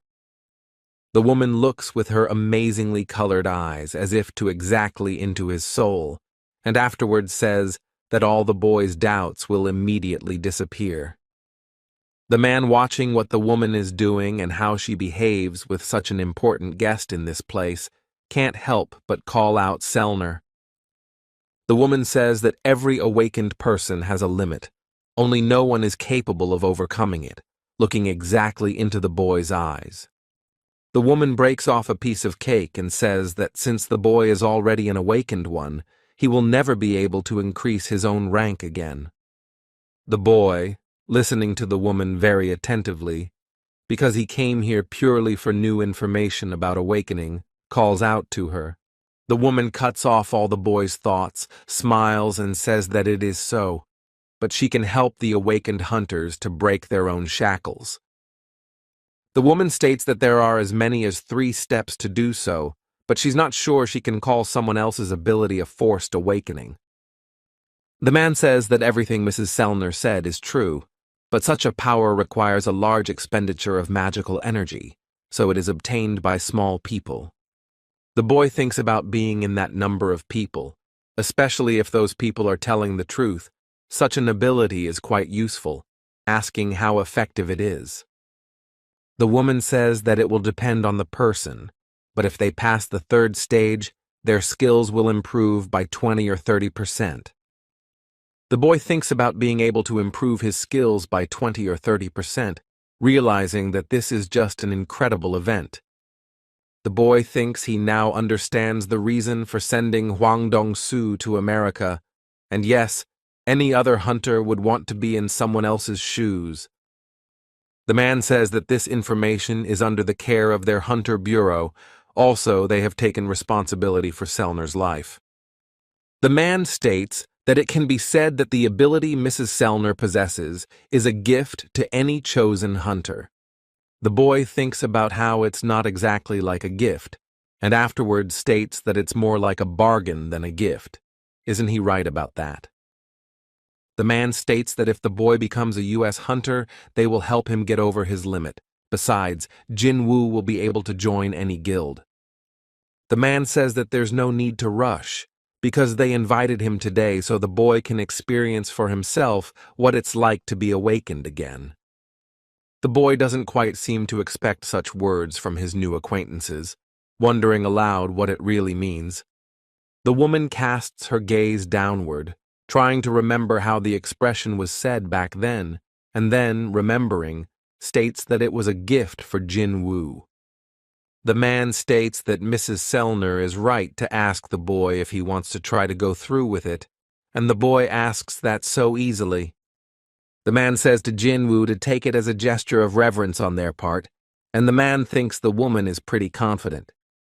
The woman doesn't seem like she's going to waste much time on idle chatter, holding the stranger's hands in her own, asking to look into her eyes carefully. The woman seems to start smiling her trademark smile, looks at the boy carefully, and says they should start the first stage. The man thinks about the fact that the boy seems to be in their hands now, from the looks of it. This was some kind of plan to get the hunter Jinwoo. The man thinks that it's only now that Jinwoo is so aloof, but as soon as he tries it, he'll immediately come back to them again. Or maybe he'll sign the contract now. The woman starts to feel more power, thinking about the fact that the raid on the island was easily ended due to this man's strong abilities. The woman seems to be starting to feel Jinwoo's all-powerful aura, but also continues to find all the characteristics of this boy. What is his limit? The woman fully gives her all for this awakening test. She raises her eyes of amazing color upwards, sensing something strong.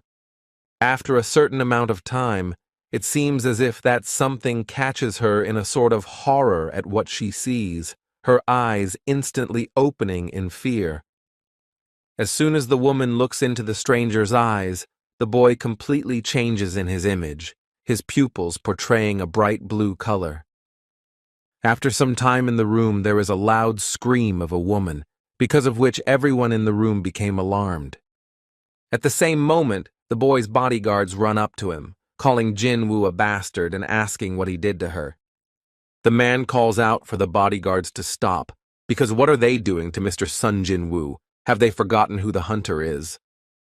The man calls the bodyguards idiots, while the other one nervously says that Mrs. Sellner was in danger, and the other one says to check, not condition.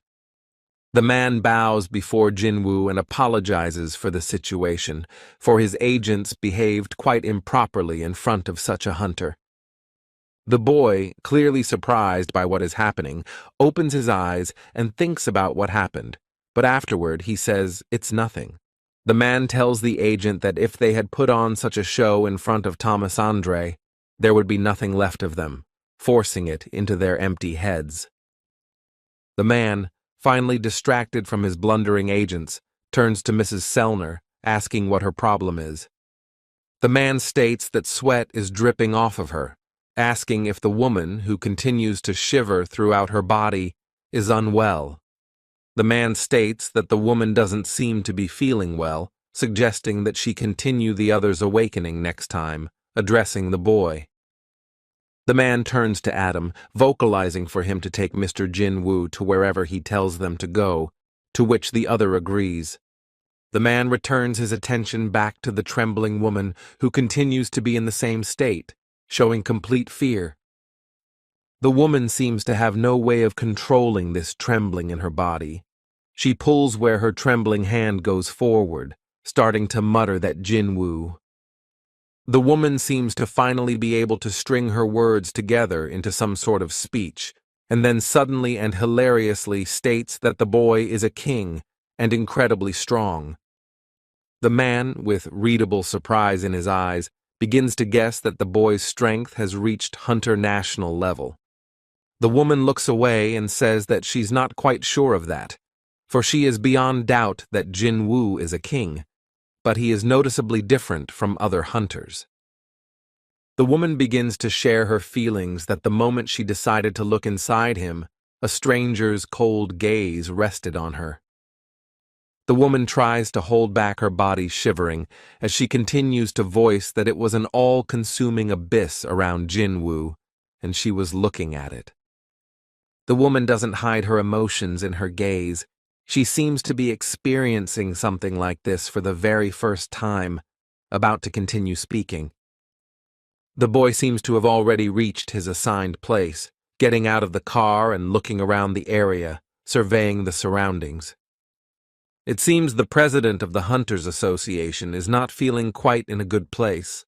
He holds his fingers to his forehead as if gathering his thoughts. The man tries to massage the bridge of his nose and thinks about the fact that Hunter Byung-gu died in that bloody raid after all, which shows the bad news. The man thinks it's a terrible tragedy. His heart breaks at the mere thought, but there are still many trials ahead of them.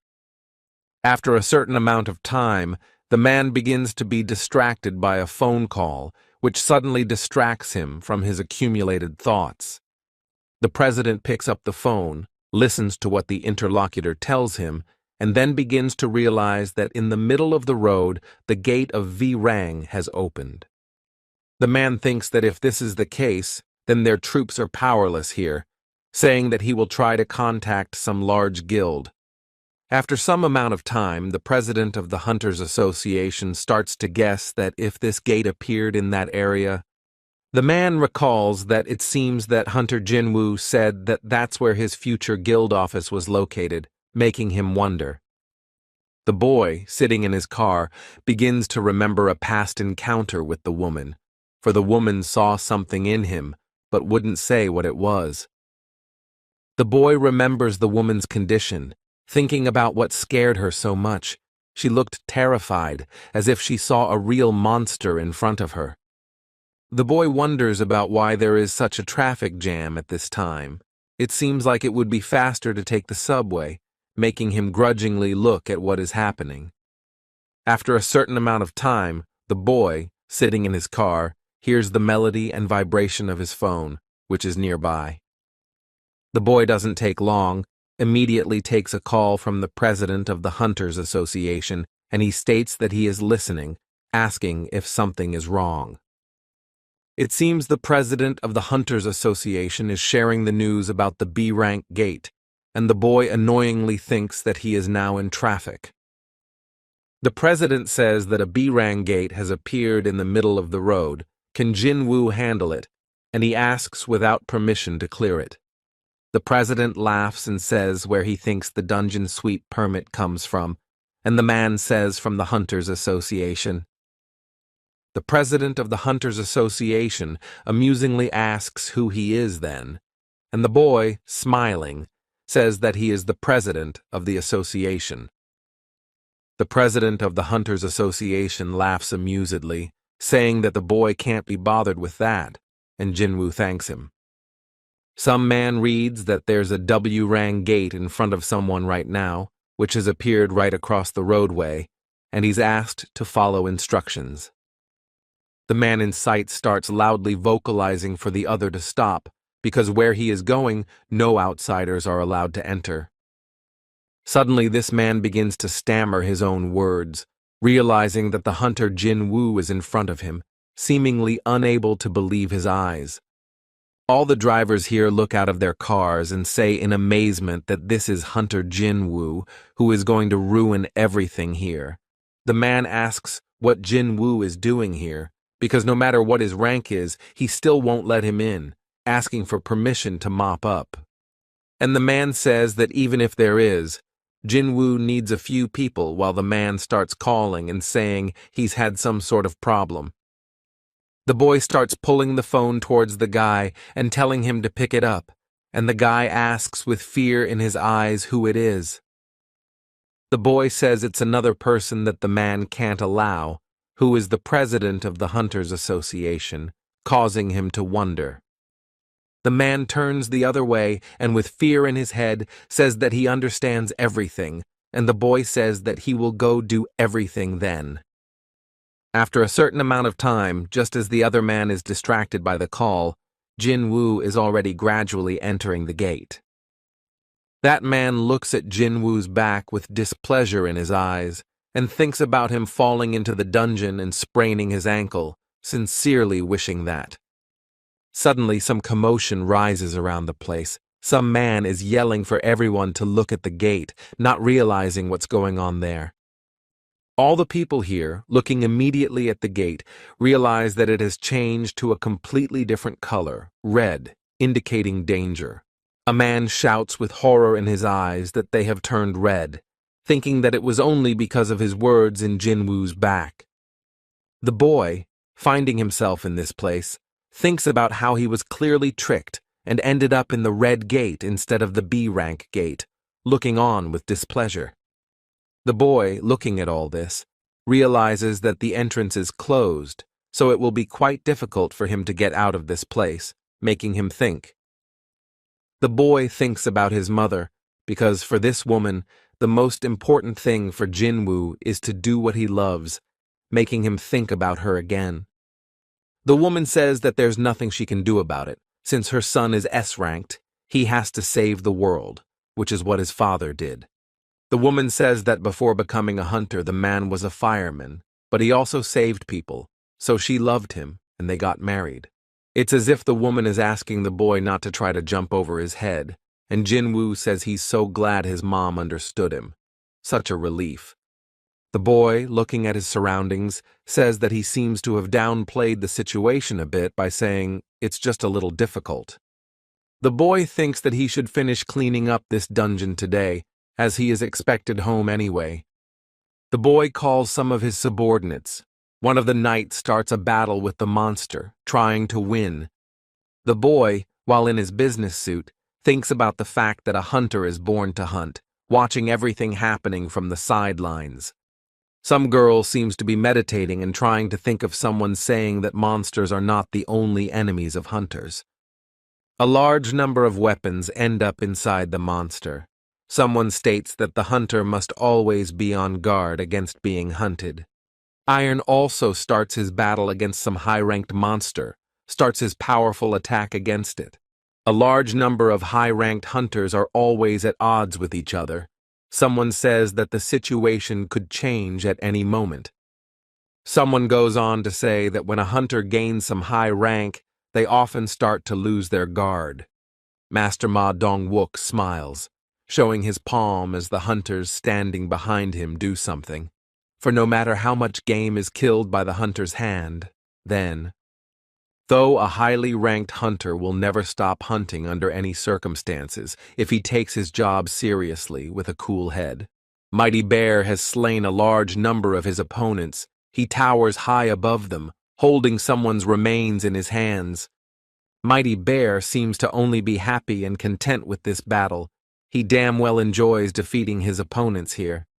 The girls who are the boy's own family are discussing something vigorously, smiling their genuine smiles.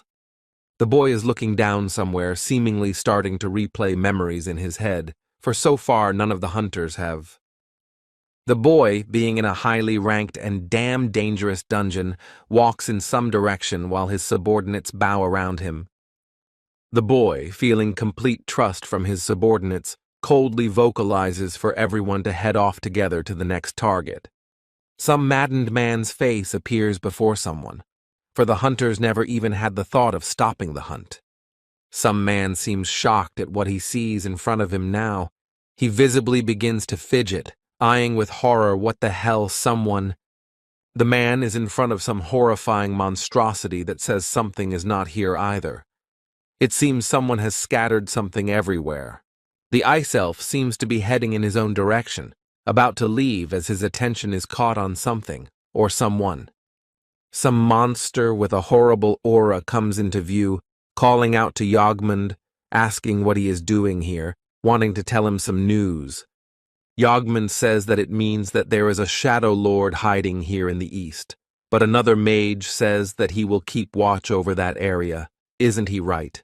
This mage says that it seems the rulers are going to launch a ledge a little further south, so he vouches for that territory, making you wonder. The men talk amongst themselves. Yogmund seems to be guessing something about the Shadow Lord, and the other says that if he follows the contract there will be no problems. A monster with a terrifying aura and a torrential smile says that Yogmund will like it, for it is in that place that some particle of light has been scattered. Yogmund, laughing a little, says that this is very much a good thing. However, he would never have thought of the one coming to him to tell him about such a thing. The mage with the powerful aura amusedly says that it's not surprising, and Yogmund replies that if he's going to give in to him, then so be it. Yogmund, after being silent for a while, as if thinking about his next words, says that they will have to bait the Shadow Lord. Yogmund states that they can't have some pup strutting around the world with the power of a shard, wondering why they are so careless about leaving footprints. Some deep-hooded man or monster comes into sight. Someone says that this little guy is one of the uneasy ones. This monster with a glittering eye interjects into the conversation, asking if they are talking about Korea as a small piece of land in the east. The ice elf doesn't seem entirely happy about the stranger's presence, asks what business he has of it, and the mage tells him to leave him alone, and they go. The ice elf, following his partner, turns to the monster and says that if he wishes to stop them, let him just try. Someone's bandaged hands have great and mighty power. This person begins to gain it and states that it's so easy. Some powerful hunter using his blades starts spinning around, showing a powerful aura and shouting that no one will escape from him. The powerful hunter, starting to try to make his attack towards the ice elf, his opponent pulls out some kind of shield, defending himself with it. The ice elf, starting to watch the other's emotions with a smile, doesn't say anything yet, seemingly waiting for the reaction of the hunter in front of him. The powerful hunter, seemingly not expecting such an action from his opponent in any way, changes in his face in surprise, not hiding his emotions. Some kind of monster appears in sight, speaking heavily in human language, realizing that the one who is killing his fellows is in front of him. Some monster looks quite amazing and unusual. It says that not only did the hunter come all the way here, but it also speaks their language. This high-ranking monster says that the boy in this place will definitely end and his death will come. But is it possible to spread such words?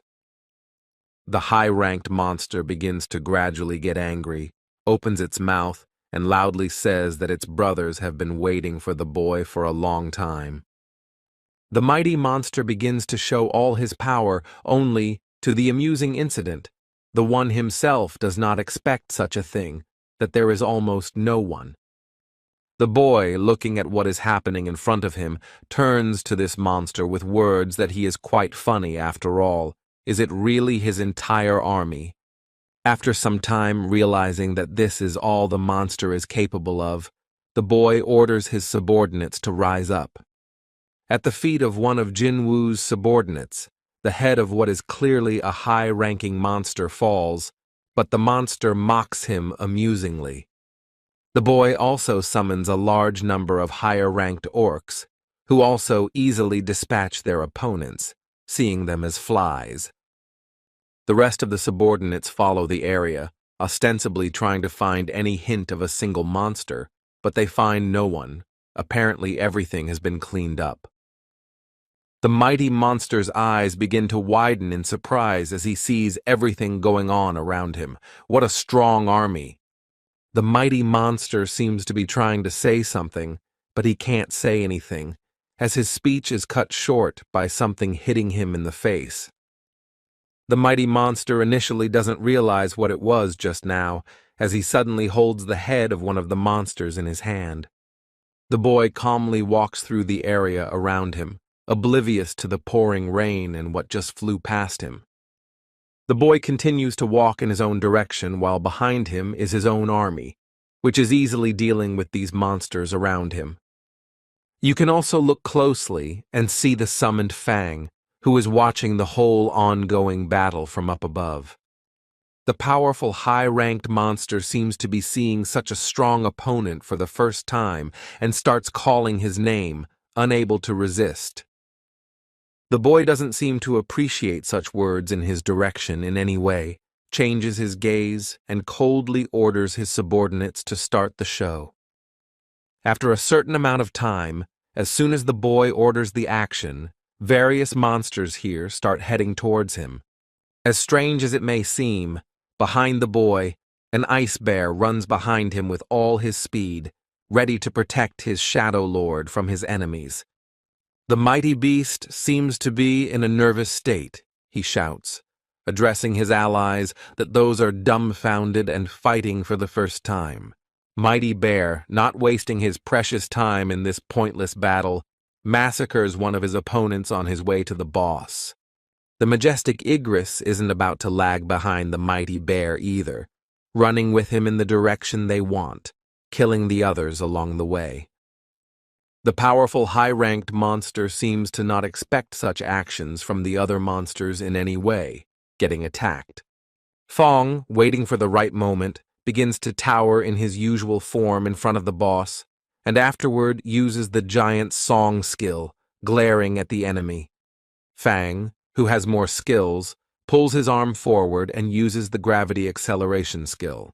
After a couple of mere seconds, there is a reaction from the high-ranked creature who instantly sinks into the ground. The boy looks exactly into the eyes of his opponent, showing himself in front of him in his horrible guise, keeping his hands habitually in his pockets. The boy divulges that if the monster is a tiefling, he will dispose of him in a rather swift and painless manner, making it easier for him to do so. The boy seems to be looking for something useful for himself, but doesn't find it in this place, thinking that the system is preventing him in every possible way. The boy seems intent on using something from his inventory, stating that someday he will still be able to find out the truth. The boy, without making himself wait long, takes the magical item in his hand that fell out of a random cursed box back then. The boy remembers that he reached cellular level during the bloody raid on Jeju Island. Now he will definitely be able to use this key. The boy holds in his hands the so-called key that will be able to open the entrance to Kartanon Temple. The location will be revealed after a time. The boy continues to stand in the pouring rain and thinks about the fact that this is the key to Kartanon, and if he dares to look for it, he is unlikely to find it at all. The boy seems to start thinking about a double dungeon that lurks somewhere, perhaps close, perhaps far away. The boy, surrounded by many different alerts, thinks about the system calling him back to the place he started from. The boy begins to remember his past self as a young child, and then compares it to the current version of himself, realizing that he is already very different. The boy thinks that since it is so planned from the very beginning of his journey, and if someone is still waiting for him, then it is in this case that the boy decides to accept someone else's challenge, after which something magical begins to form in front of him. After a certain amount of time, if the boy waits after accepting someone else's challenge, some doors appear in front of him. It seems that the boy doesn't even need to put a large amount of effort to realize who is actually there now. The boy clearly remembers the stranger's facial expression, those horrible eyes and a fear-inducing smile. The boy tells this monster to wait for him, for he will be back, Some man sitting at his computer starts to somehow aggressively control the mouse in his hand, moving it from side to side and clicking harder. Jinho says with a burning flame in his eyes that there's no way he'll forgive the damn haters for trying to hurt the boy. Jinho, seemingly tired after all the work he's done, vows that he's finally been able to deal with his Hennem's most ardent haters, closing his eyes tiredly. The boy walks past Jinho and stands next to him, drawing attention to himself with praise for the work he's done, thus surprising the other. Jinho thinks the boy has been missing for a while, but now suddenly reappears, stating that nothing has happened, and also asking about his appearance. Jinwoo says that he just came out of the dungeon, remembering that they needed money to provide for the guild, bringing with him top-grade crystals. Jinho, holding the bag of crystals, praises his Hyungnam, vocalizing that now he won't have to worry about paying his workers. Jinho reminds him that he needed one member, and the boy says that there was such a thing, and it takes somewhere around 3 people to form a guild. But Jinwoo doesn't see the point of that, asking why they're even discussing this, and Jinho says that there's another problem to solve. The boy, who's been listening intently to his interlocutor, instantly changes in his face, as if expecting some kind of bad news. Jinho makes it clear with his whole look that this is something very important, and then asks if Jinwoo has taken care of his guild name. The boy seems like he can exhale a sigh of relief, but looks at the other strangely, asking if he needs to, and he says that of course he does. Jinho starts giving all sorts of examples for the guild name. He doesn't even seem to be stopped by the coming hours of time. Suddenly the boy asks what about a solo name, causing Jinho to wonder, and then says that it's a guild of hunters that fights alone. Jinho doesn't realize if this is some kind of joke, because it seems like there are things in the world that Jinwoo can't do. After all, he's a loner. After a certain amount of time while Jinho is thinking about the boy, someone starts knocking on their door, causing him to ask who's there. Jinho doesn't take long, opening the door and hearing the question if it's Jinwoo's office, and there's no way the kid can figure out who the person is. A couple moments pass. Jinho hesitates slightly before opening the door leading into the office itself, as he suddenly looks ahead of himself in shock. Standing before the boys in all her glory is the pretty huntress Hae-in, who, looking straight at the boys, isn't going to say anything just yet. The boy doesn't seem like he's going to waste much time in silence, so he immediately asks the girl why she came here.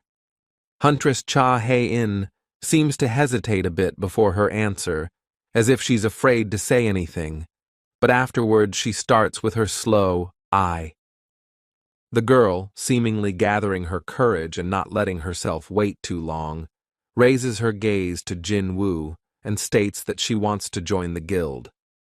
The girl is already inside the office itself, sitting on a couch across from the boy, who asks a question about how on earth Hae-in was able to find them. The girl doesn't seem like she's going to answer the boy's question at all, sipping her drink and saying that the boy himself asked to join his guild.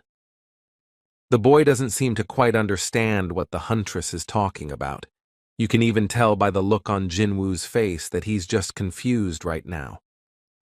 The boy asks if she was sent here by the president, and she says he has nothing to do with it, nor does Choi Jung-in have anything to do with the parish. The boy seems to be slowly starting to lose patience, asking about why she would join a guild called Solo. The girl visibly changes in her face as she asks again about the name of the guild, and Jinwoo asks if she has any complaints about the name. Jinho enters the dialogue and disbelievingly says that he didn't really choose that name, and the boy says that the boy was silent, so he thought everyone agreed. The boy thinks that first of all he should calm down now, because he hasn't figured out the situation yet and doesn't understand what they want from him. The boy looks at Hae-in and thinks that she's trying to hide the real reason for coming to his office, which she's not very good at. The boy says that he knows Cha awakened 2 years ago, and also her guild contract is still up, he realizes. The girl, distracted from her drink, looks up at the boy and states that she has the money to pay this penalty. The boy seems very much surprised by Hai-Yin's eagerness to join their guild, even though the payment regarding the forfeit. The boy says that their guild is unable to provide Hai-Yin with a monetary reward worthy of her level, and the girl says that it's not worth it. The girl seems to put a stop to these doubts by stating that the monetary reward is of no importance to her, placing the jar on the table. The boy voices what her true purpose is. If Hai-Yin is so raring to join his guild despite any consequences in this place. The boy isn't completely stupid and realizes that this particular choice of his guild entails an unfavorable deal for the highly ranked huntress. The girl closes her eyes as if trying to come to her senses, thinking that maybe she should tell the truth that is so hard to hide. But the girl instantly gives up that desire, thinking that even if she does tell, she will be considered a crazy huntress. The girl begins to remember the very moment when she, holding a handkerchief in front of her nose, tries not to breathe as she passes some worker. After a certain amount of time, the girl begins to realize that the nasty smell that usually comes from the workers is simply absent. The girl instantly approaches the boy, who bewilderedly asks if there's any problem with him, and she tries to figure out if he's a hunter. The girl at exactly that moment was just curious. She called some person in the late night to get more information about Jinwoo. The girl couldn't help but stop looking for the information she needed about this particular worker, because he was the one who gave off some nice scent. The girl recalls the jubilant moment when the audience wondered about the number of creatures he had summoned and how much power he had. The girl, sitting at her computer, thinks about the fact that Jinwoo disrupted the press conference, causing all the negativity from the haters to pour down on him. The girl seems to get to some information, realizing that Jinwoo is an S-rank hunter, which was expected since the latter isn't that bad. The girl, seeming to feel tiredness in her body, stretches and states that the Jeju Island raid is just around the corner, and she thinks about all sorts of unnecessary things. The girl thinks about the fact that even though she tried to indoctrinate herself to the contrary, believing that Jinwoo is unlikely to pay any attention to her, the girl seems to be starting to think and realize that in this pitch darkness, she has begun to see some light at the end of the tunnel. The girl recalls those very horrible images back on Jeju Island. She felt the overwhelming fear, the terrible pain in her body. The girl recalls that very blow straight into the wall and that her thoughts were filled with death, cold water covering her clouded mind. After some amount of time, the girl opens her eyes after a long sleep. It is as if she is slowly coming to her senses after her nightmares. The girl seems to start feeling anxious. She rises up but hears the voice of the president of the Hunters Association calling out to her. The president asks about the girl's well-being, and the girl asks where she is. He states that he is on a helicopter and will send her to the hospital upon arrival. The girl, listening intently to the president of the Hunters Association, thinks something that seems unbelievable, but she feels better. The girl dares to ask about the hunter Jinwoo to the president of the Hunters Association if the hunter came to the raid on Jeju Island. The girl immediately hides her gaze behind her hair. She seems to feel some kind of embarrassment thinking about the fact that this wasn't a dream for her, but everything is real. The girl thinks about the fact that she really almost died this time, or maybe she's imagining things and she actually died a long time ago, not sure what to think. The girl thinks about what if on one of the raids she is once again on the cusp of death, now sitting in the helicopter waiting for her flight. The girl seems to be slowly coming to her senses after thinking deeply about the past raid, looking somewhere off to the side and wondering what she should do. The girl starts to get visibly nervous. She runs her fingers over her fingers and thinks about it as if she had gotten water in her mouth, but she can't really say that. It's not like the girl can't say what she wants the boy to be by her side until her last breath, making her blush even more than before. The girl can't seem to deal with her uncontrollable embarrassment, immediately covering her flaming face with her hands, trying not to show it. The boy doesn't seem to understand anything at all about what's going on with the girl, perhaps so simply can't tell the real reason.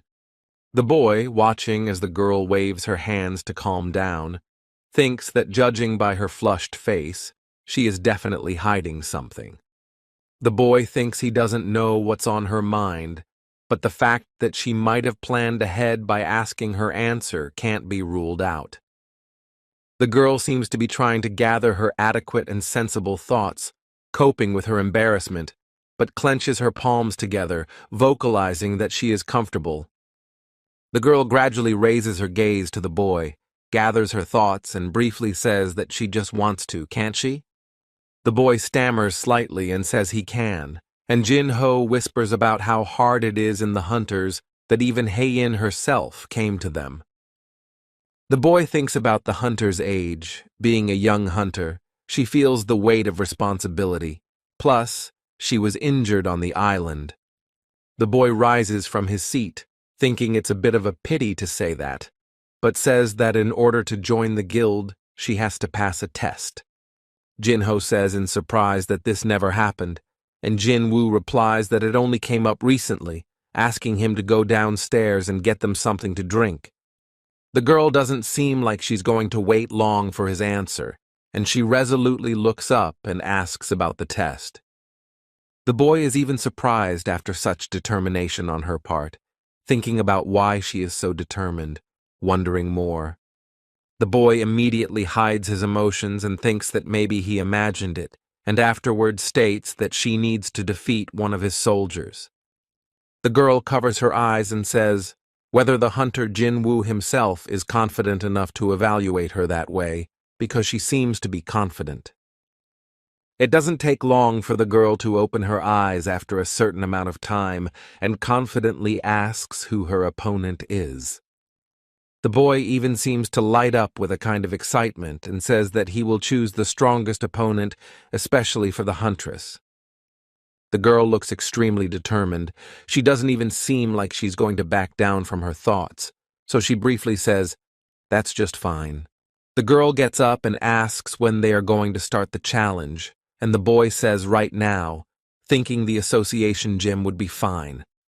The boy thinks about the fact that the road to the association gym will take quite a while, seemingly wanting to use shadow swapping.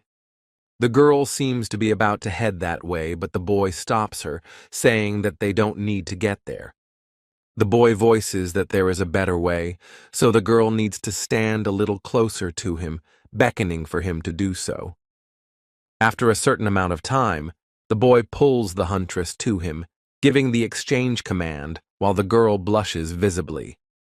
A few countable moments pass as smoke begins to form around them, enveloping them from all sides, but Hae-in continues to hide her face. The boy and girl slowly start to go straight into the ground. Thanks to Jin-Woo's abilities being so strong, they'll be able to make it. Jin-Ho doesn't seem to be at all aware of the fact that they just vaporized, so he calmly walks over with the food and with words for people to eat well. The boy, holding a plate of hot pastries in his hands, is surprised to see a monster appear in front of him, seemingly summoned by Jin-Woo. The high orc doesn't seem to realize how he ended up in this place, so when he sees the food in the stranger's hands, he takes the plate in his own, pulling it closer. The high orc, without any ceremony, starts eating the hot pastries along with the plate, seemingly seeing nothing strange in it. After some amount of time, the girl along with the boy find themselves in the place they need now, saying that they have arrived. The girl, looking in all directions, can't hide her overwhelming surprise, because how could this happen? They were in the office. The boy, looking around, seems to be thinking that everything has turned out exactly as he once thought it would. as he continues to look ahead. The boy seems to have guessed that the shadow exchange works as some sort of gateway, and the fact that it can move with people confirms the guess. The boy thinks of some sort of entrance forming on the floor, and where he points will be the exit, and the point of travel becomes where his soldier is. The boy thinks that it takes 3 hours to roll back, but in that time, they can build a gate connecting the ends of the world, saying that it's time for them to get started.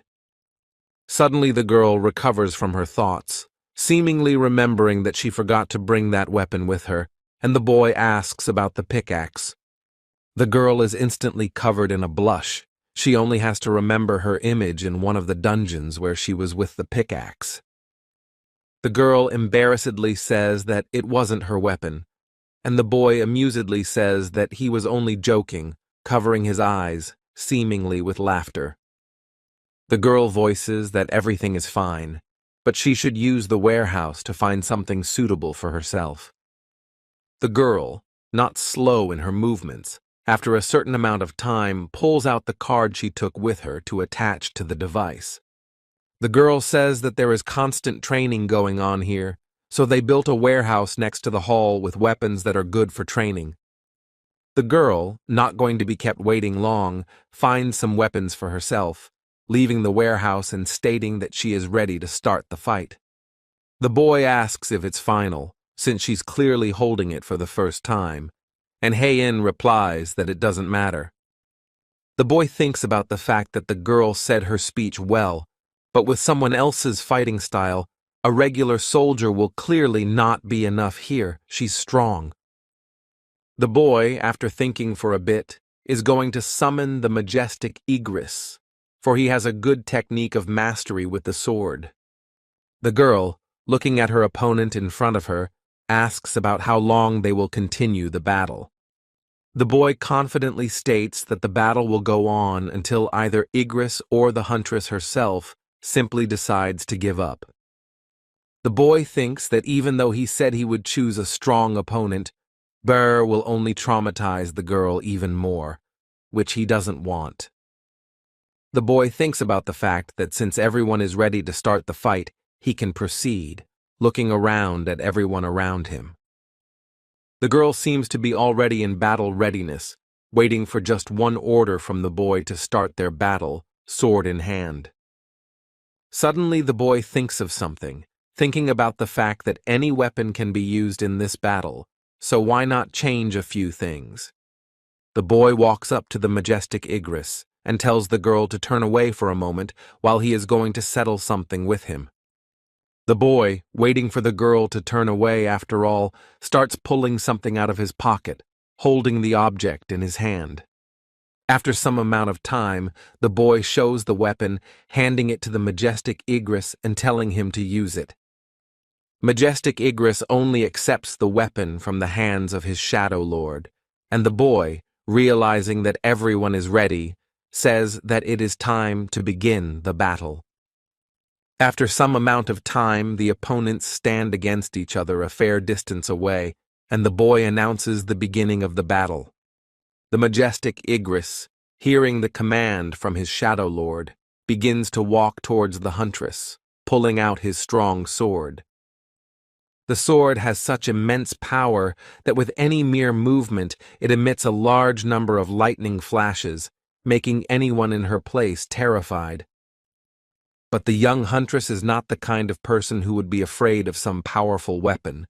She just dodges one movement and tries to attack. The boy, watching everything that happens, realizes that Hae-in is a fast hunter, because from such an attack of Igris, any other would have already died. The strong battle between the young huntress and the majestic Igris is going on in all its glory, each acting with purpose. The president of the Hunters Association is in his office all alone, seemingly engaged in some association business. The president of the Hunters Association seems to be starting to look in the direction of the gym, thinking about the fact that no one has booked anything. The president of the Hunters Association seems to be about to check the situation of that place, so he presses the call button, hearing a voice.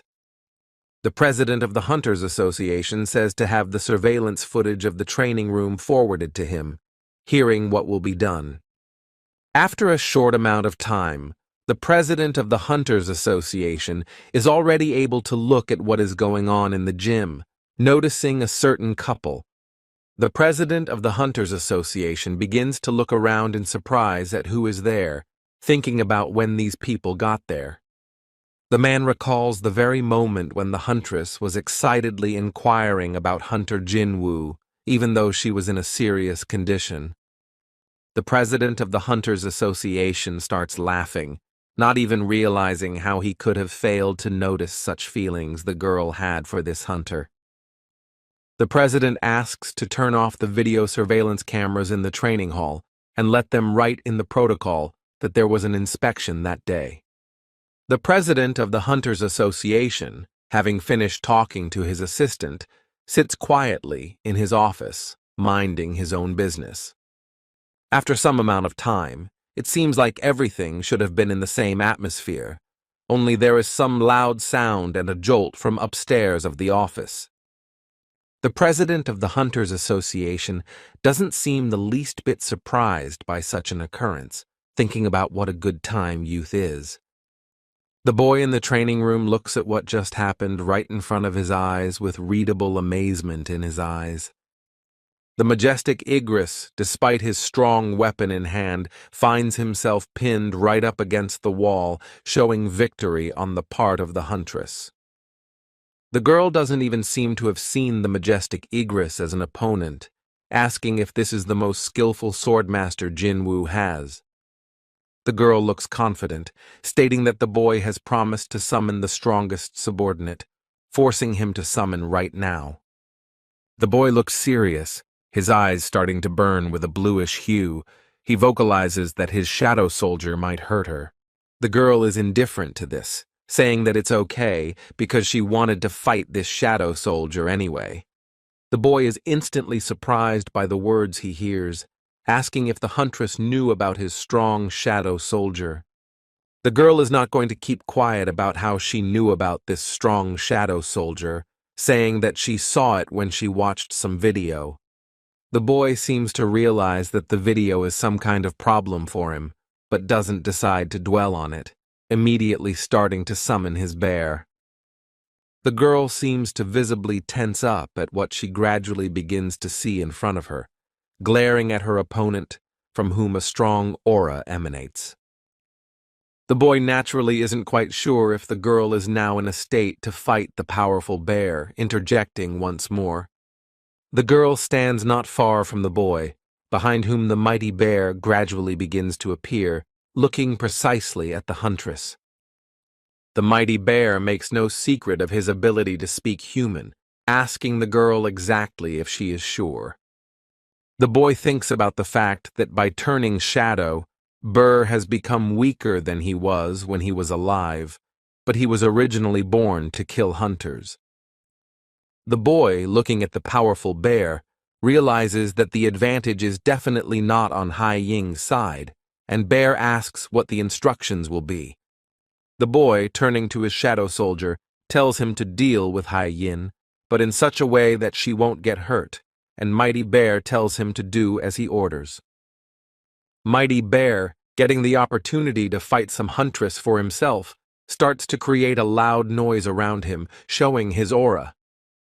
The sound the Mighty Bear created is so strong that even the walls begin to gradually collapse inside the training hall.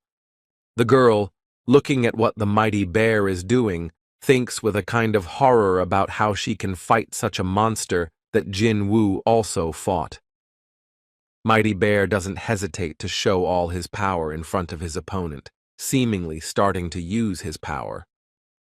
The boy, observing Mighty Bear's intentions, immediately tells him to stop because if he gets hurt, he's in trouble. The Mighty Bear instantly snapped out of his deep thoughts, mixed with the desire to kill the girl, saying that he would obey. The girl, looking at the opponent in front of her, who seems to be distracted for a bit because of her master, immediately thinks that she needs to act now. Just as the girl is about to make her surprise attack, as behind her is the powerful Burr, who is a cunning opponent. The girl is visibly startled and shocked to realize that the powerful bear is going to attack just like he did the last time. The girl becomes visibly angry at such an act on his part, attacks and screams that does Mighty Bear think he will come out a second time. But Mighty Bear easily starts to hold the other's weapon in his hands, seemingly even with a few fingers, showing his power. Mighty Bear throws that weapon away from himself, and also thinks that the ruler's rule states that he needs to deal with her without hurting her. Mighty Bear thinks about the fact that his superior strength against her will have to break the girl's spirit, which seems easy enough. The girl is quite assertive, and despite other people's possessions and skill, tries to attack suddenly, which doesn't work out quite so well. Suddenly, the girl changes in her face altogether, her gaze showing complete confidence in her movements, something to be envied. The girl extends her arm with her weapon forward, intending to similarly attack the powerful Burr, who also dodges. The girl seems to be trying to similarly try to hit the Mighty Bear just to distract him, thinking that it's still too early for anything. After a certain amount of time, the girl seems to wait for the right moment and then tries to attack him in a stealthy move afterward. The girl visibly changes in her face, thinking about how it's just not possible as the one dodges the attacks while still in the air. While the girl thinks for a while about what she should do next, a powerful Burr begins to tower over her. The girl doesn't seem to be expecting such a maneuver from someone else's side at all, but the Mighty Bear only intimidates her with his loud scream. The Mighty Bear's scream is so strong that it causes the girl to just head to the other side of the battlefield, holding onto her sword. The boy, watching the whole battle, thinks about how predictable it was, asking her that it seems to be enough for her this time. The girl doesn't seem at all about to walk away from her decision and eagerness to fight, saying that she can still fight. The boy wonders why the girl is recklessly throwing herself into the fight despite the difference in strength, which seems odd. The boy thinks that Bear is significantly different from other shadow soldiers. Jinwoo thinks about how he still feels Bear's bloodlust. The boy thinks about the fact that if Mighty Bear is up to something, he hopes that he has nothing bad towards the girl. Mighty Bear stands on the other side and thinks it's instinct, because when you've been on the brink of life and death, you can tell who's in front of you. Mighty Bear seems to be thinking about the fact that if something is going to resist a predator, it's unacceptable, getting off his seat. Mighty Bear seems to gradually start losing his precious patience, immediately trying to attack her, but she recoils nimbly. The girl, seemingly realizing the stranger's motives and Mighty Bear's changed mood, begins to run around, trying to think of something. The Mighty Bear, seemingly trying to deal with his emotions and bloodlust, immediately literally destroys the wall with his large claws. The girl seems to be waiting for the right moment, putting her weapon in front of her, starting to use her skill in the form of a sword dance.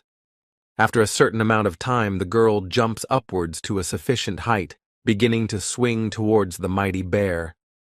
The Mighty Bear doesn't seem to be going to give up so easily in this battle. He catches the stranger's weapon, trying to endure this unpleasant pain.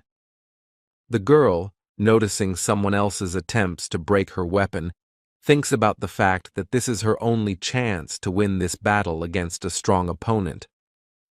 The girl thinks about the fact that since there is almost no mana left, she will only be able to use her skill once, but this last time will be enough.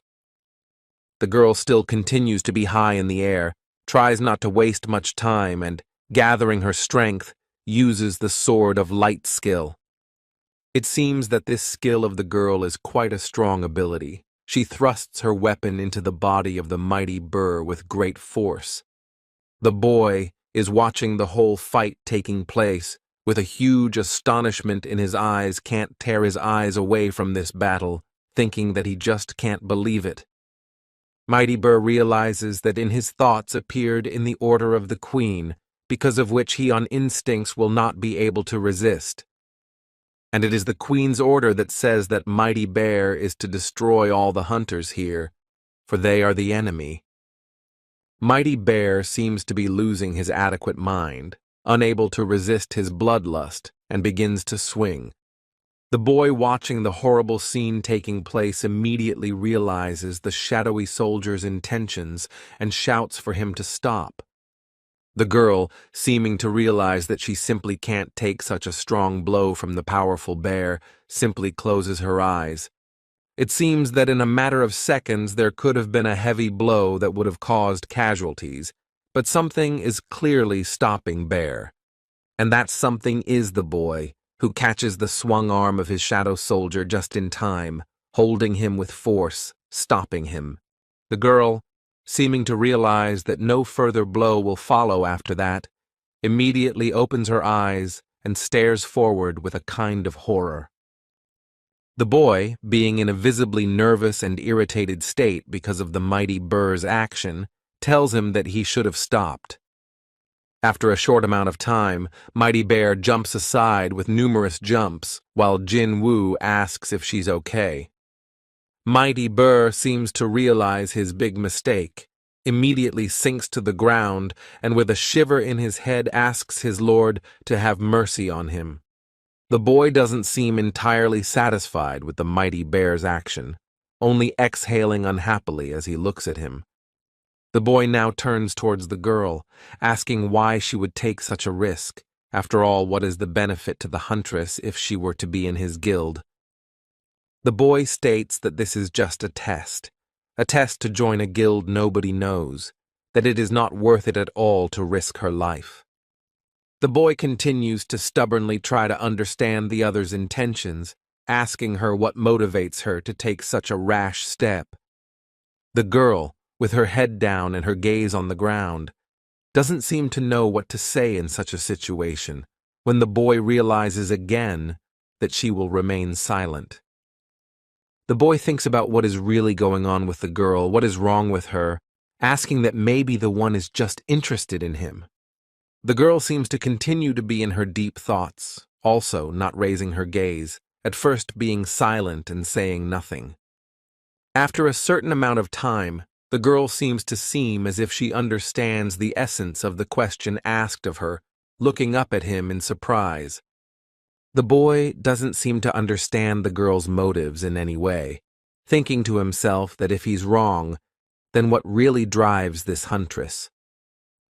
The girl seems to have been trying to gather her thoughts and strength for all this time, only to suddenly utter a short yes in response to Jinwoo. The girl, finally raising her gaze, with a noticeable look of embarrassment on her face, voices that she seems to be seriously interested in the boy. The American Hunters Association is in its usual beauty. There seems to be some construction going on and updates to the building itself. Inside the building itself are several people bowing to someone in a polite manner, apologizing for some situation that has occurred. The man inside coldly states that he didn't call them in to apologize, but to tell them how this could have happened. One of the assistants seriously looks at the man in front of him, stating that according to Sellner's surveillance report, then Hunter Jinwoo has been identified as one of the kings, causing the man sitting in his chair to question in surprise. The man turns to Sellner, asking that Jinwoo has power comparable to that of the national hunter, and the woman realizes that clarification is needed. The woman begins to voice that all awakened ones have power connected to the other side, for Sellner can see the channels of that connection. The woman says that sometimes the power coming from the other side is too great. There have been awakened ones that seem to sparkle like diamonds. It is such awakened hunters that the woman calls king, but the woman begins to visibly tremble in her body, seemingly remembering those moments. The woman saw nothing of the sort from Jinwoo. Once the woman looked into his eyes, she saw solid darkness, nervously holding her hands together. The woman states that Jinwoo is darkness himself, and the man thinks that since the boy is darkness, is he evil? The woman says that she does not speculate about the nature of Jinwoo's hunter power, whether it is good or evil, for she says where that power itself comes from. The woman says that Jinwoo does not use power from somewhere outside, does not draw power from these channels, but feeds on the power within himself, which is unlimited. The assistant briefly states that the mighty hunter's power is simply infinite, making anyone else right now cringe at how strong he is. The woman nods briefly, seemingly pleased that finally someone is slowly starting to understand her, as it's hard to experience this news alone. The man addresses Selner that she did a good job, and the assistant asks the gentleman about where he's going now. The man briefly states that he is going to head towards the 24th underground floor, calling the assistant with him to show him something. The man states that if they can't use Madame Selner's power, they just need to use some other method. The men stand by some sort of elevator, seemingly waiting for them to be able to enter, and the man voices asking if the other remembers their first S-level dungeon. The assistant states that, of course he remembers. It was the worst dungeon breakout ever, turning the Western U.S. upside down. The assistant states that only 5 of the strongest hunters survived, and the U.S. gave them special privileges, after which the national level appeared. The assistant thinks of the terrible dragon Kamish, which has such fire that it will never go out no matter how hard anyone tries. The assistant thinks of the terrible moments in that battle, for Kamish was able to take out dozens of hunters literally single-handedly. The men seem to be slowly starting to reach the place they need to be here, walking along some poorly lit road, not saying anything yet. Suddenly, this silence is interrupted by a man's voice, voicing whether his assistant would be surprised to hear that this monster had left them some sort of gift. The assistant seems to be hearing of such a thing for the first time. He actually begins to speculate as to what it could be, and the man says that it is. The man presses some sort of button, allowed to be used only by him, and afterward the assistant, looking at something in front of him, opens his mouth. The man shows a different object in front of the assistant, what is called a rune stone that was left from Kamish's body, possessing great power. The man states that it has simply been exactly 8 years since the stranger's murder. The stone has been waiting for its owner in a cold basement all this time. The man states that Kamish is ready to do something one more time, looking at the stranger's remains and the skull of a huge and powerful monster that has the power. The man continues that Kamish is ready to give a valuable gift to this beautiful country by watching the remains of such a powerful monster. The boy, seemingly having just gotten out after a hot shower, begins to think about something, looking somewhere ahead of himself. The boy looks at his reflection and thinks about how he should have pumped up and grown up, but is this really all he's capable of? The boy thinks about whether it's all because of the rebirth, because all the flaws are gone thanks to the effect he recently used. Suddenly, the boy walks out of the bathroom, seemingly getting his sis's attention by asking what she thinks of him. The boy clarifies along the lines of the man's explanation, and the girl doesn't quite get it, vocalizing that he suddenly started thinking he was worth something. The girl says that in her opinion he is a freeloader in their family, and the boy is not satisfied, thanking her for her objective assessment. The boy yells that the one will break his leg from such an attack. Did the one forget that the one is S rank? And she yells that she has high grades in school. The boy decides to share that he wants to start his own guild, and the girl is amused, vocalizing that she will now listen to what the boss says. The boy asks how she feels about the name of the solo, and the girl says that he was joking, because other people's power is in summoning soldiers, so it doesn't work in a solo. The boy suddenly starts to realize that the girl is indeed right, and it even makes sense, asking then what name to come up with for him. The girl suggests naming the guild Ajin, stating that A is herself and Jin raises the level, starting to smile brightly. The boy interjects the guild name, and the girl says that it's just her upside-down name, asking if it's actually cool sounding. The girl, seemingly thinking of something of her own, begins to suddenly scream, covering her eyes and instantly blushing from some thoughts filling her head. The girl presses her face into the pillow, starts kicking her feet on the bed, and repeating the same phrase that says, "It looks like it is." The girl continues to press her face into the pillow, so red and embarrassed, surprised to begin to realize that it was like a very real confession. The girl thinks that in that case, instead of joining the guild, there's no other way better, glaring that Jinwoo will think that one is crazy. The girl gets out of bed and says that the boy saved her life. Of course she will be interested in him. Can't that not be weird?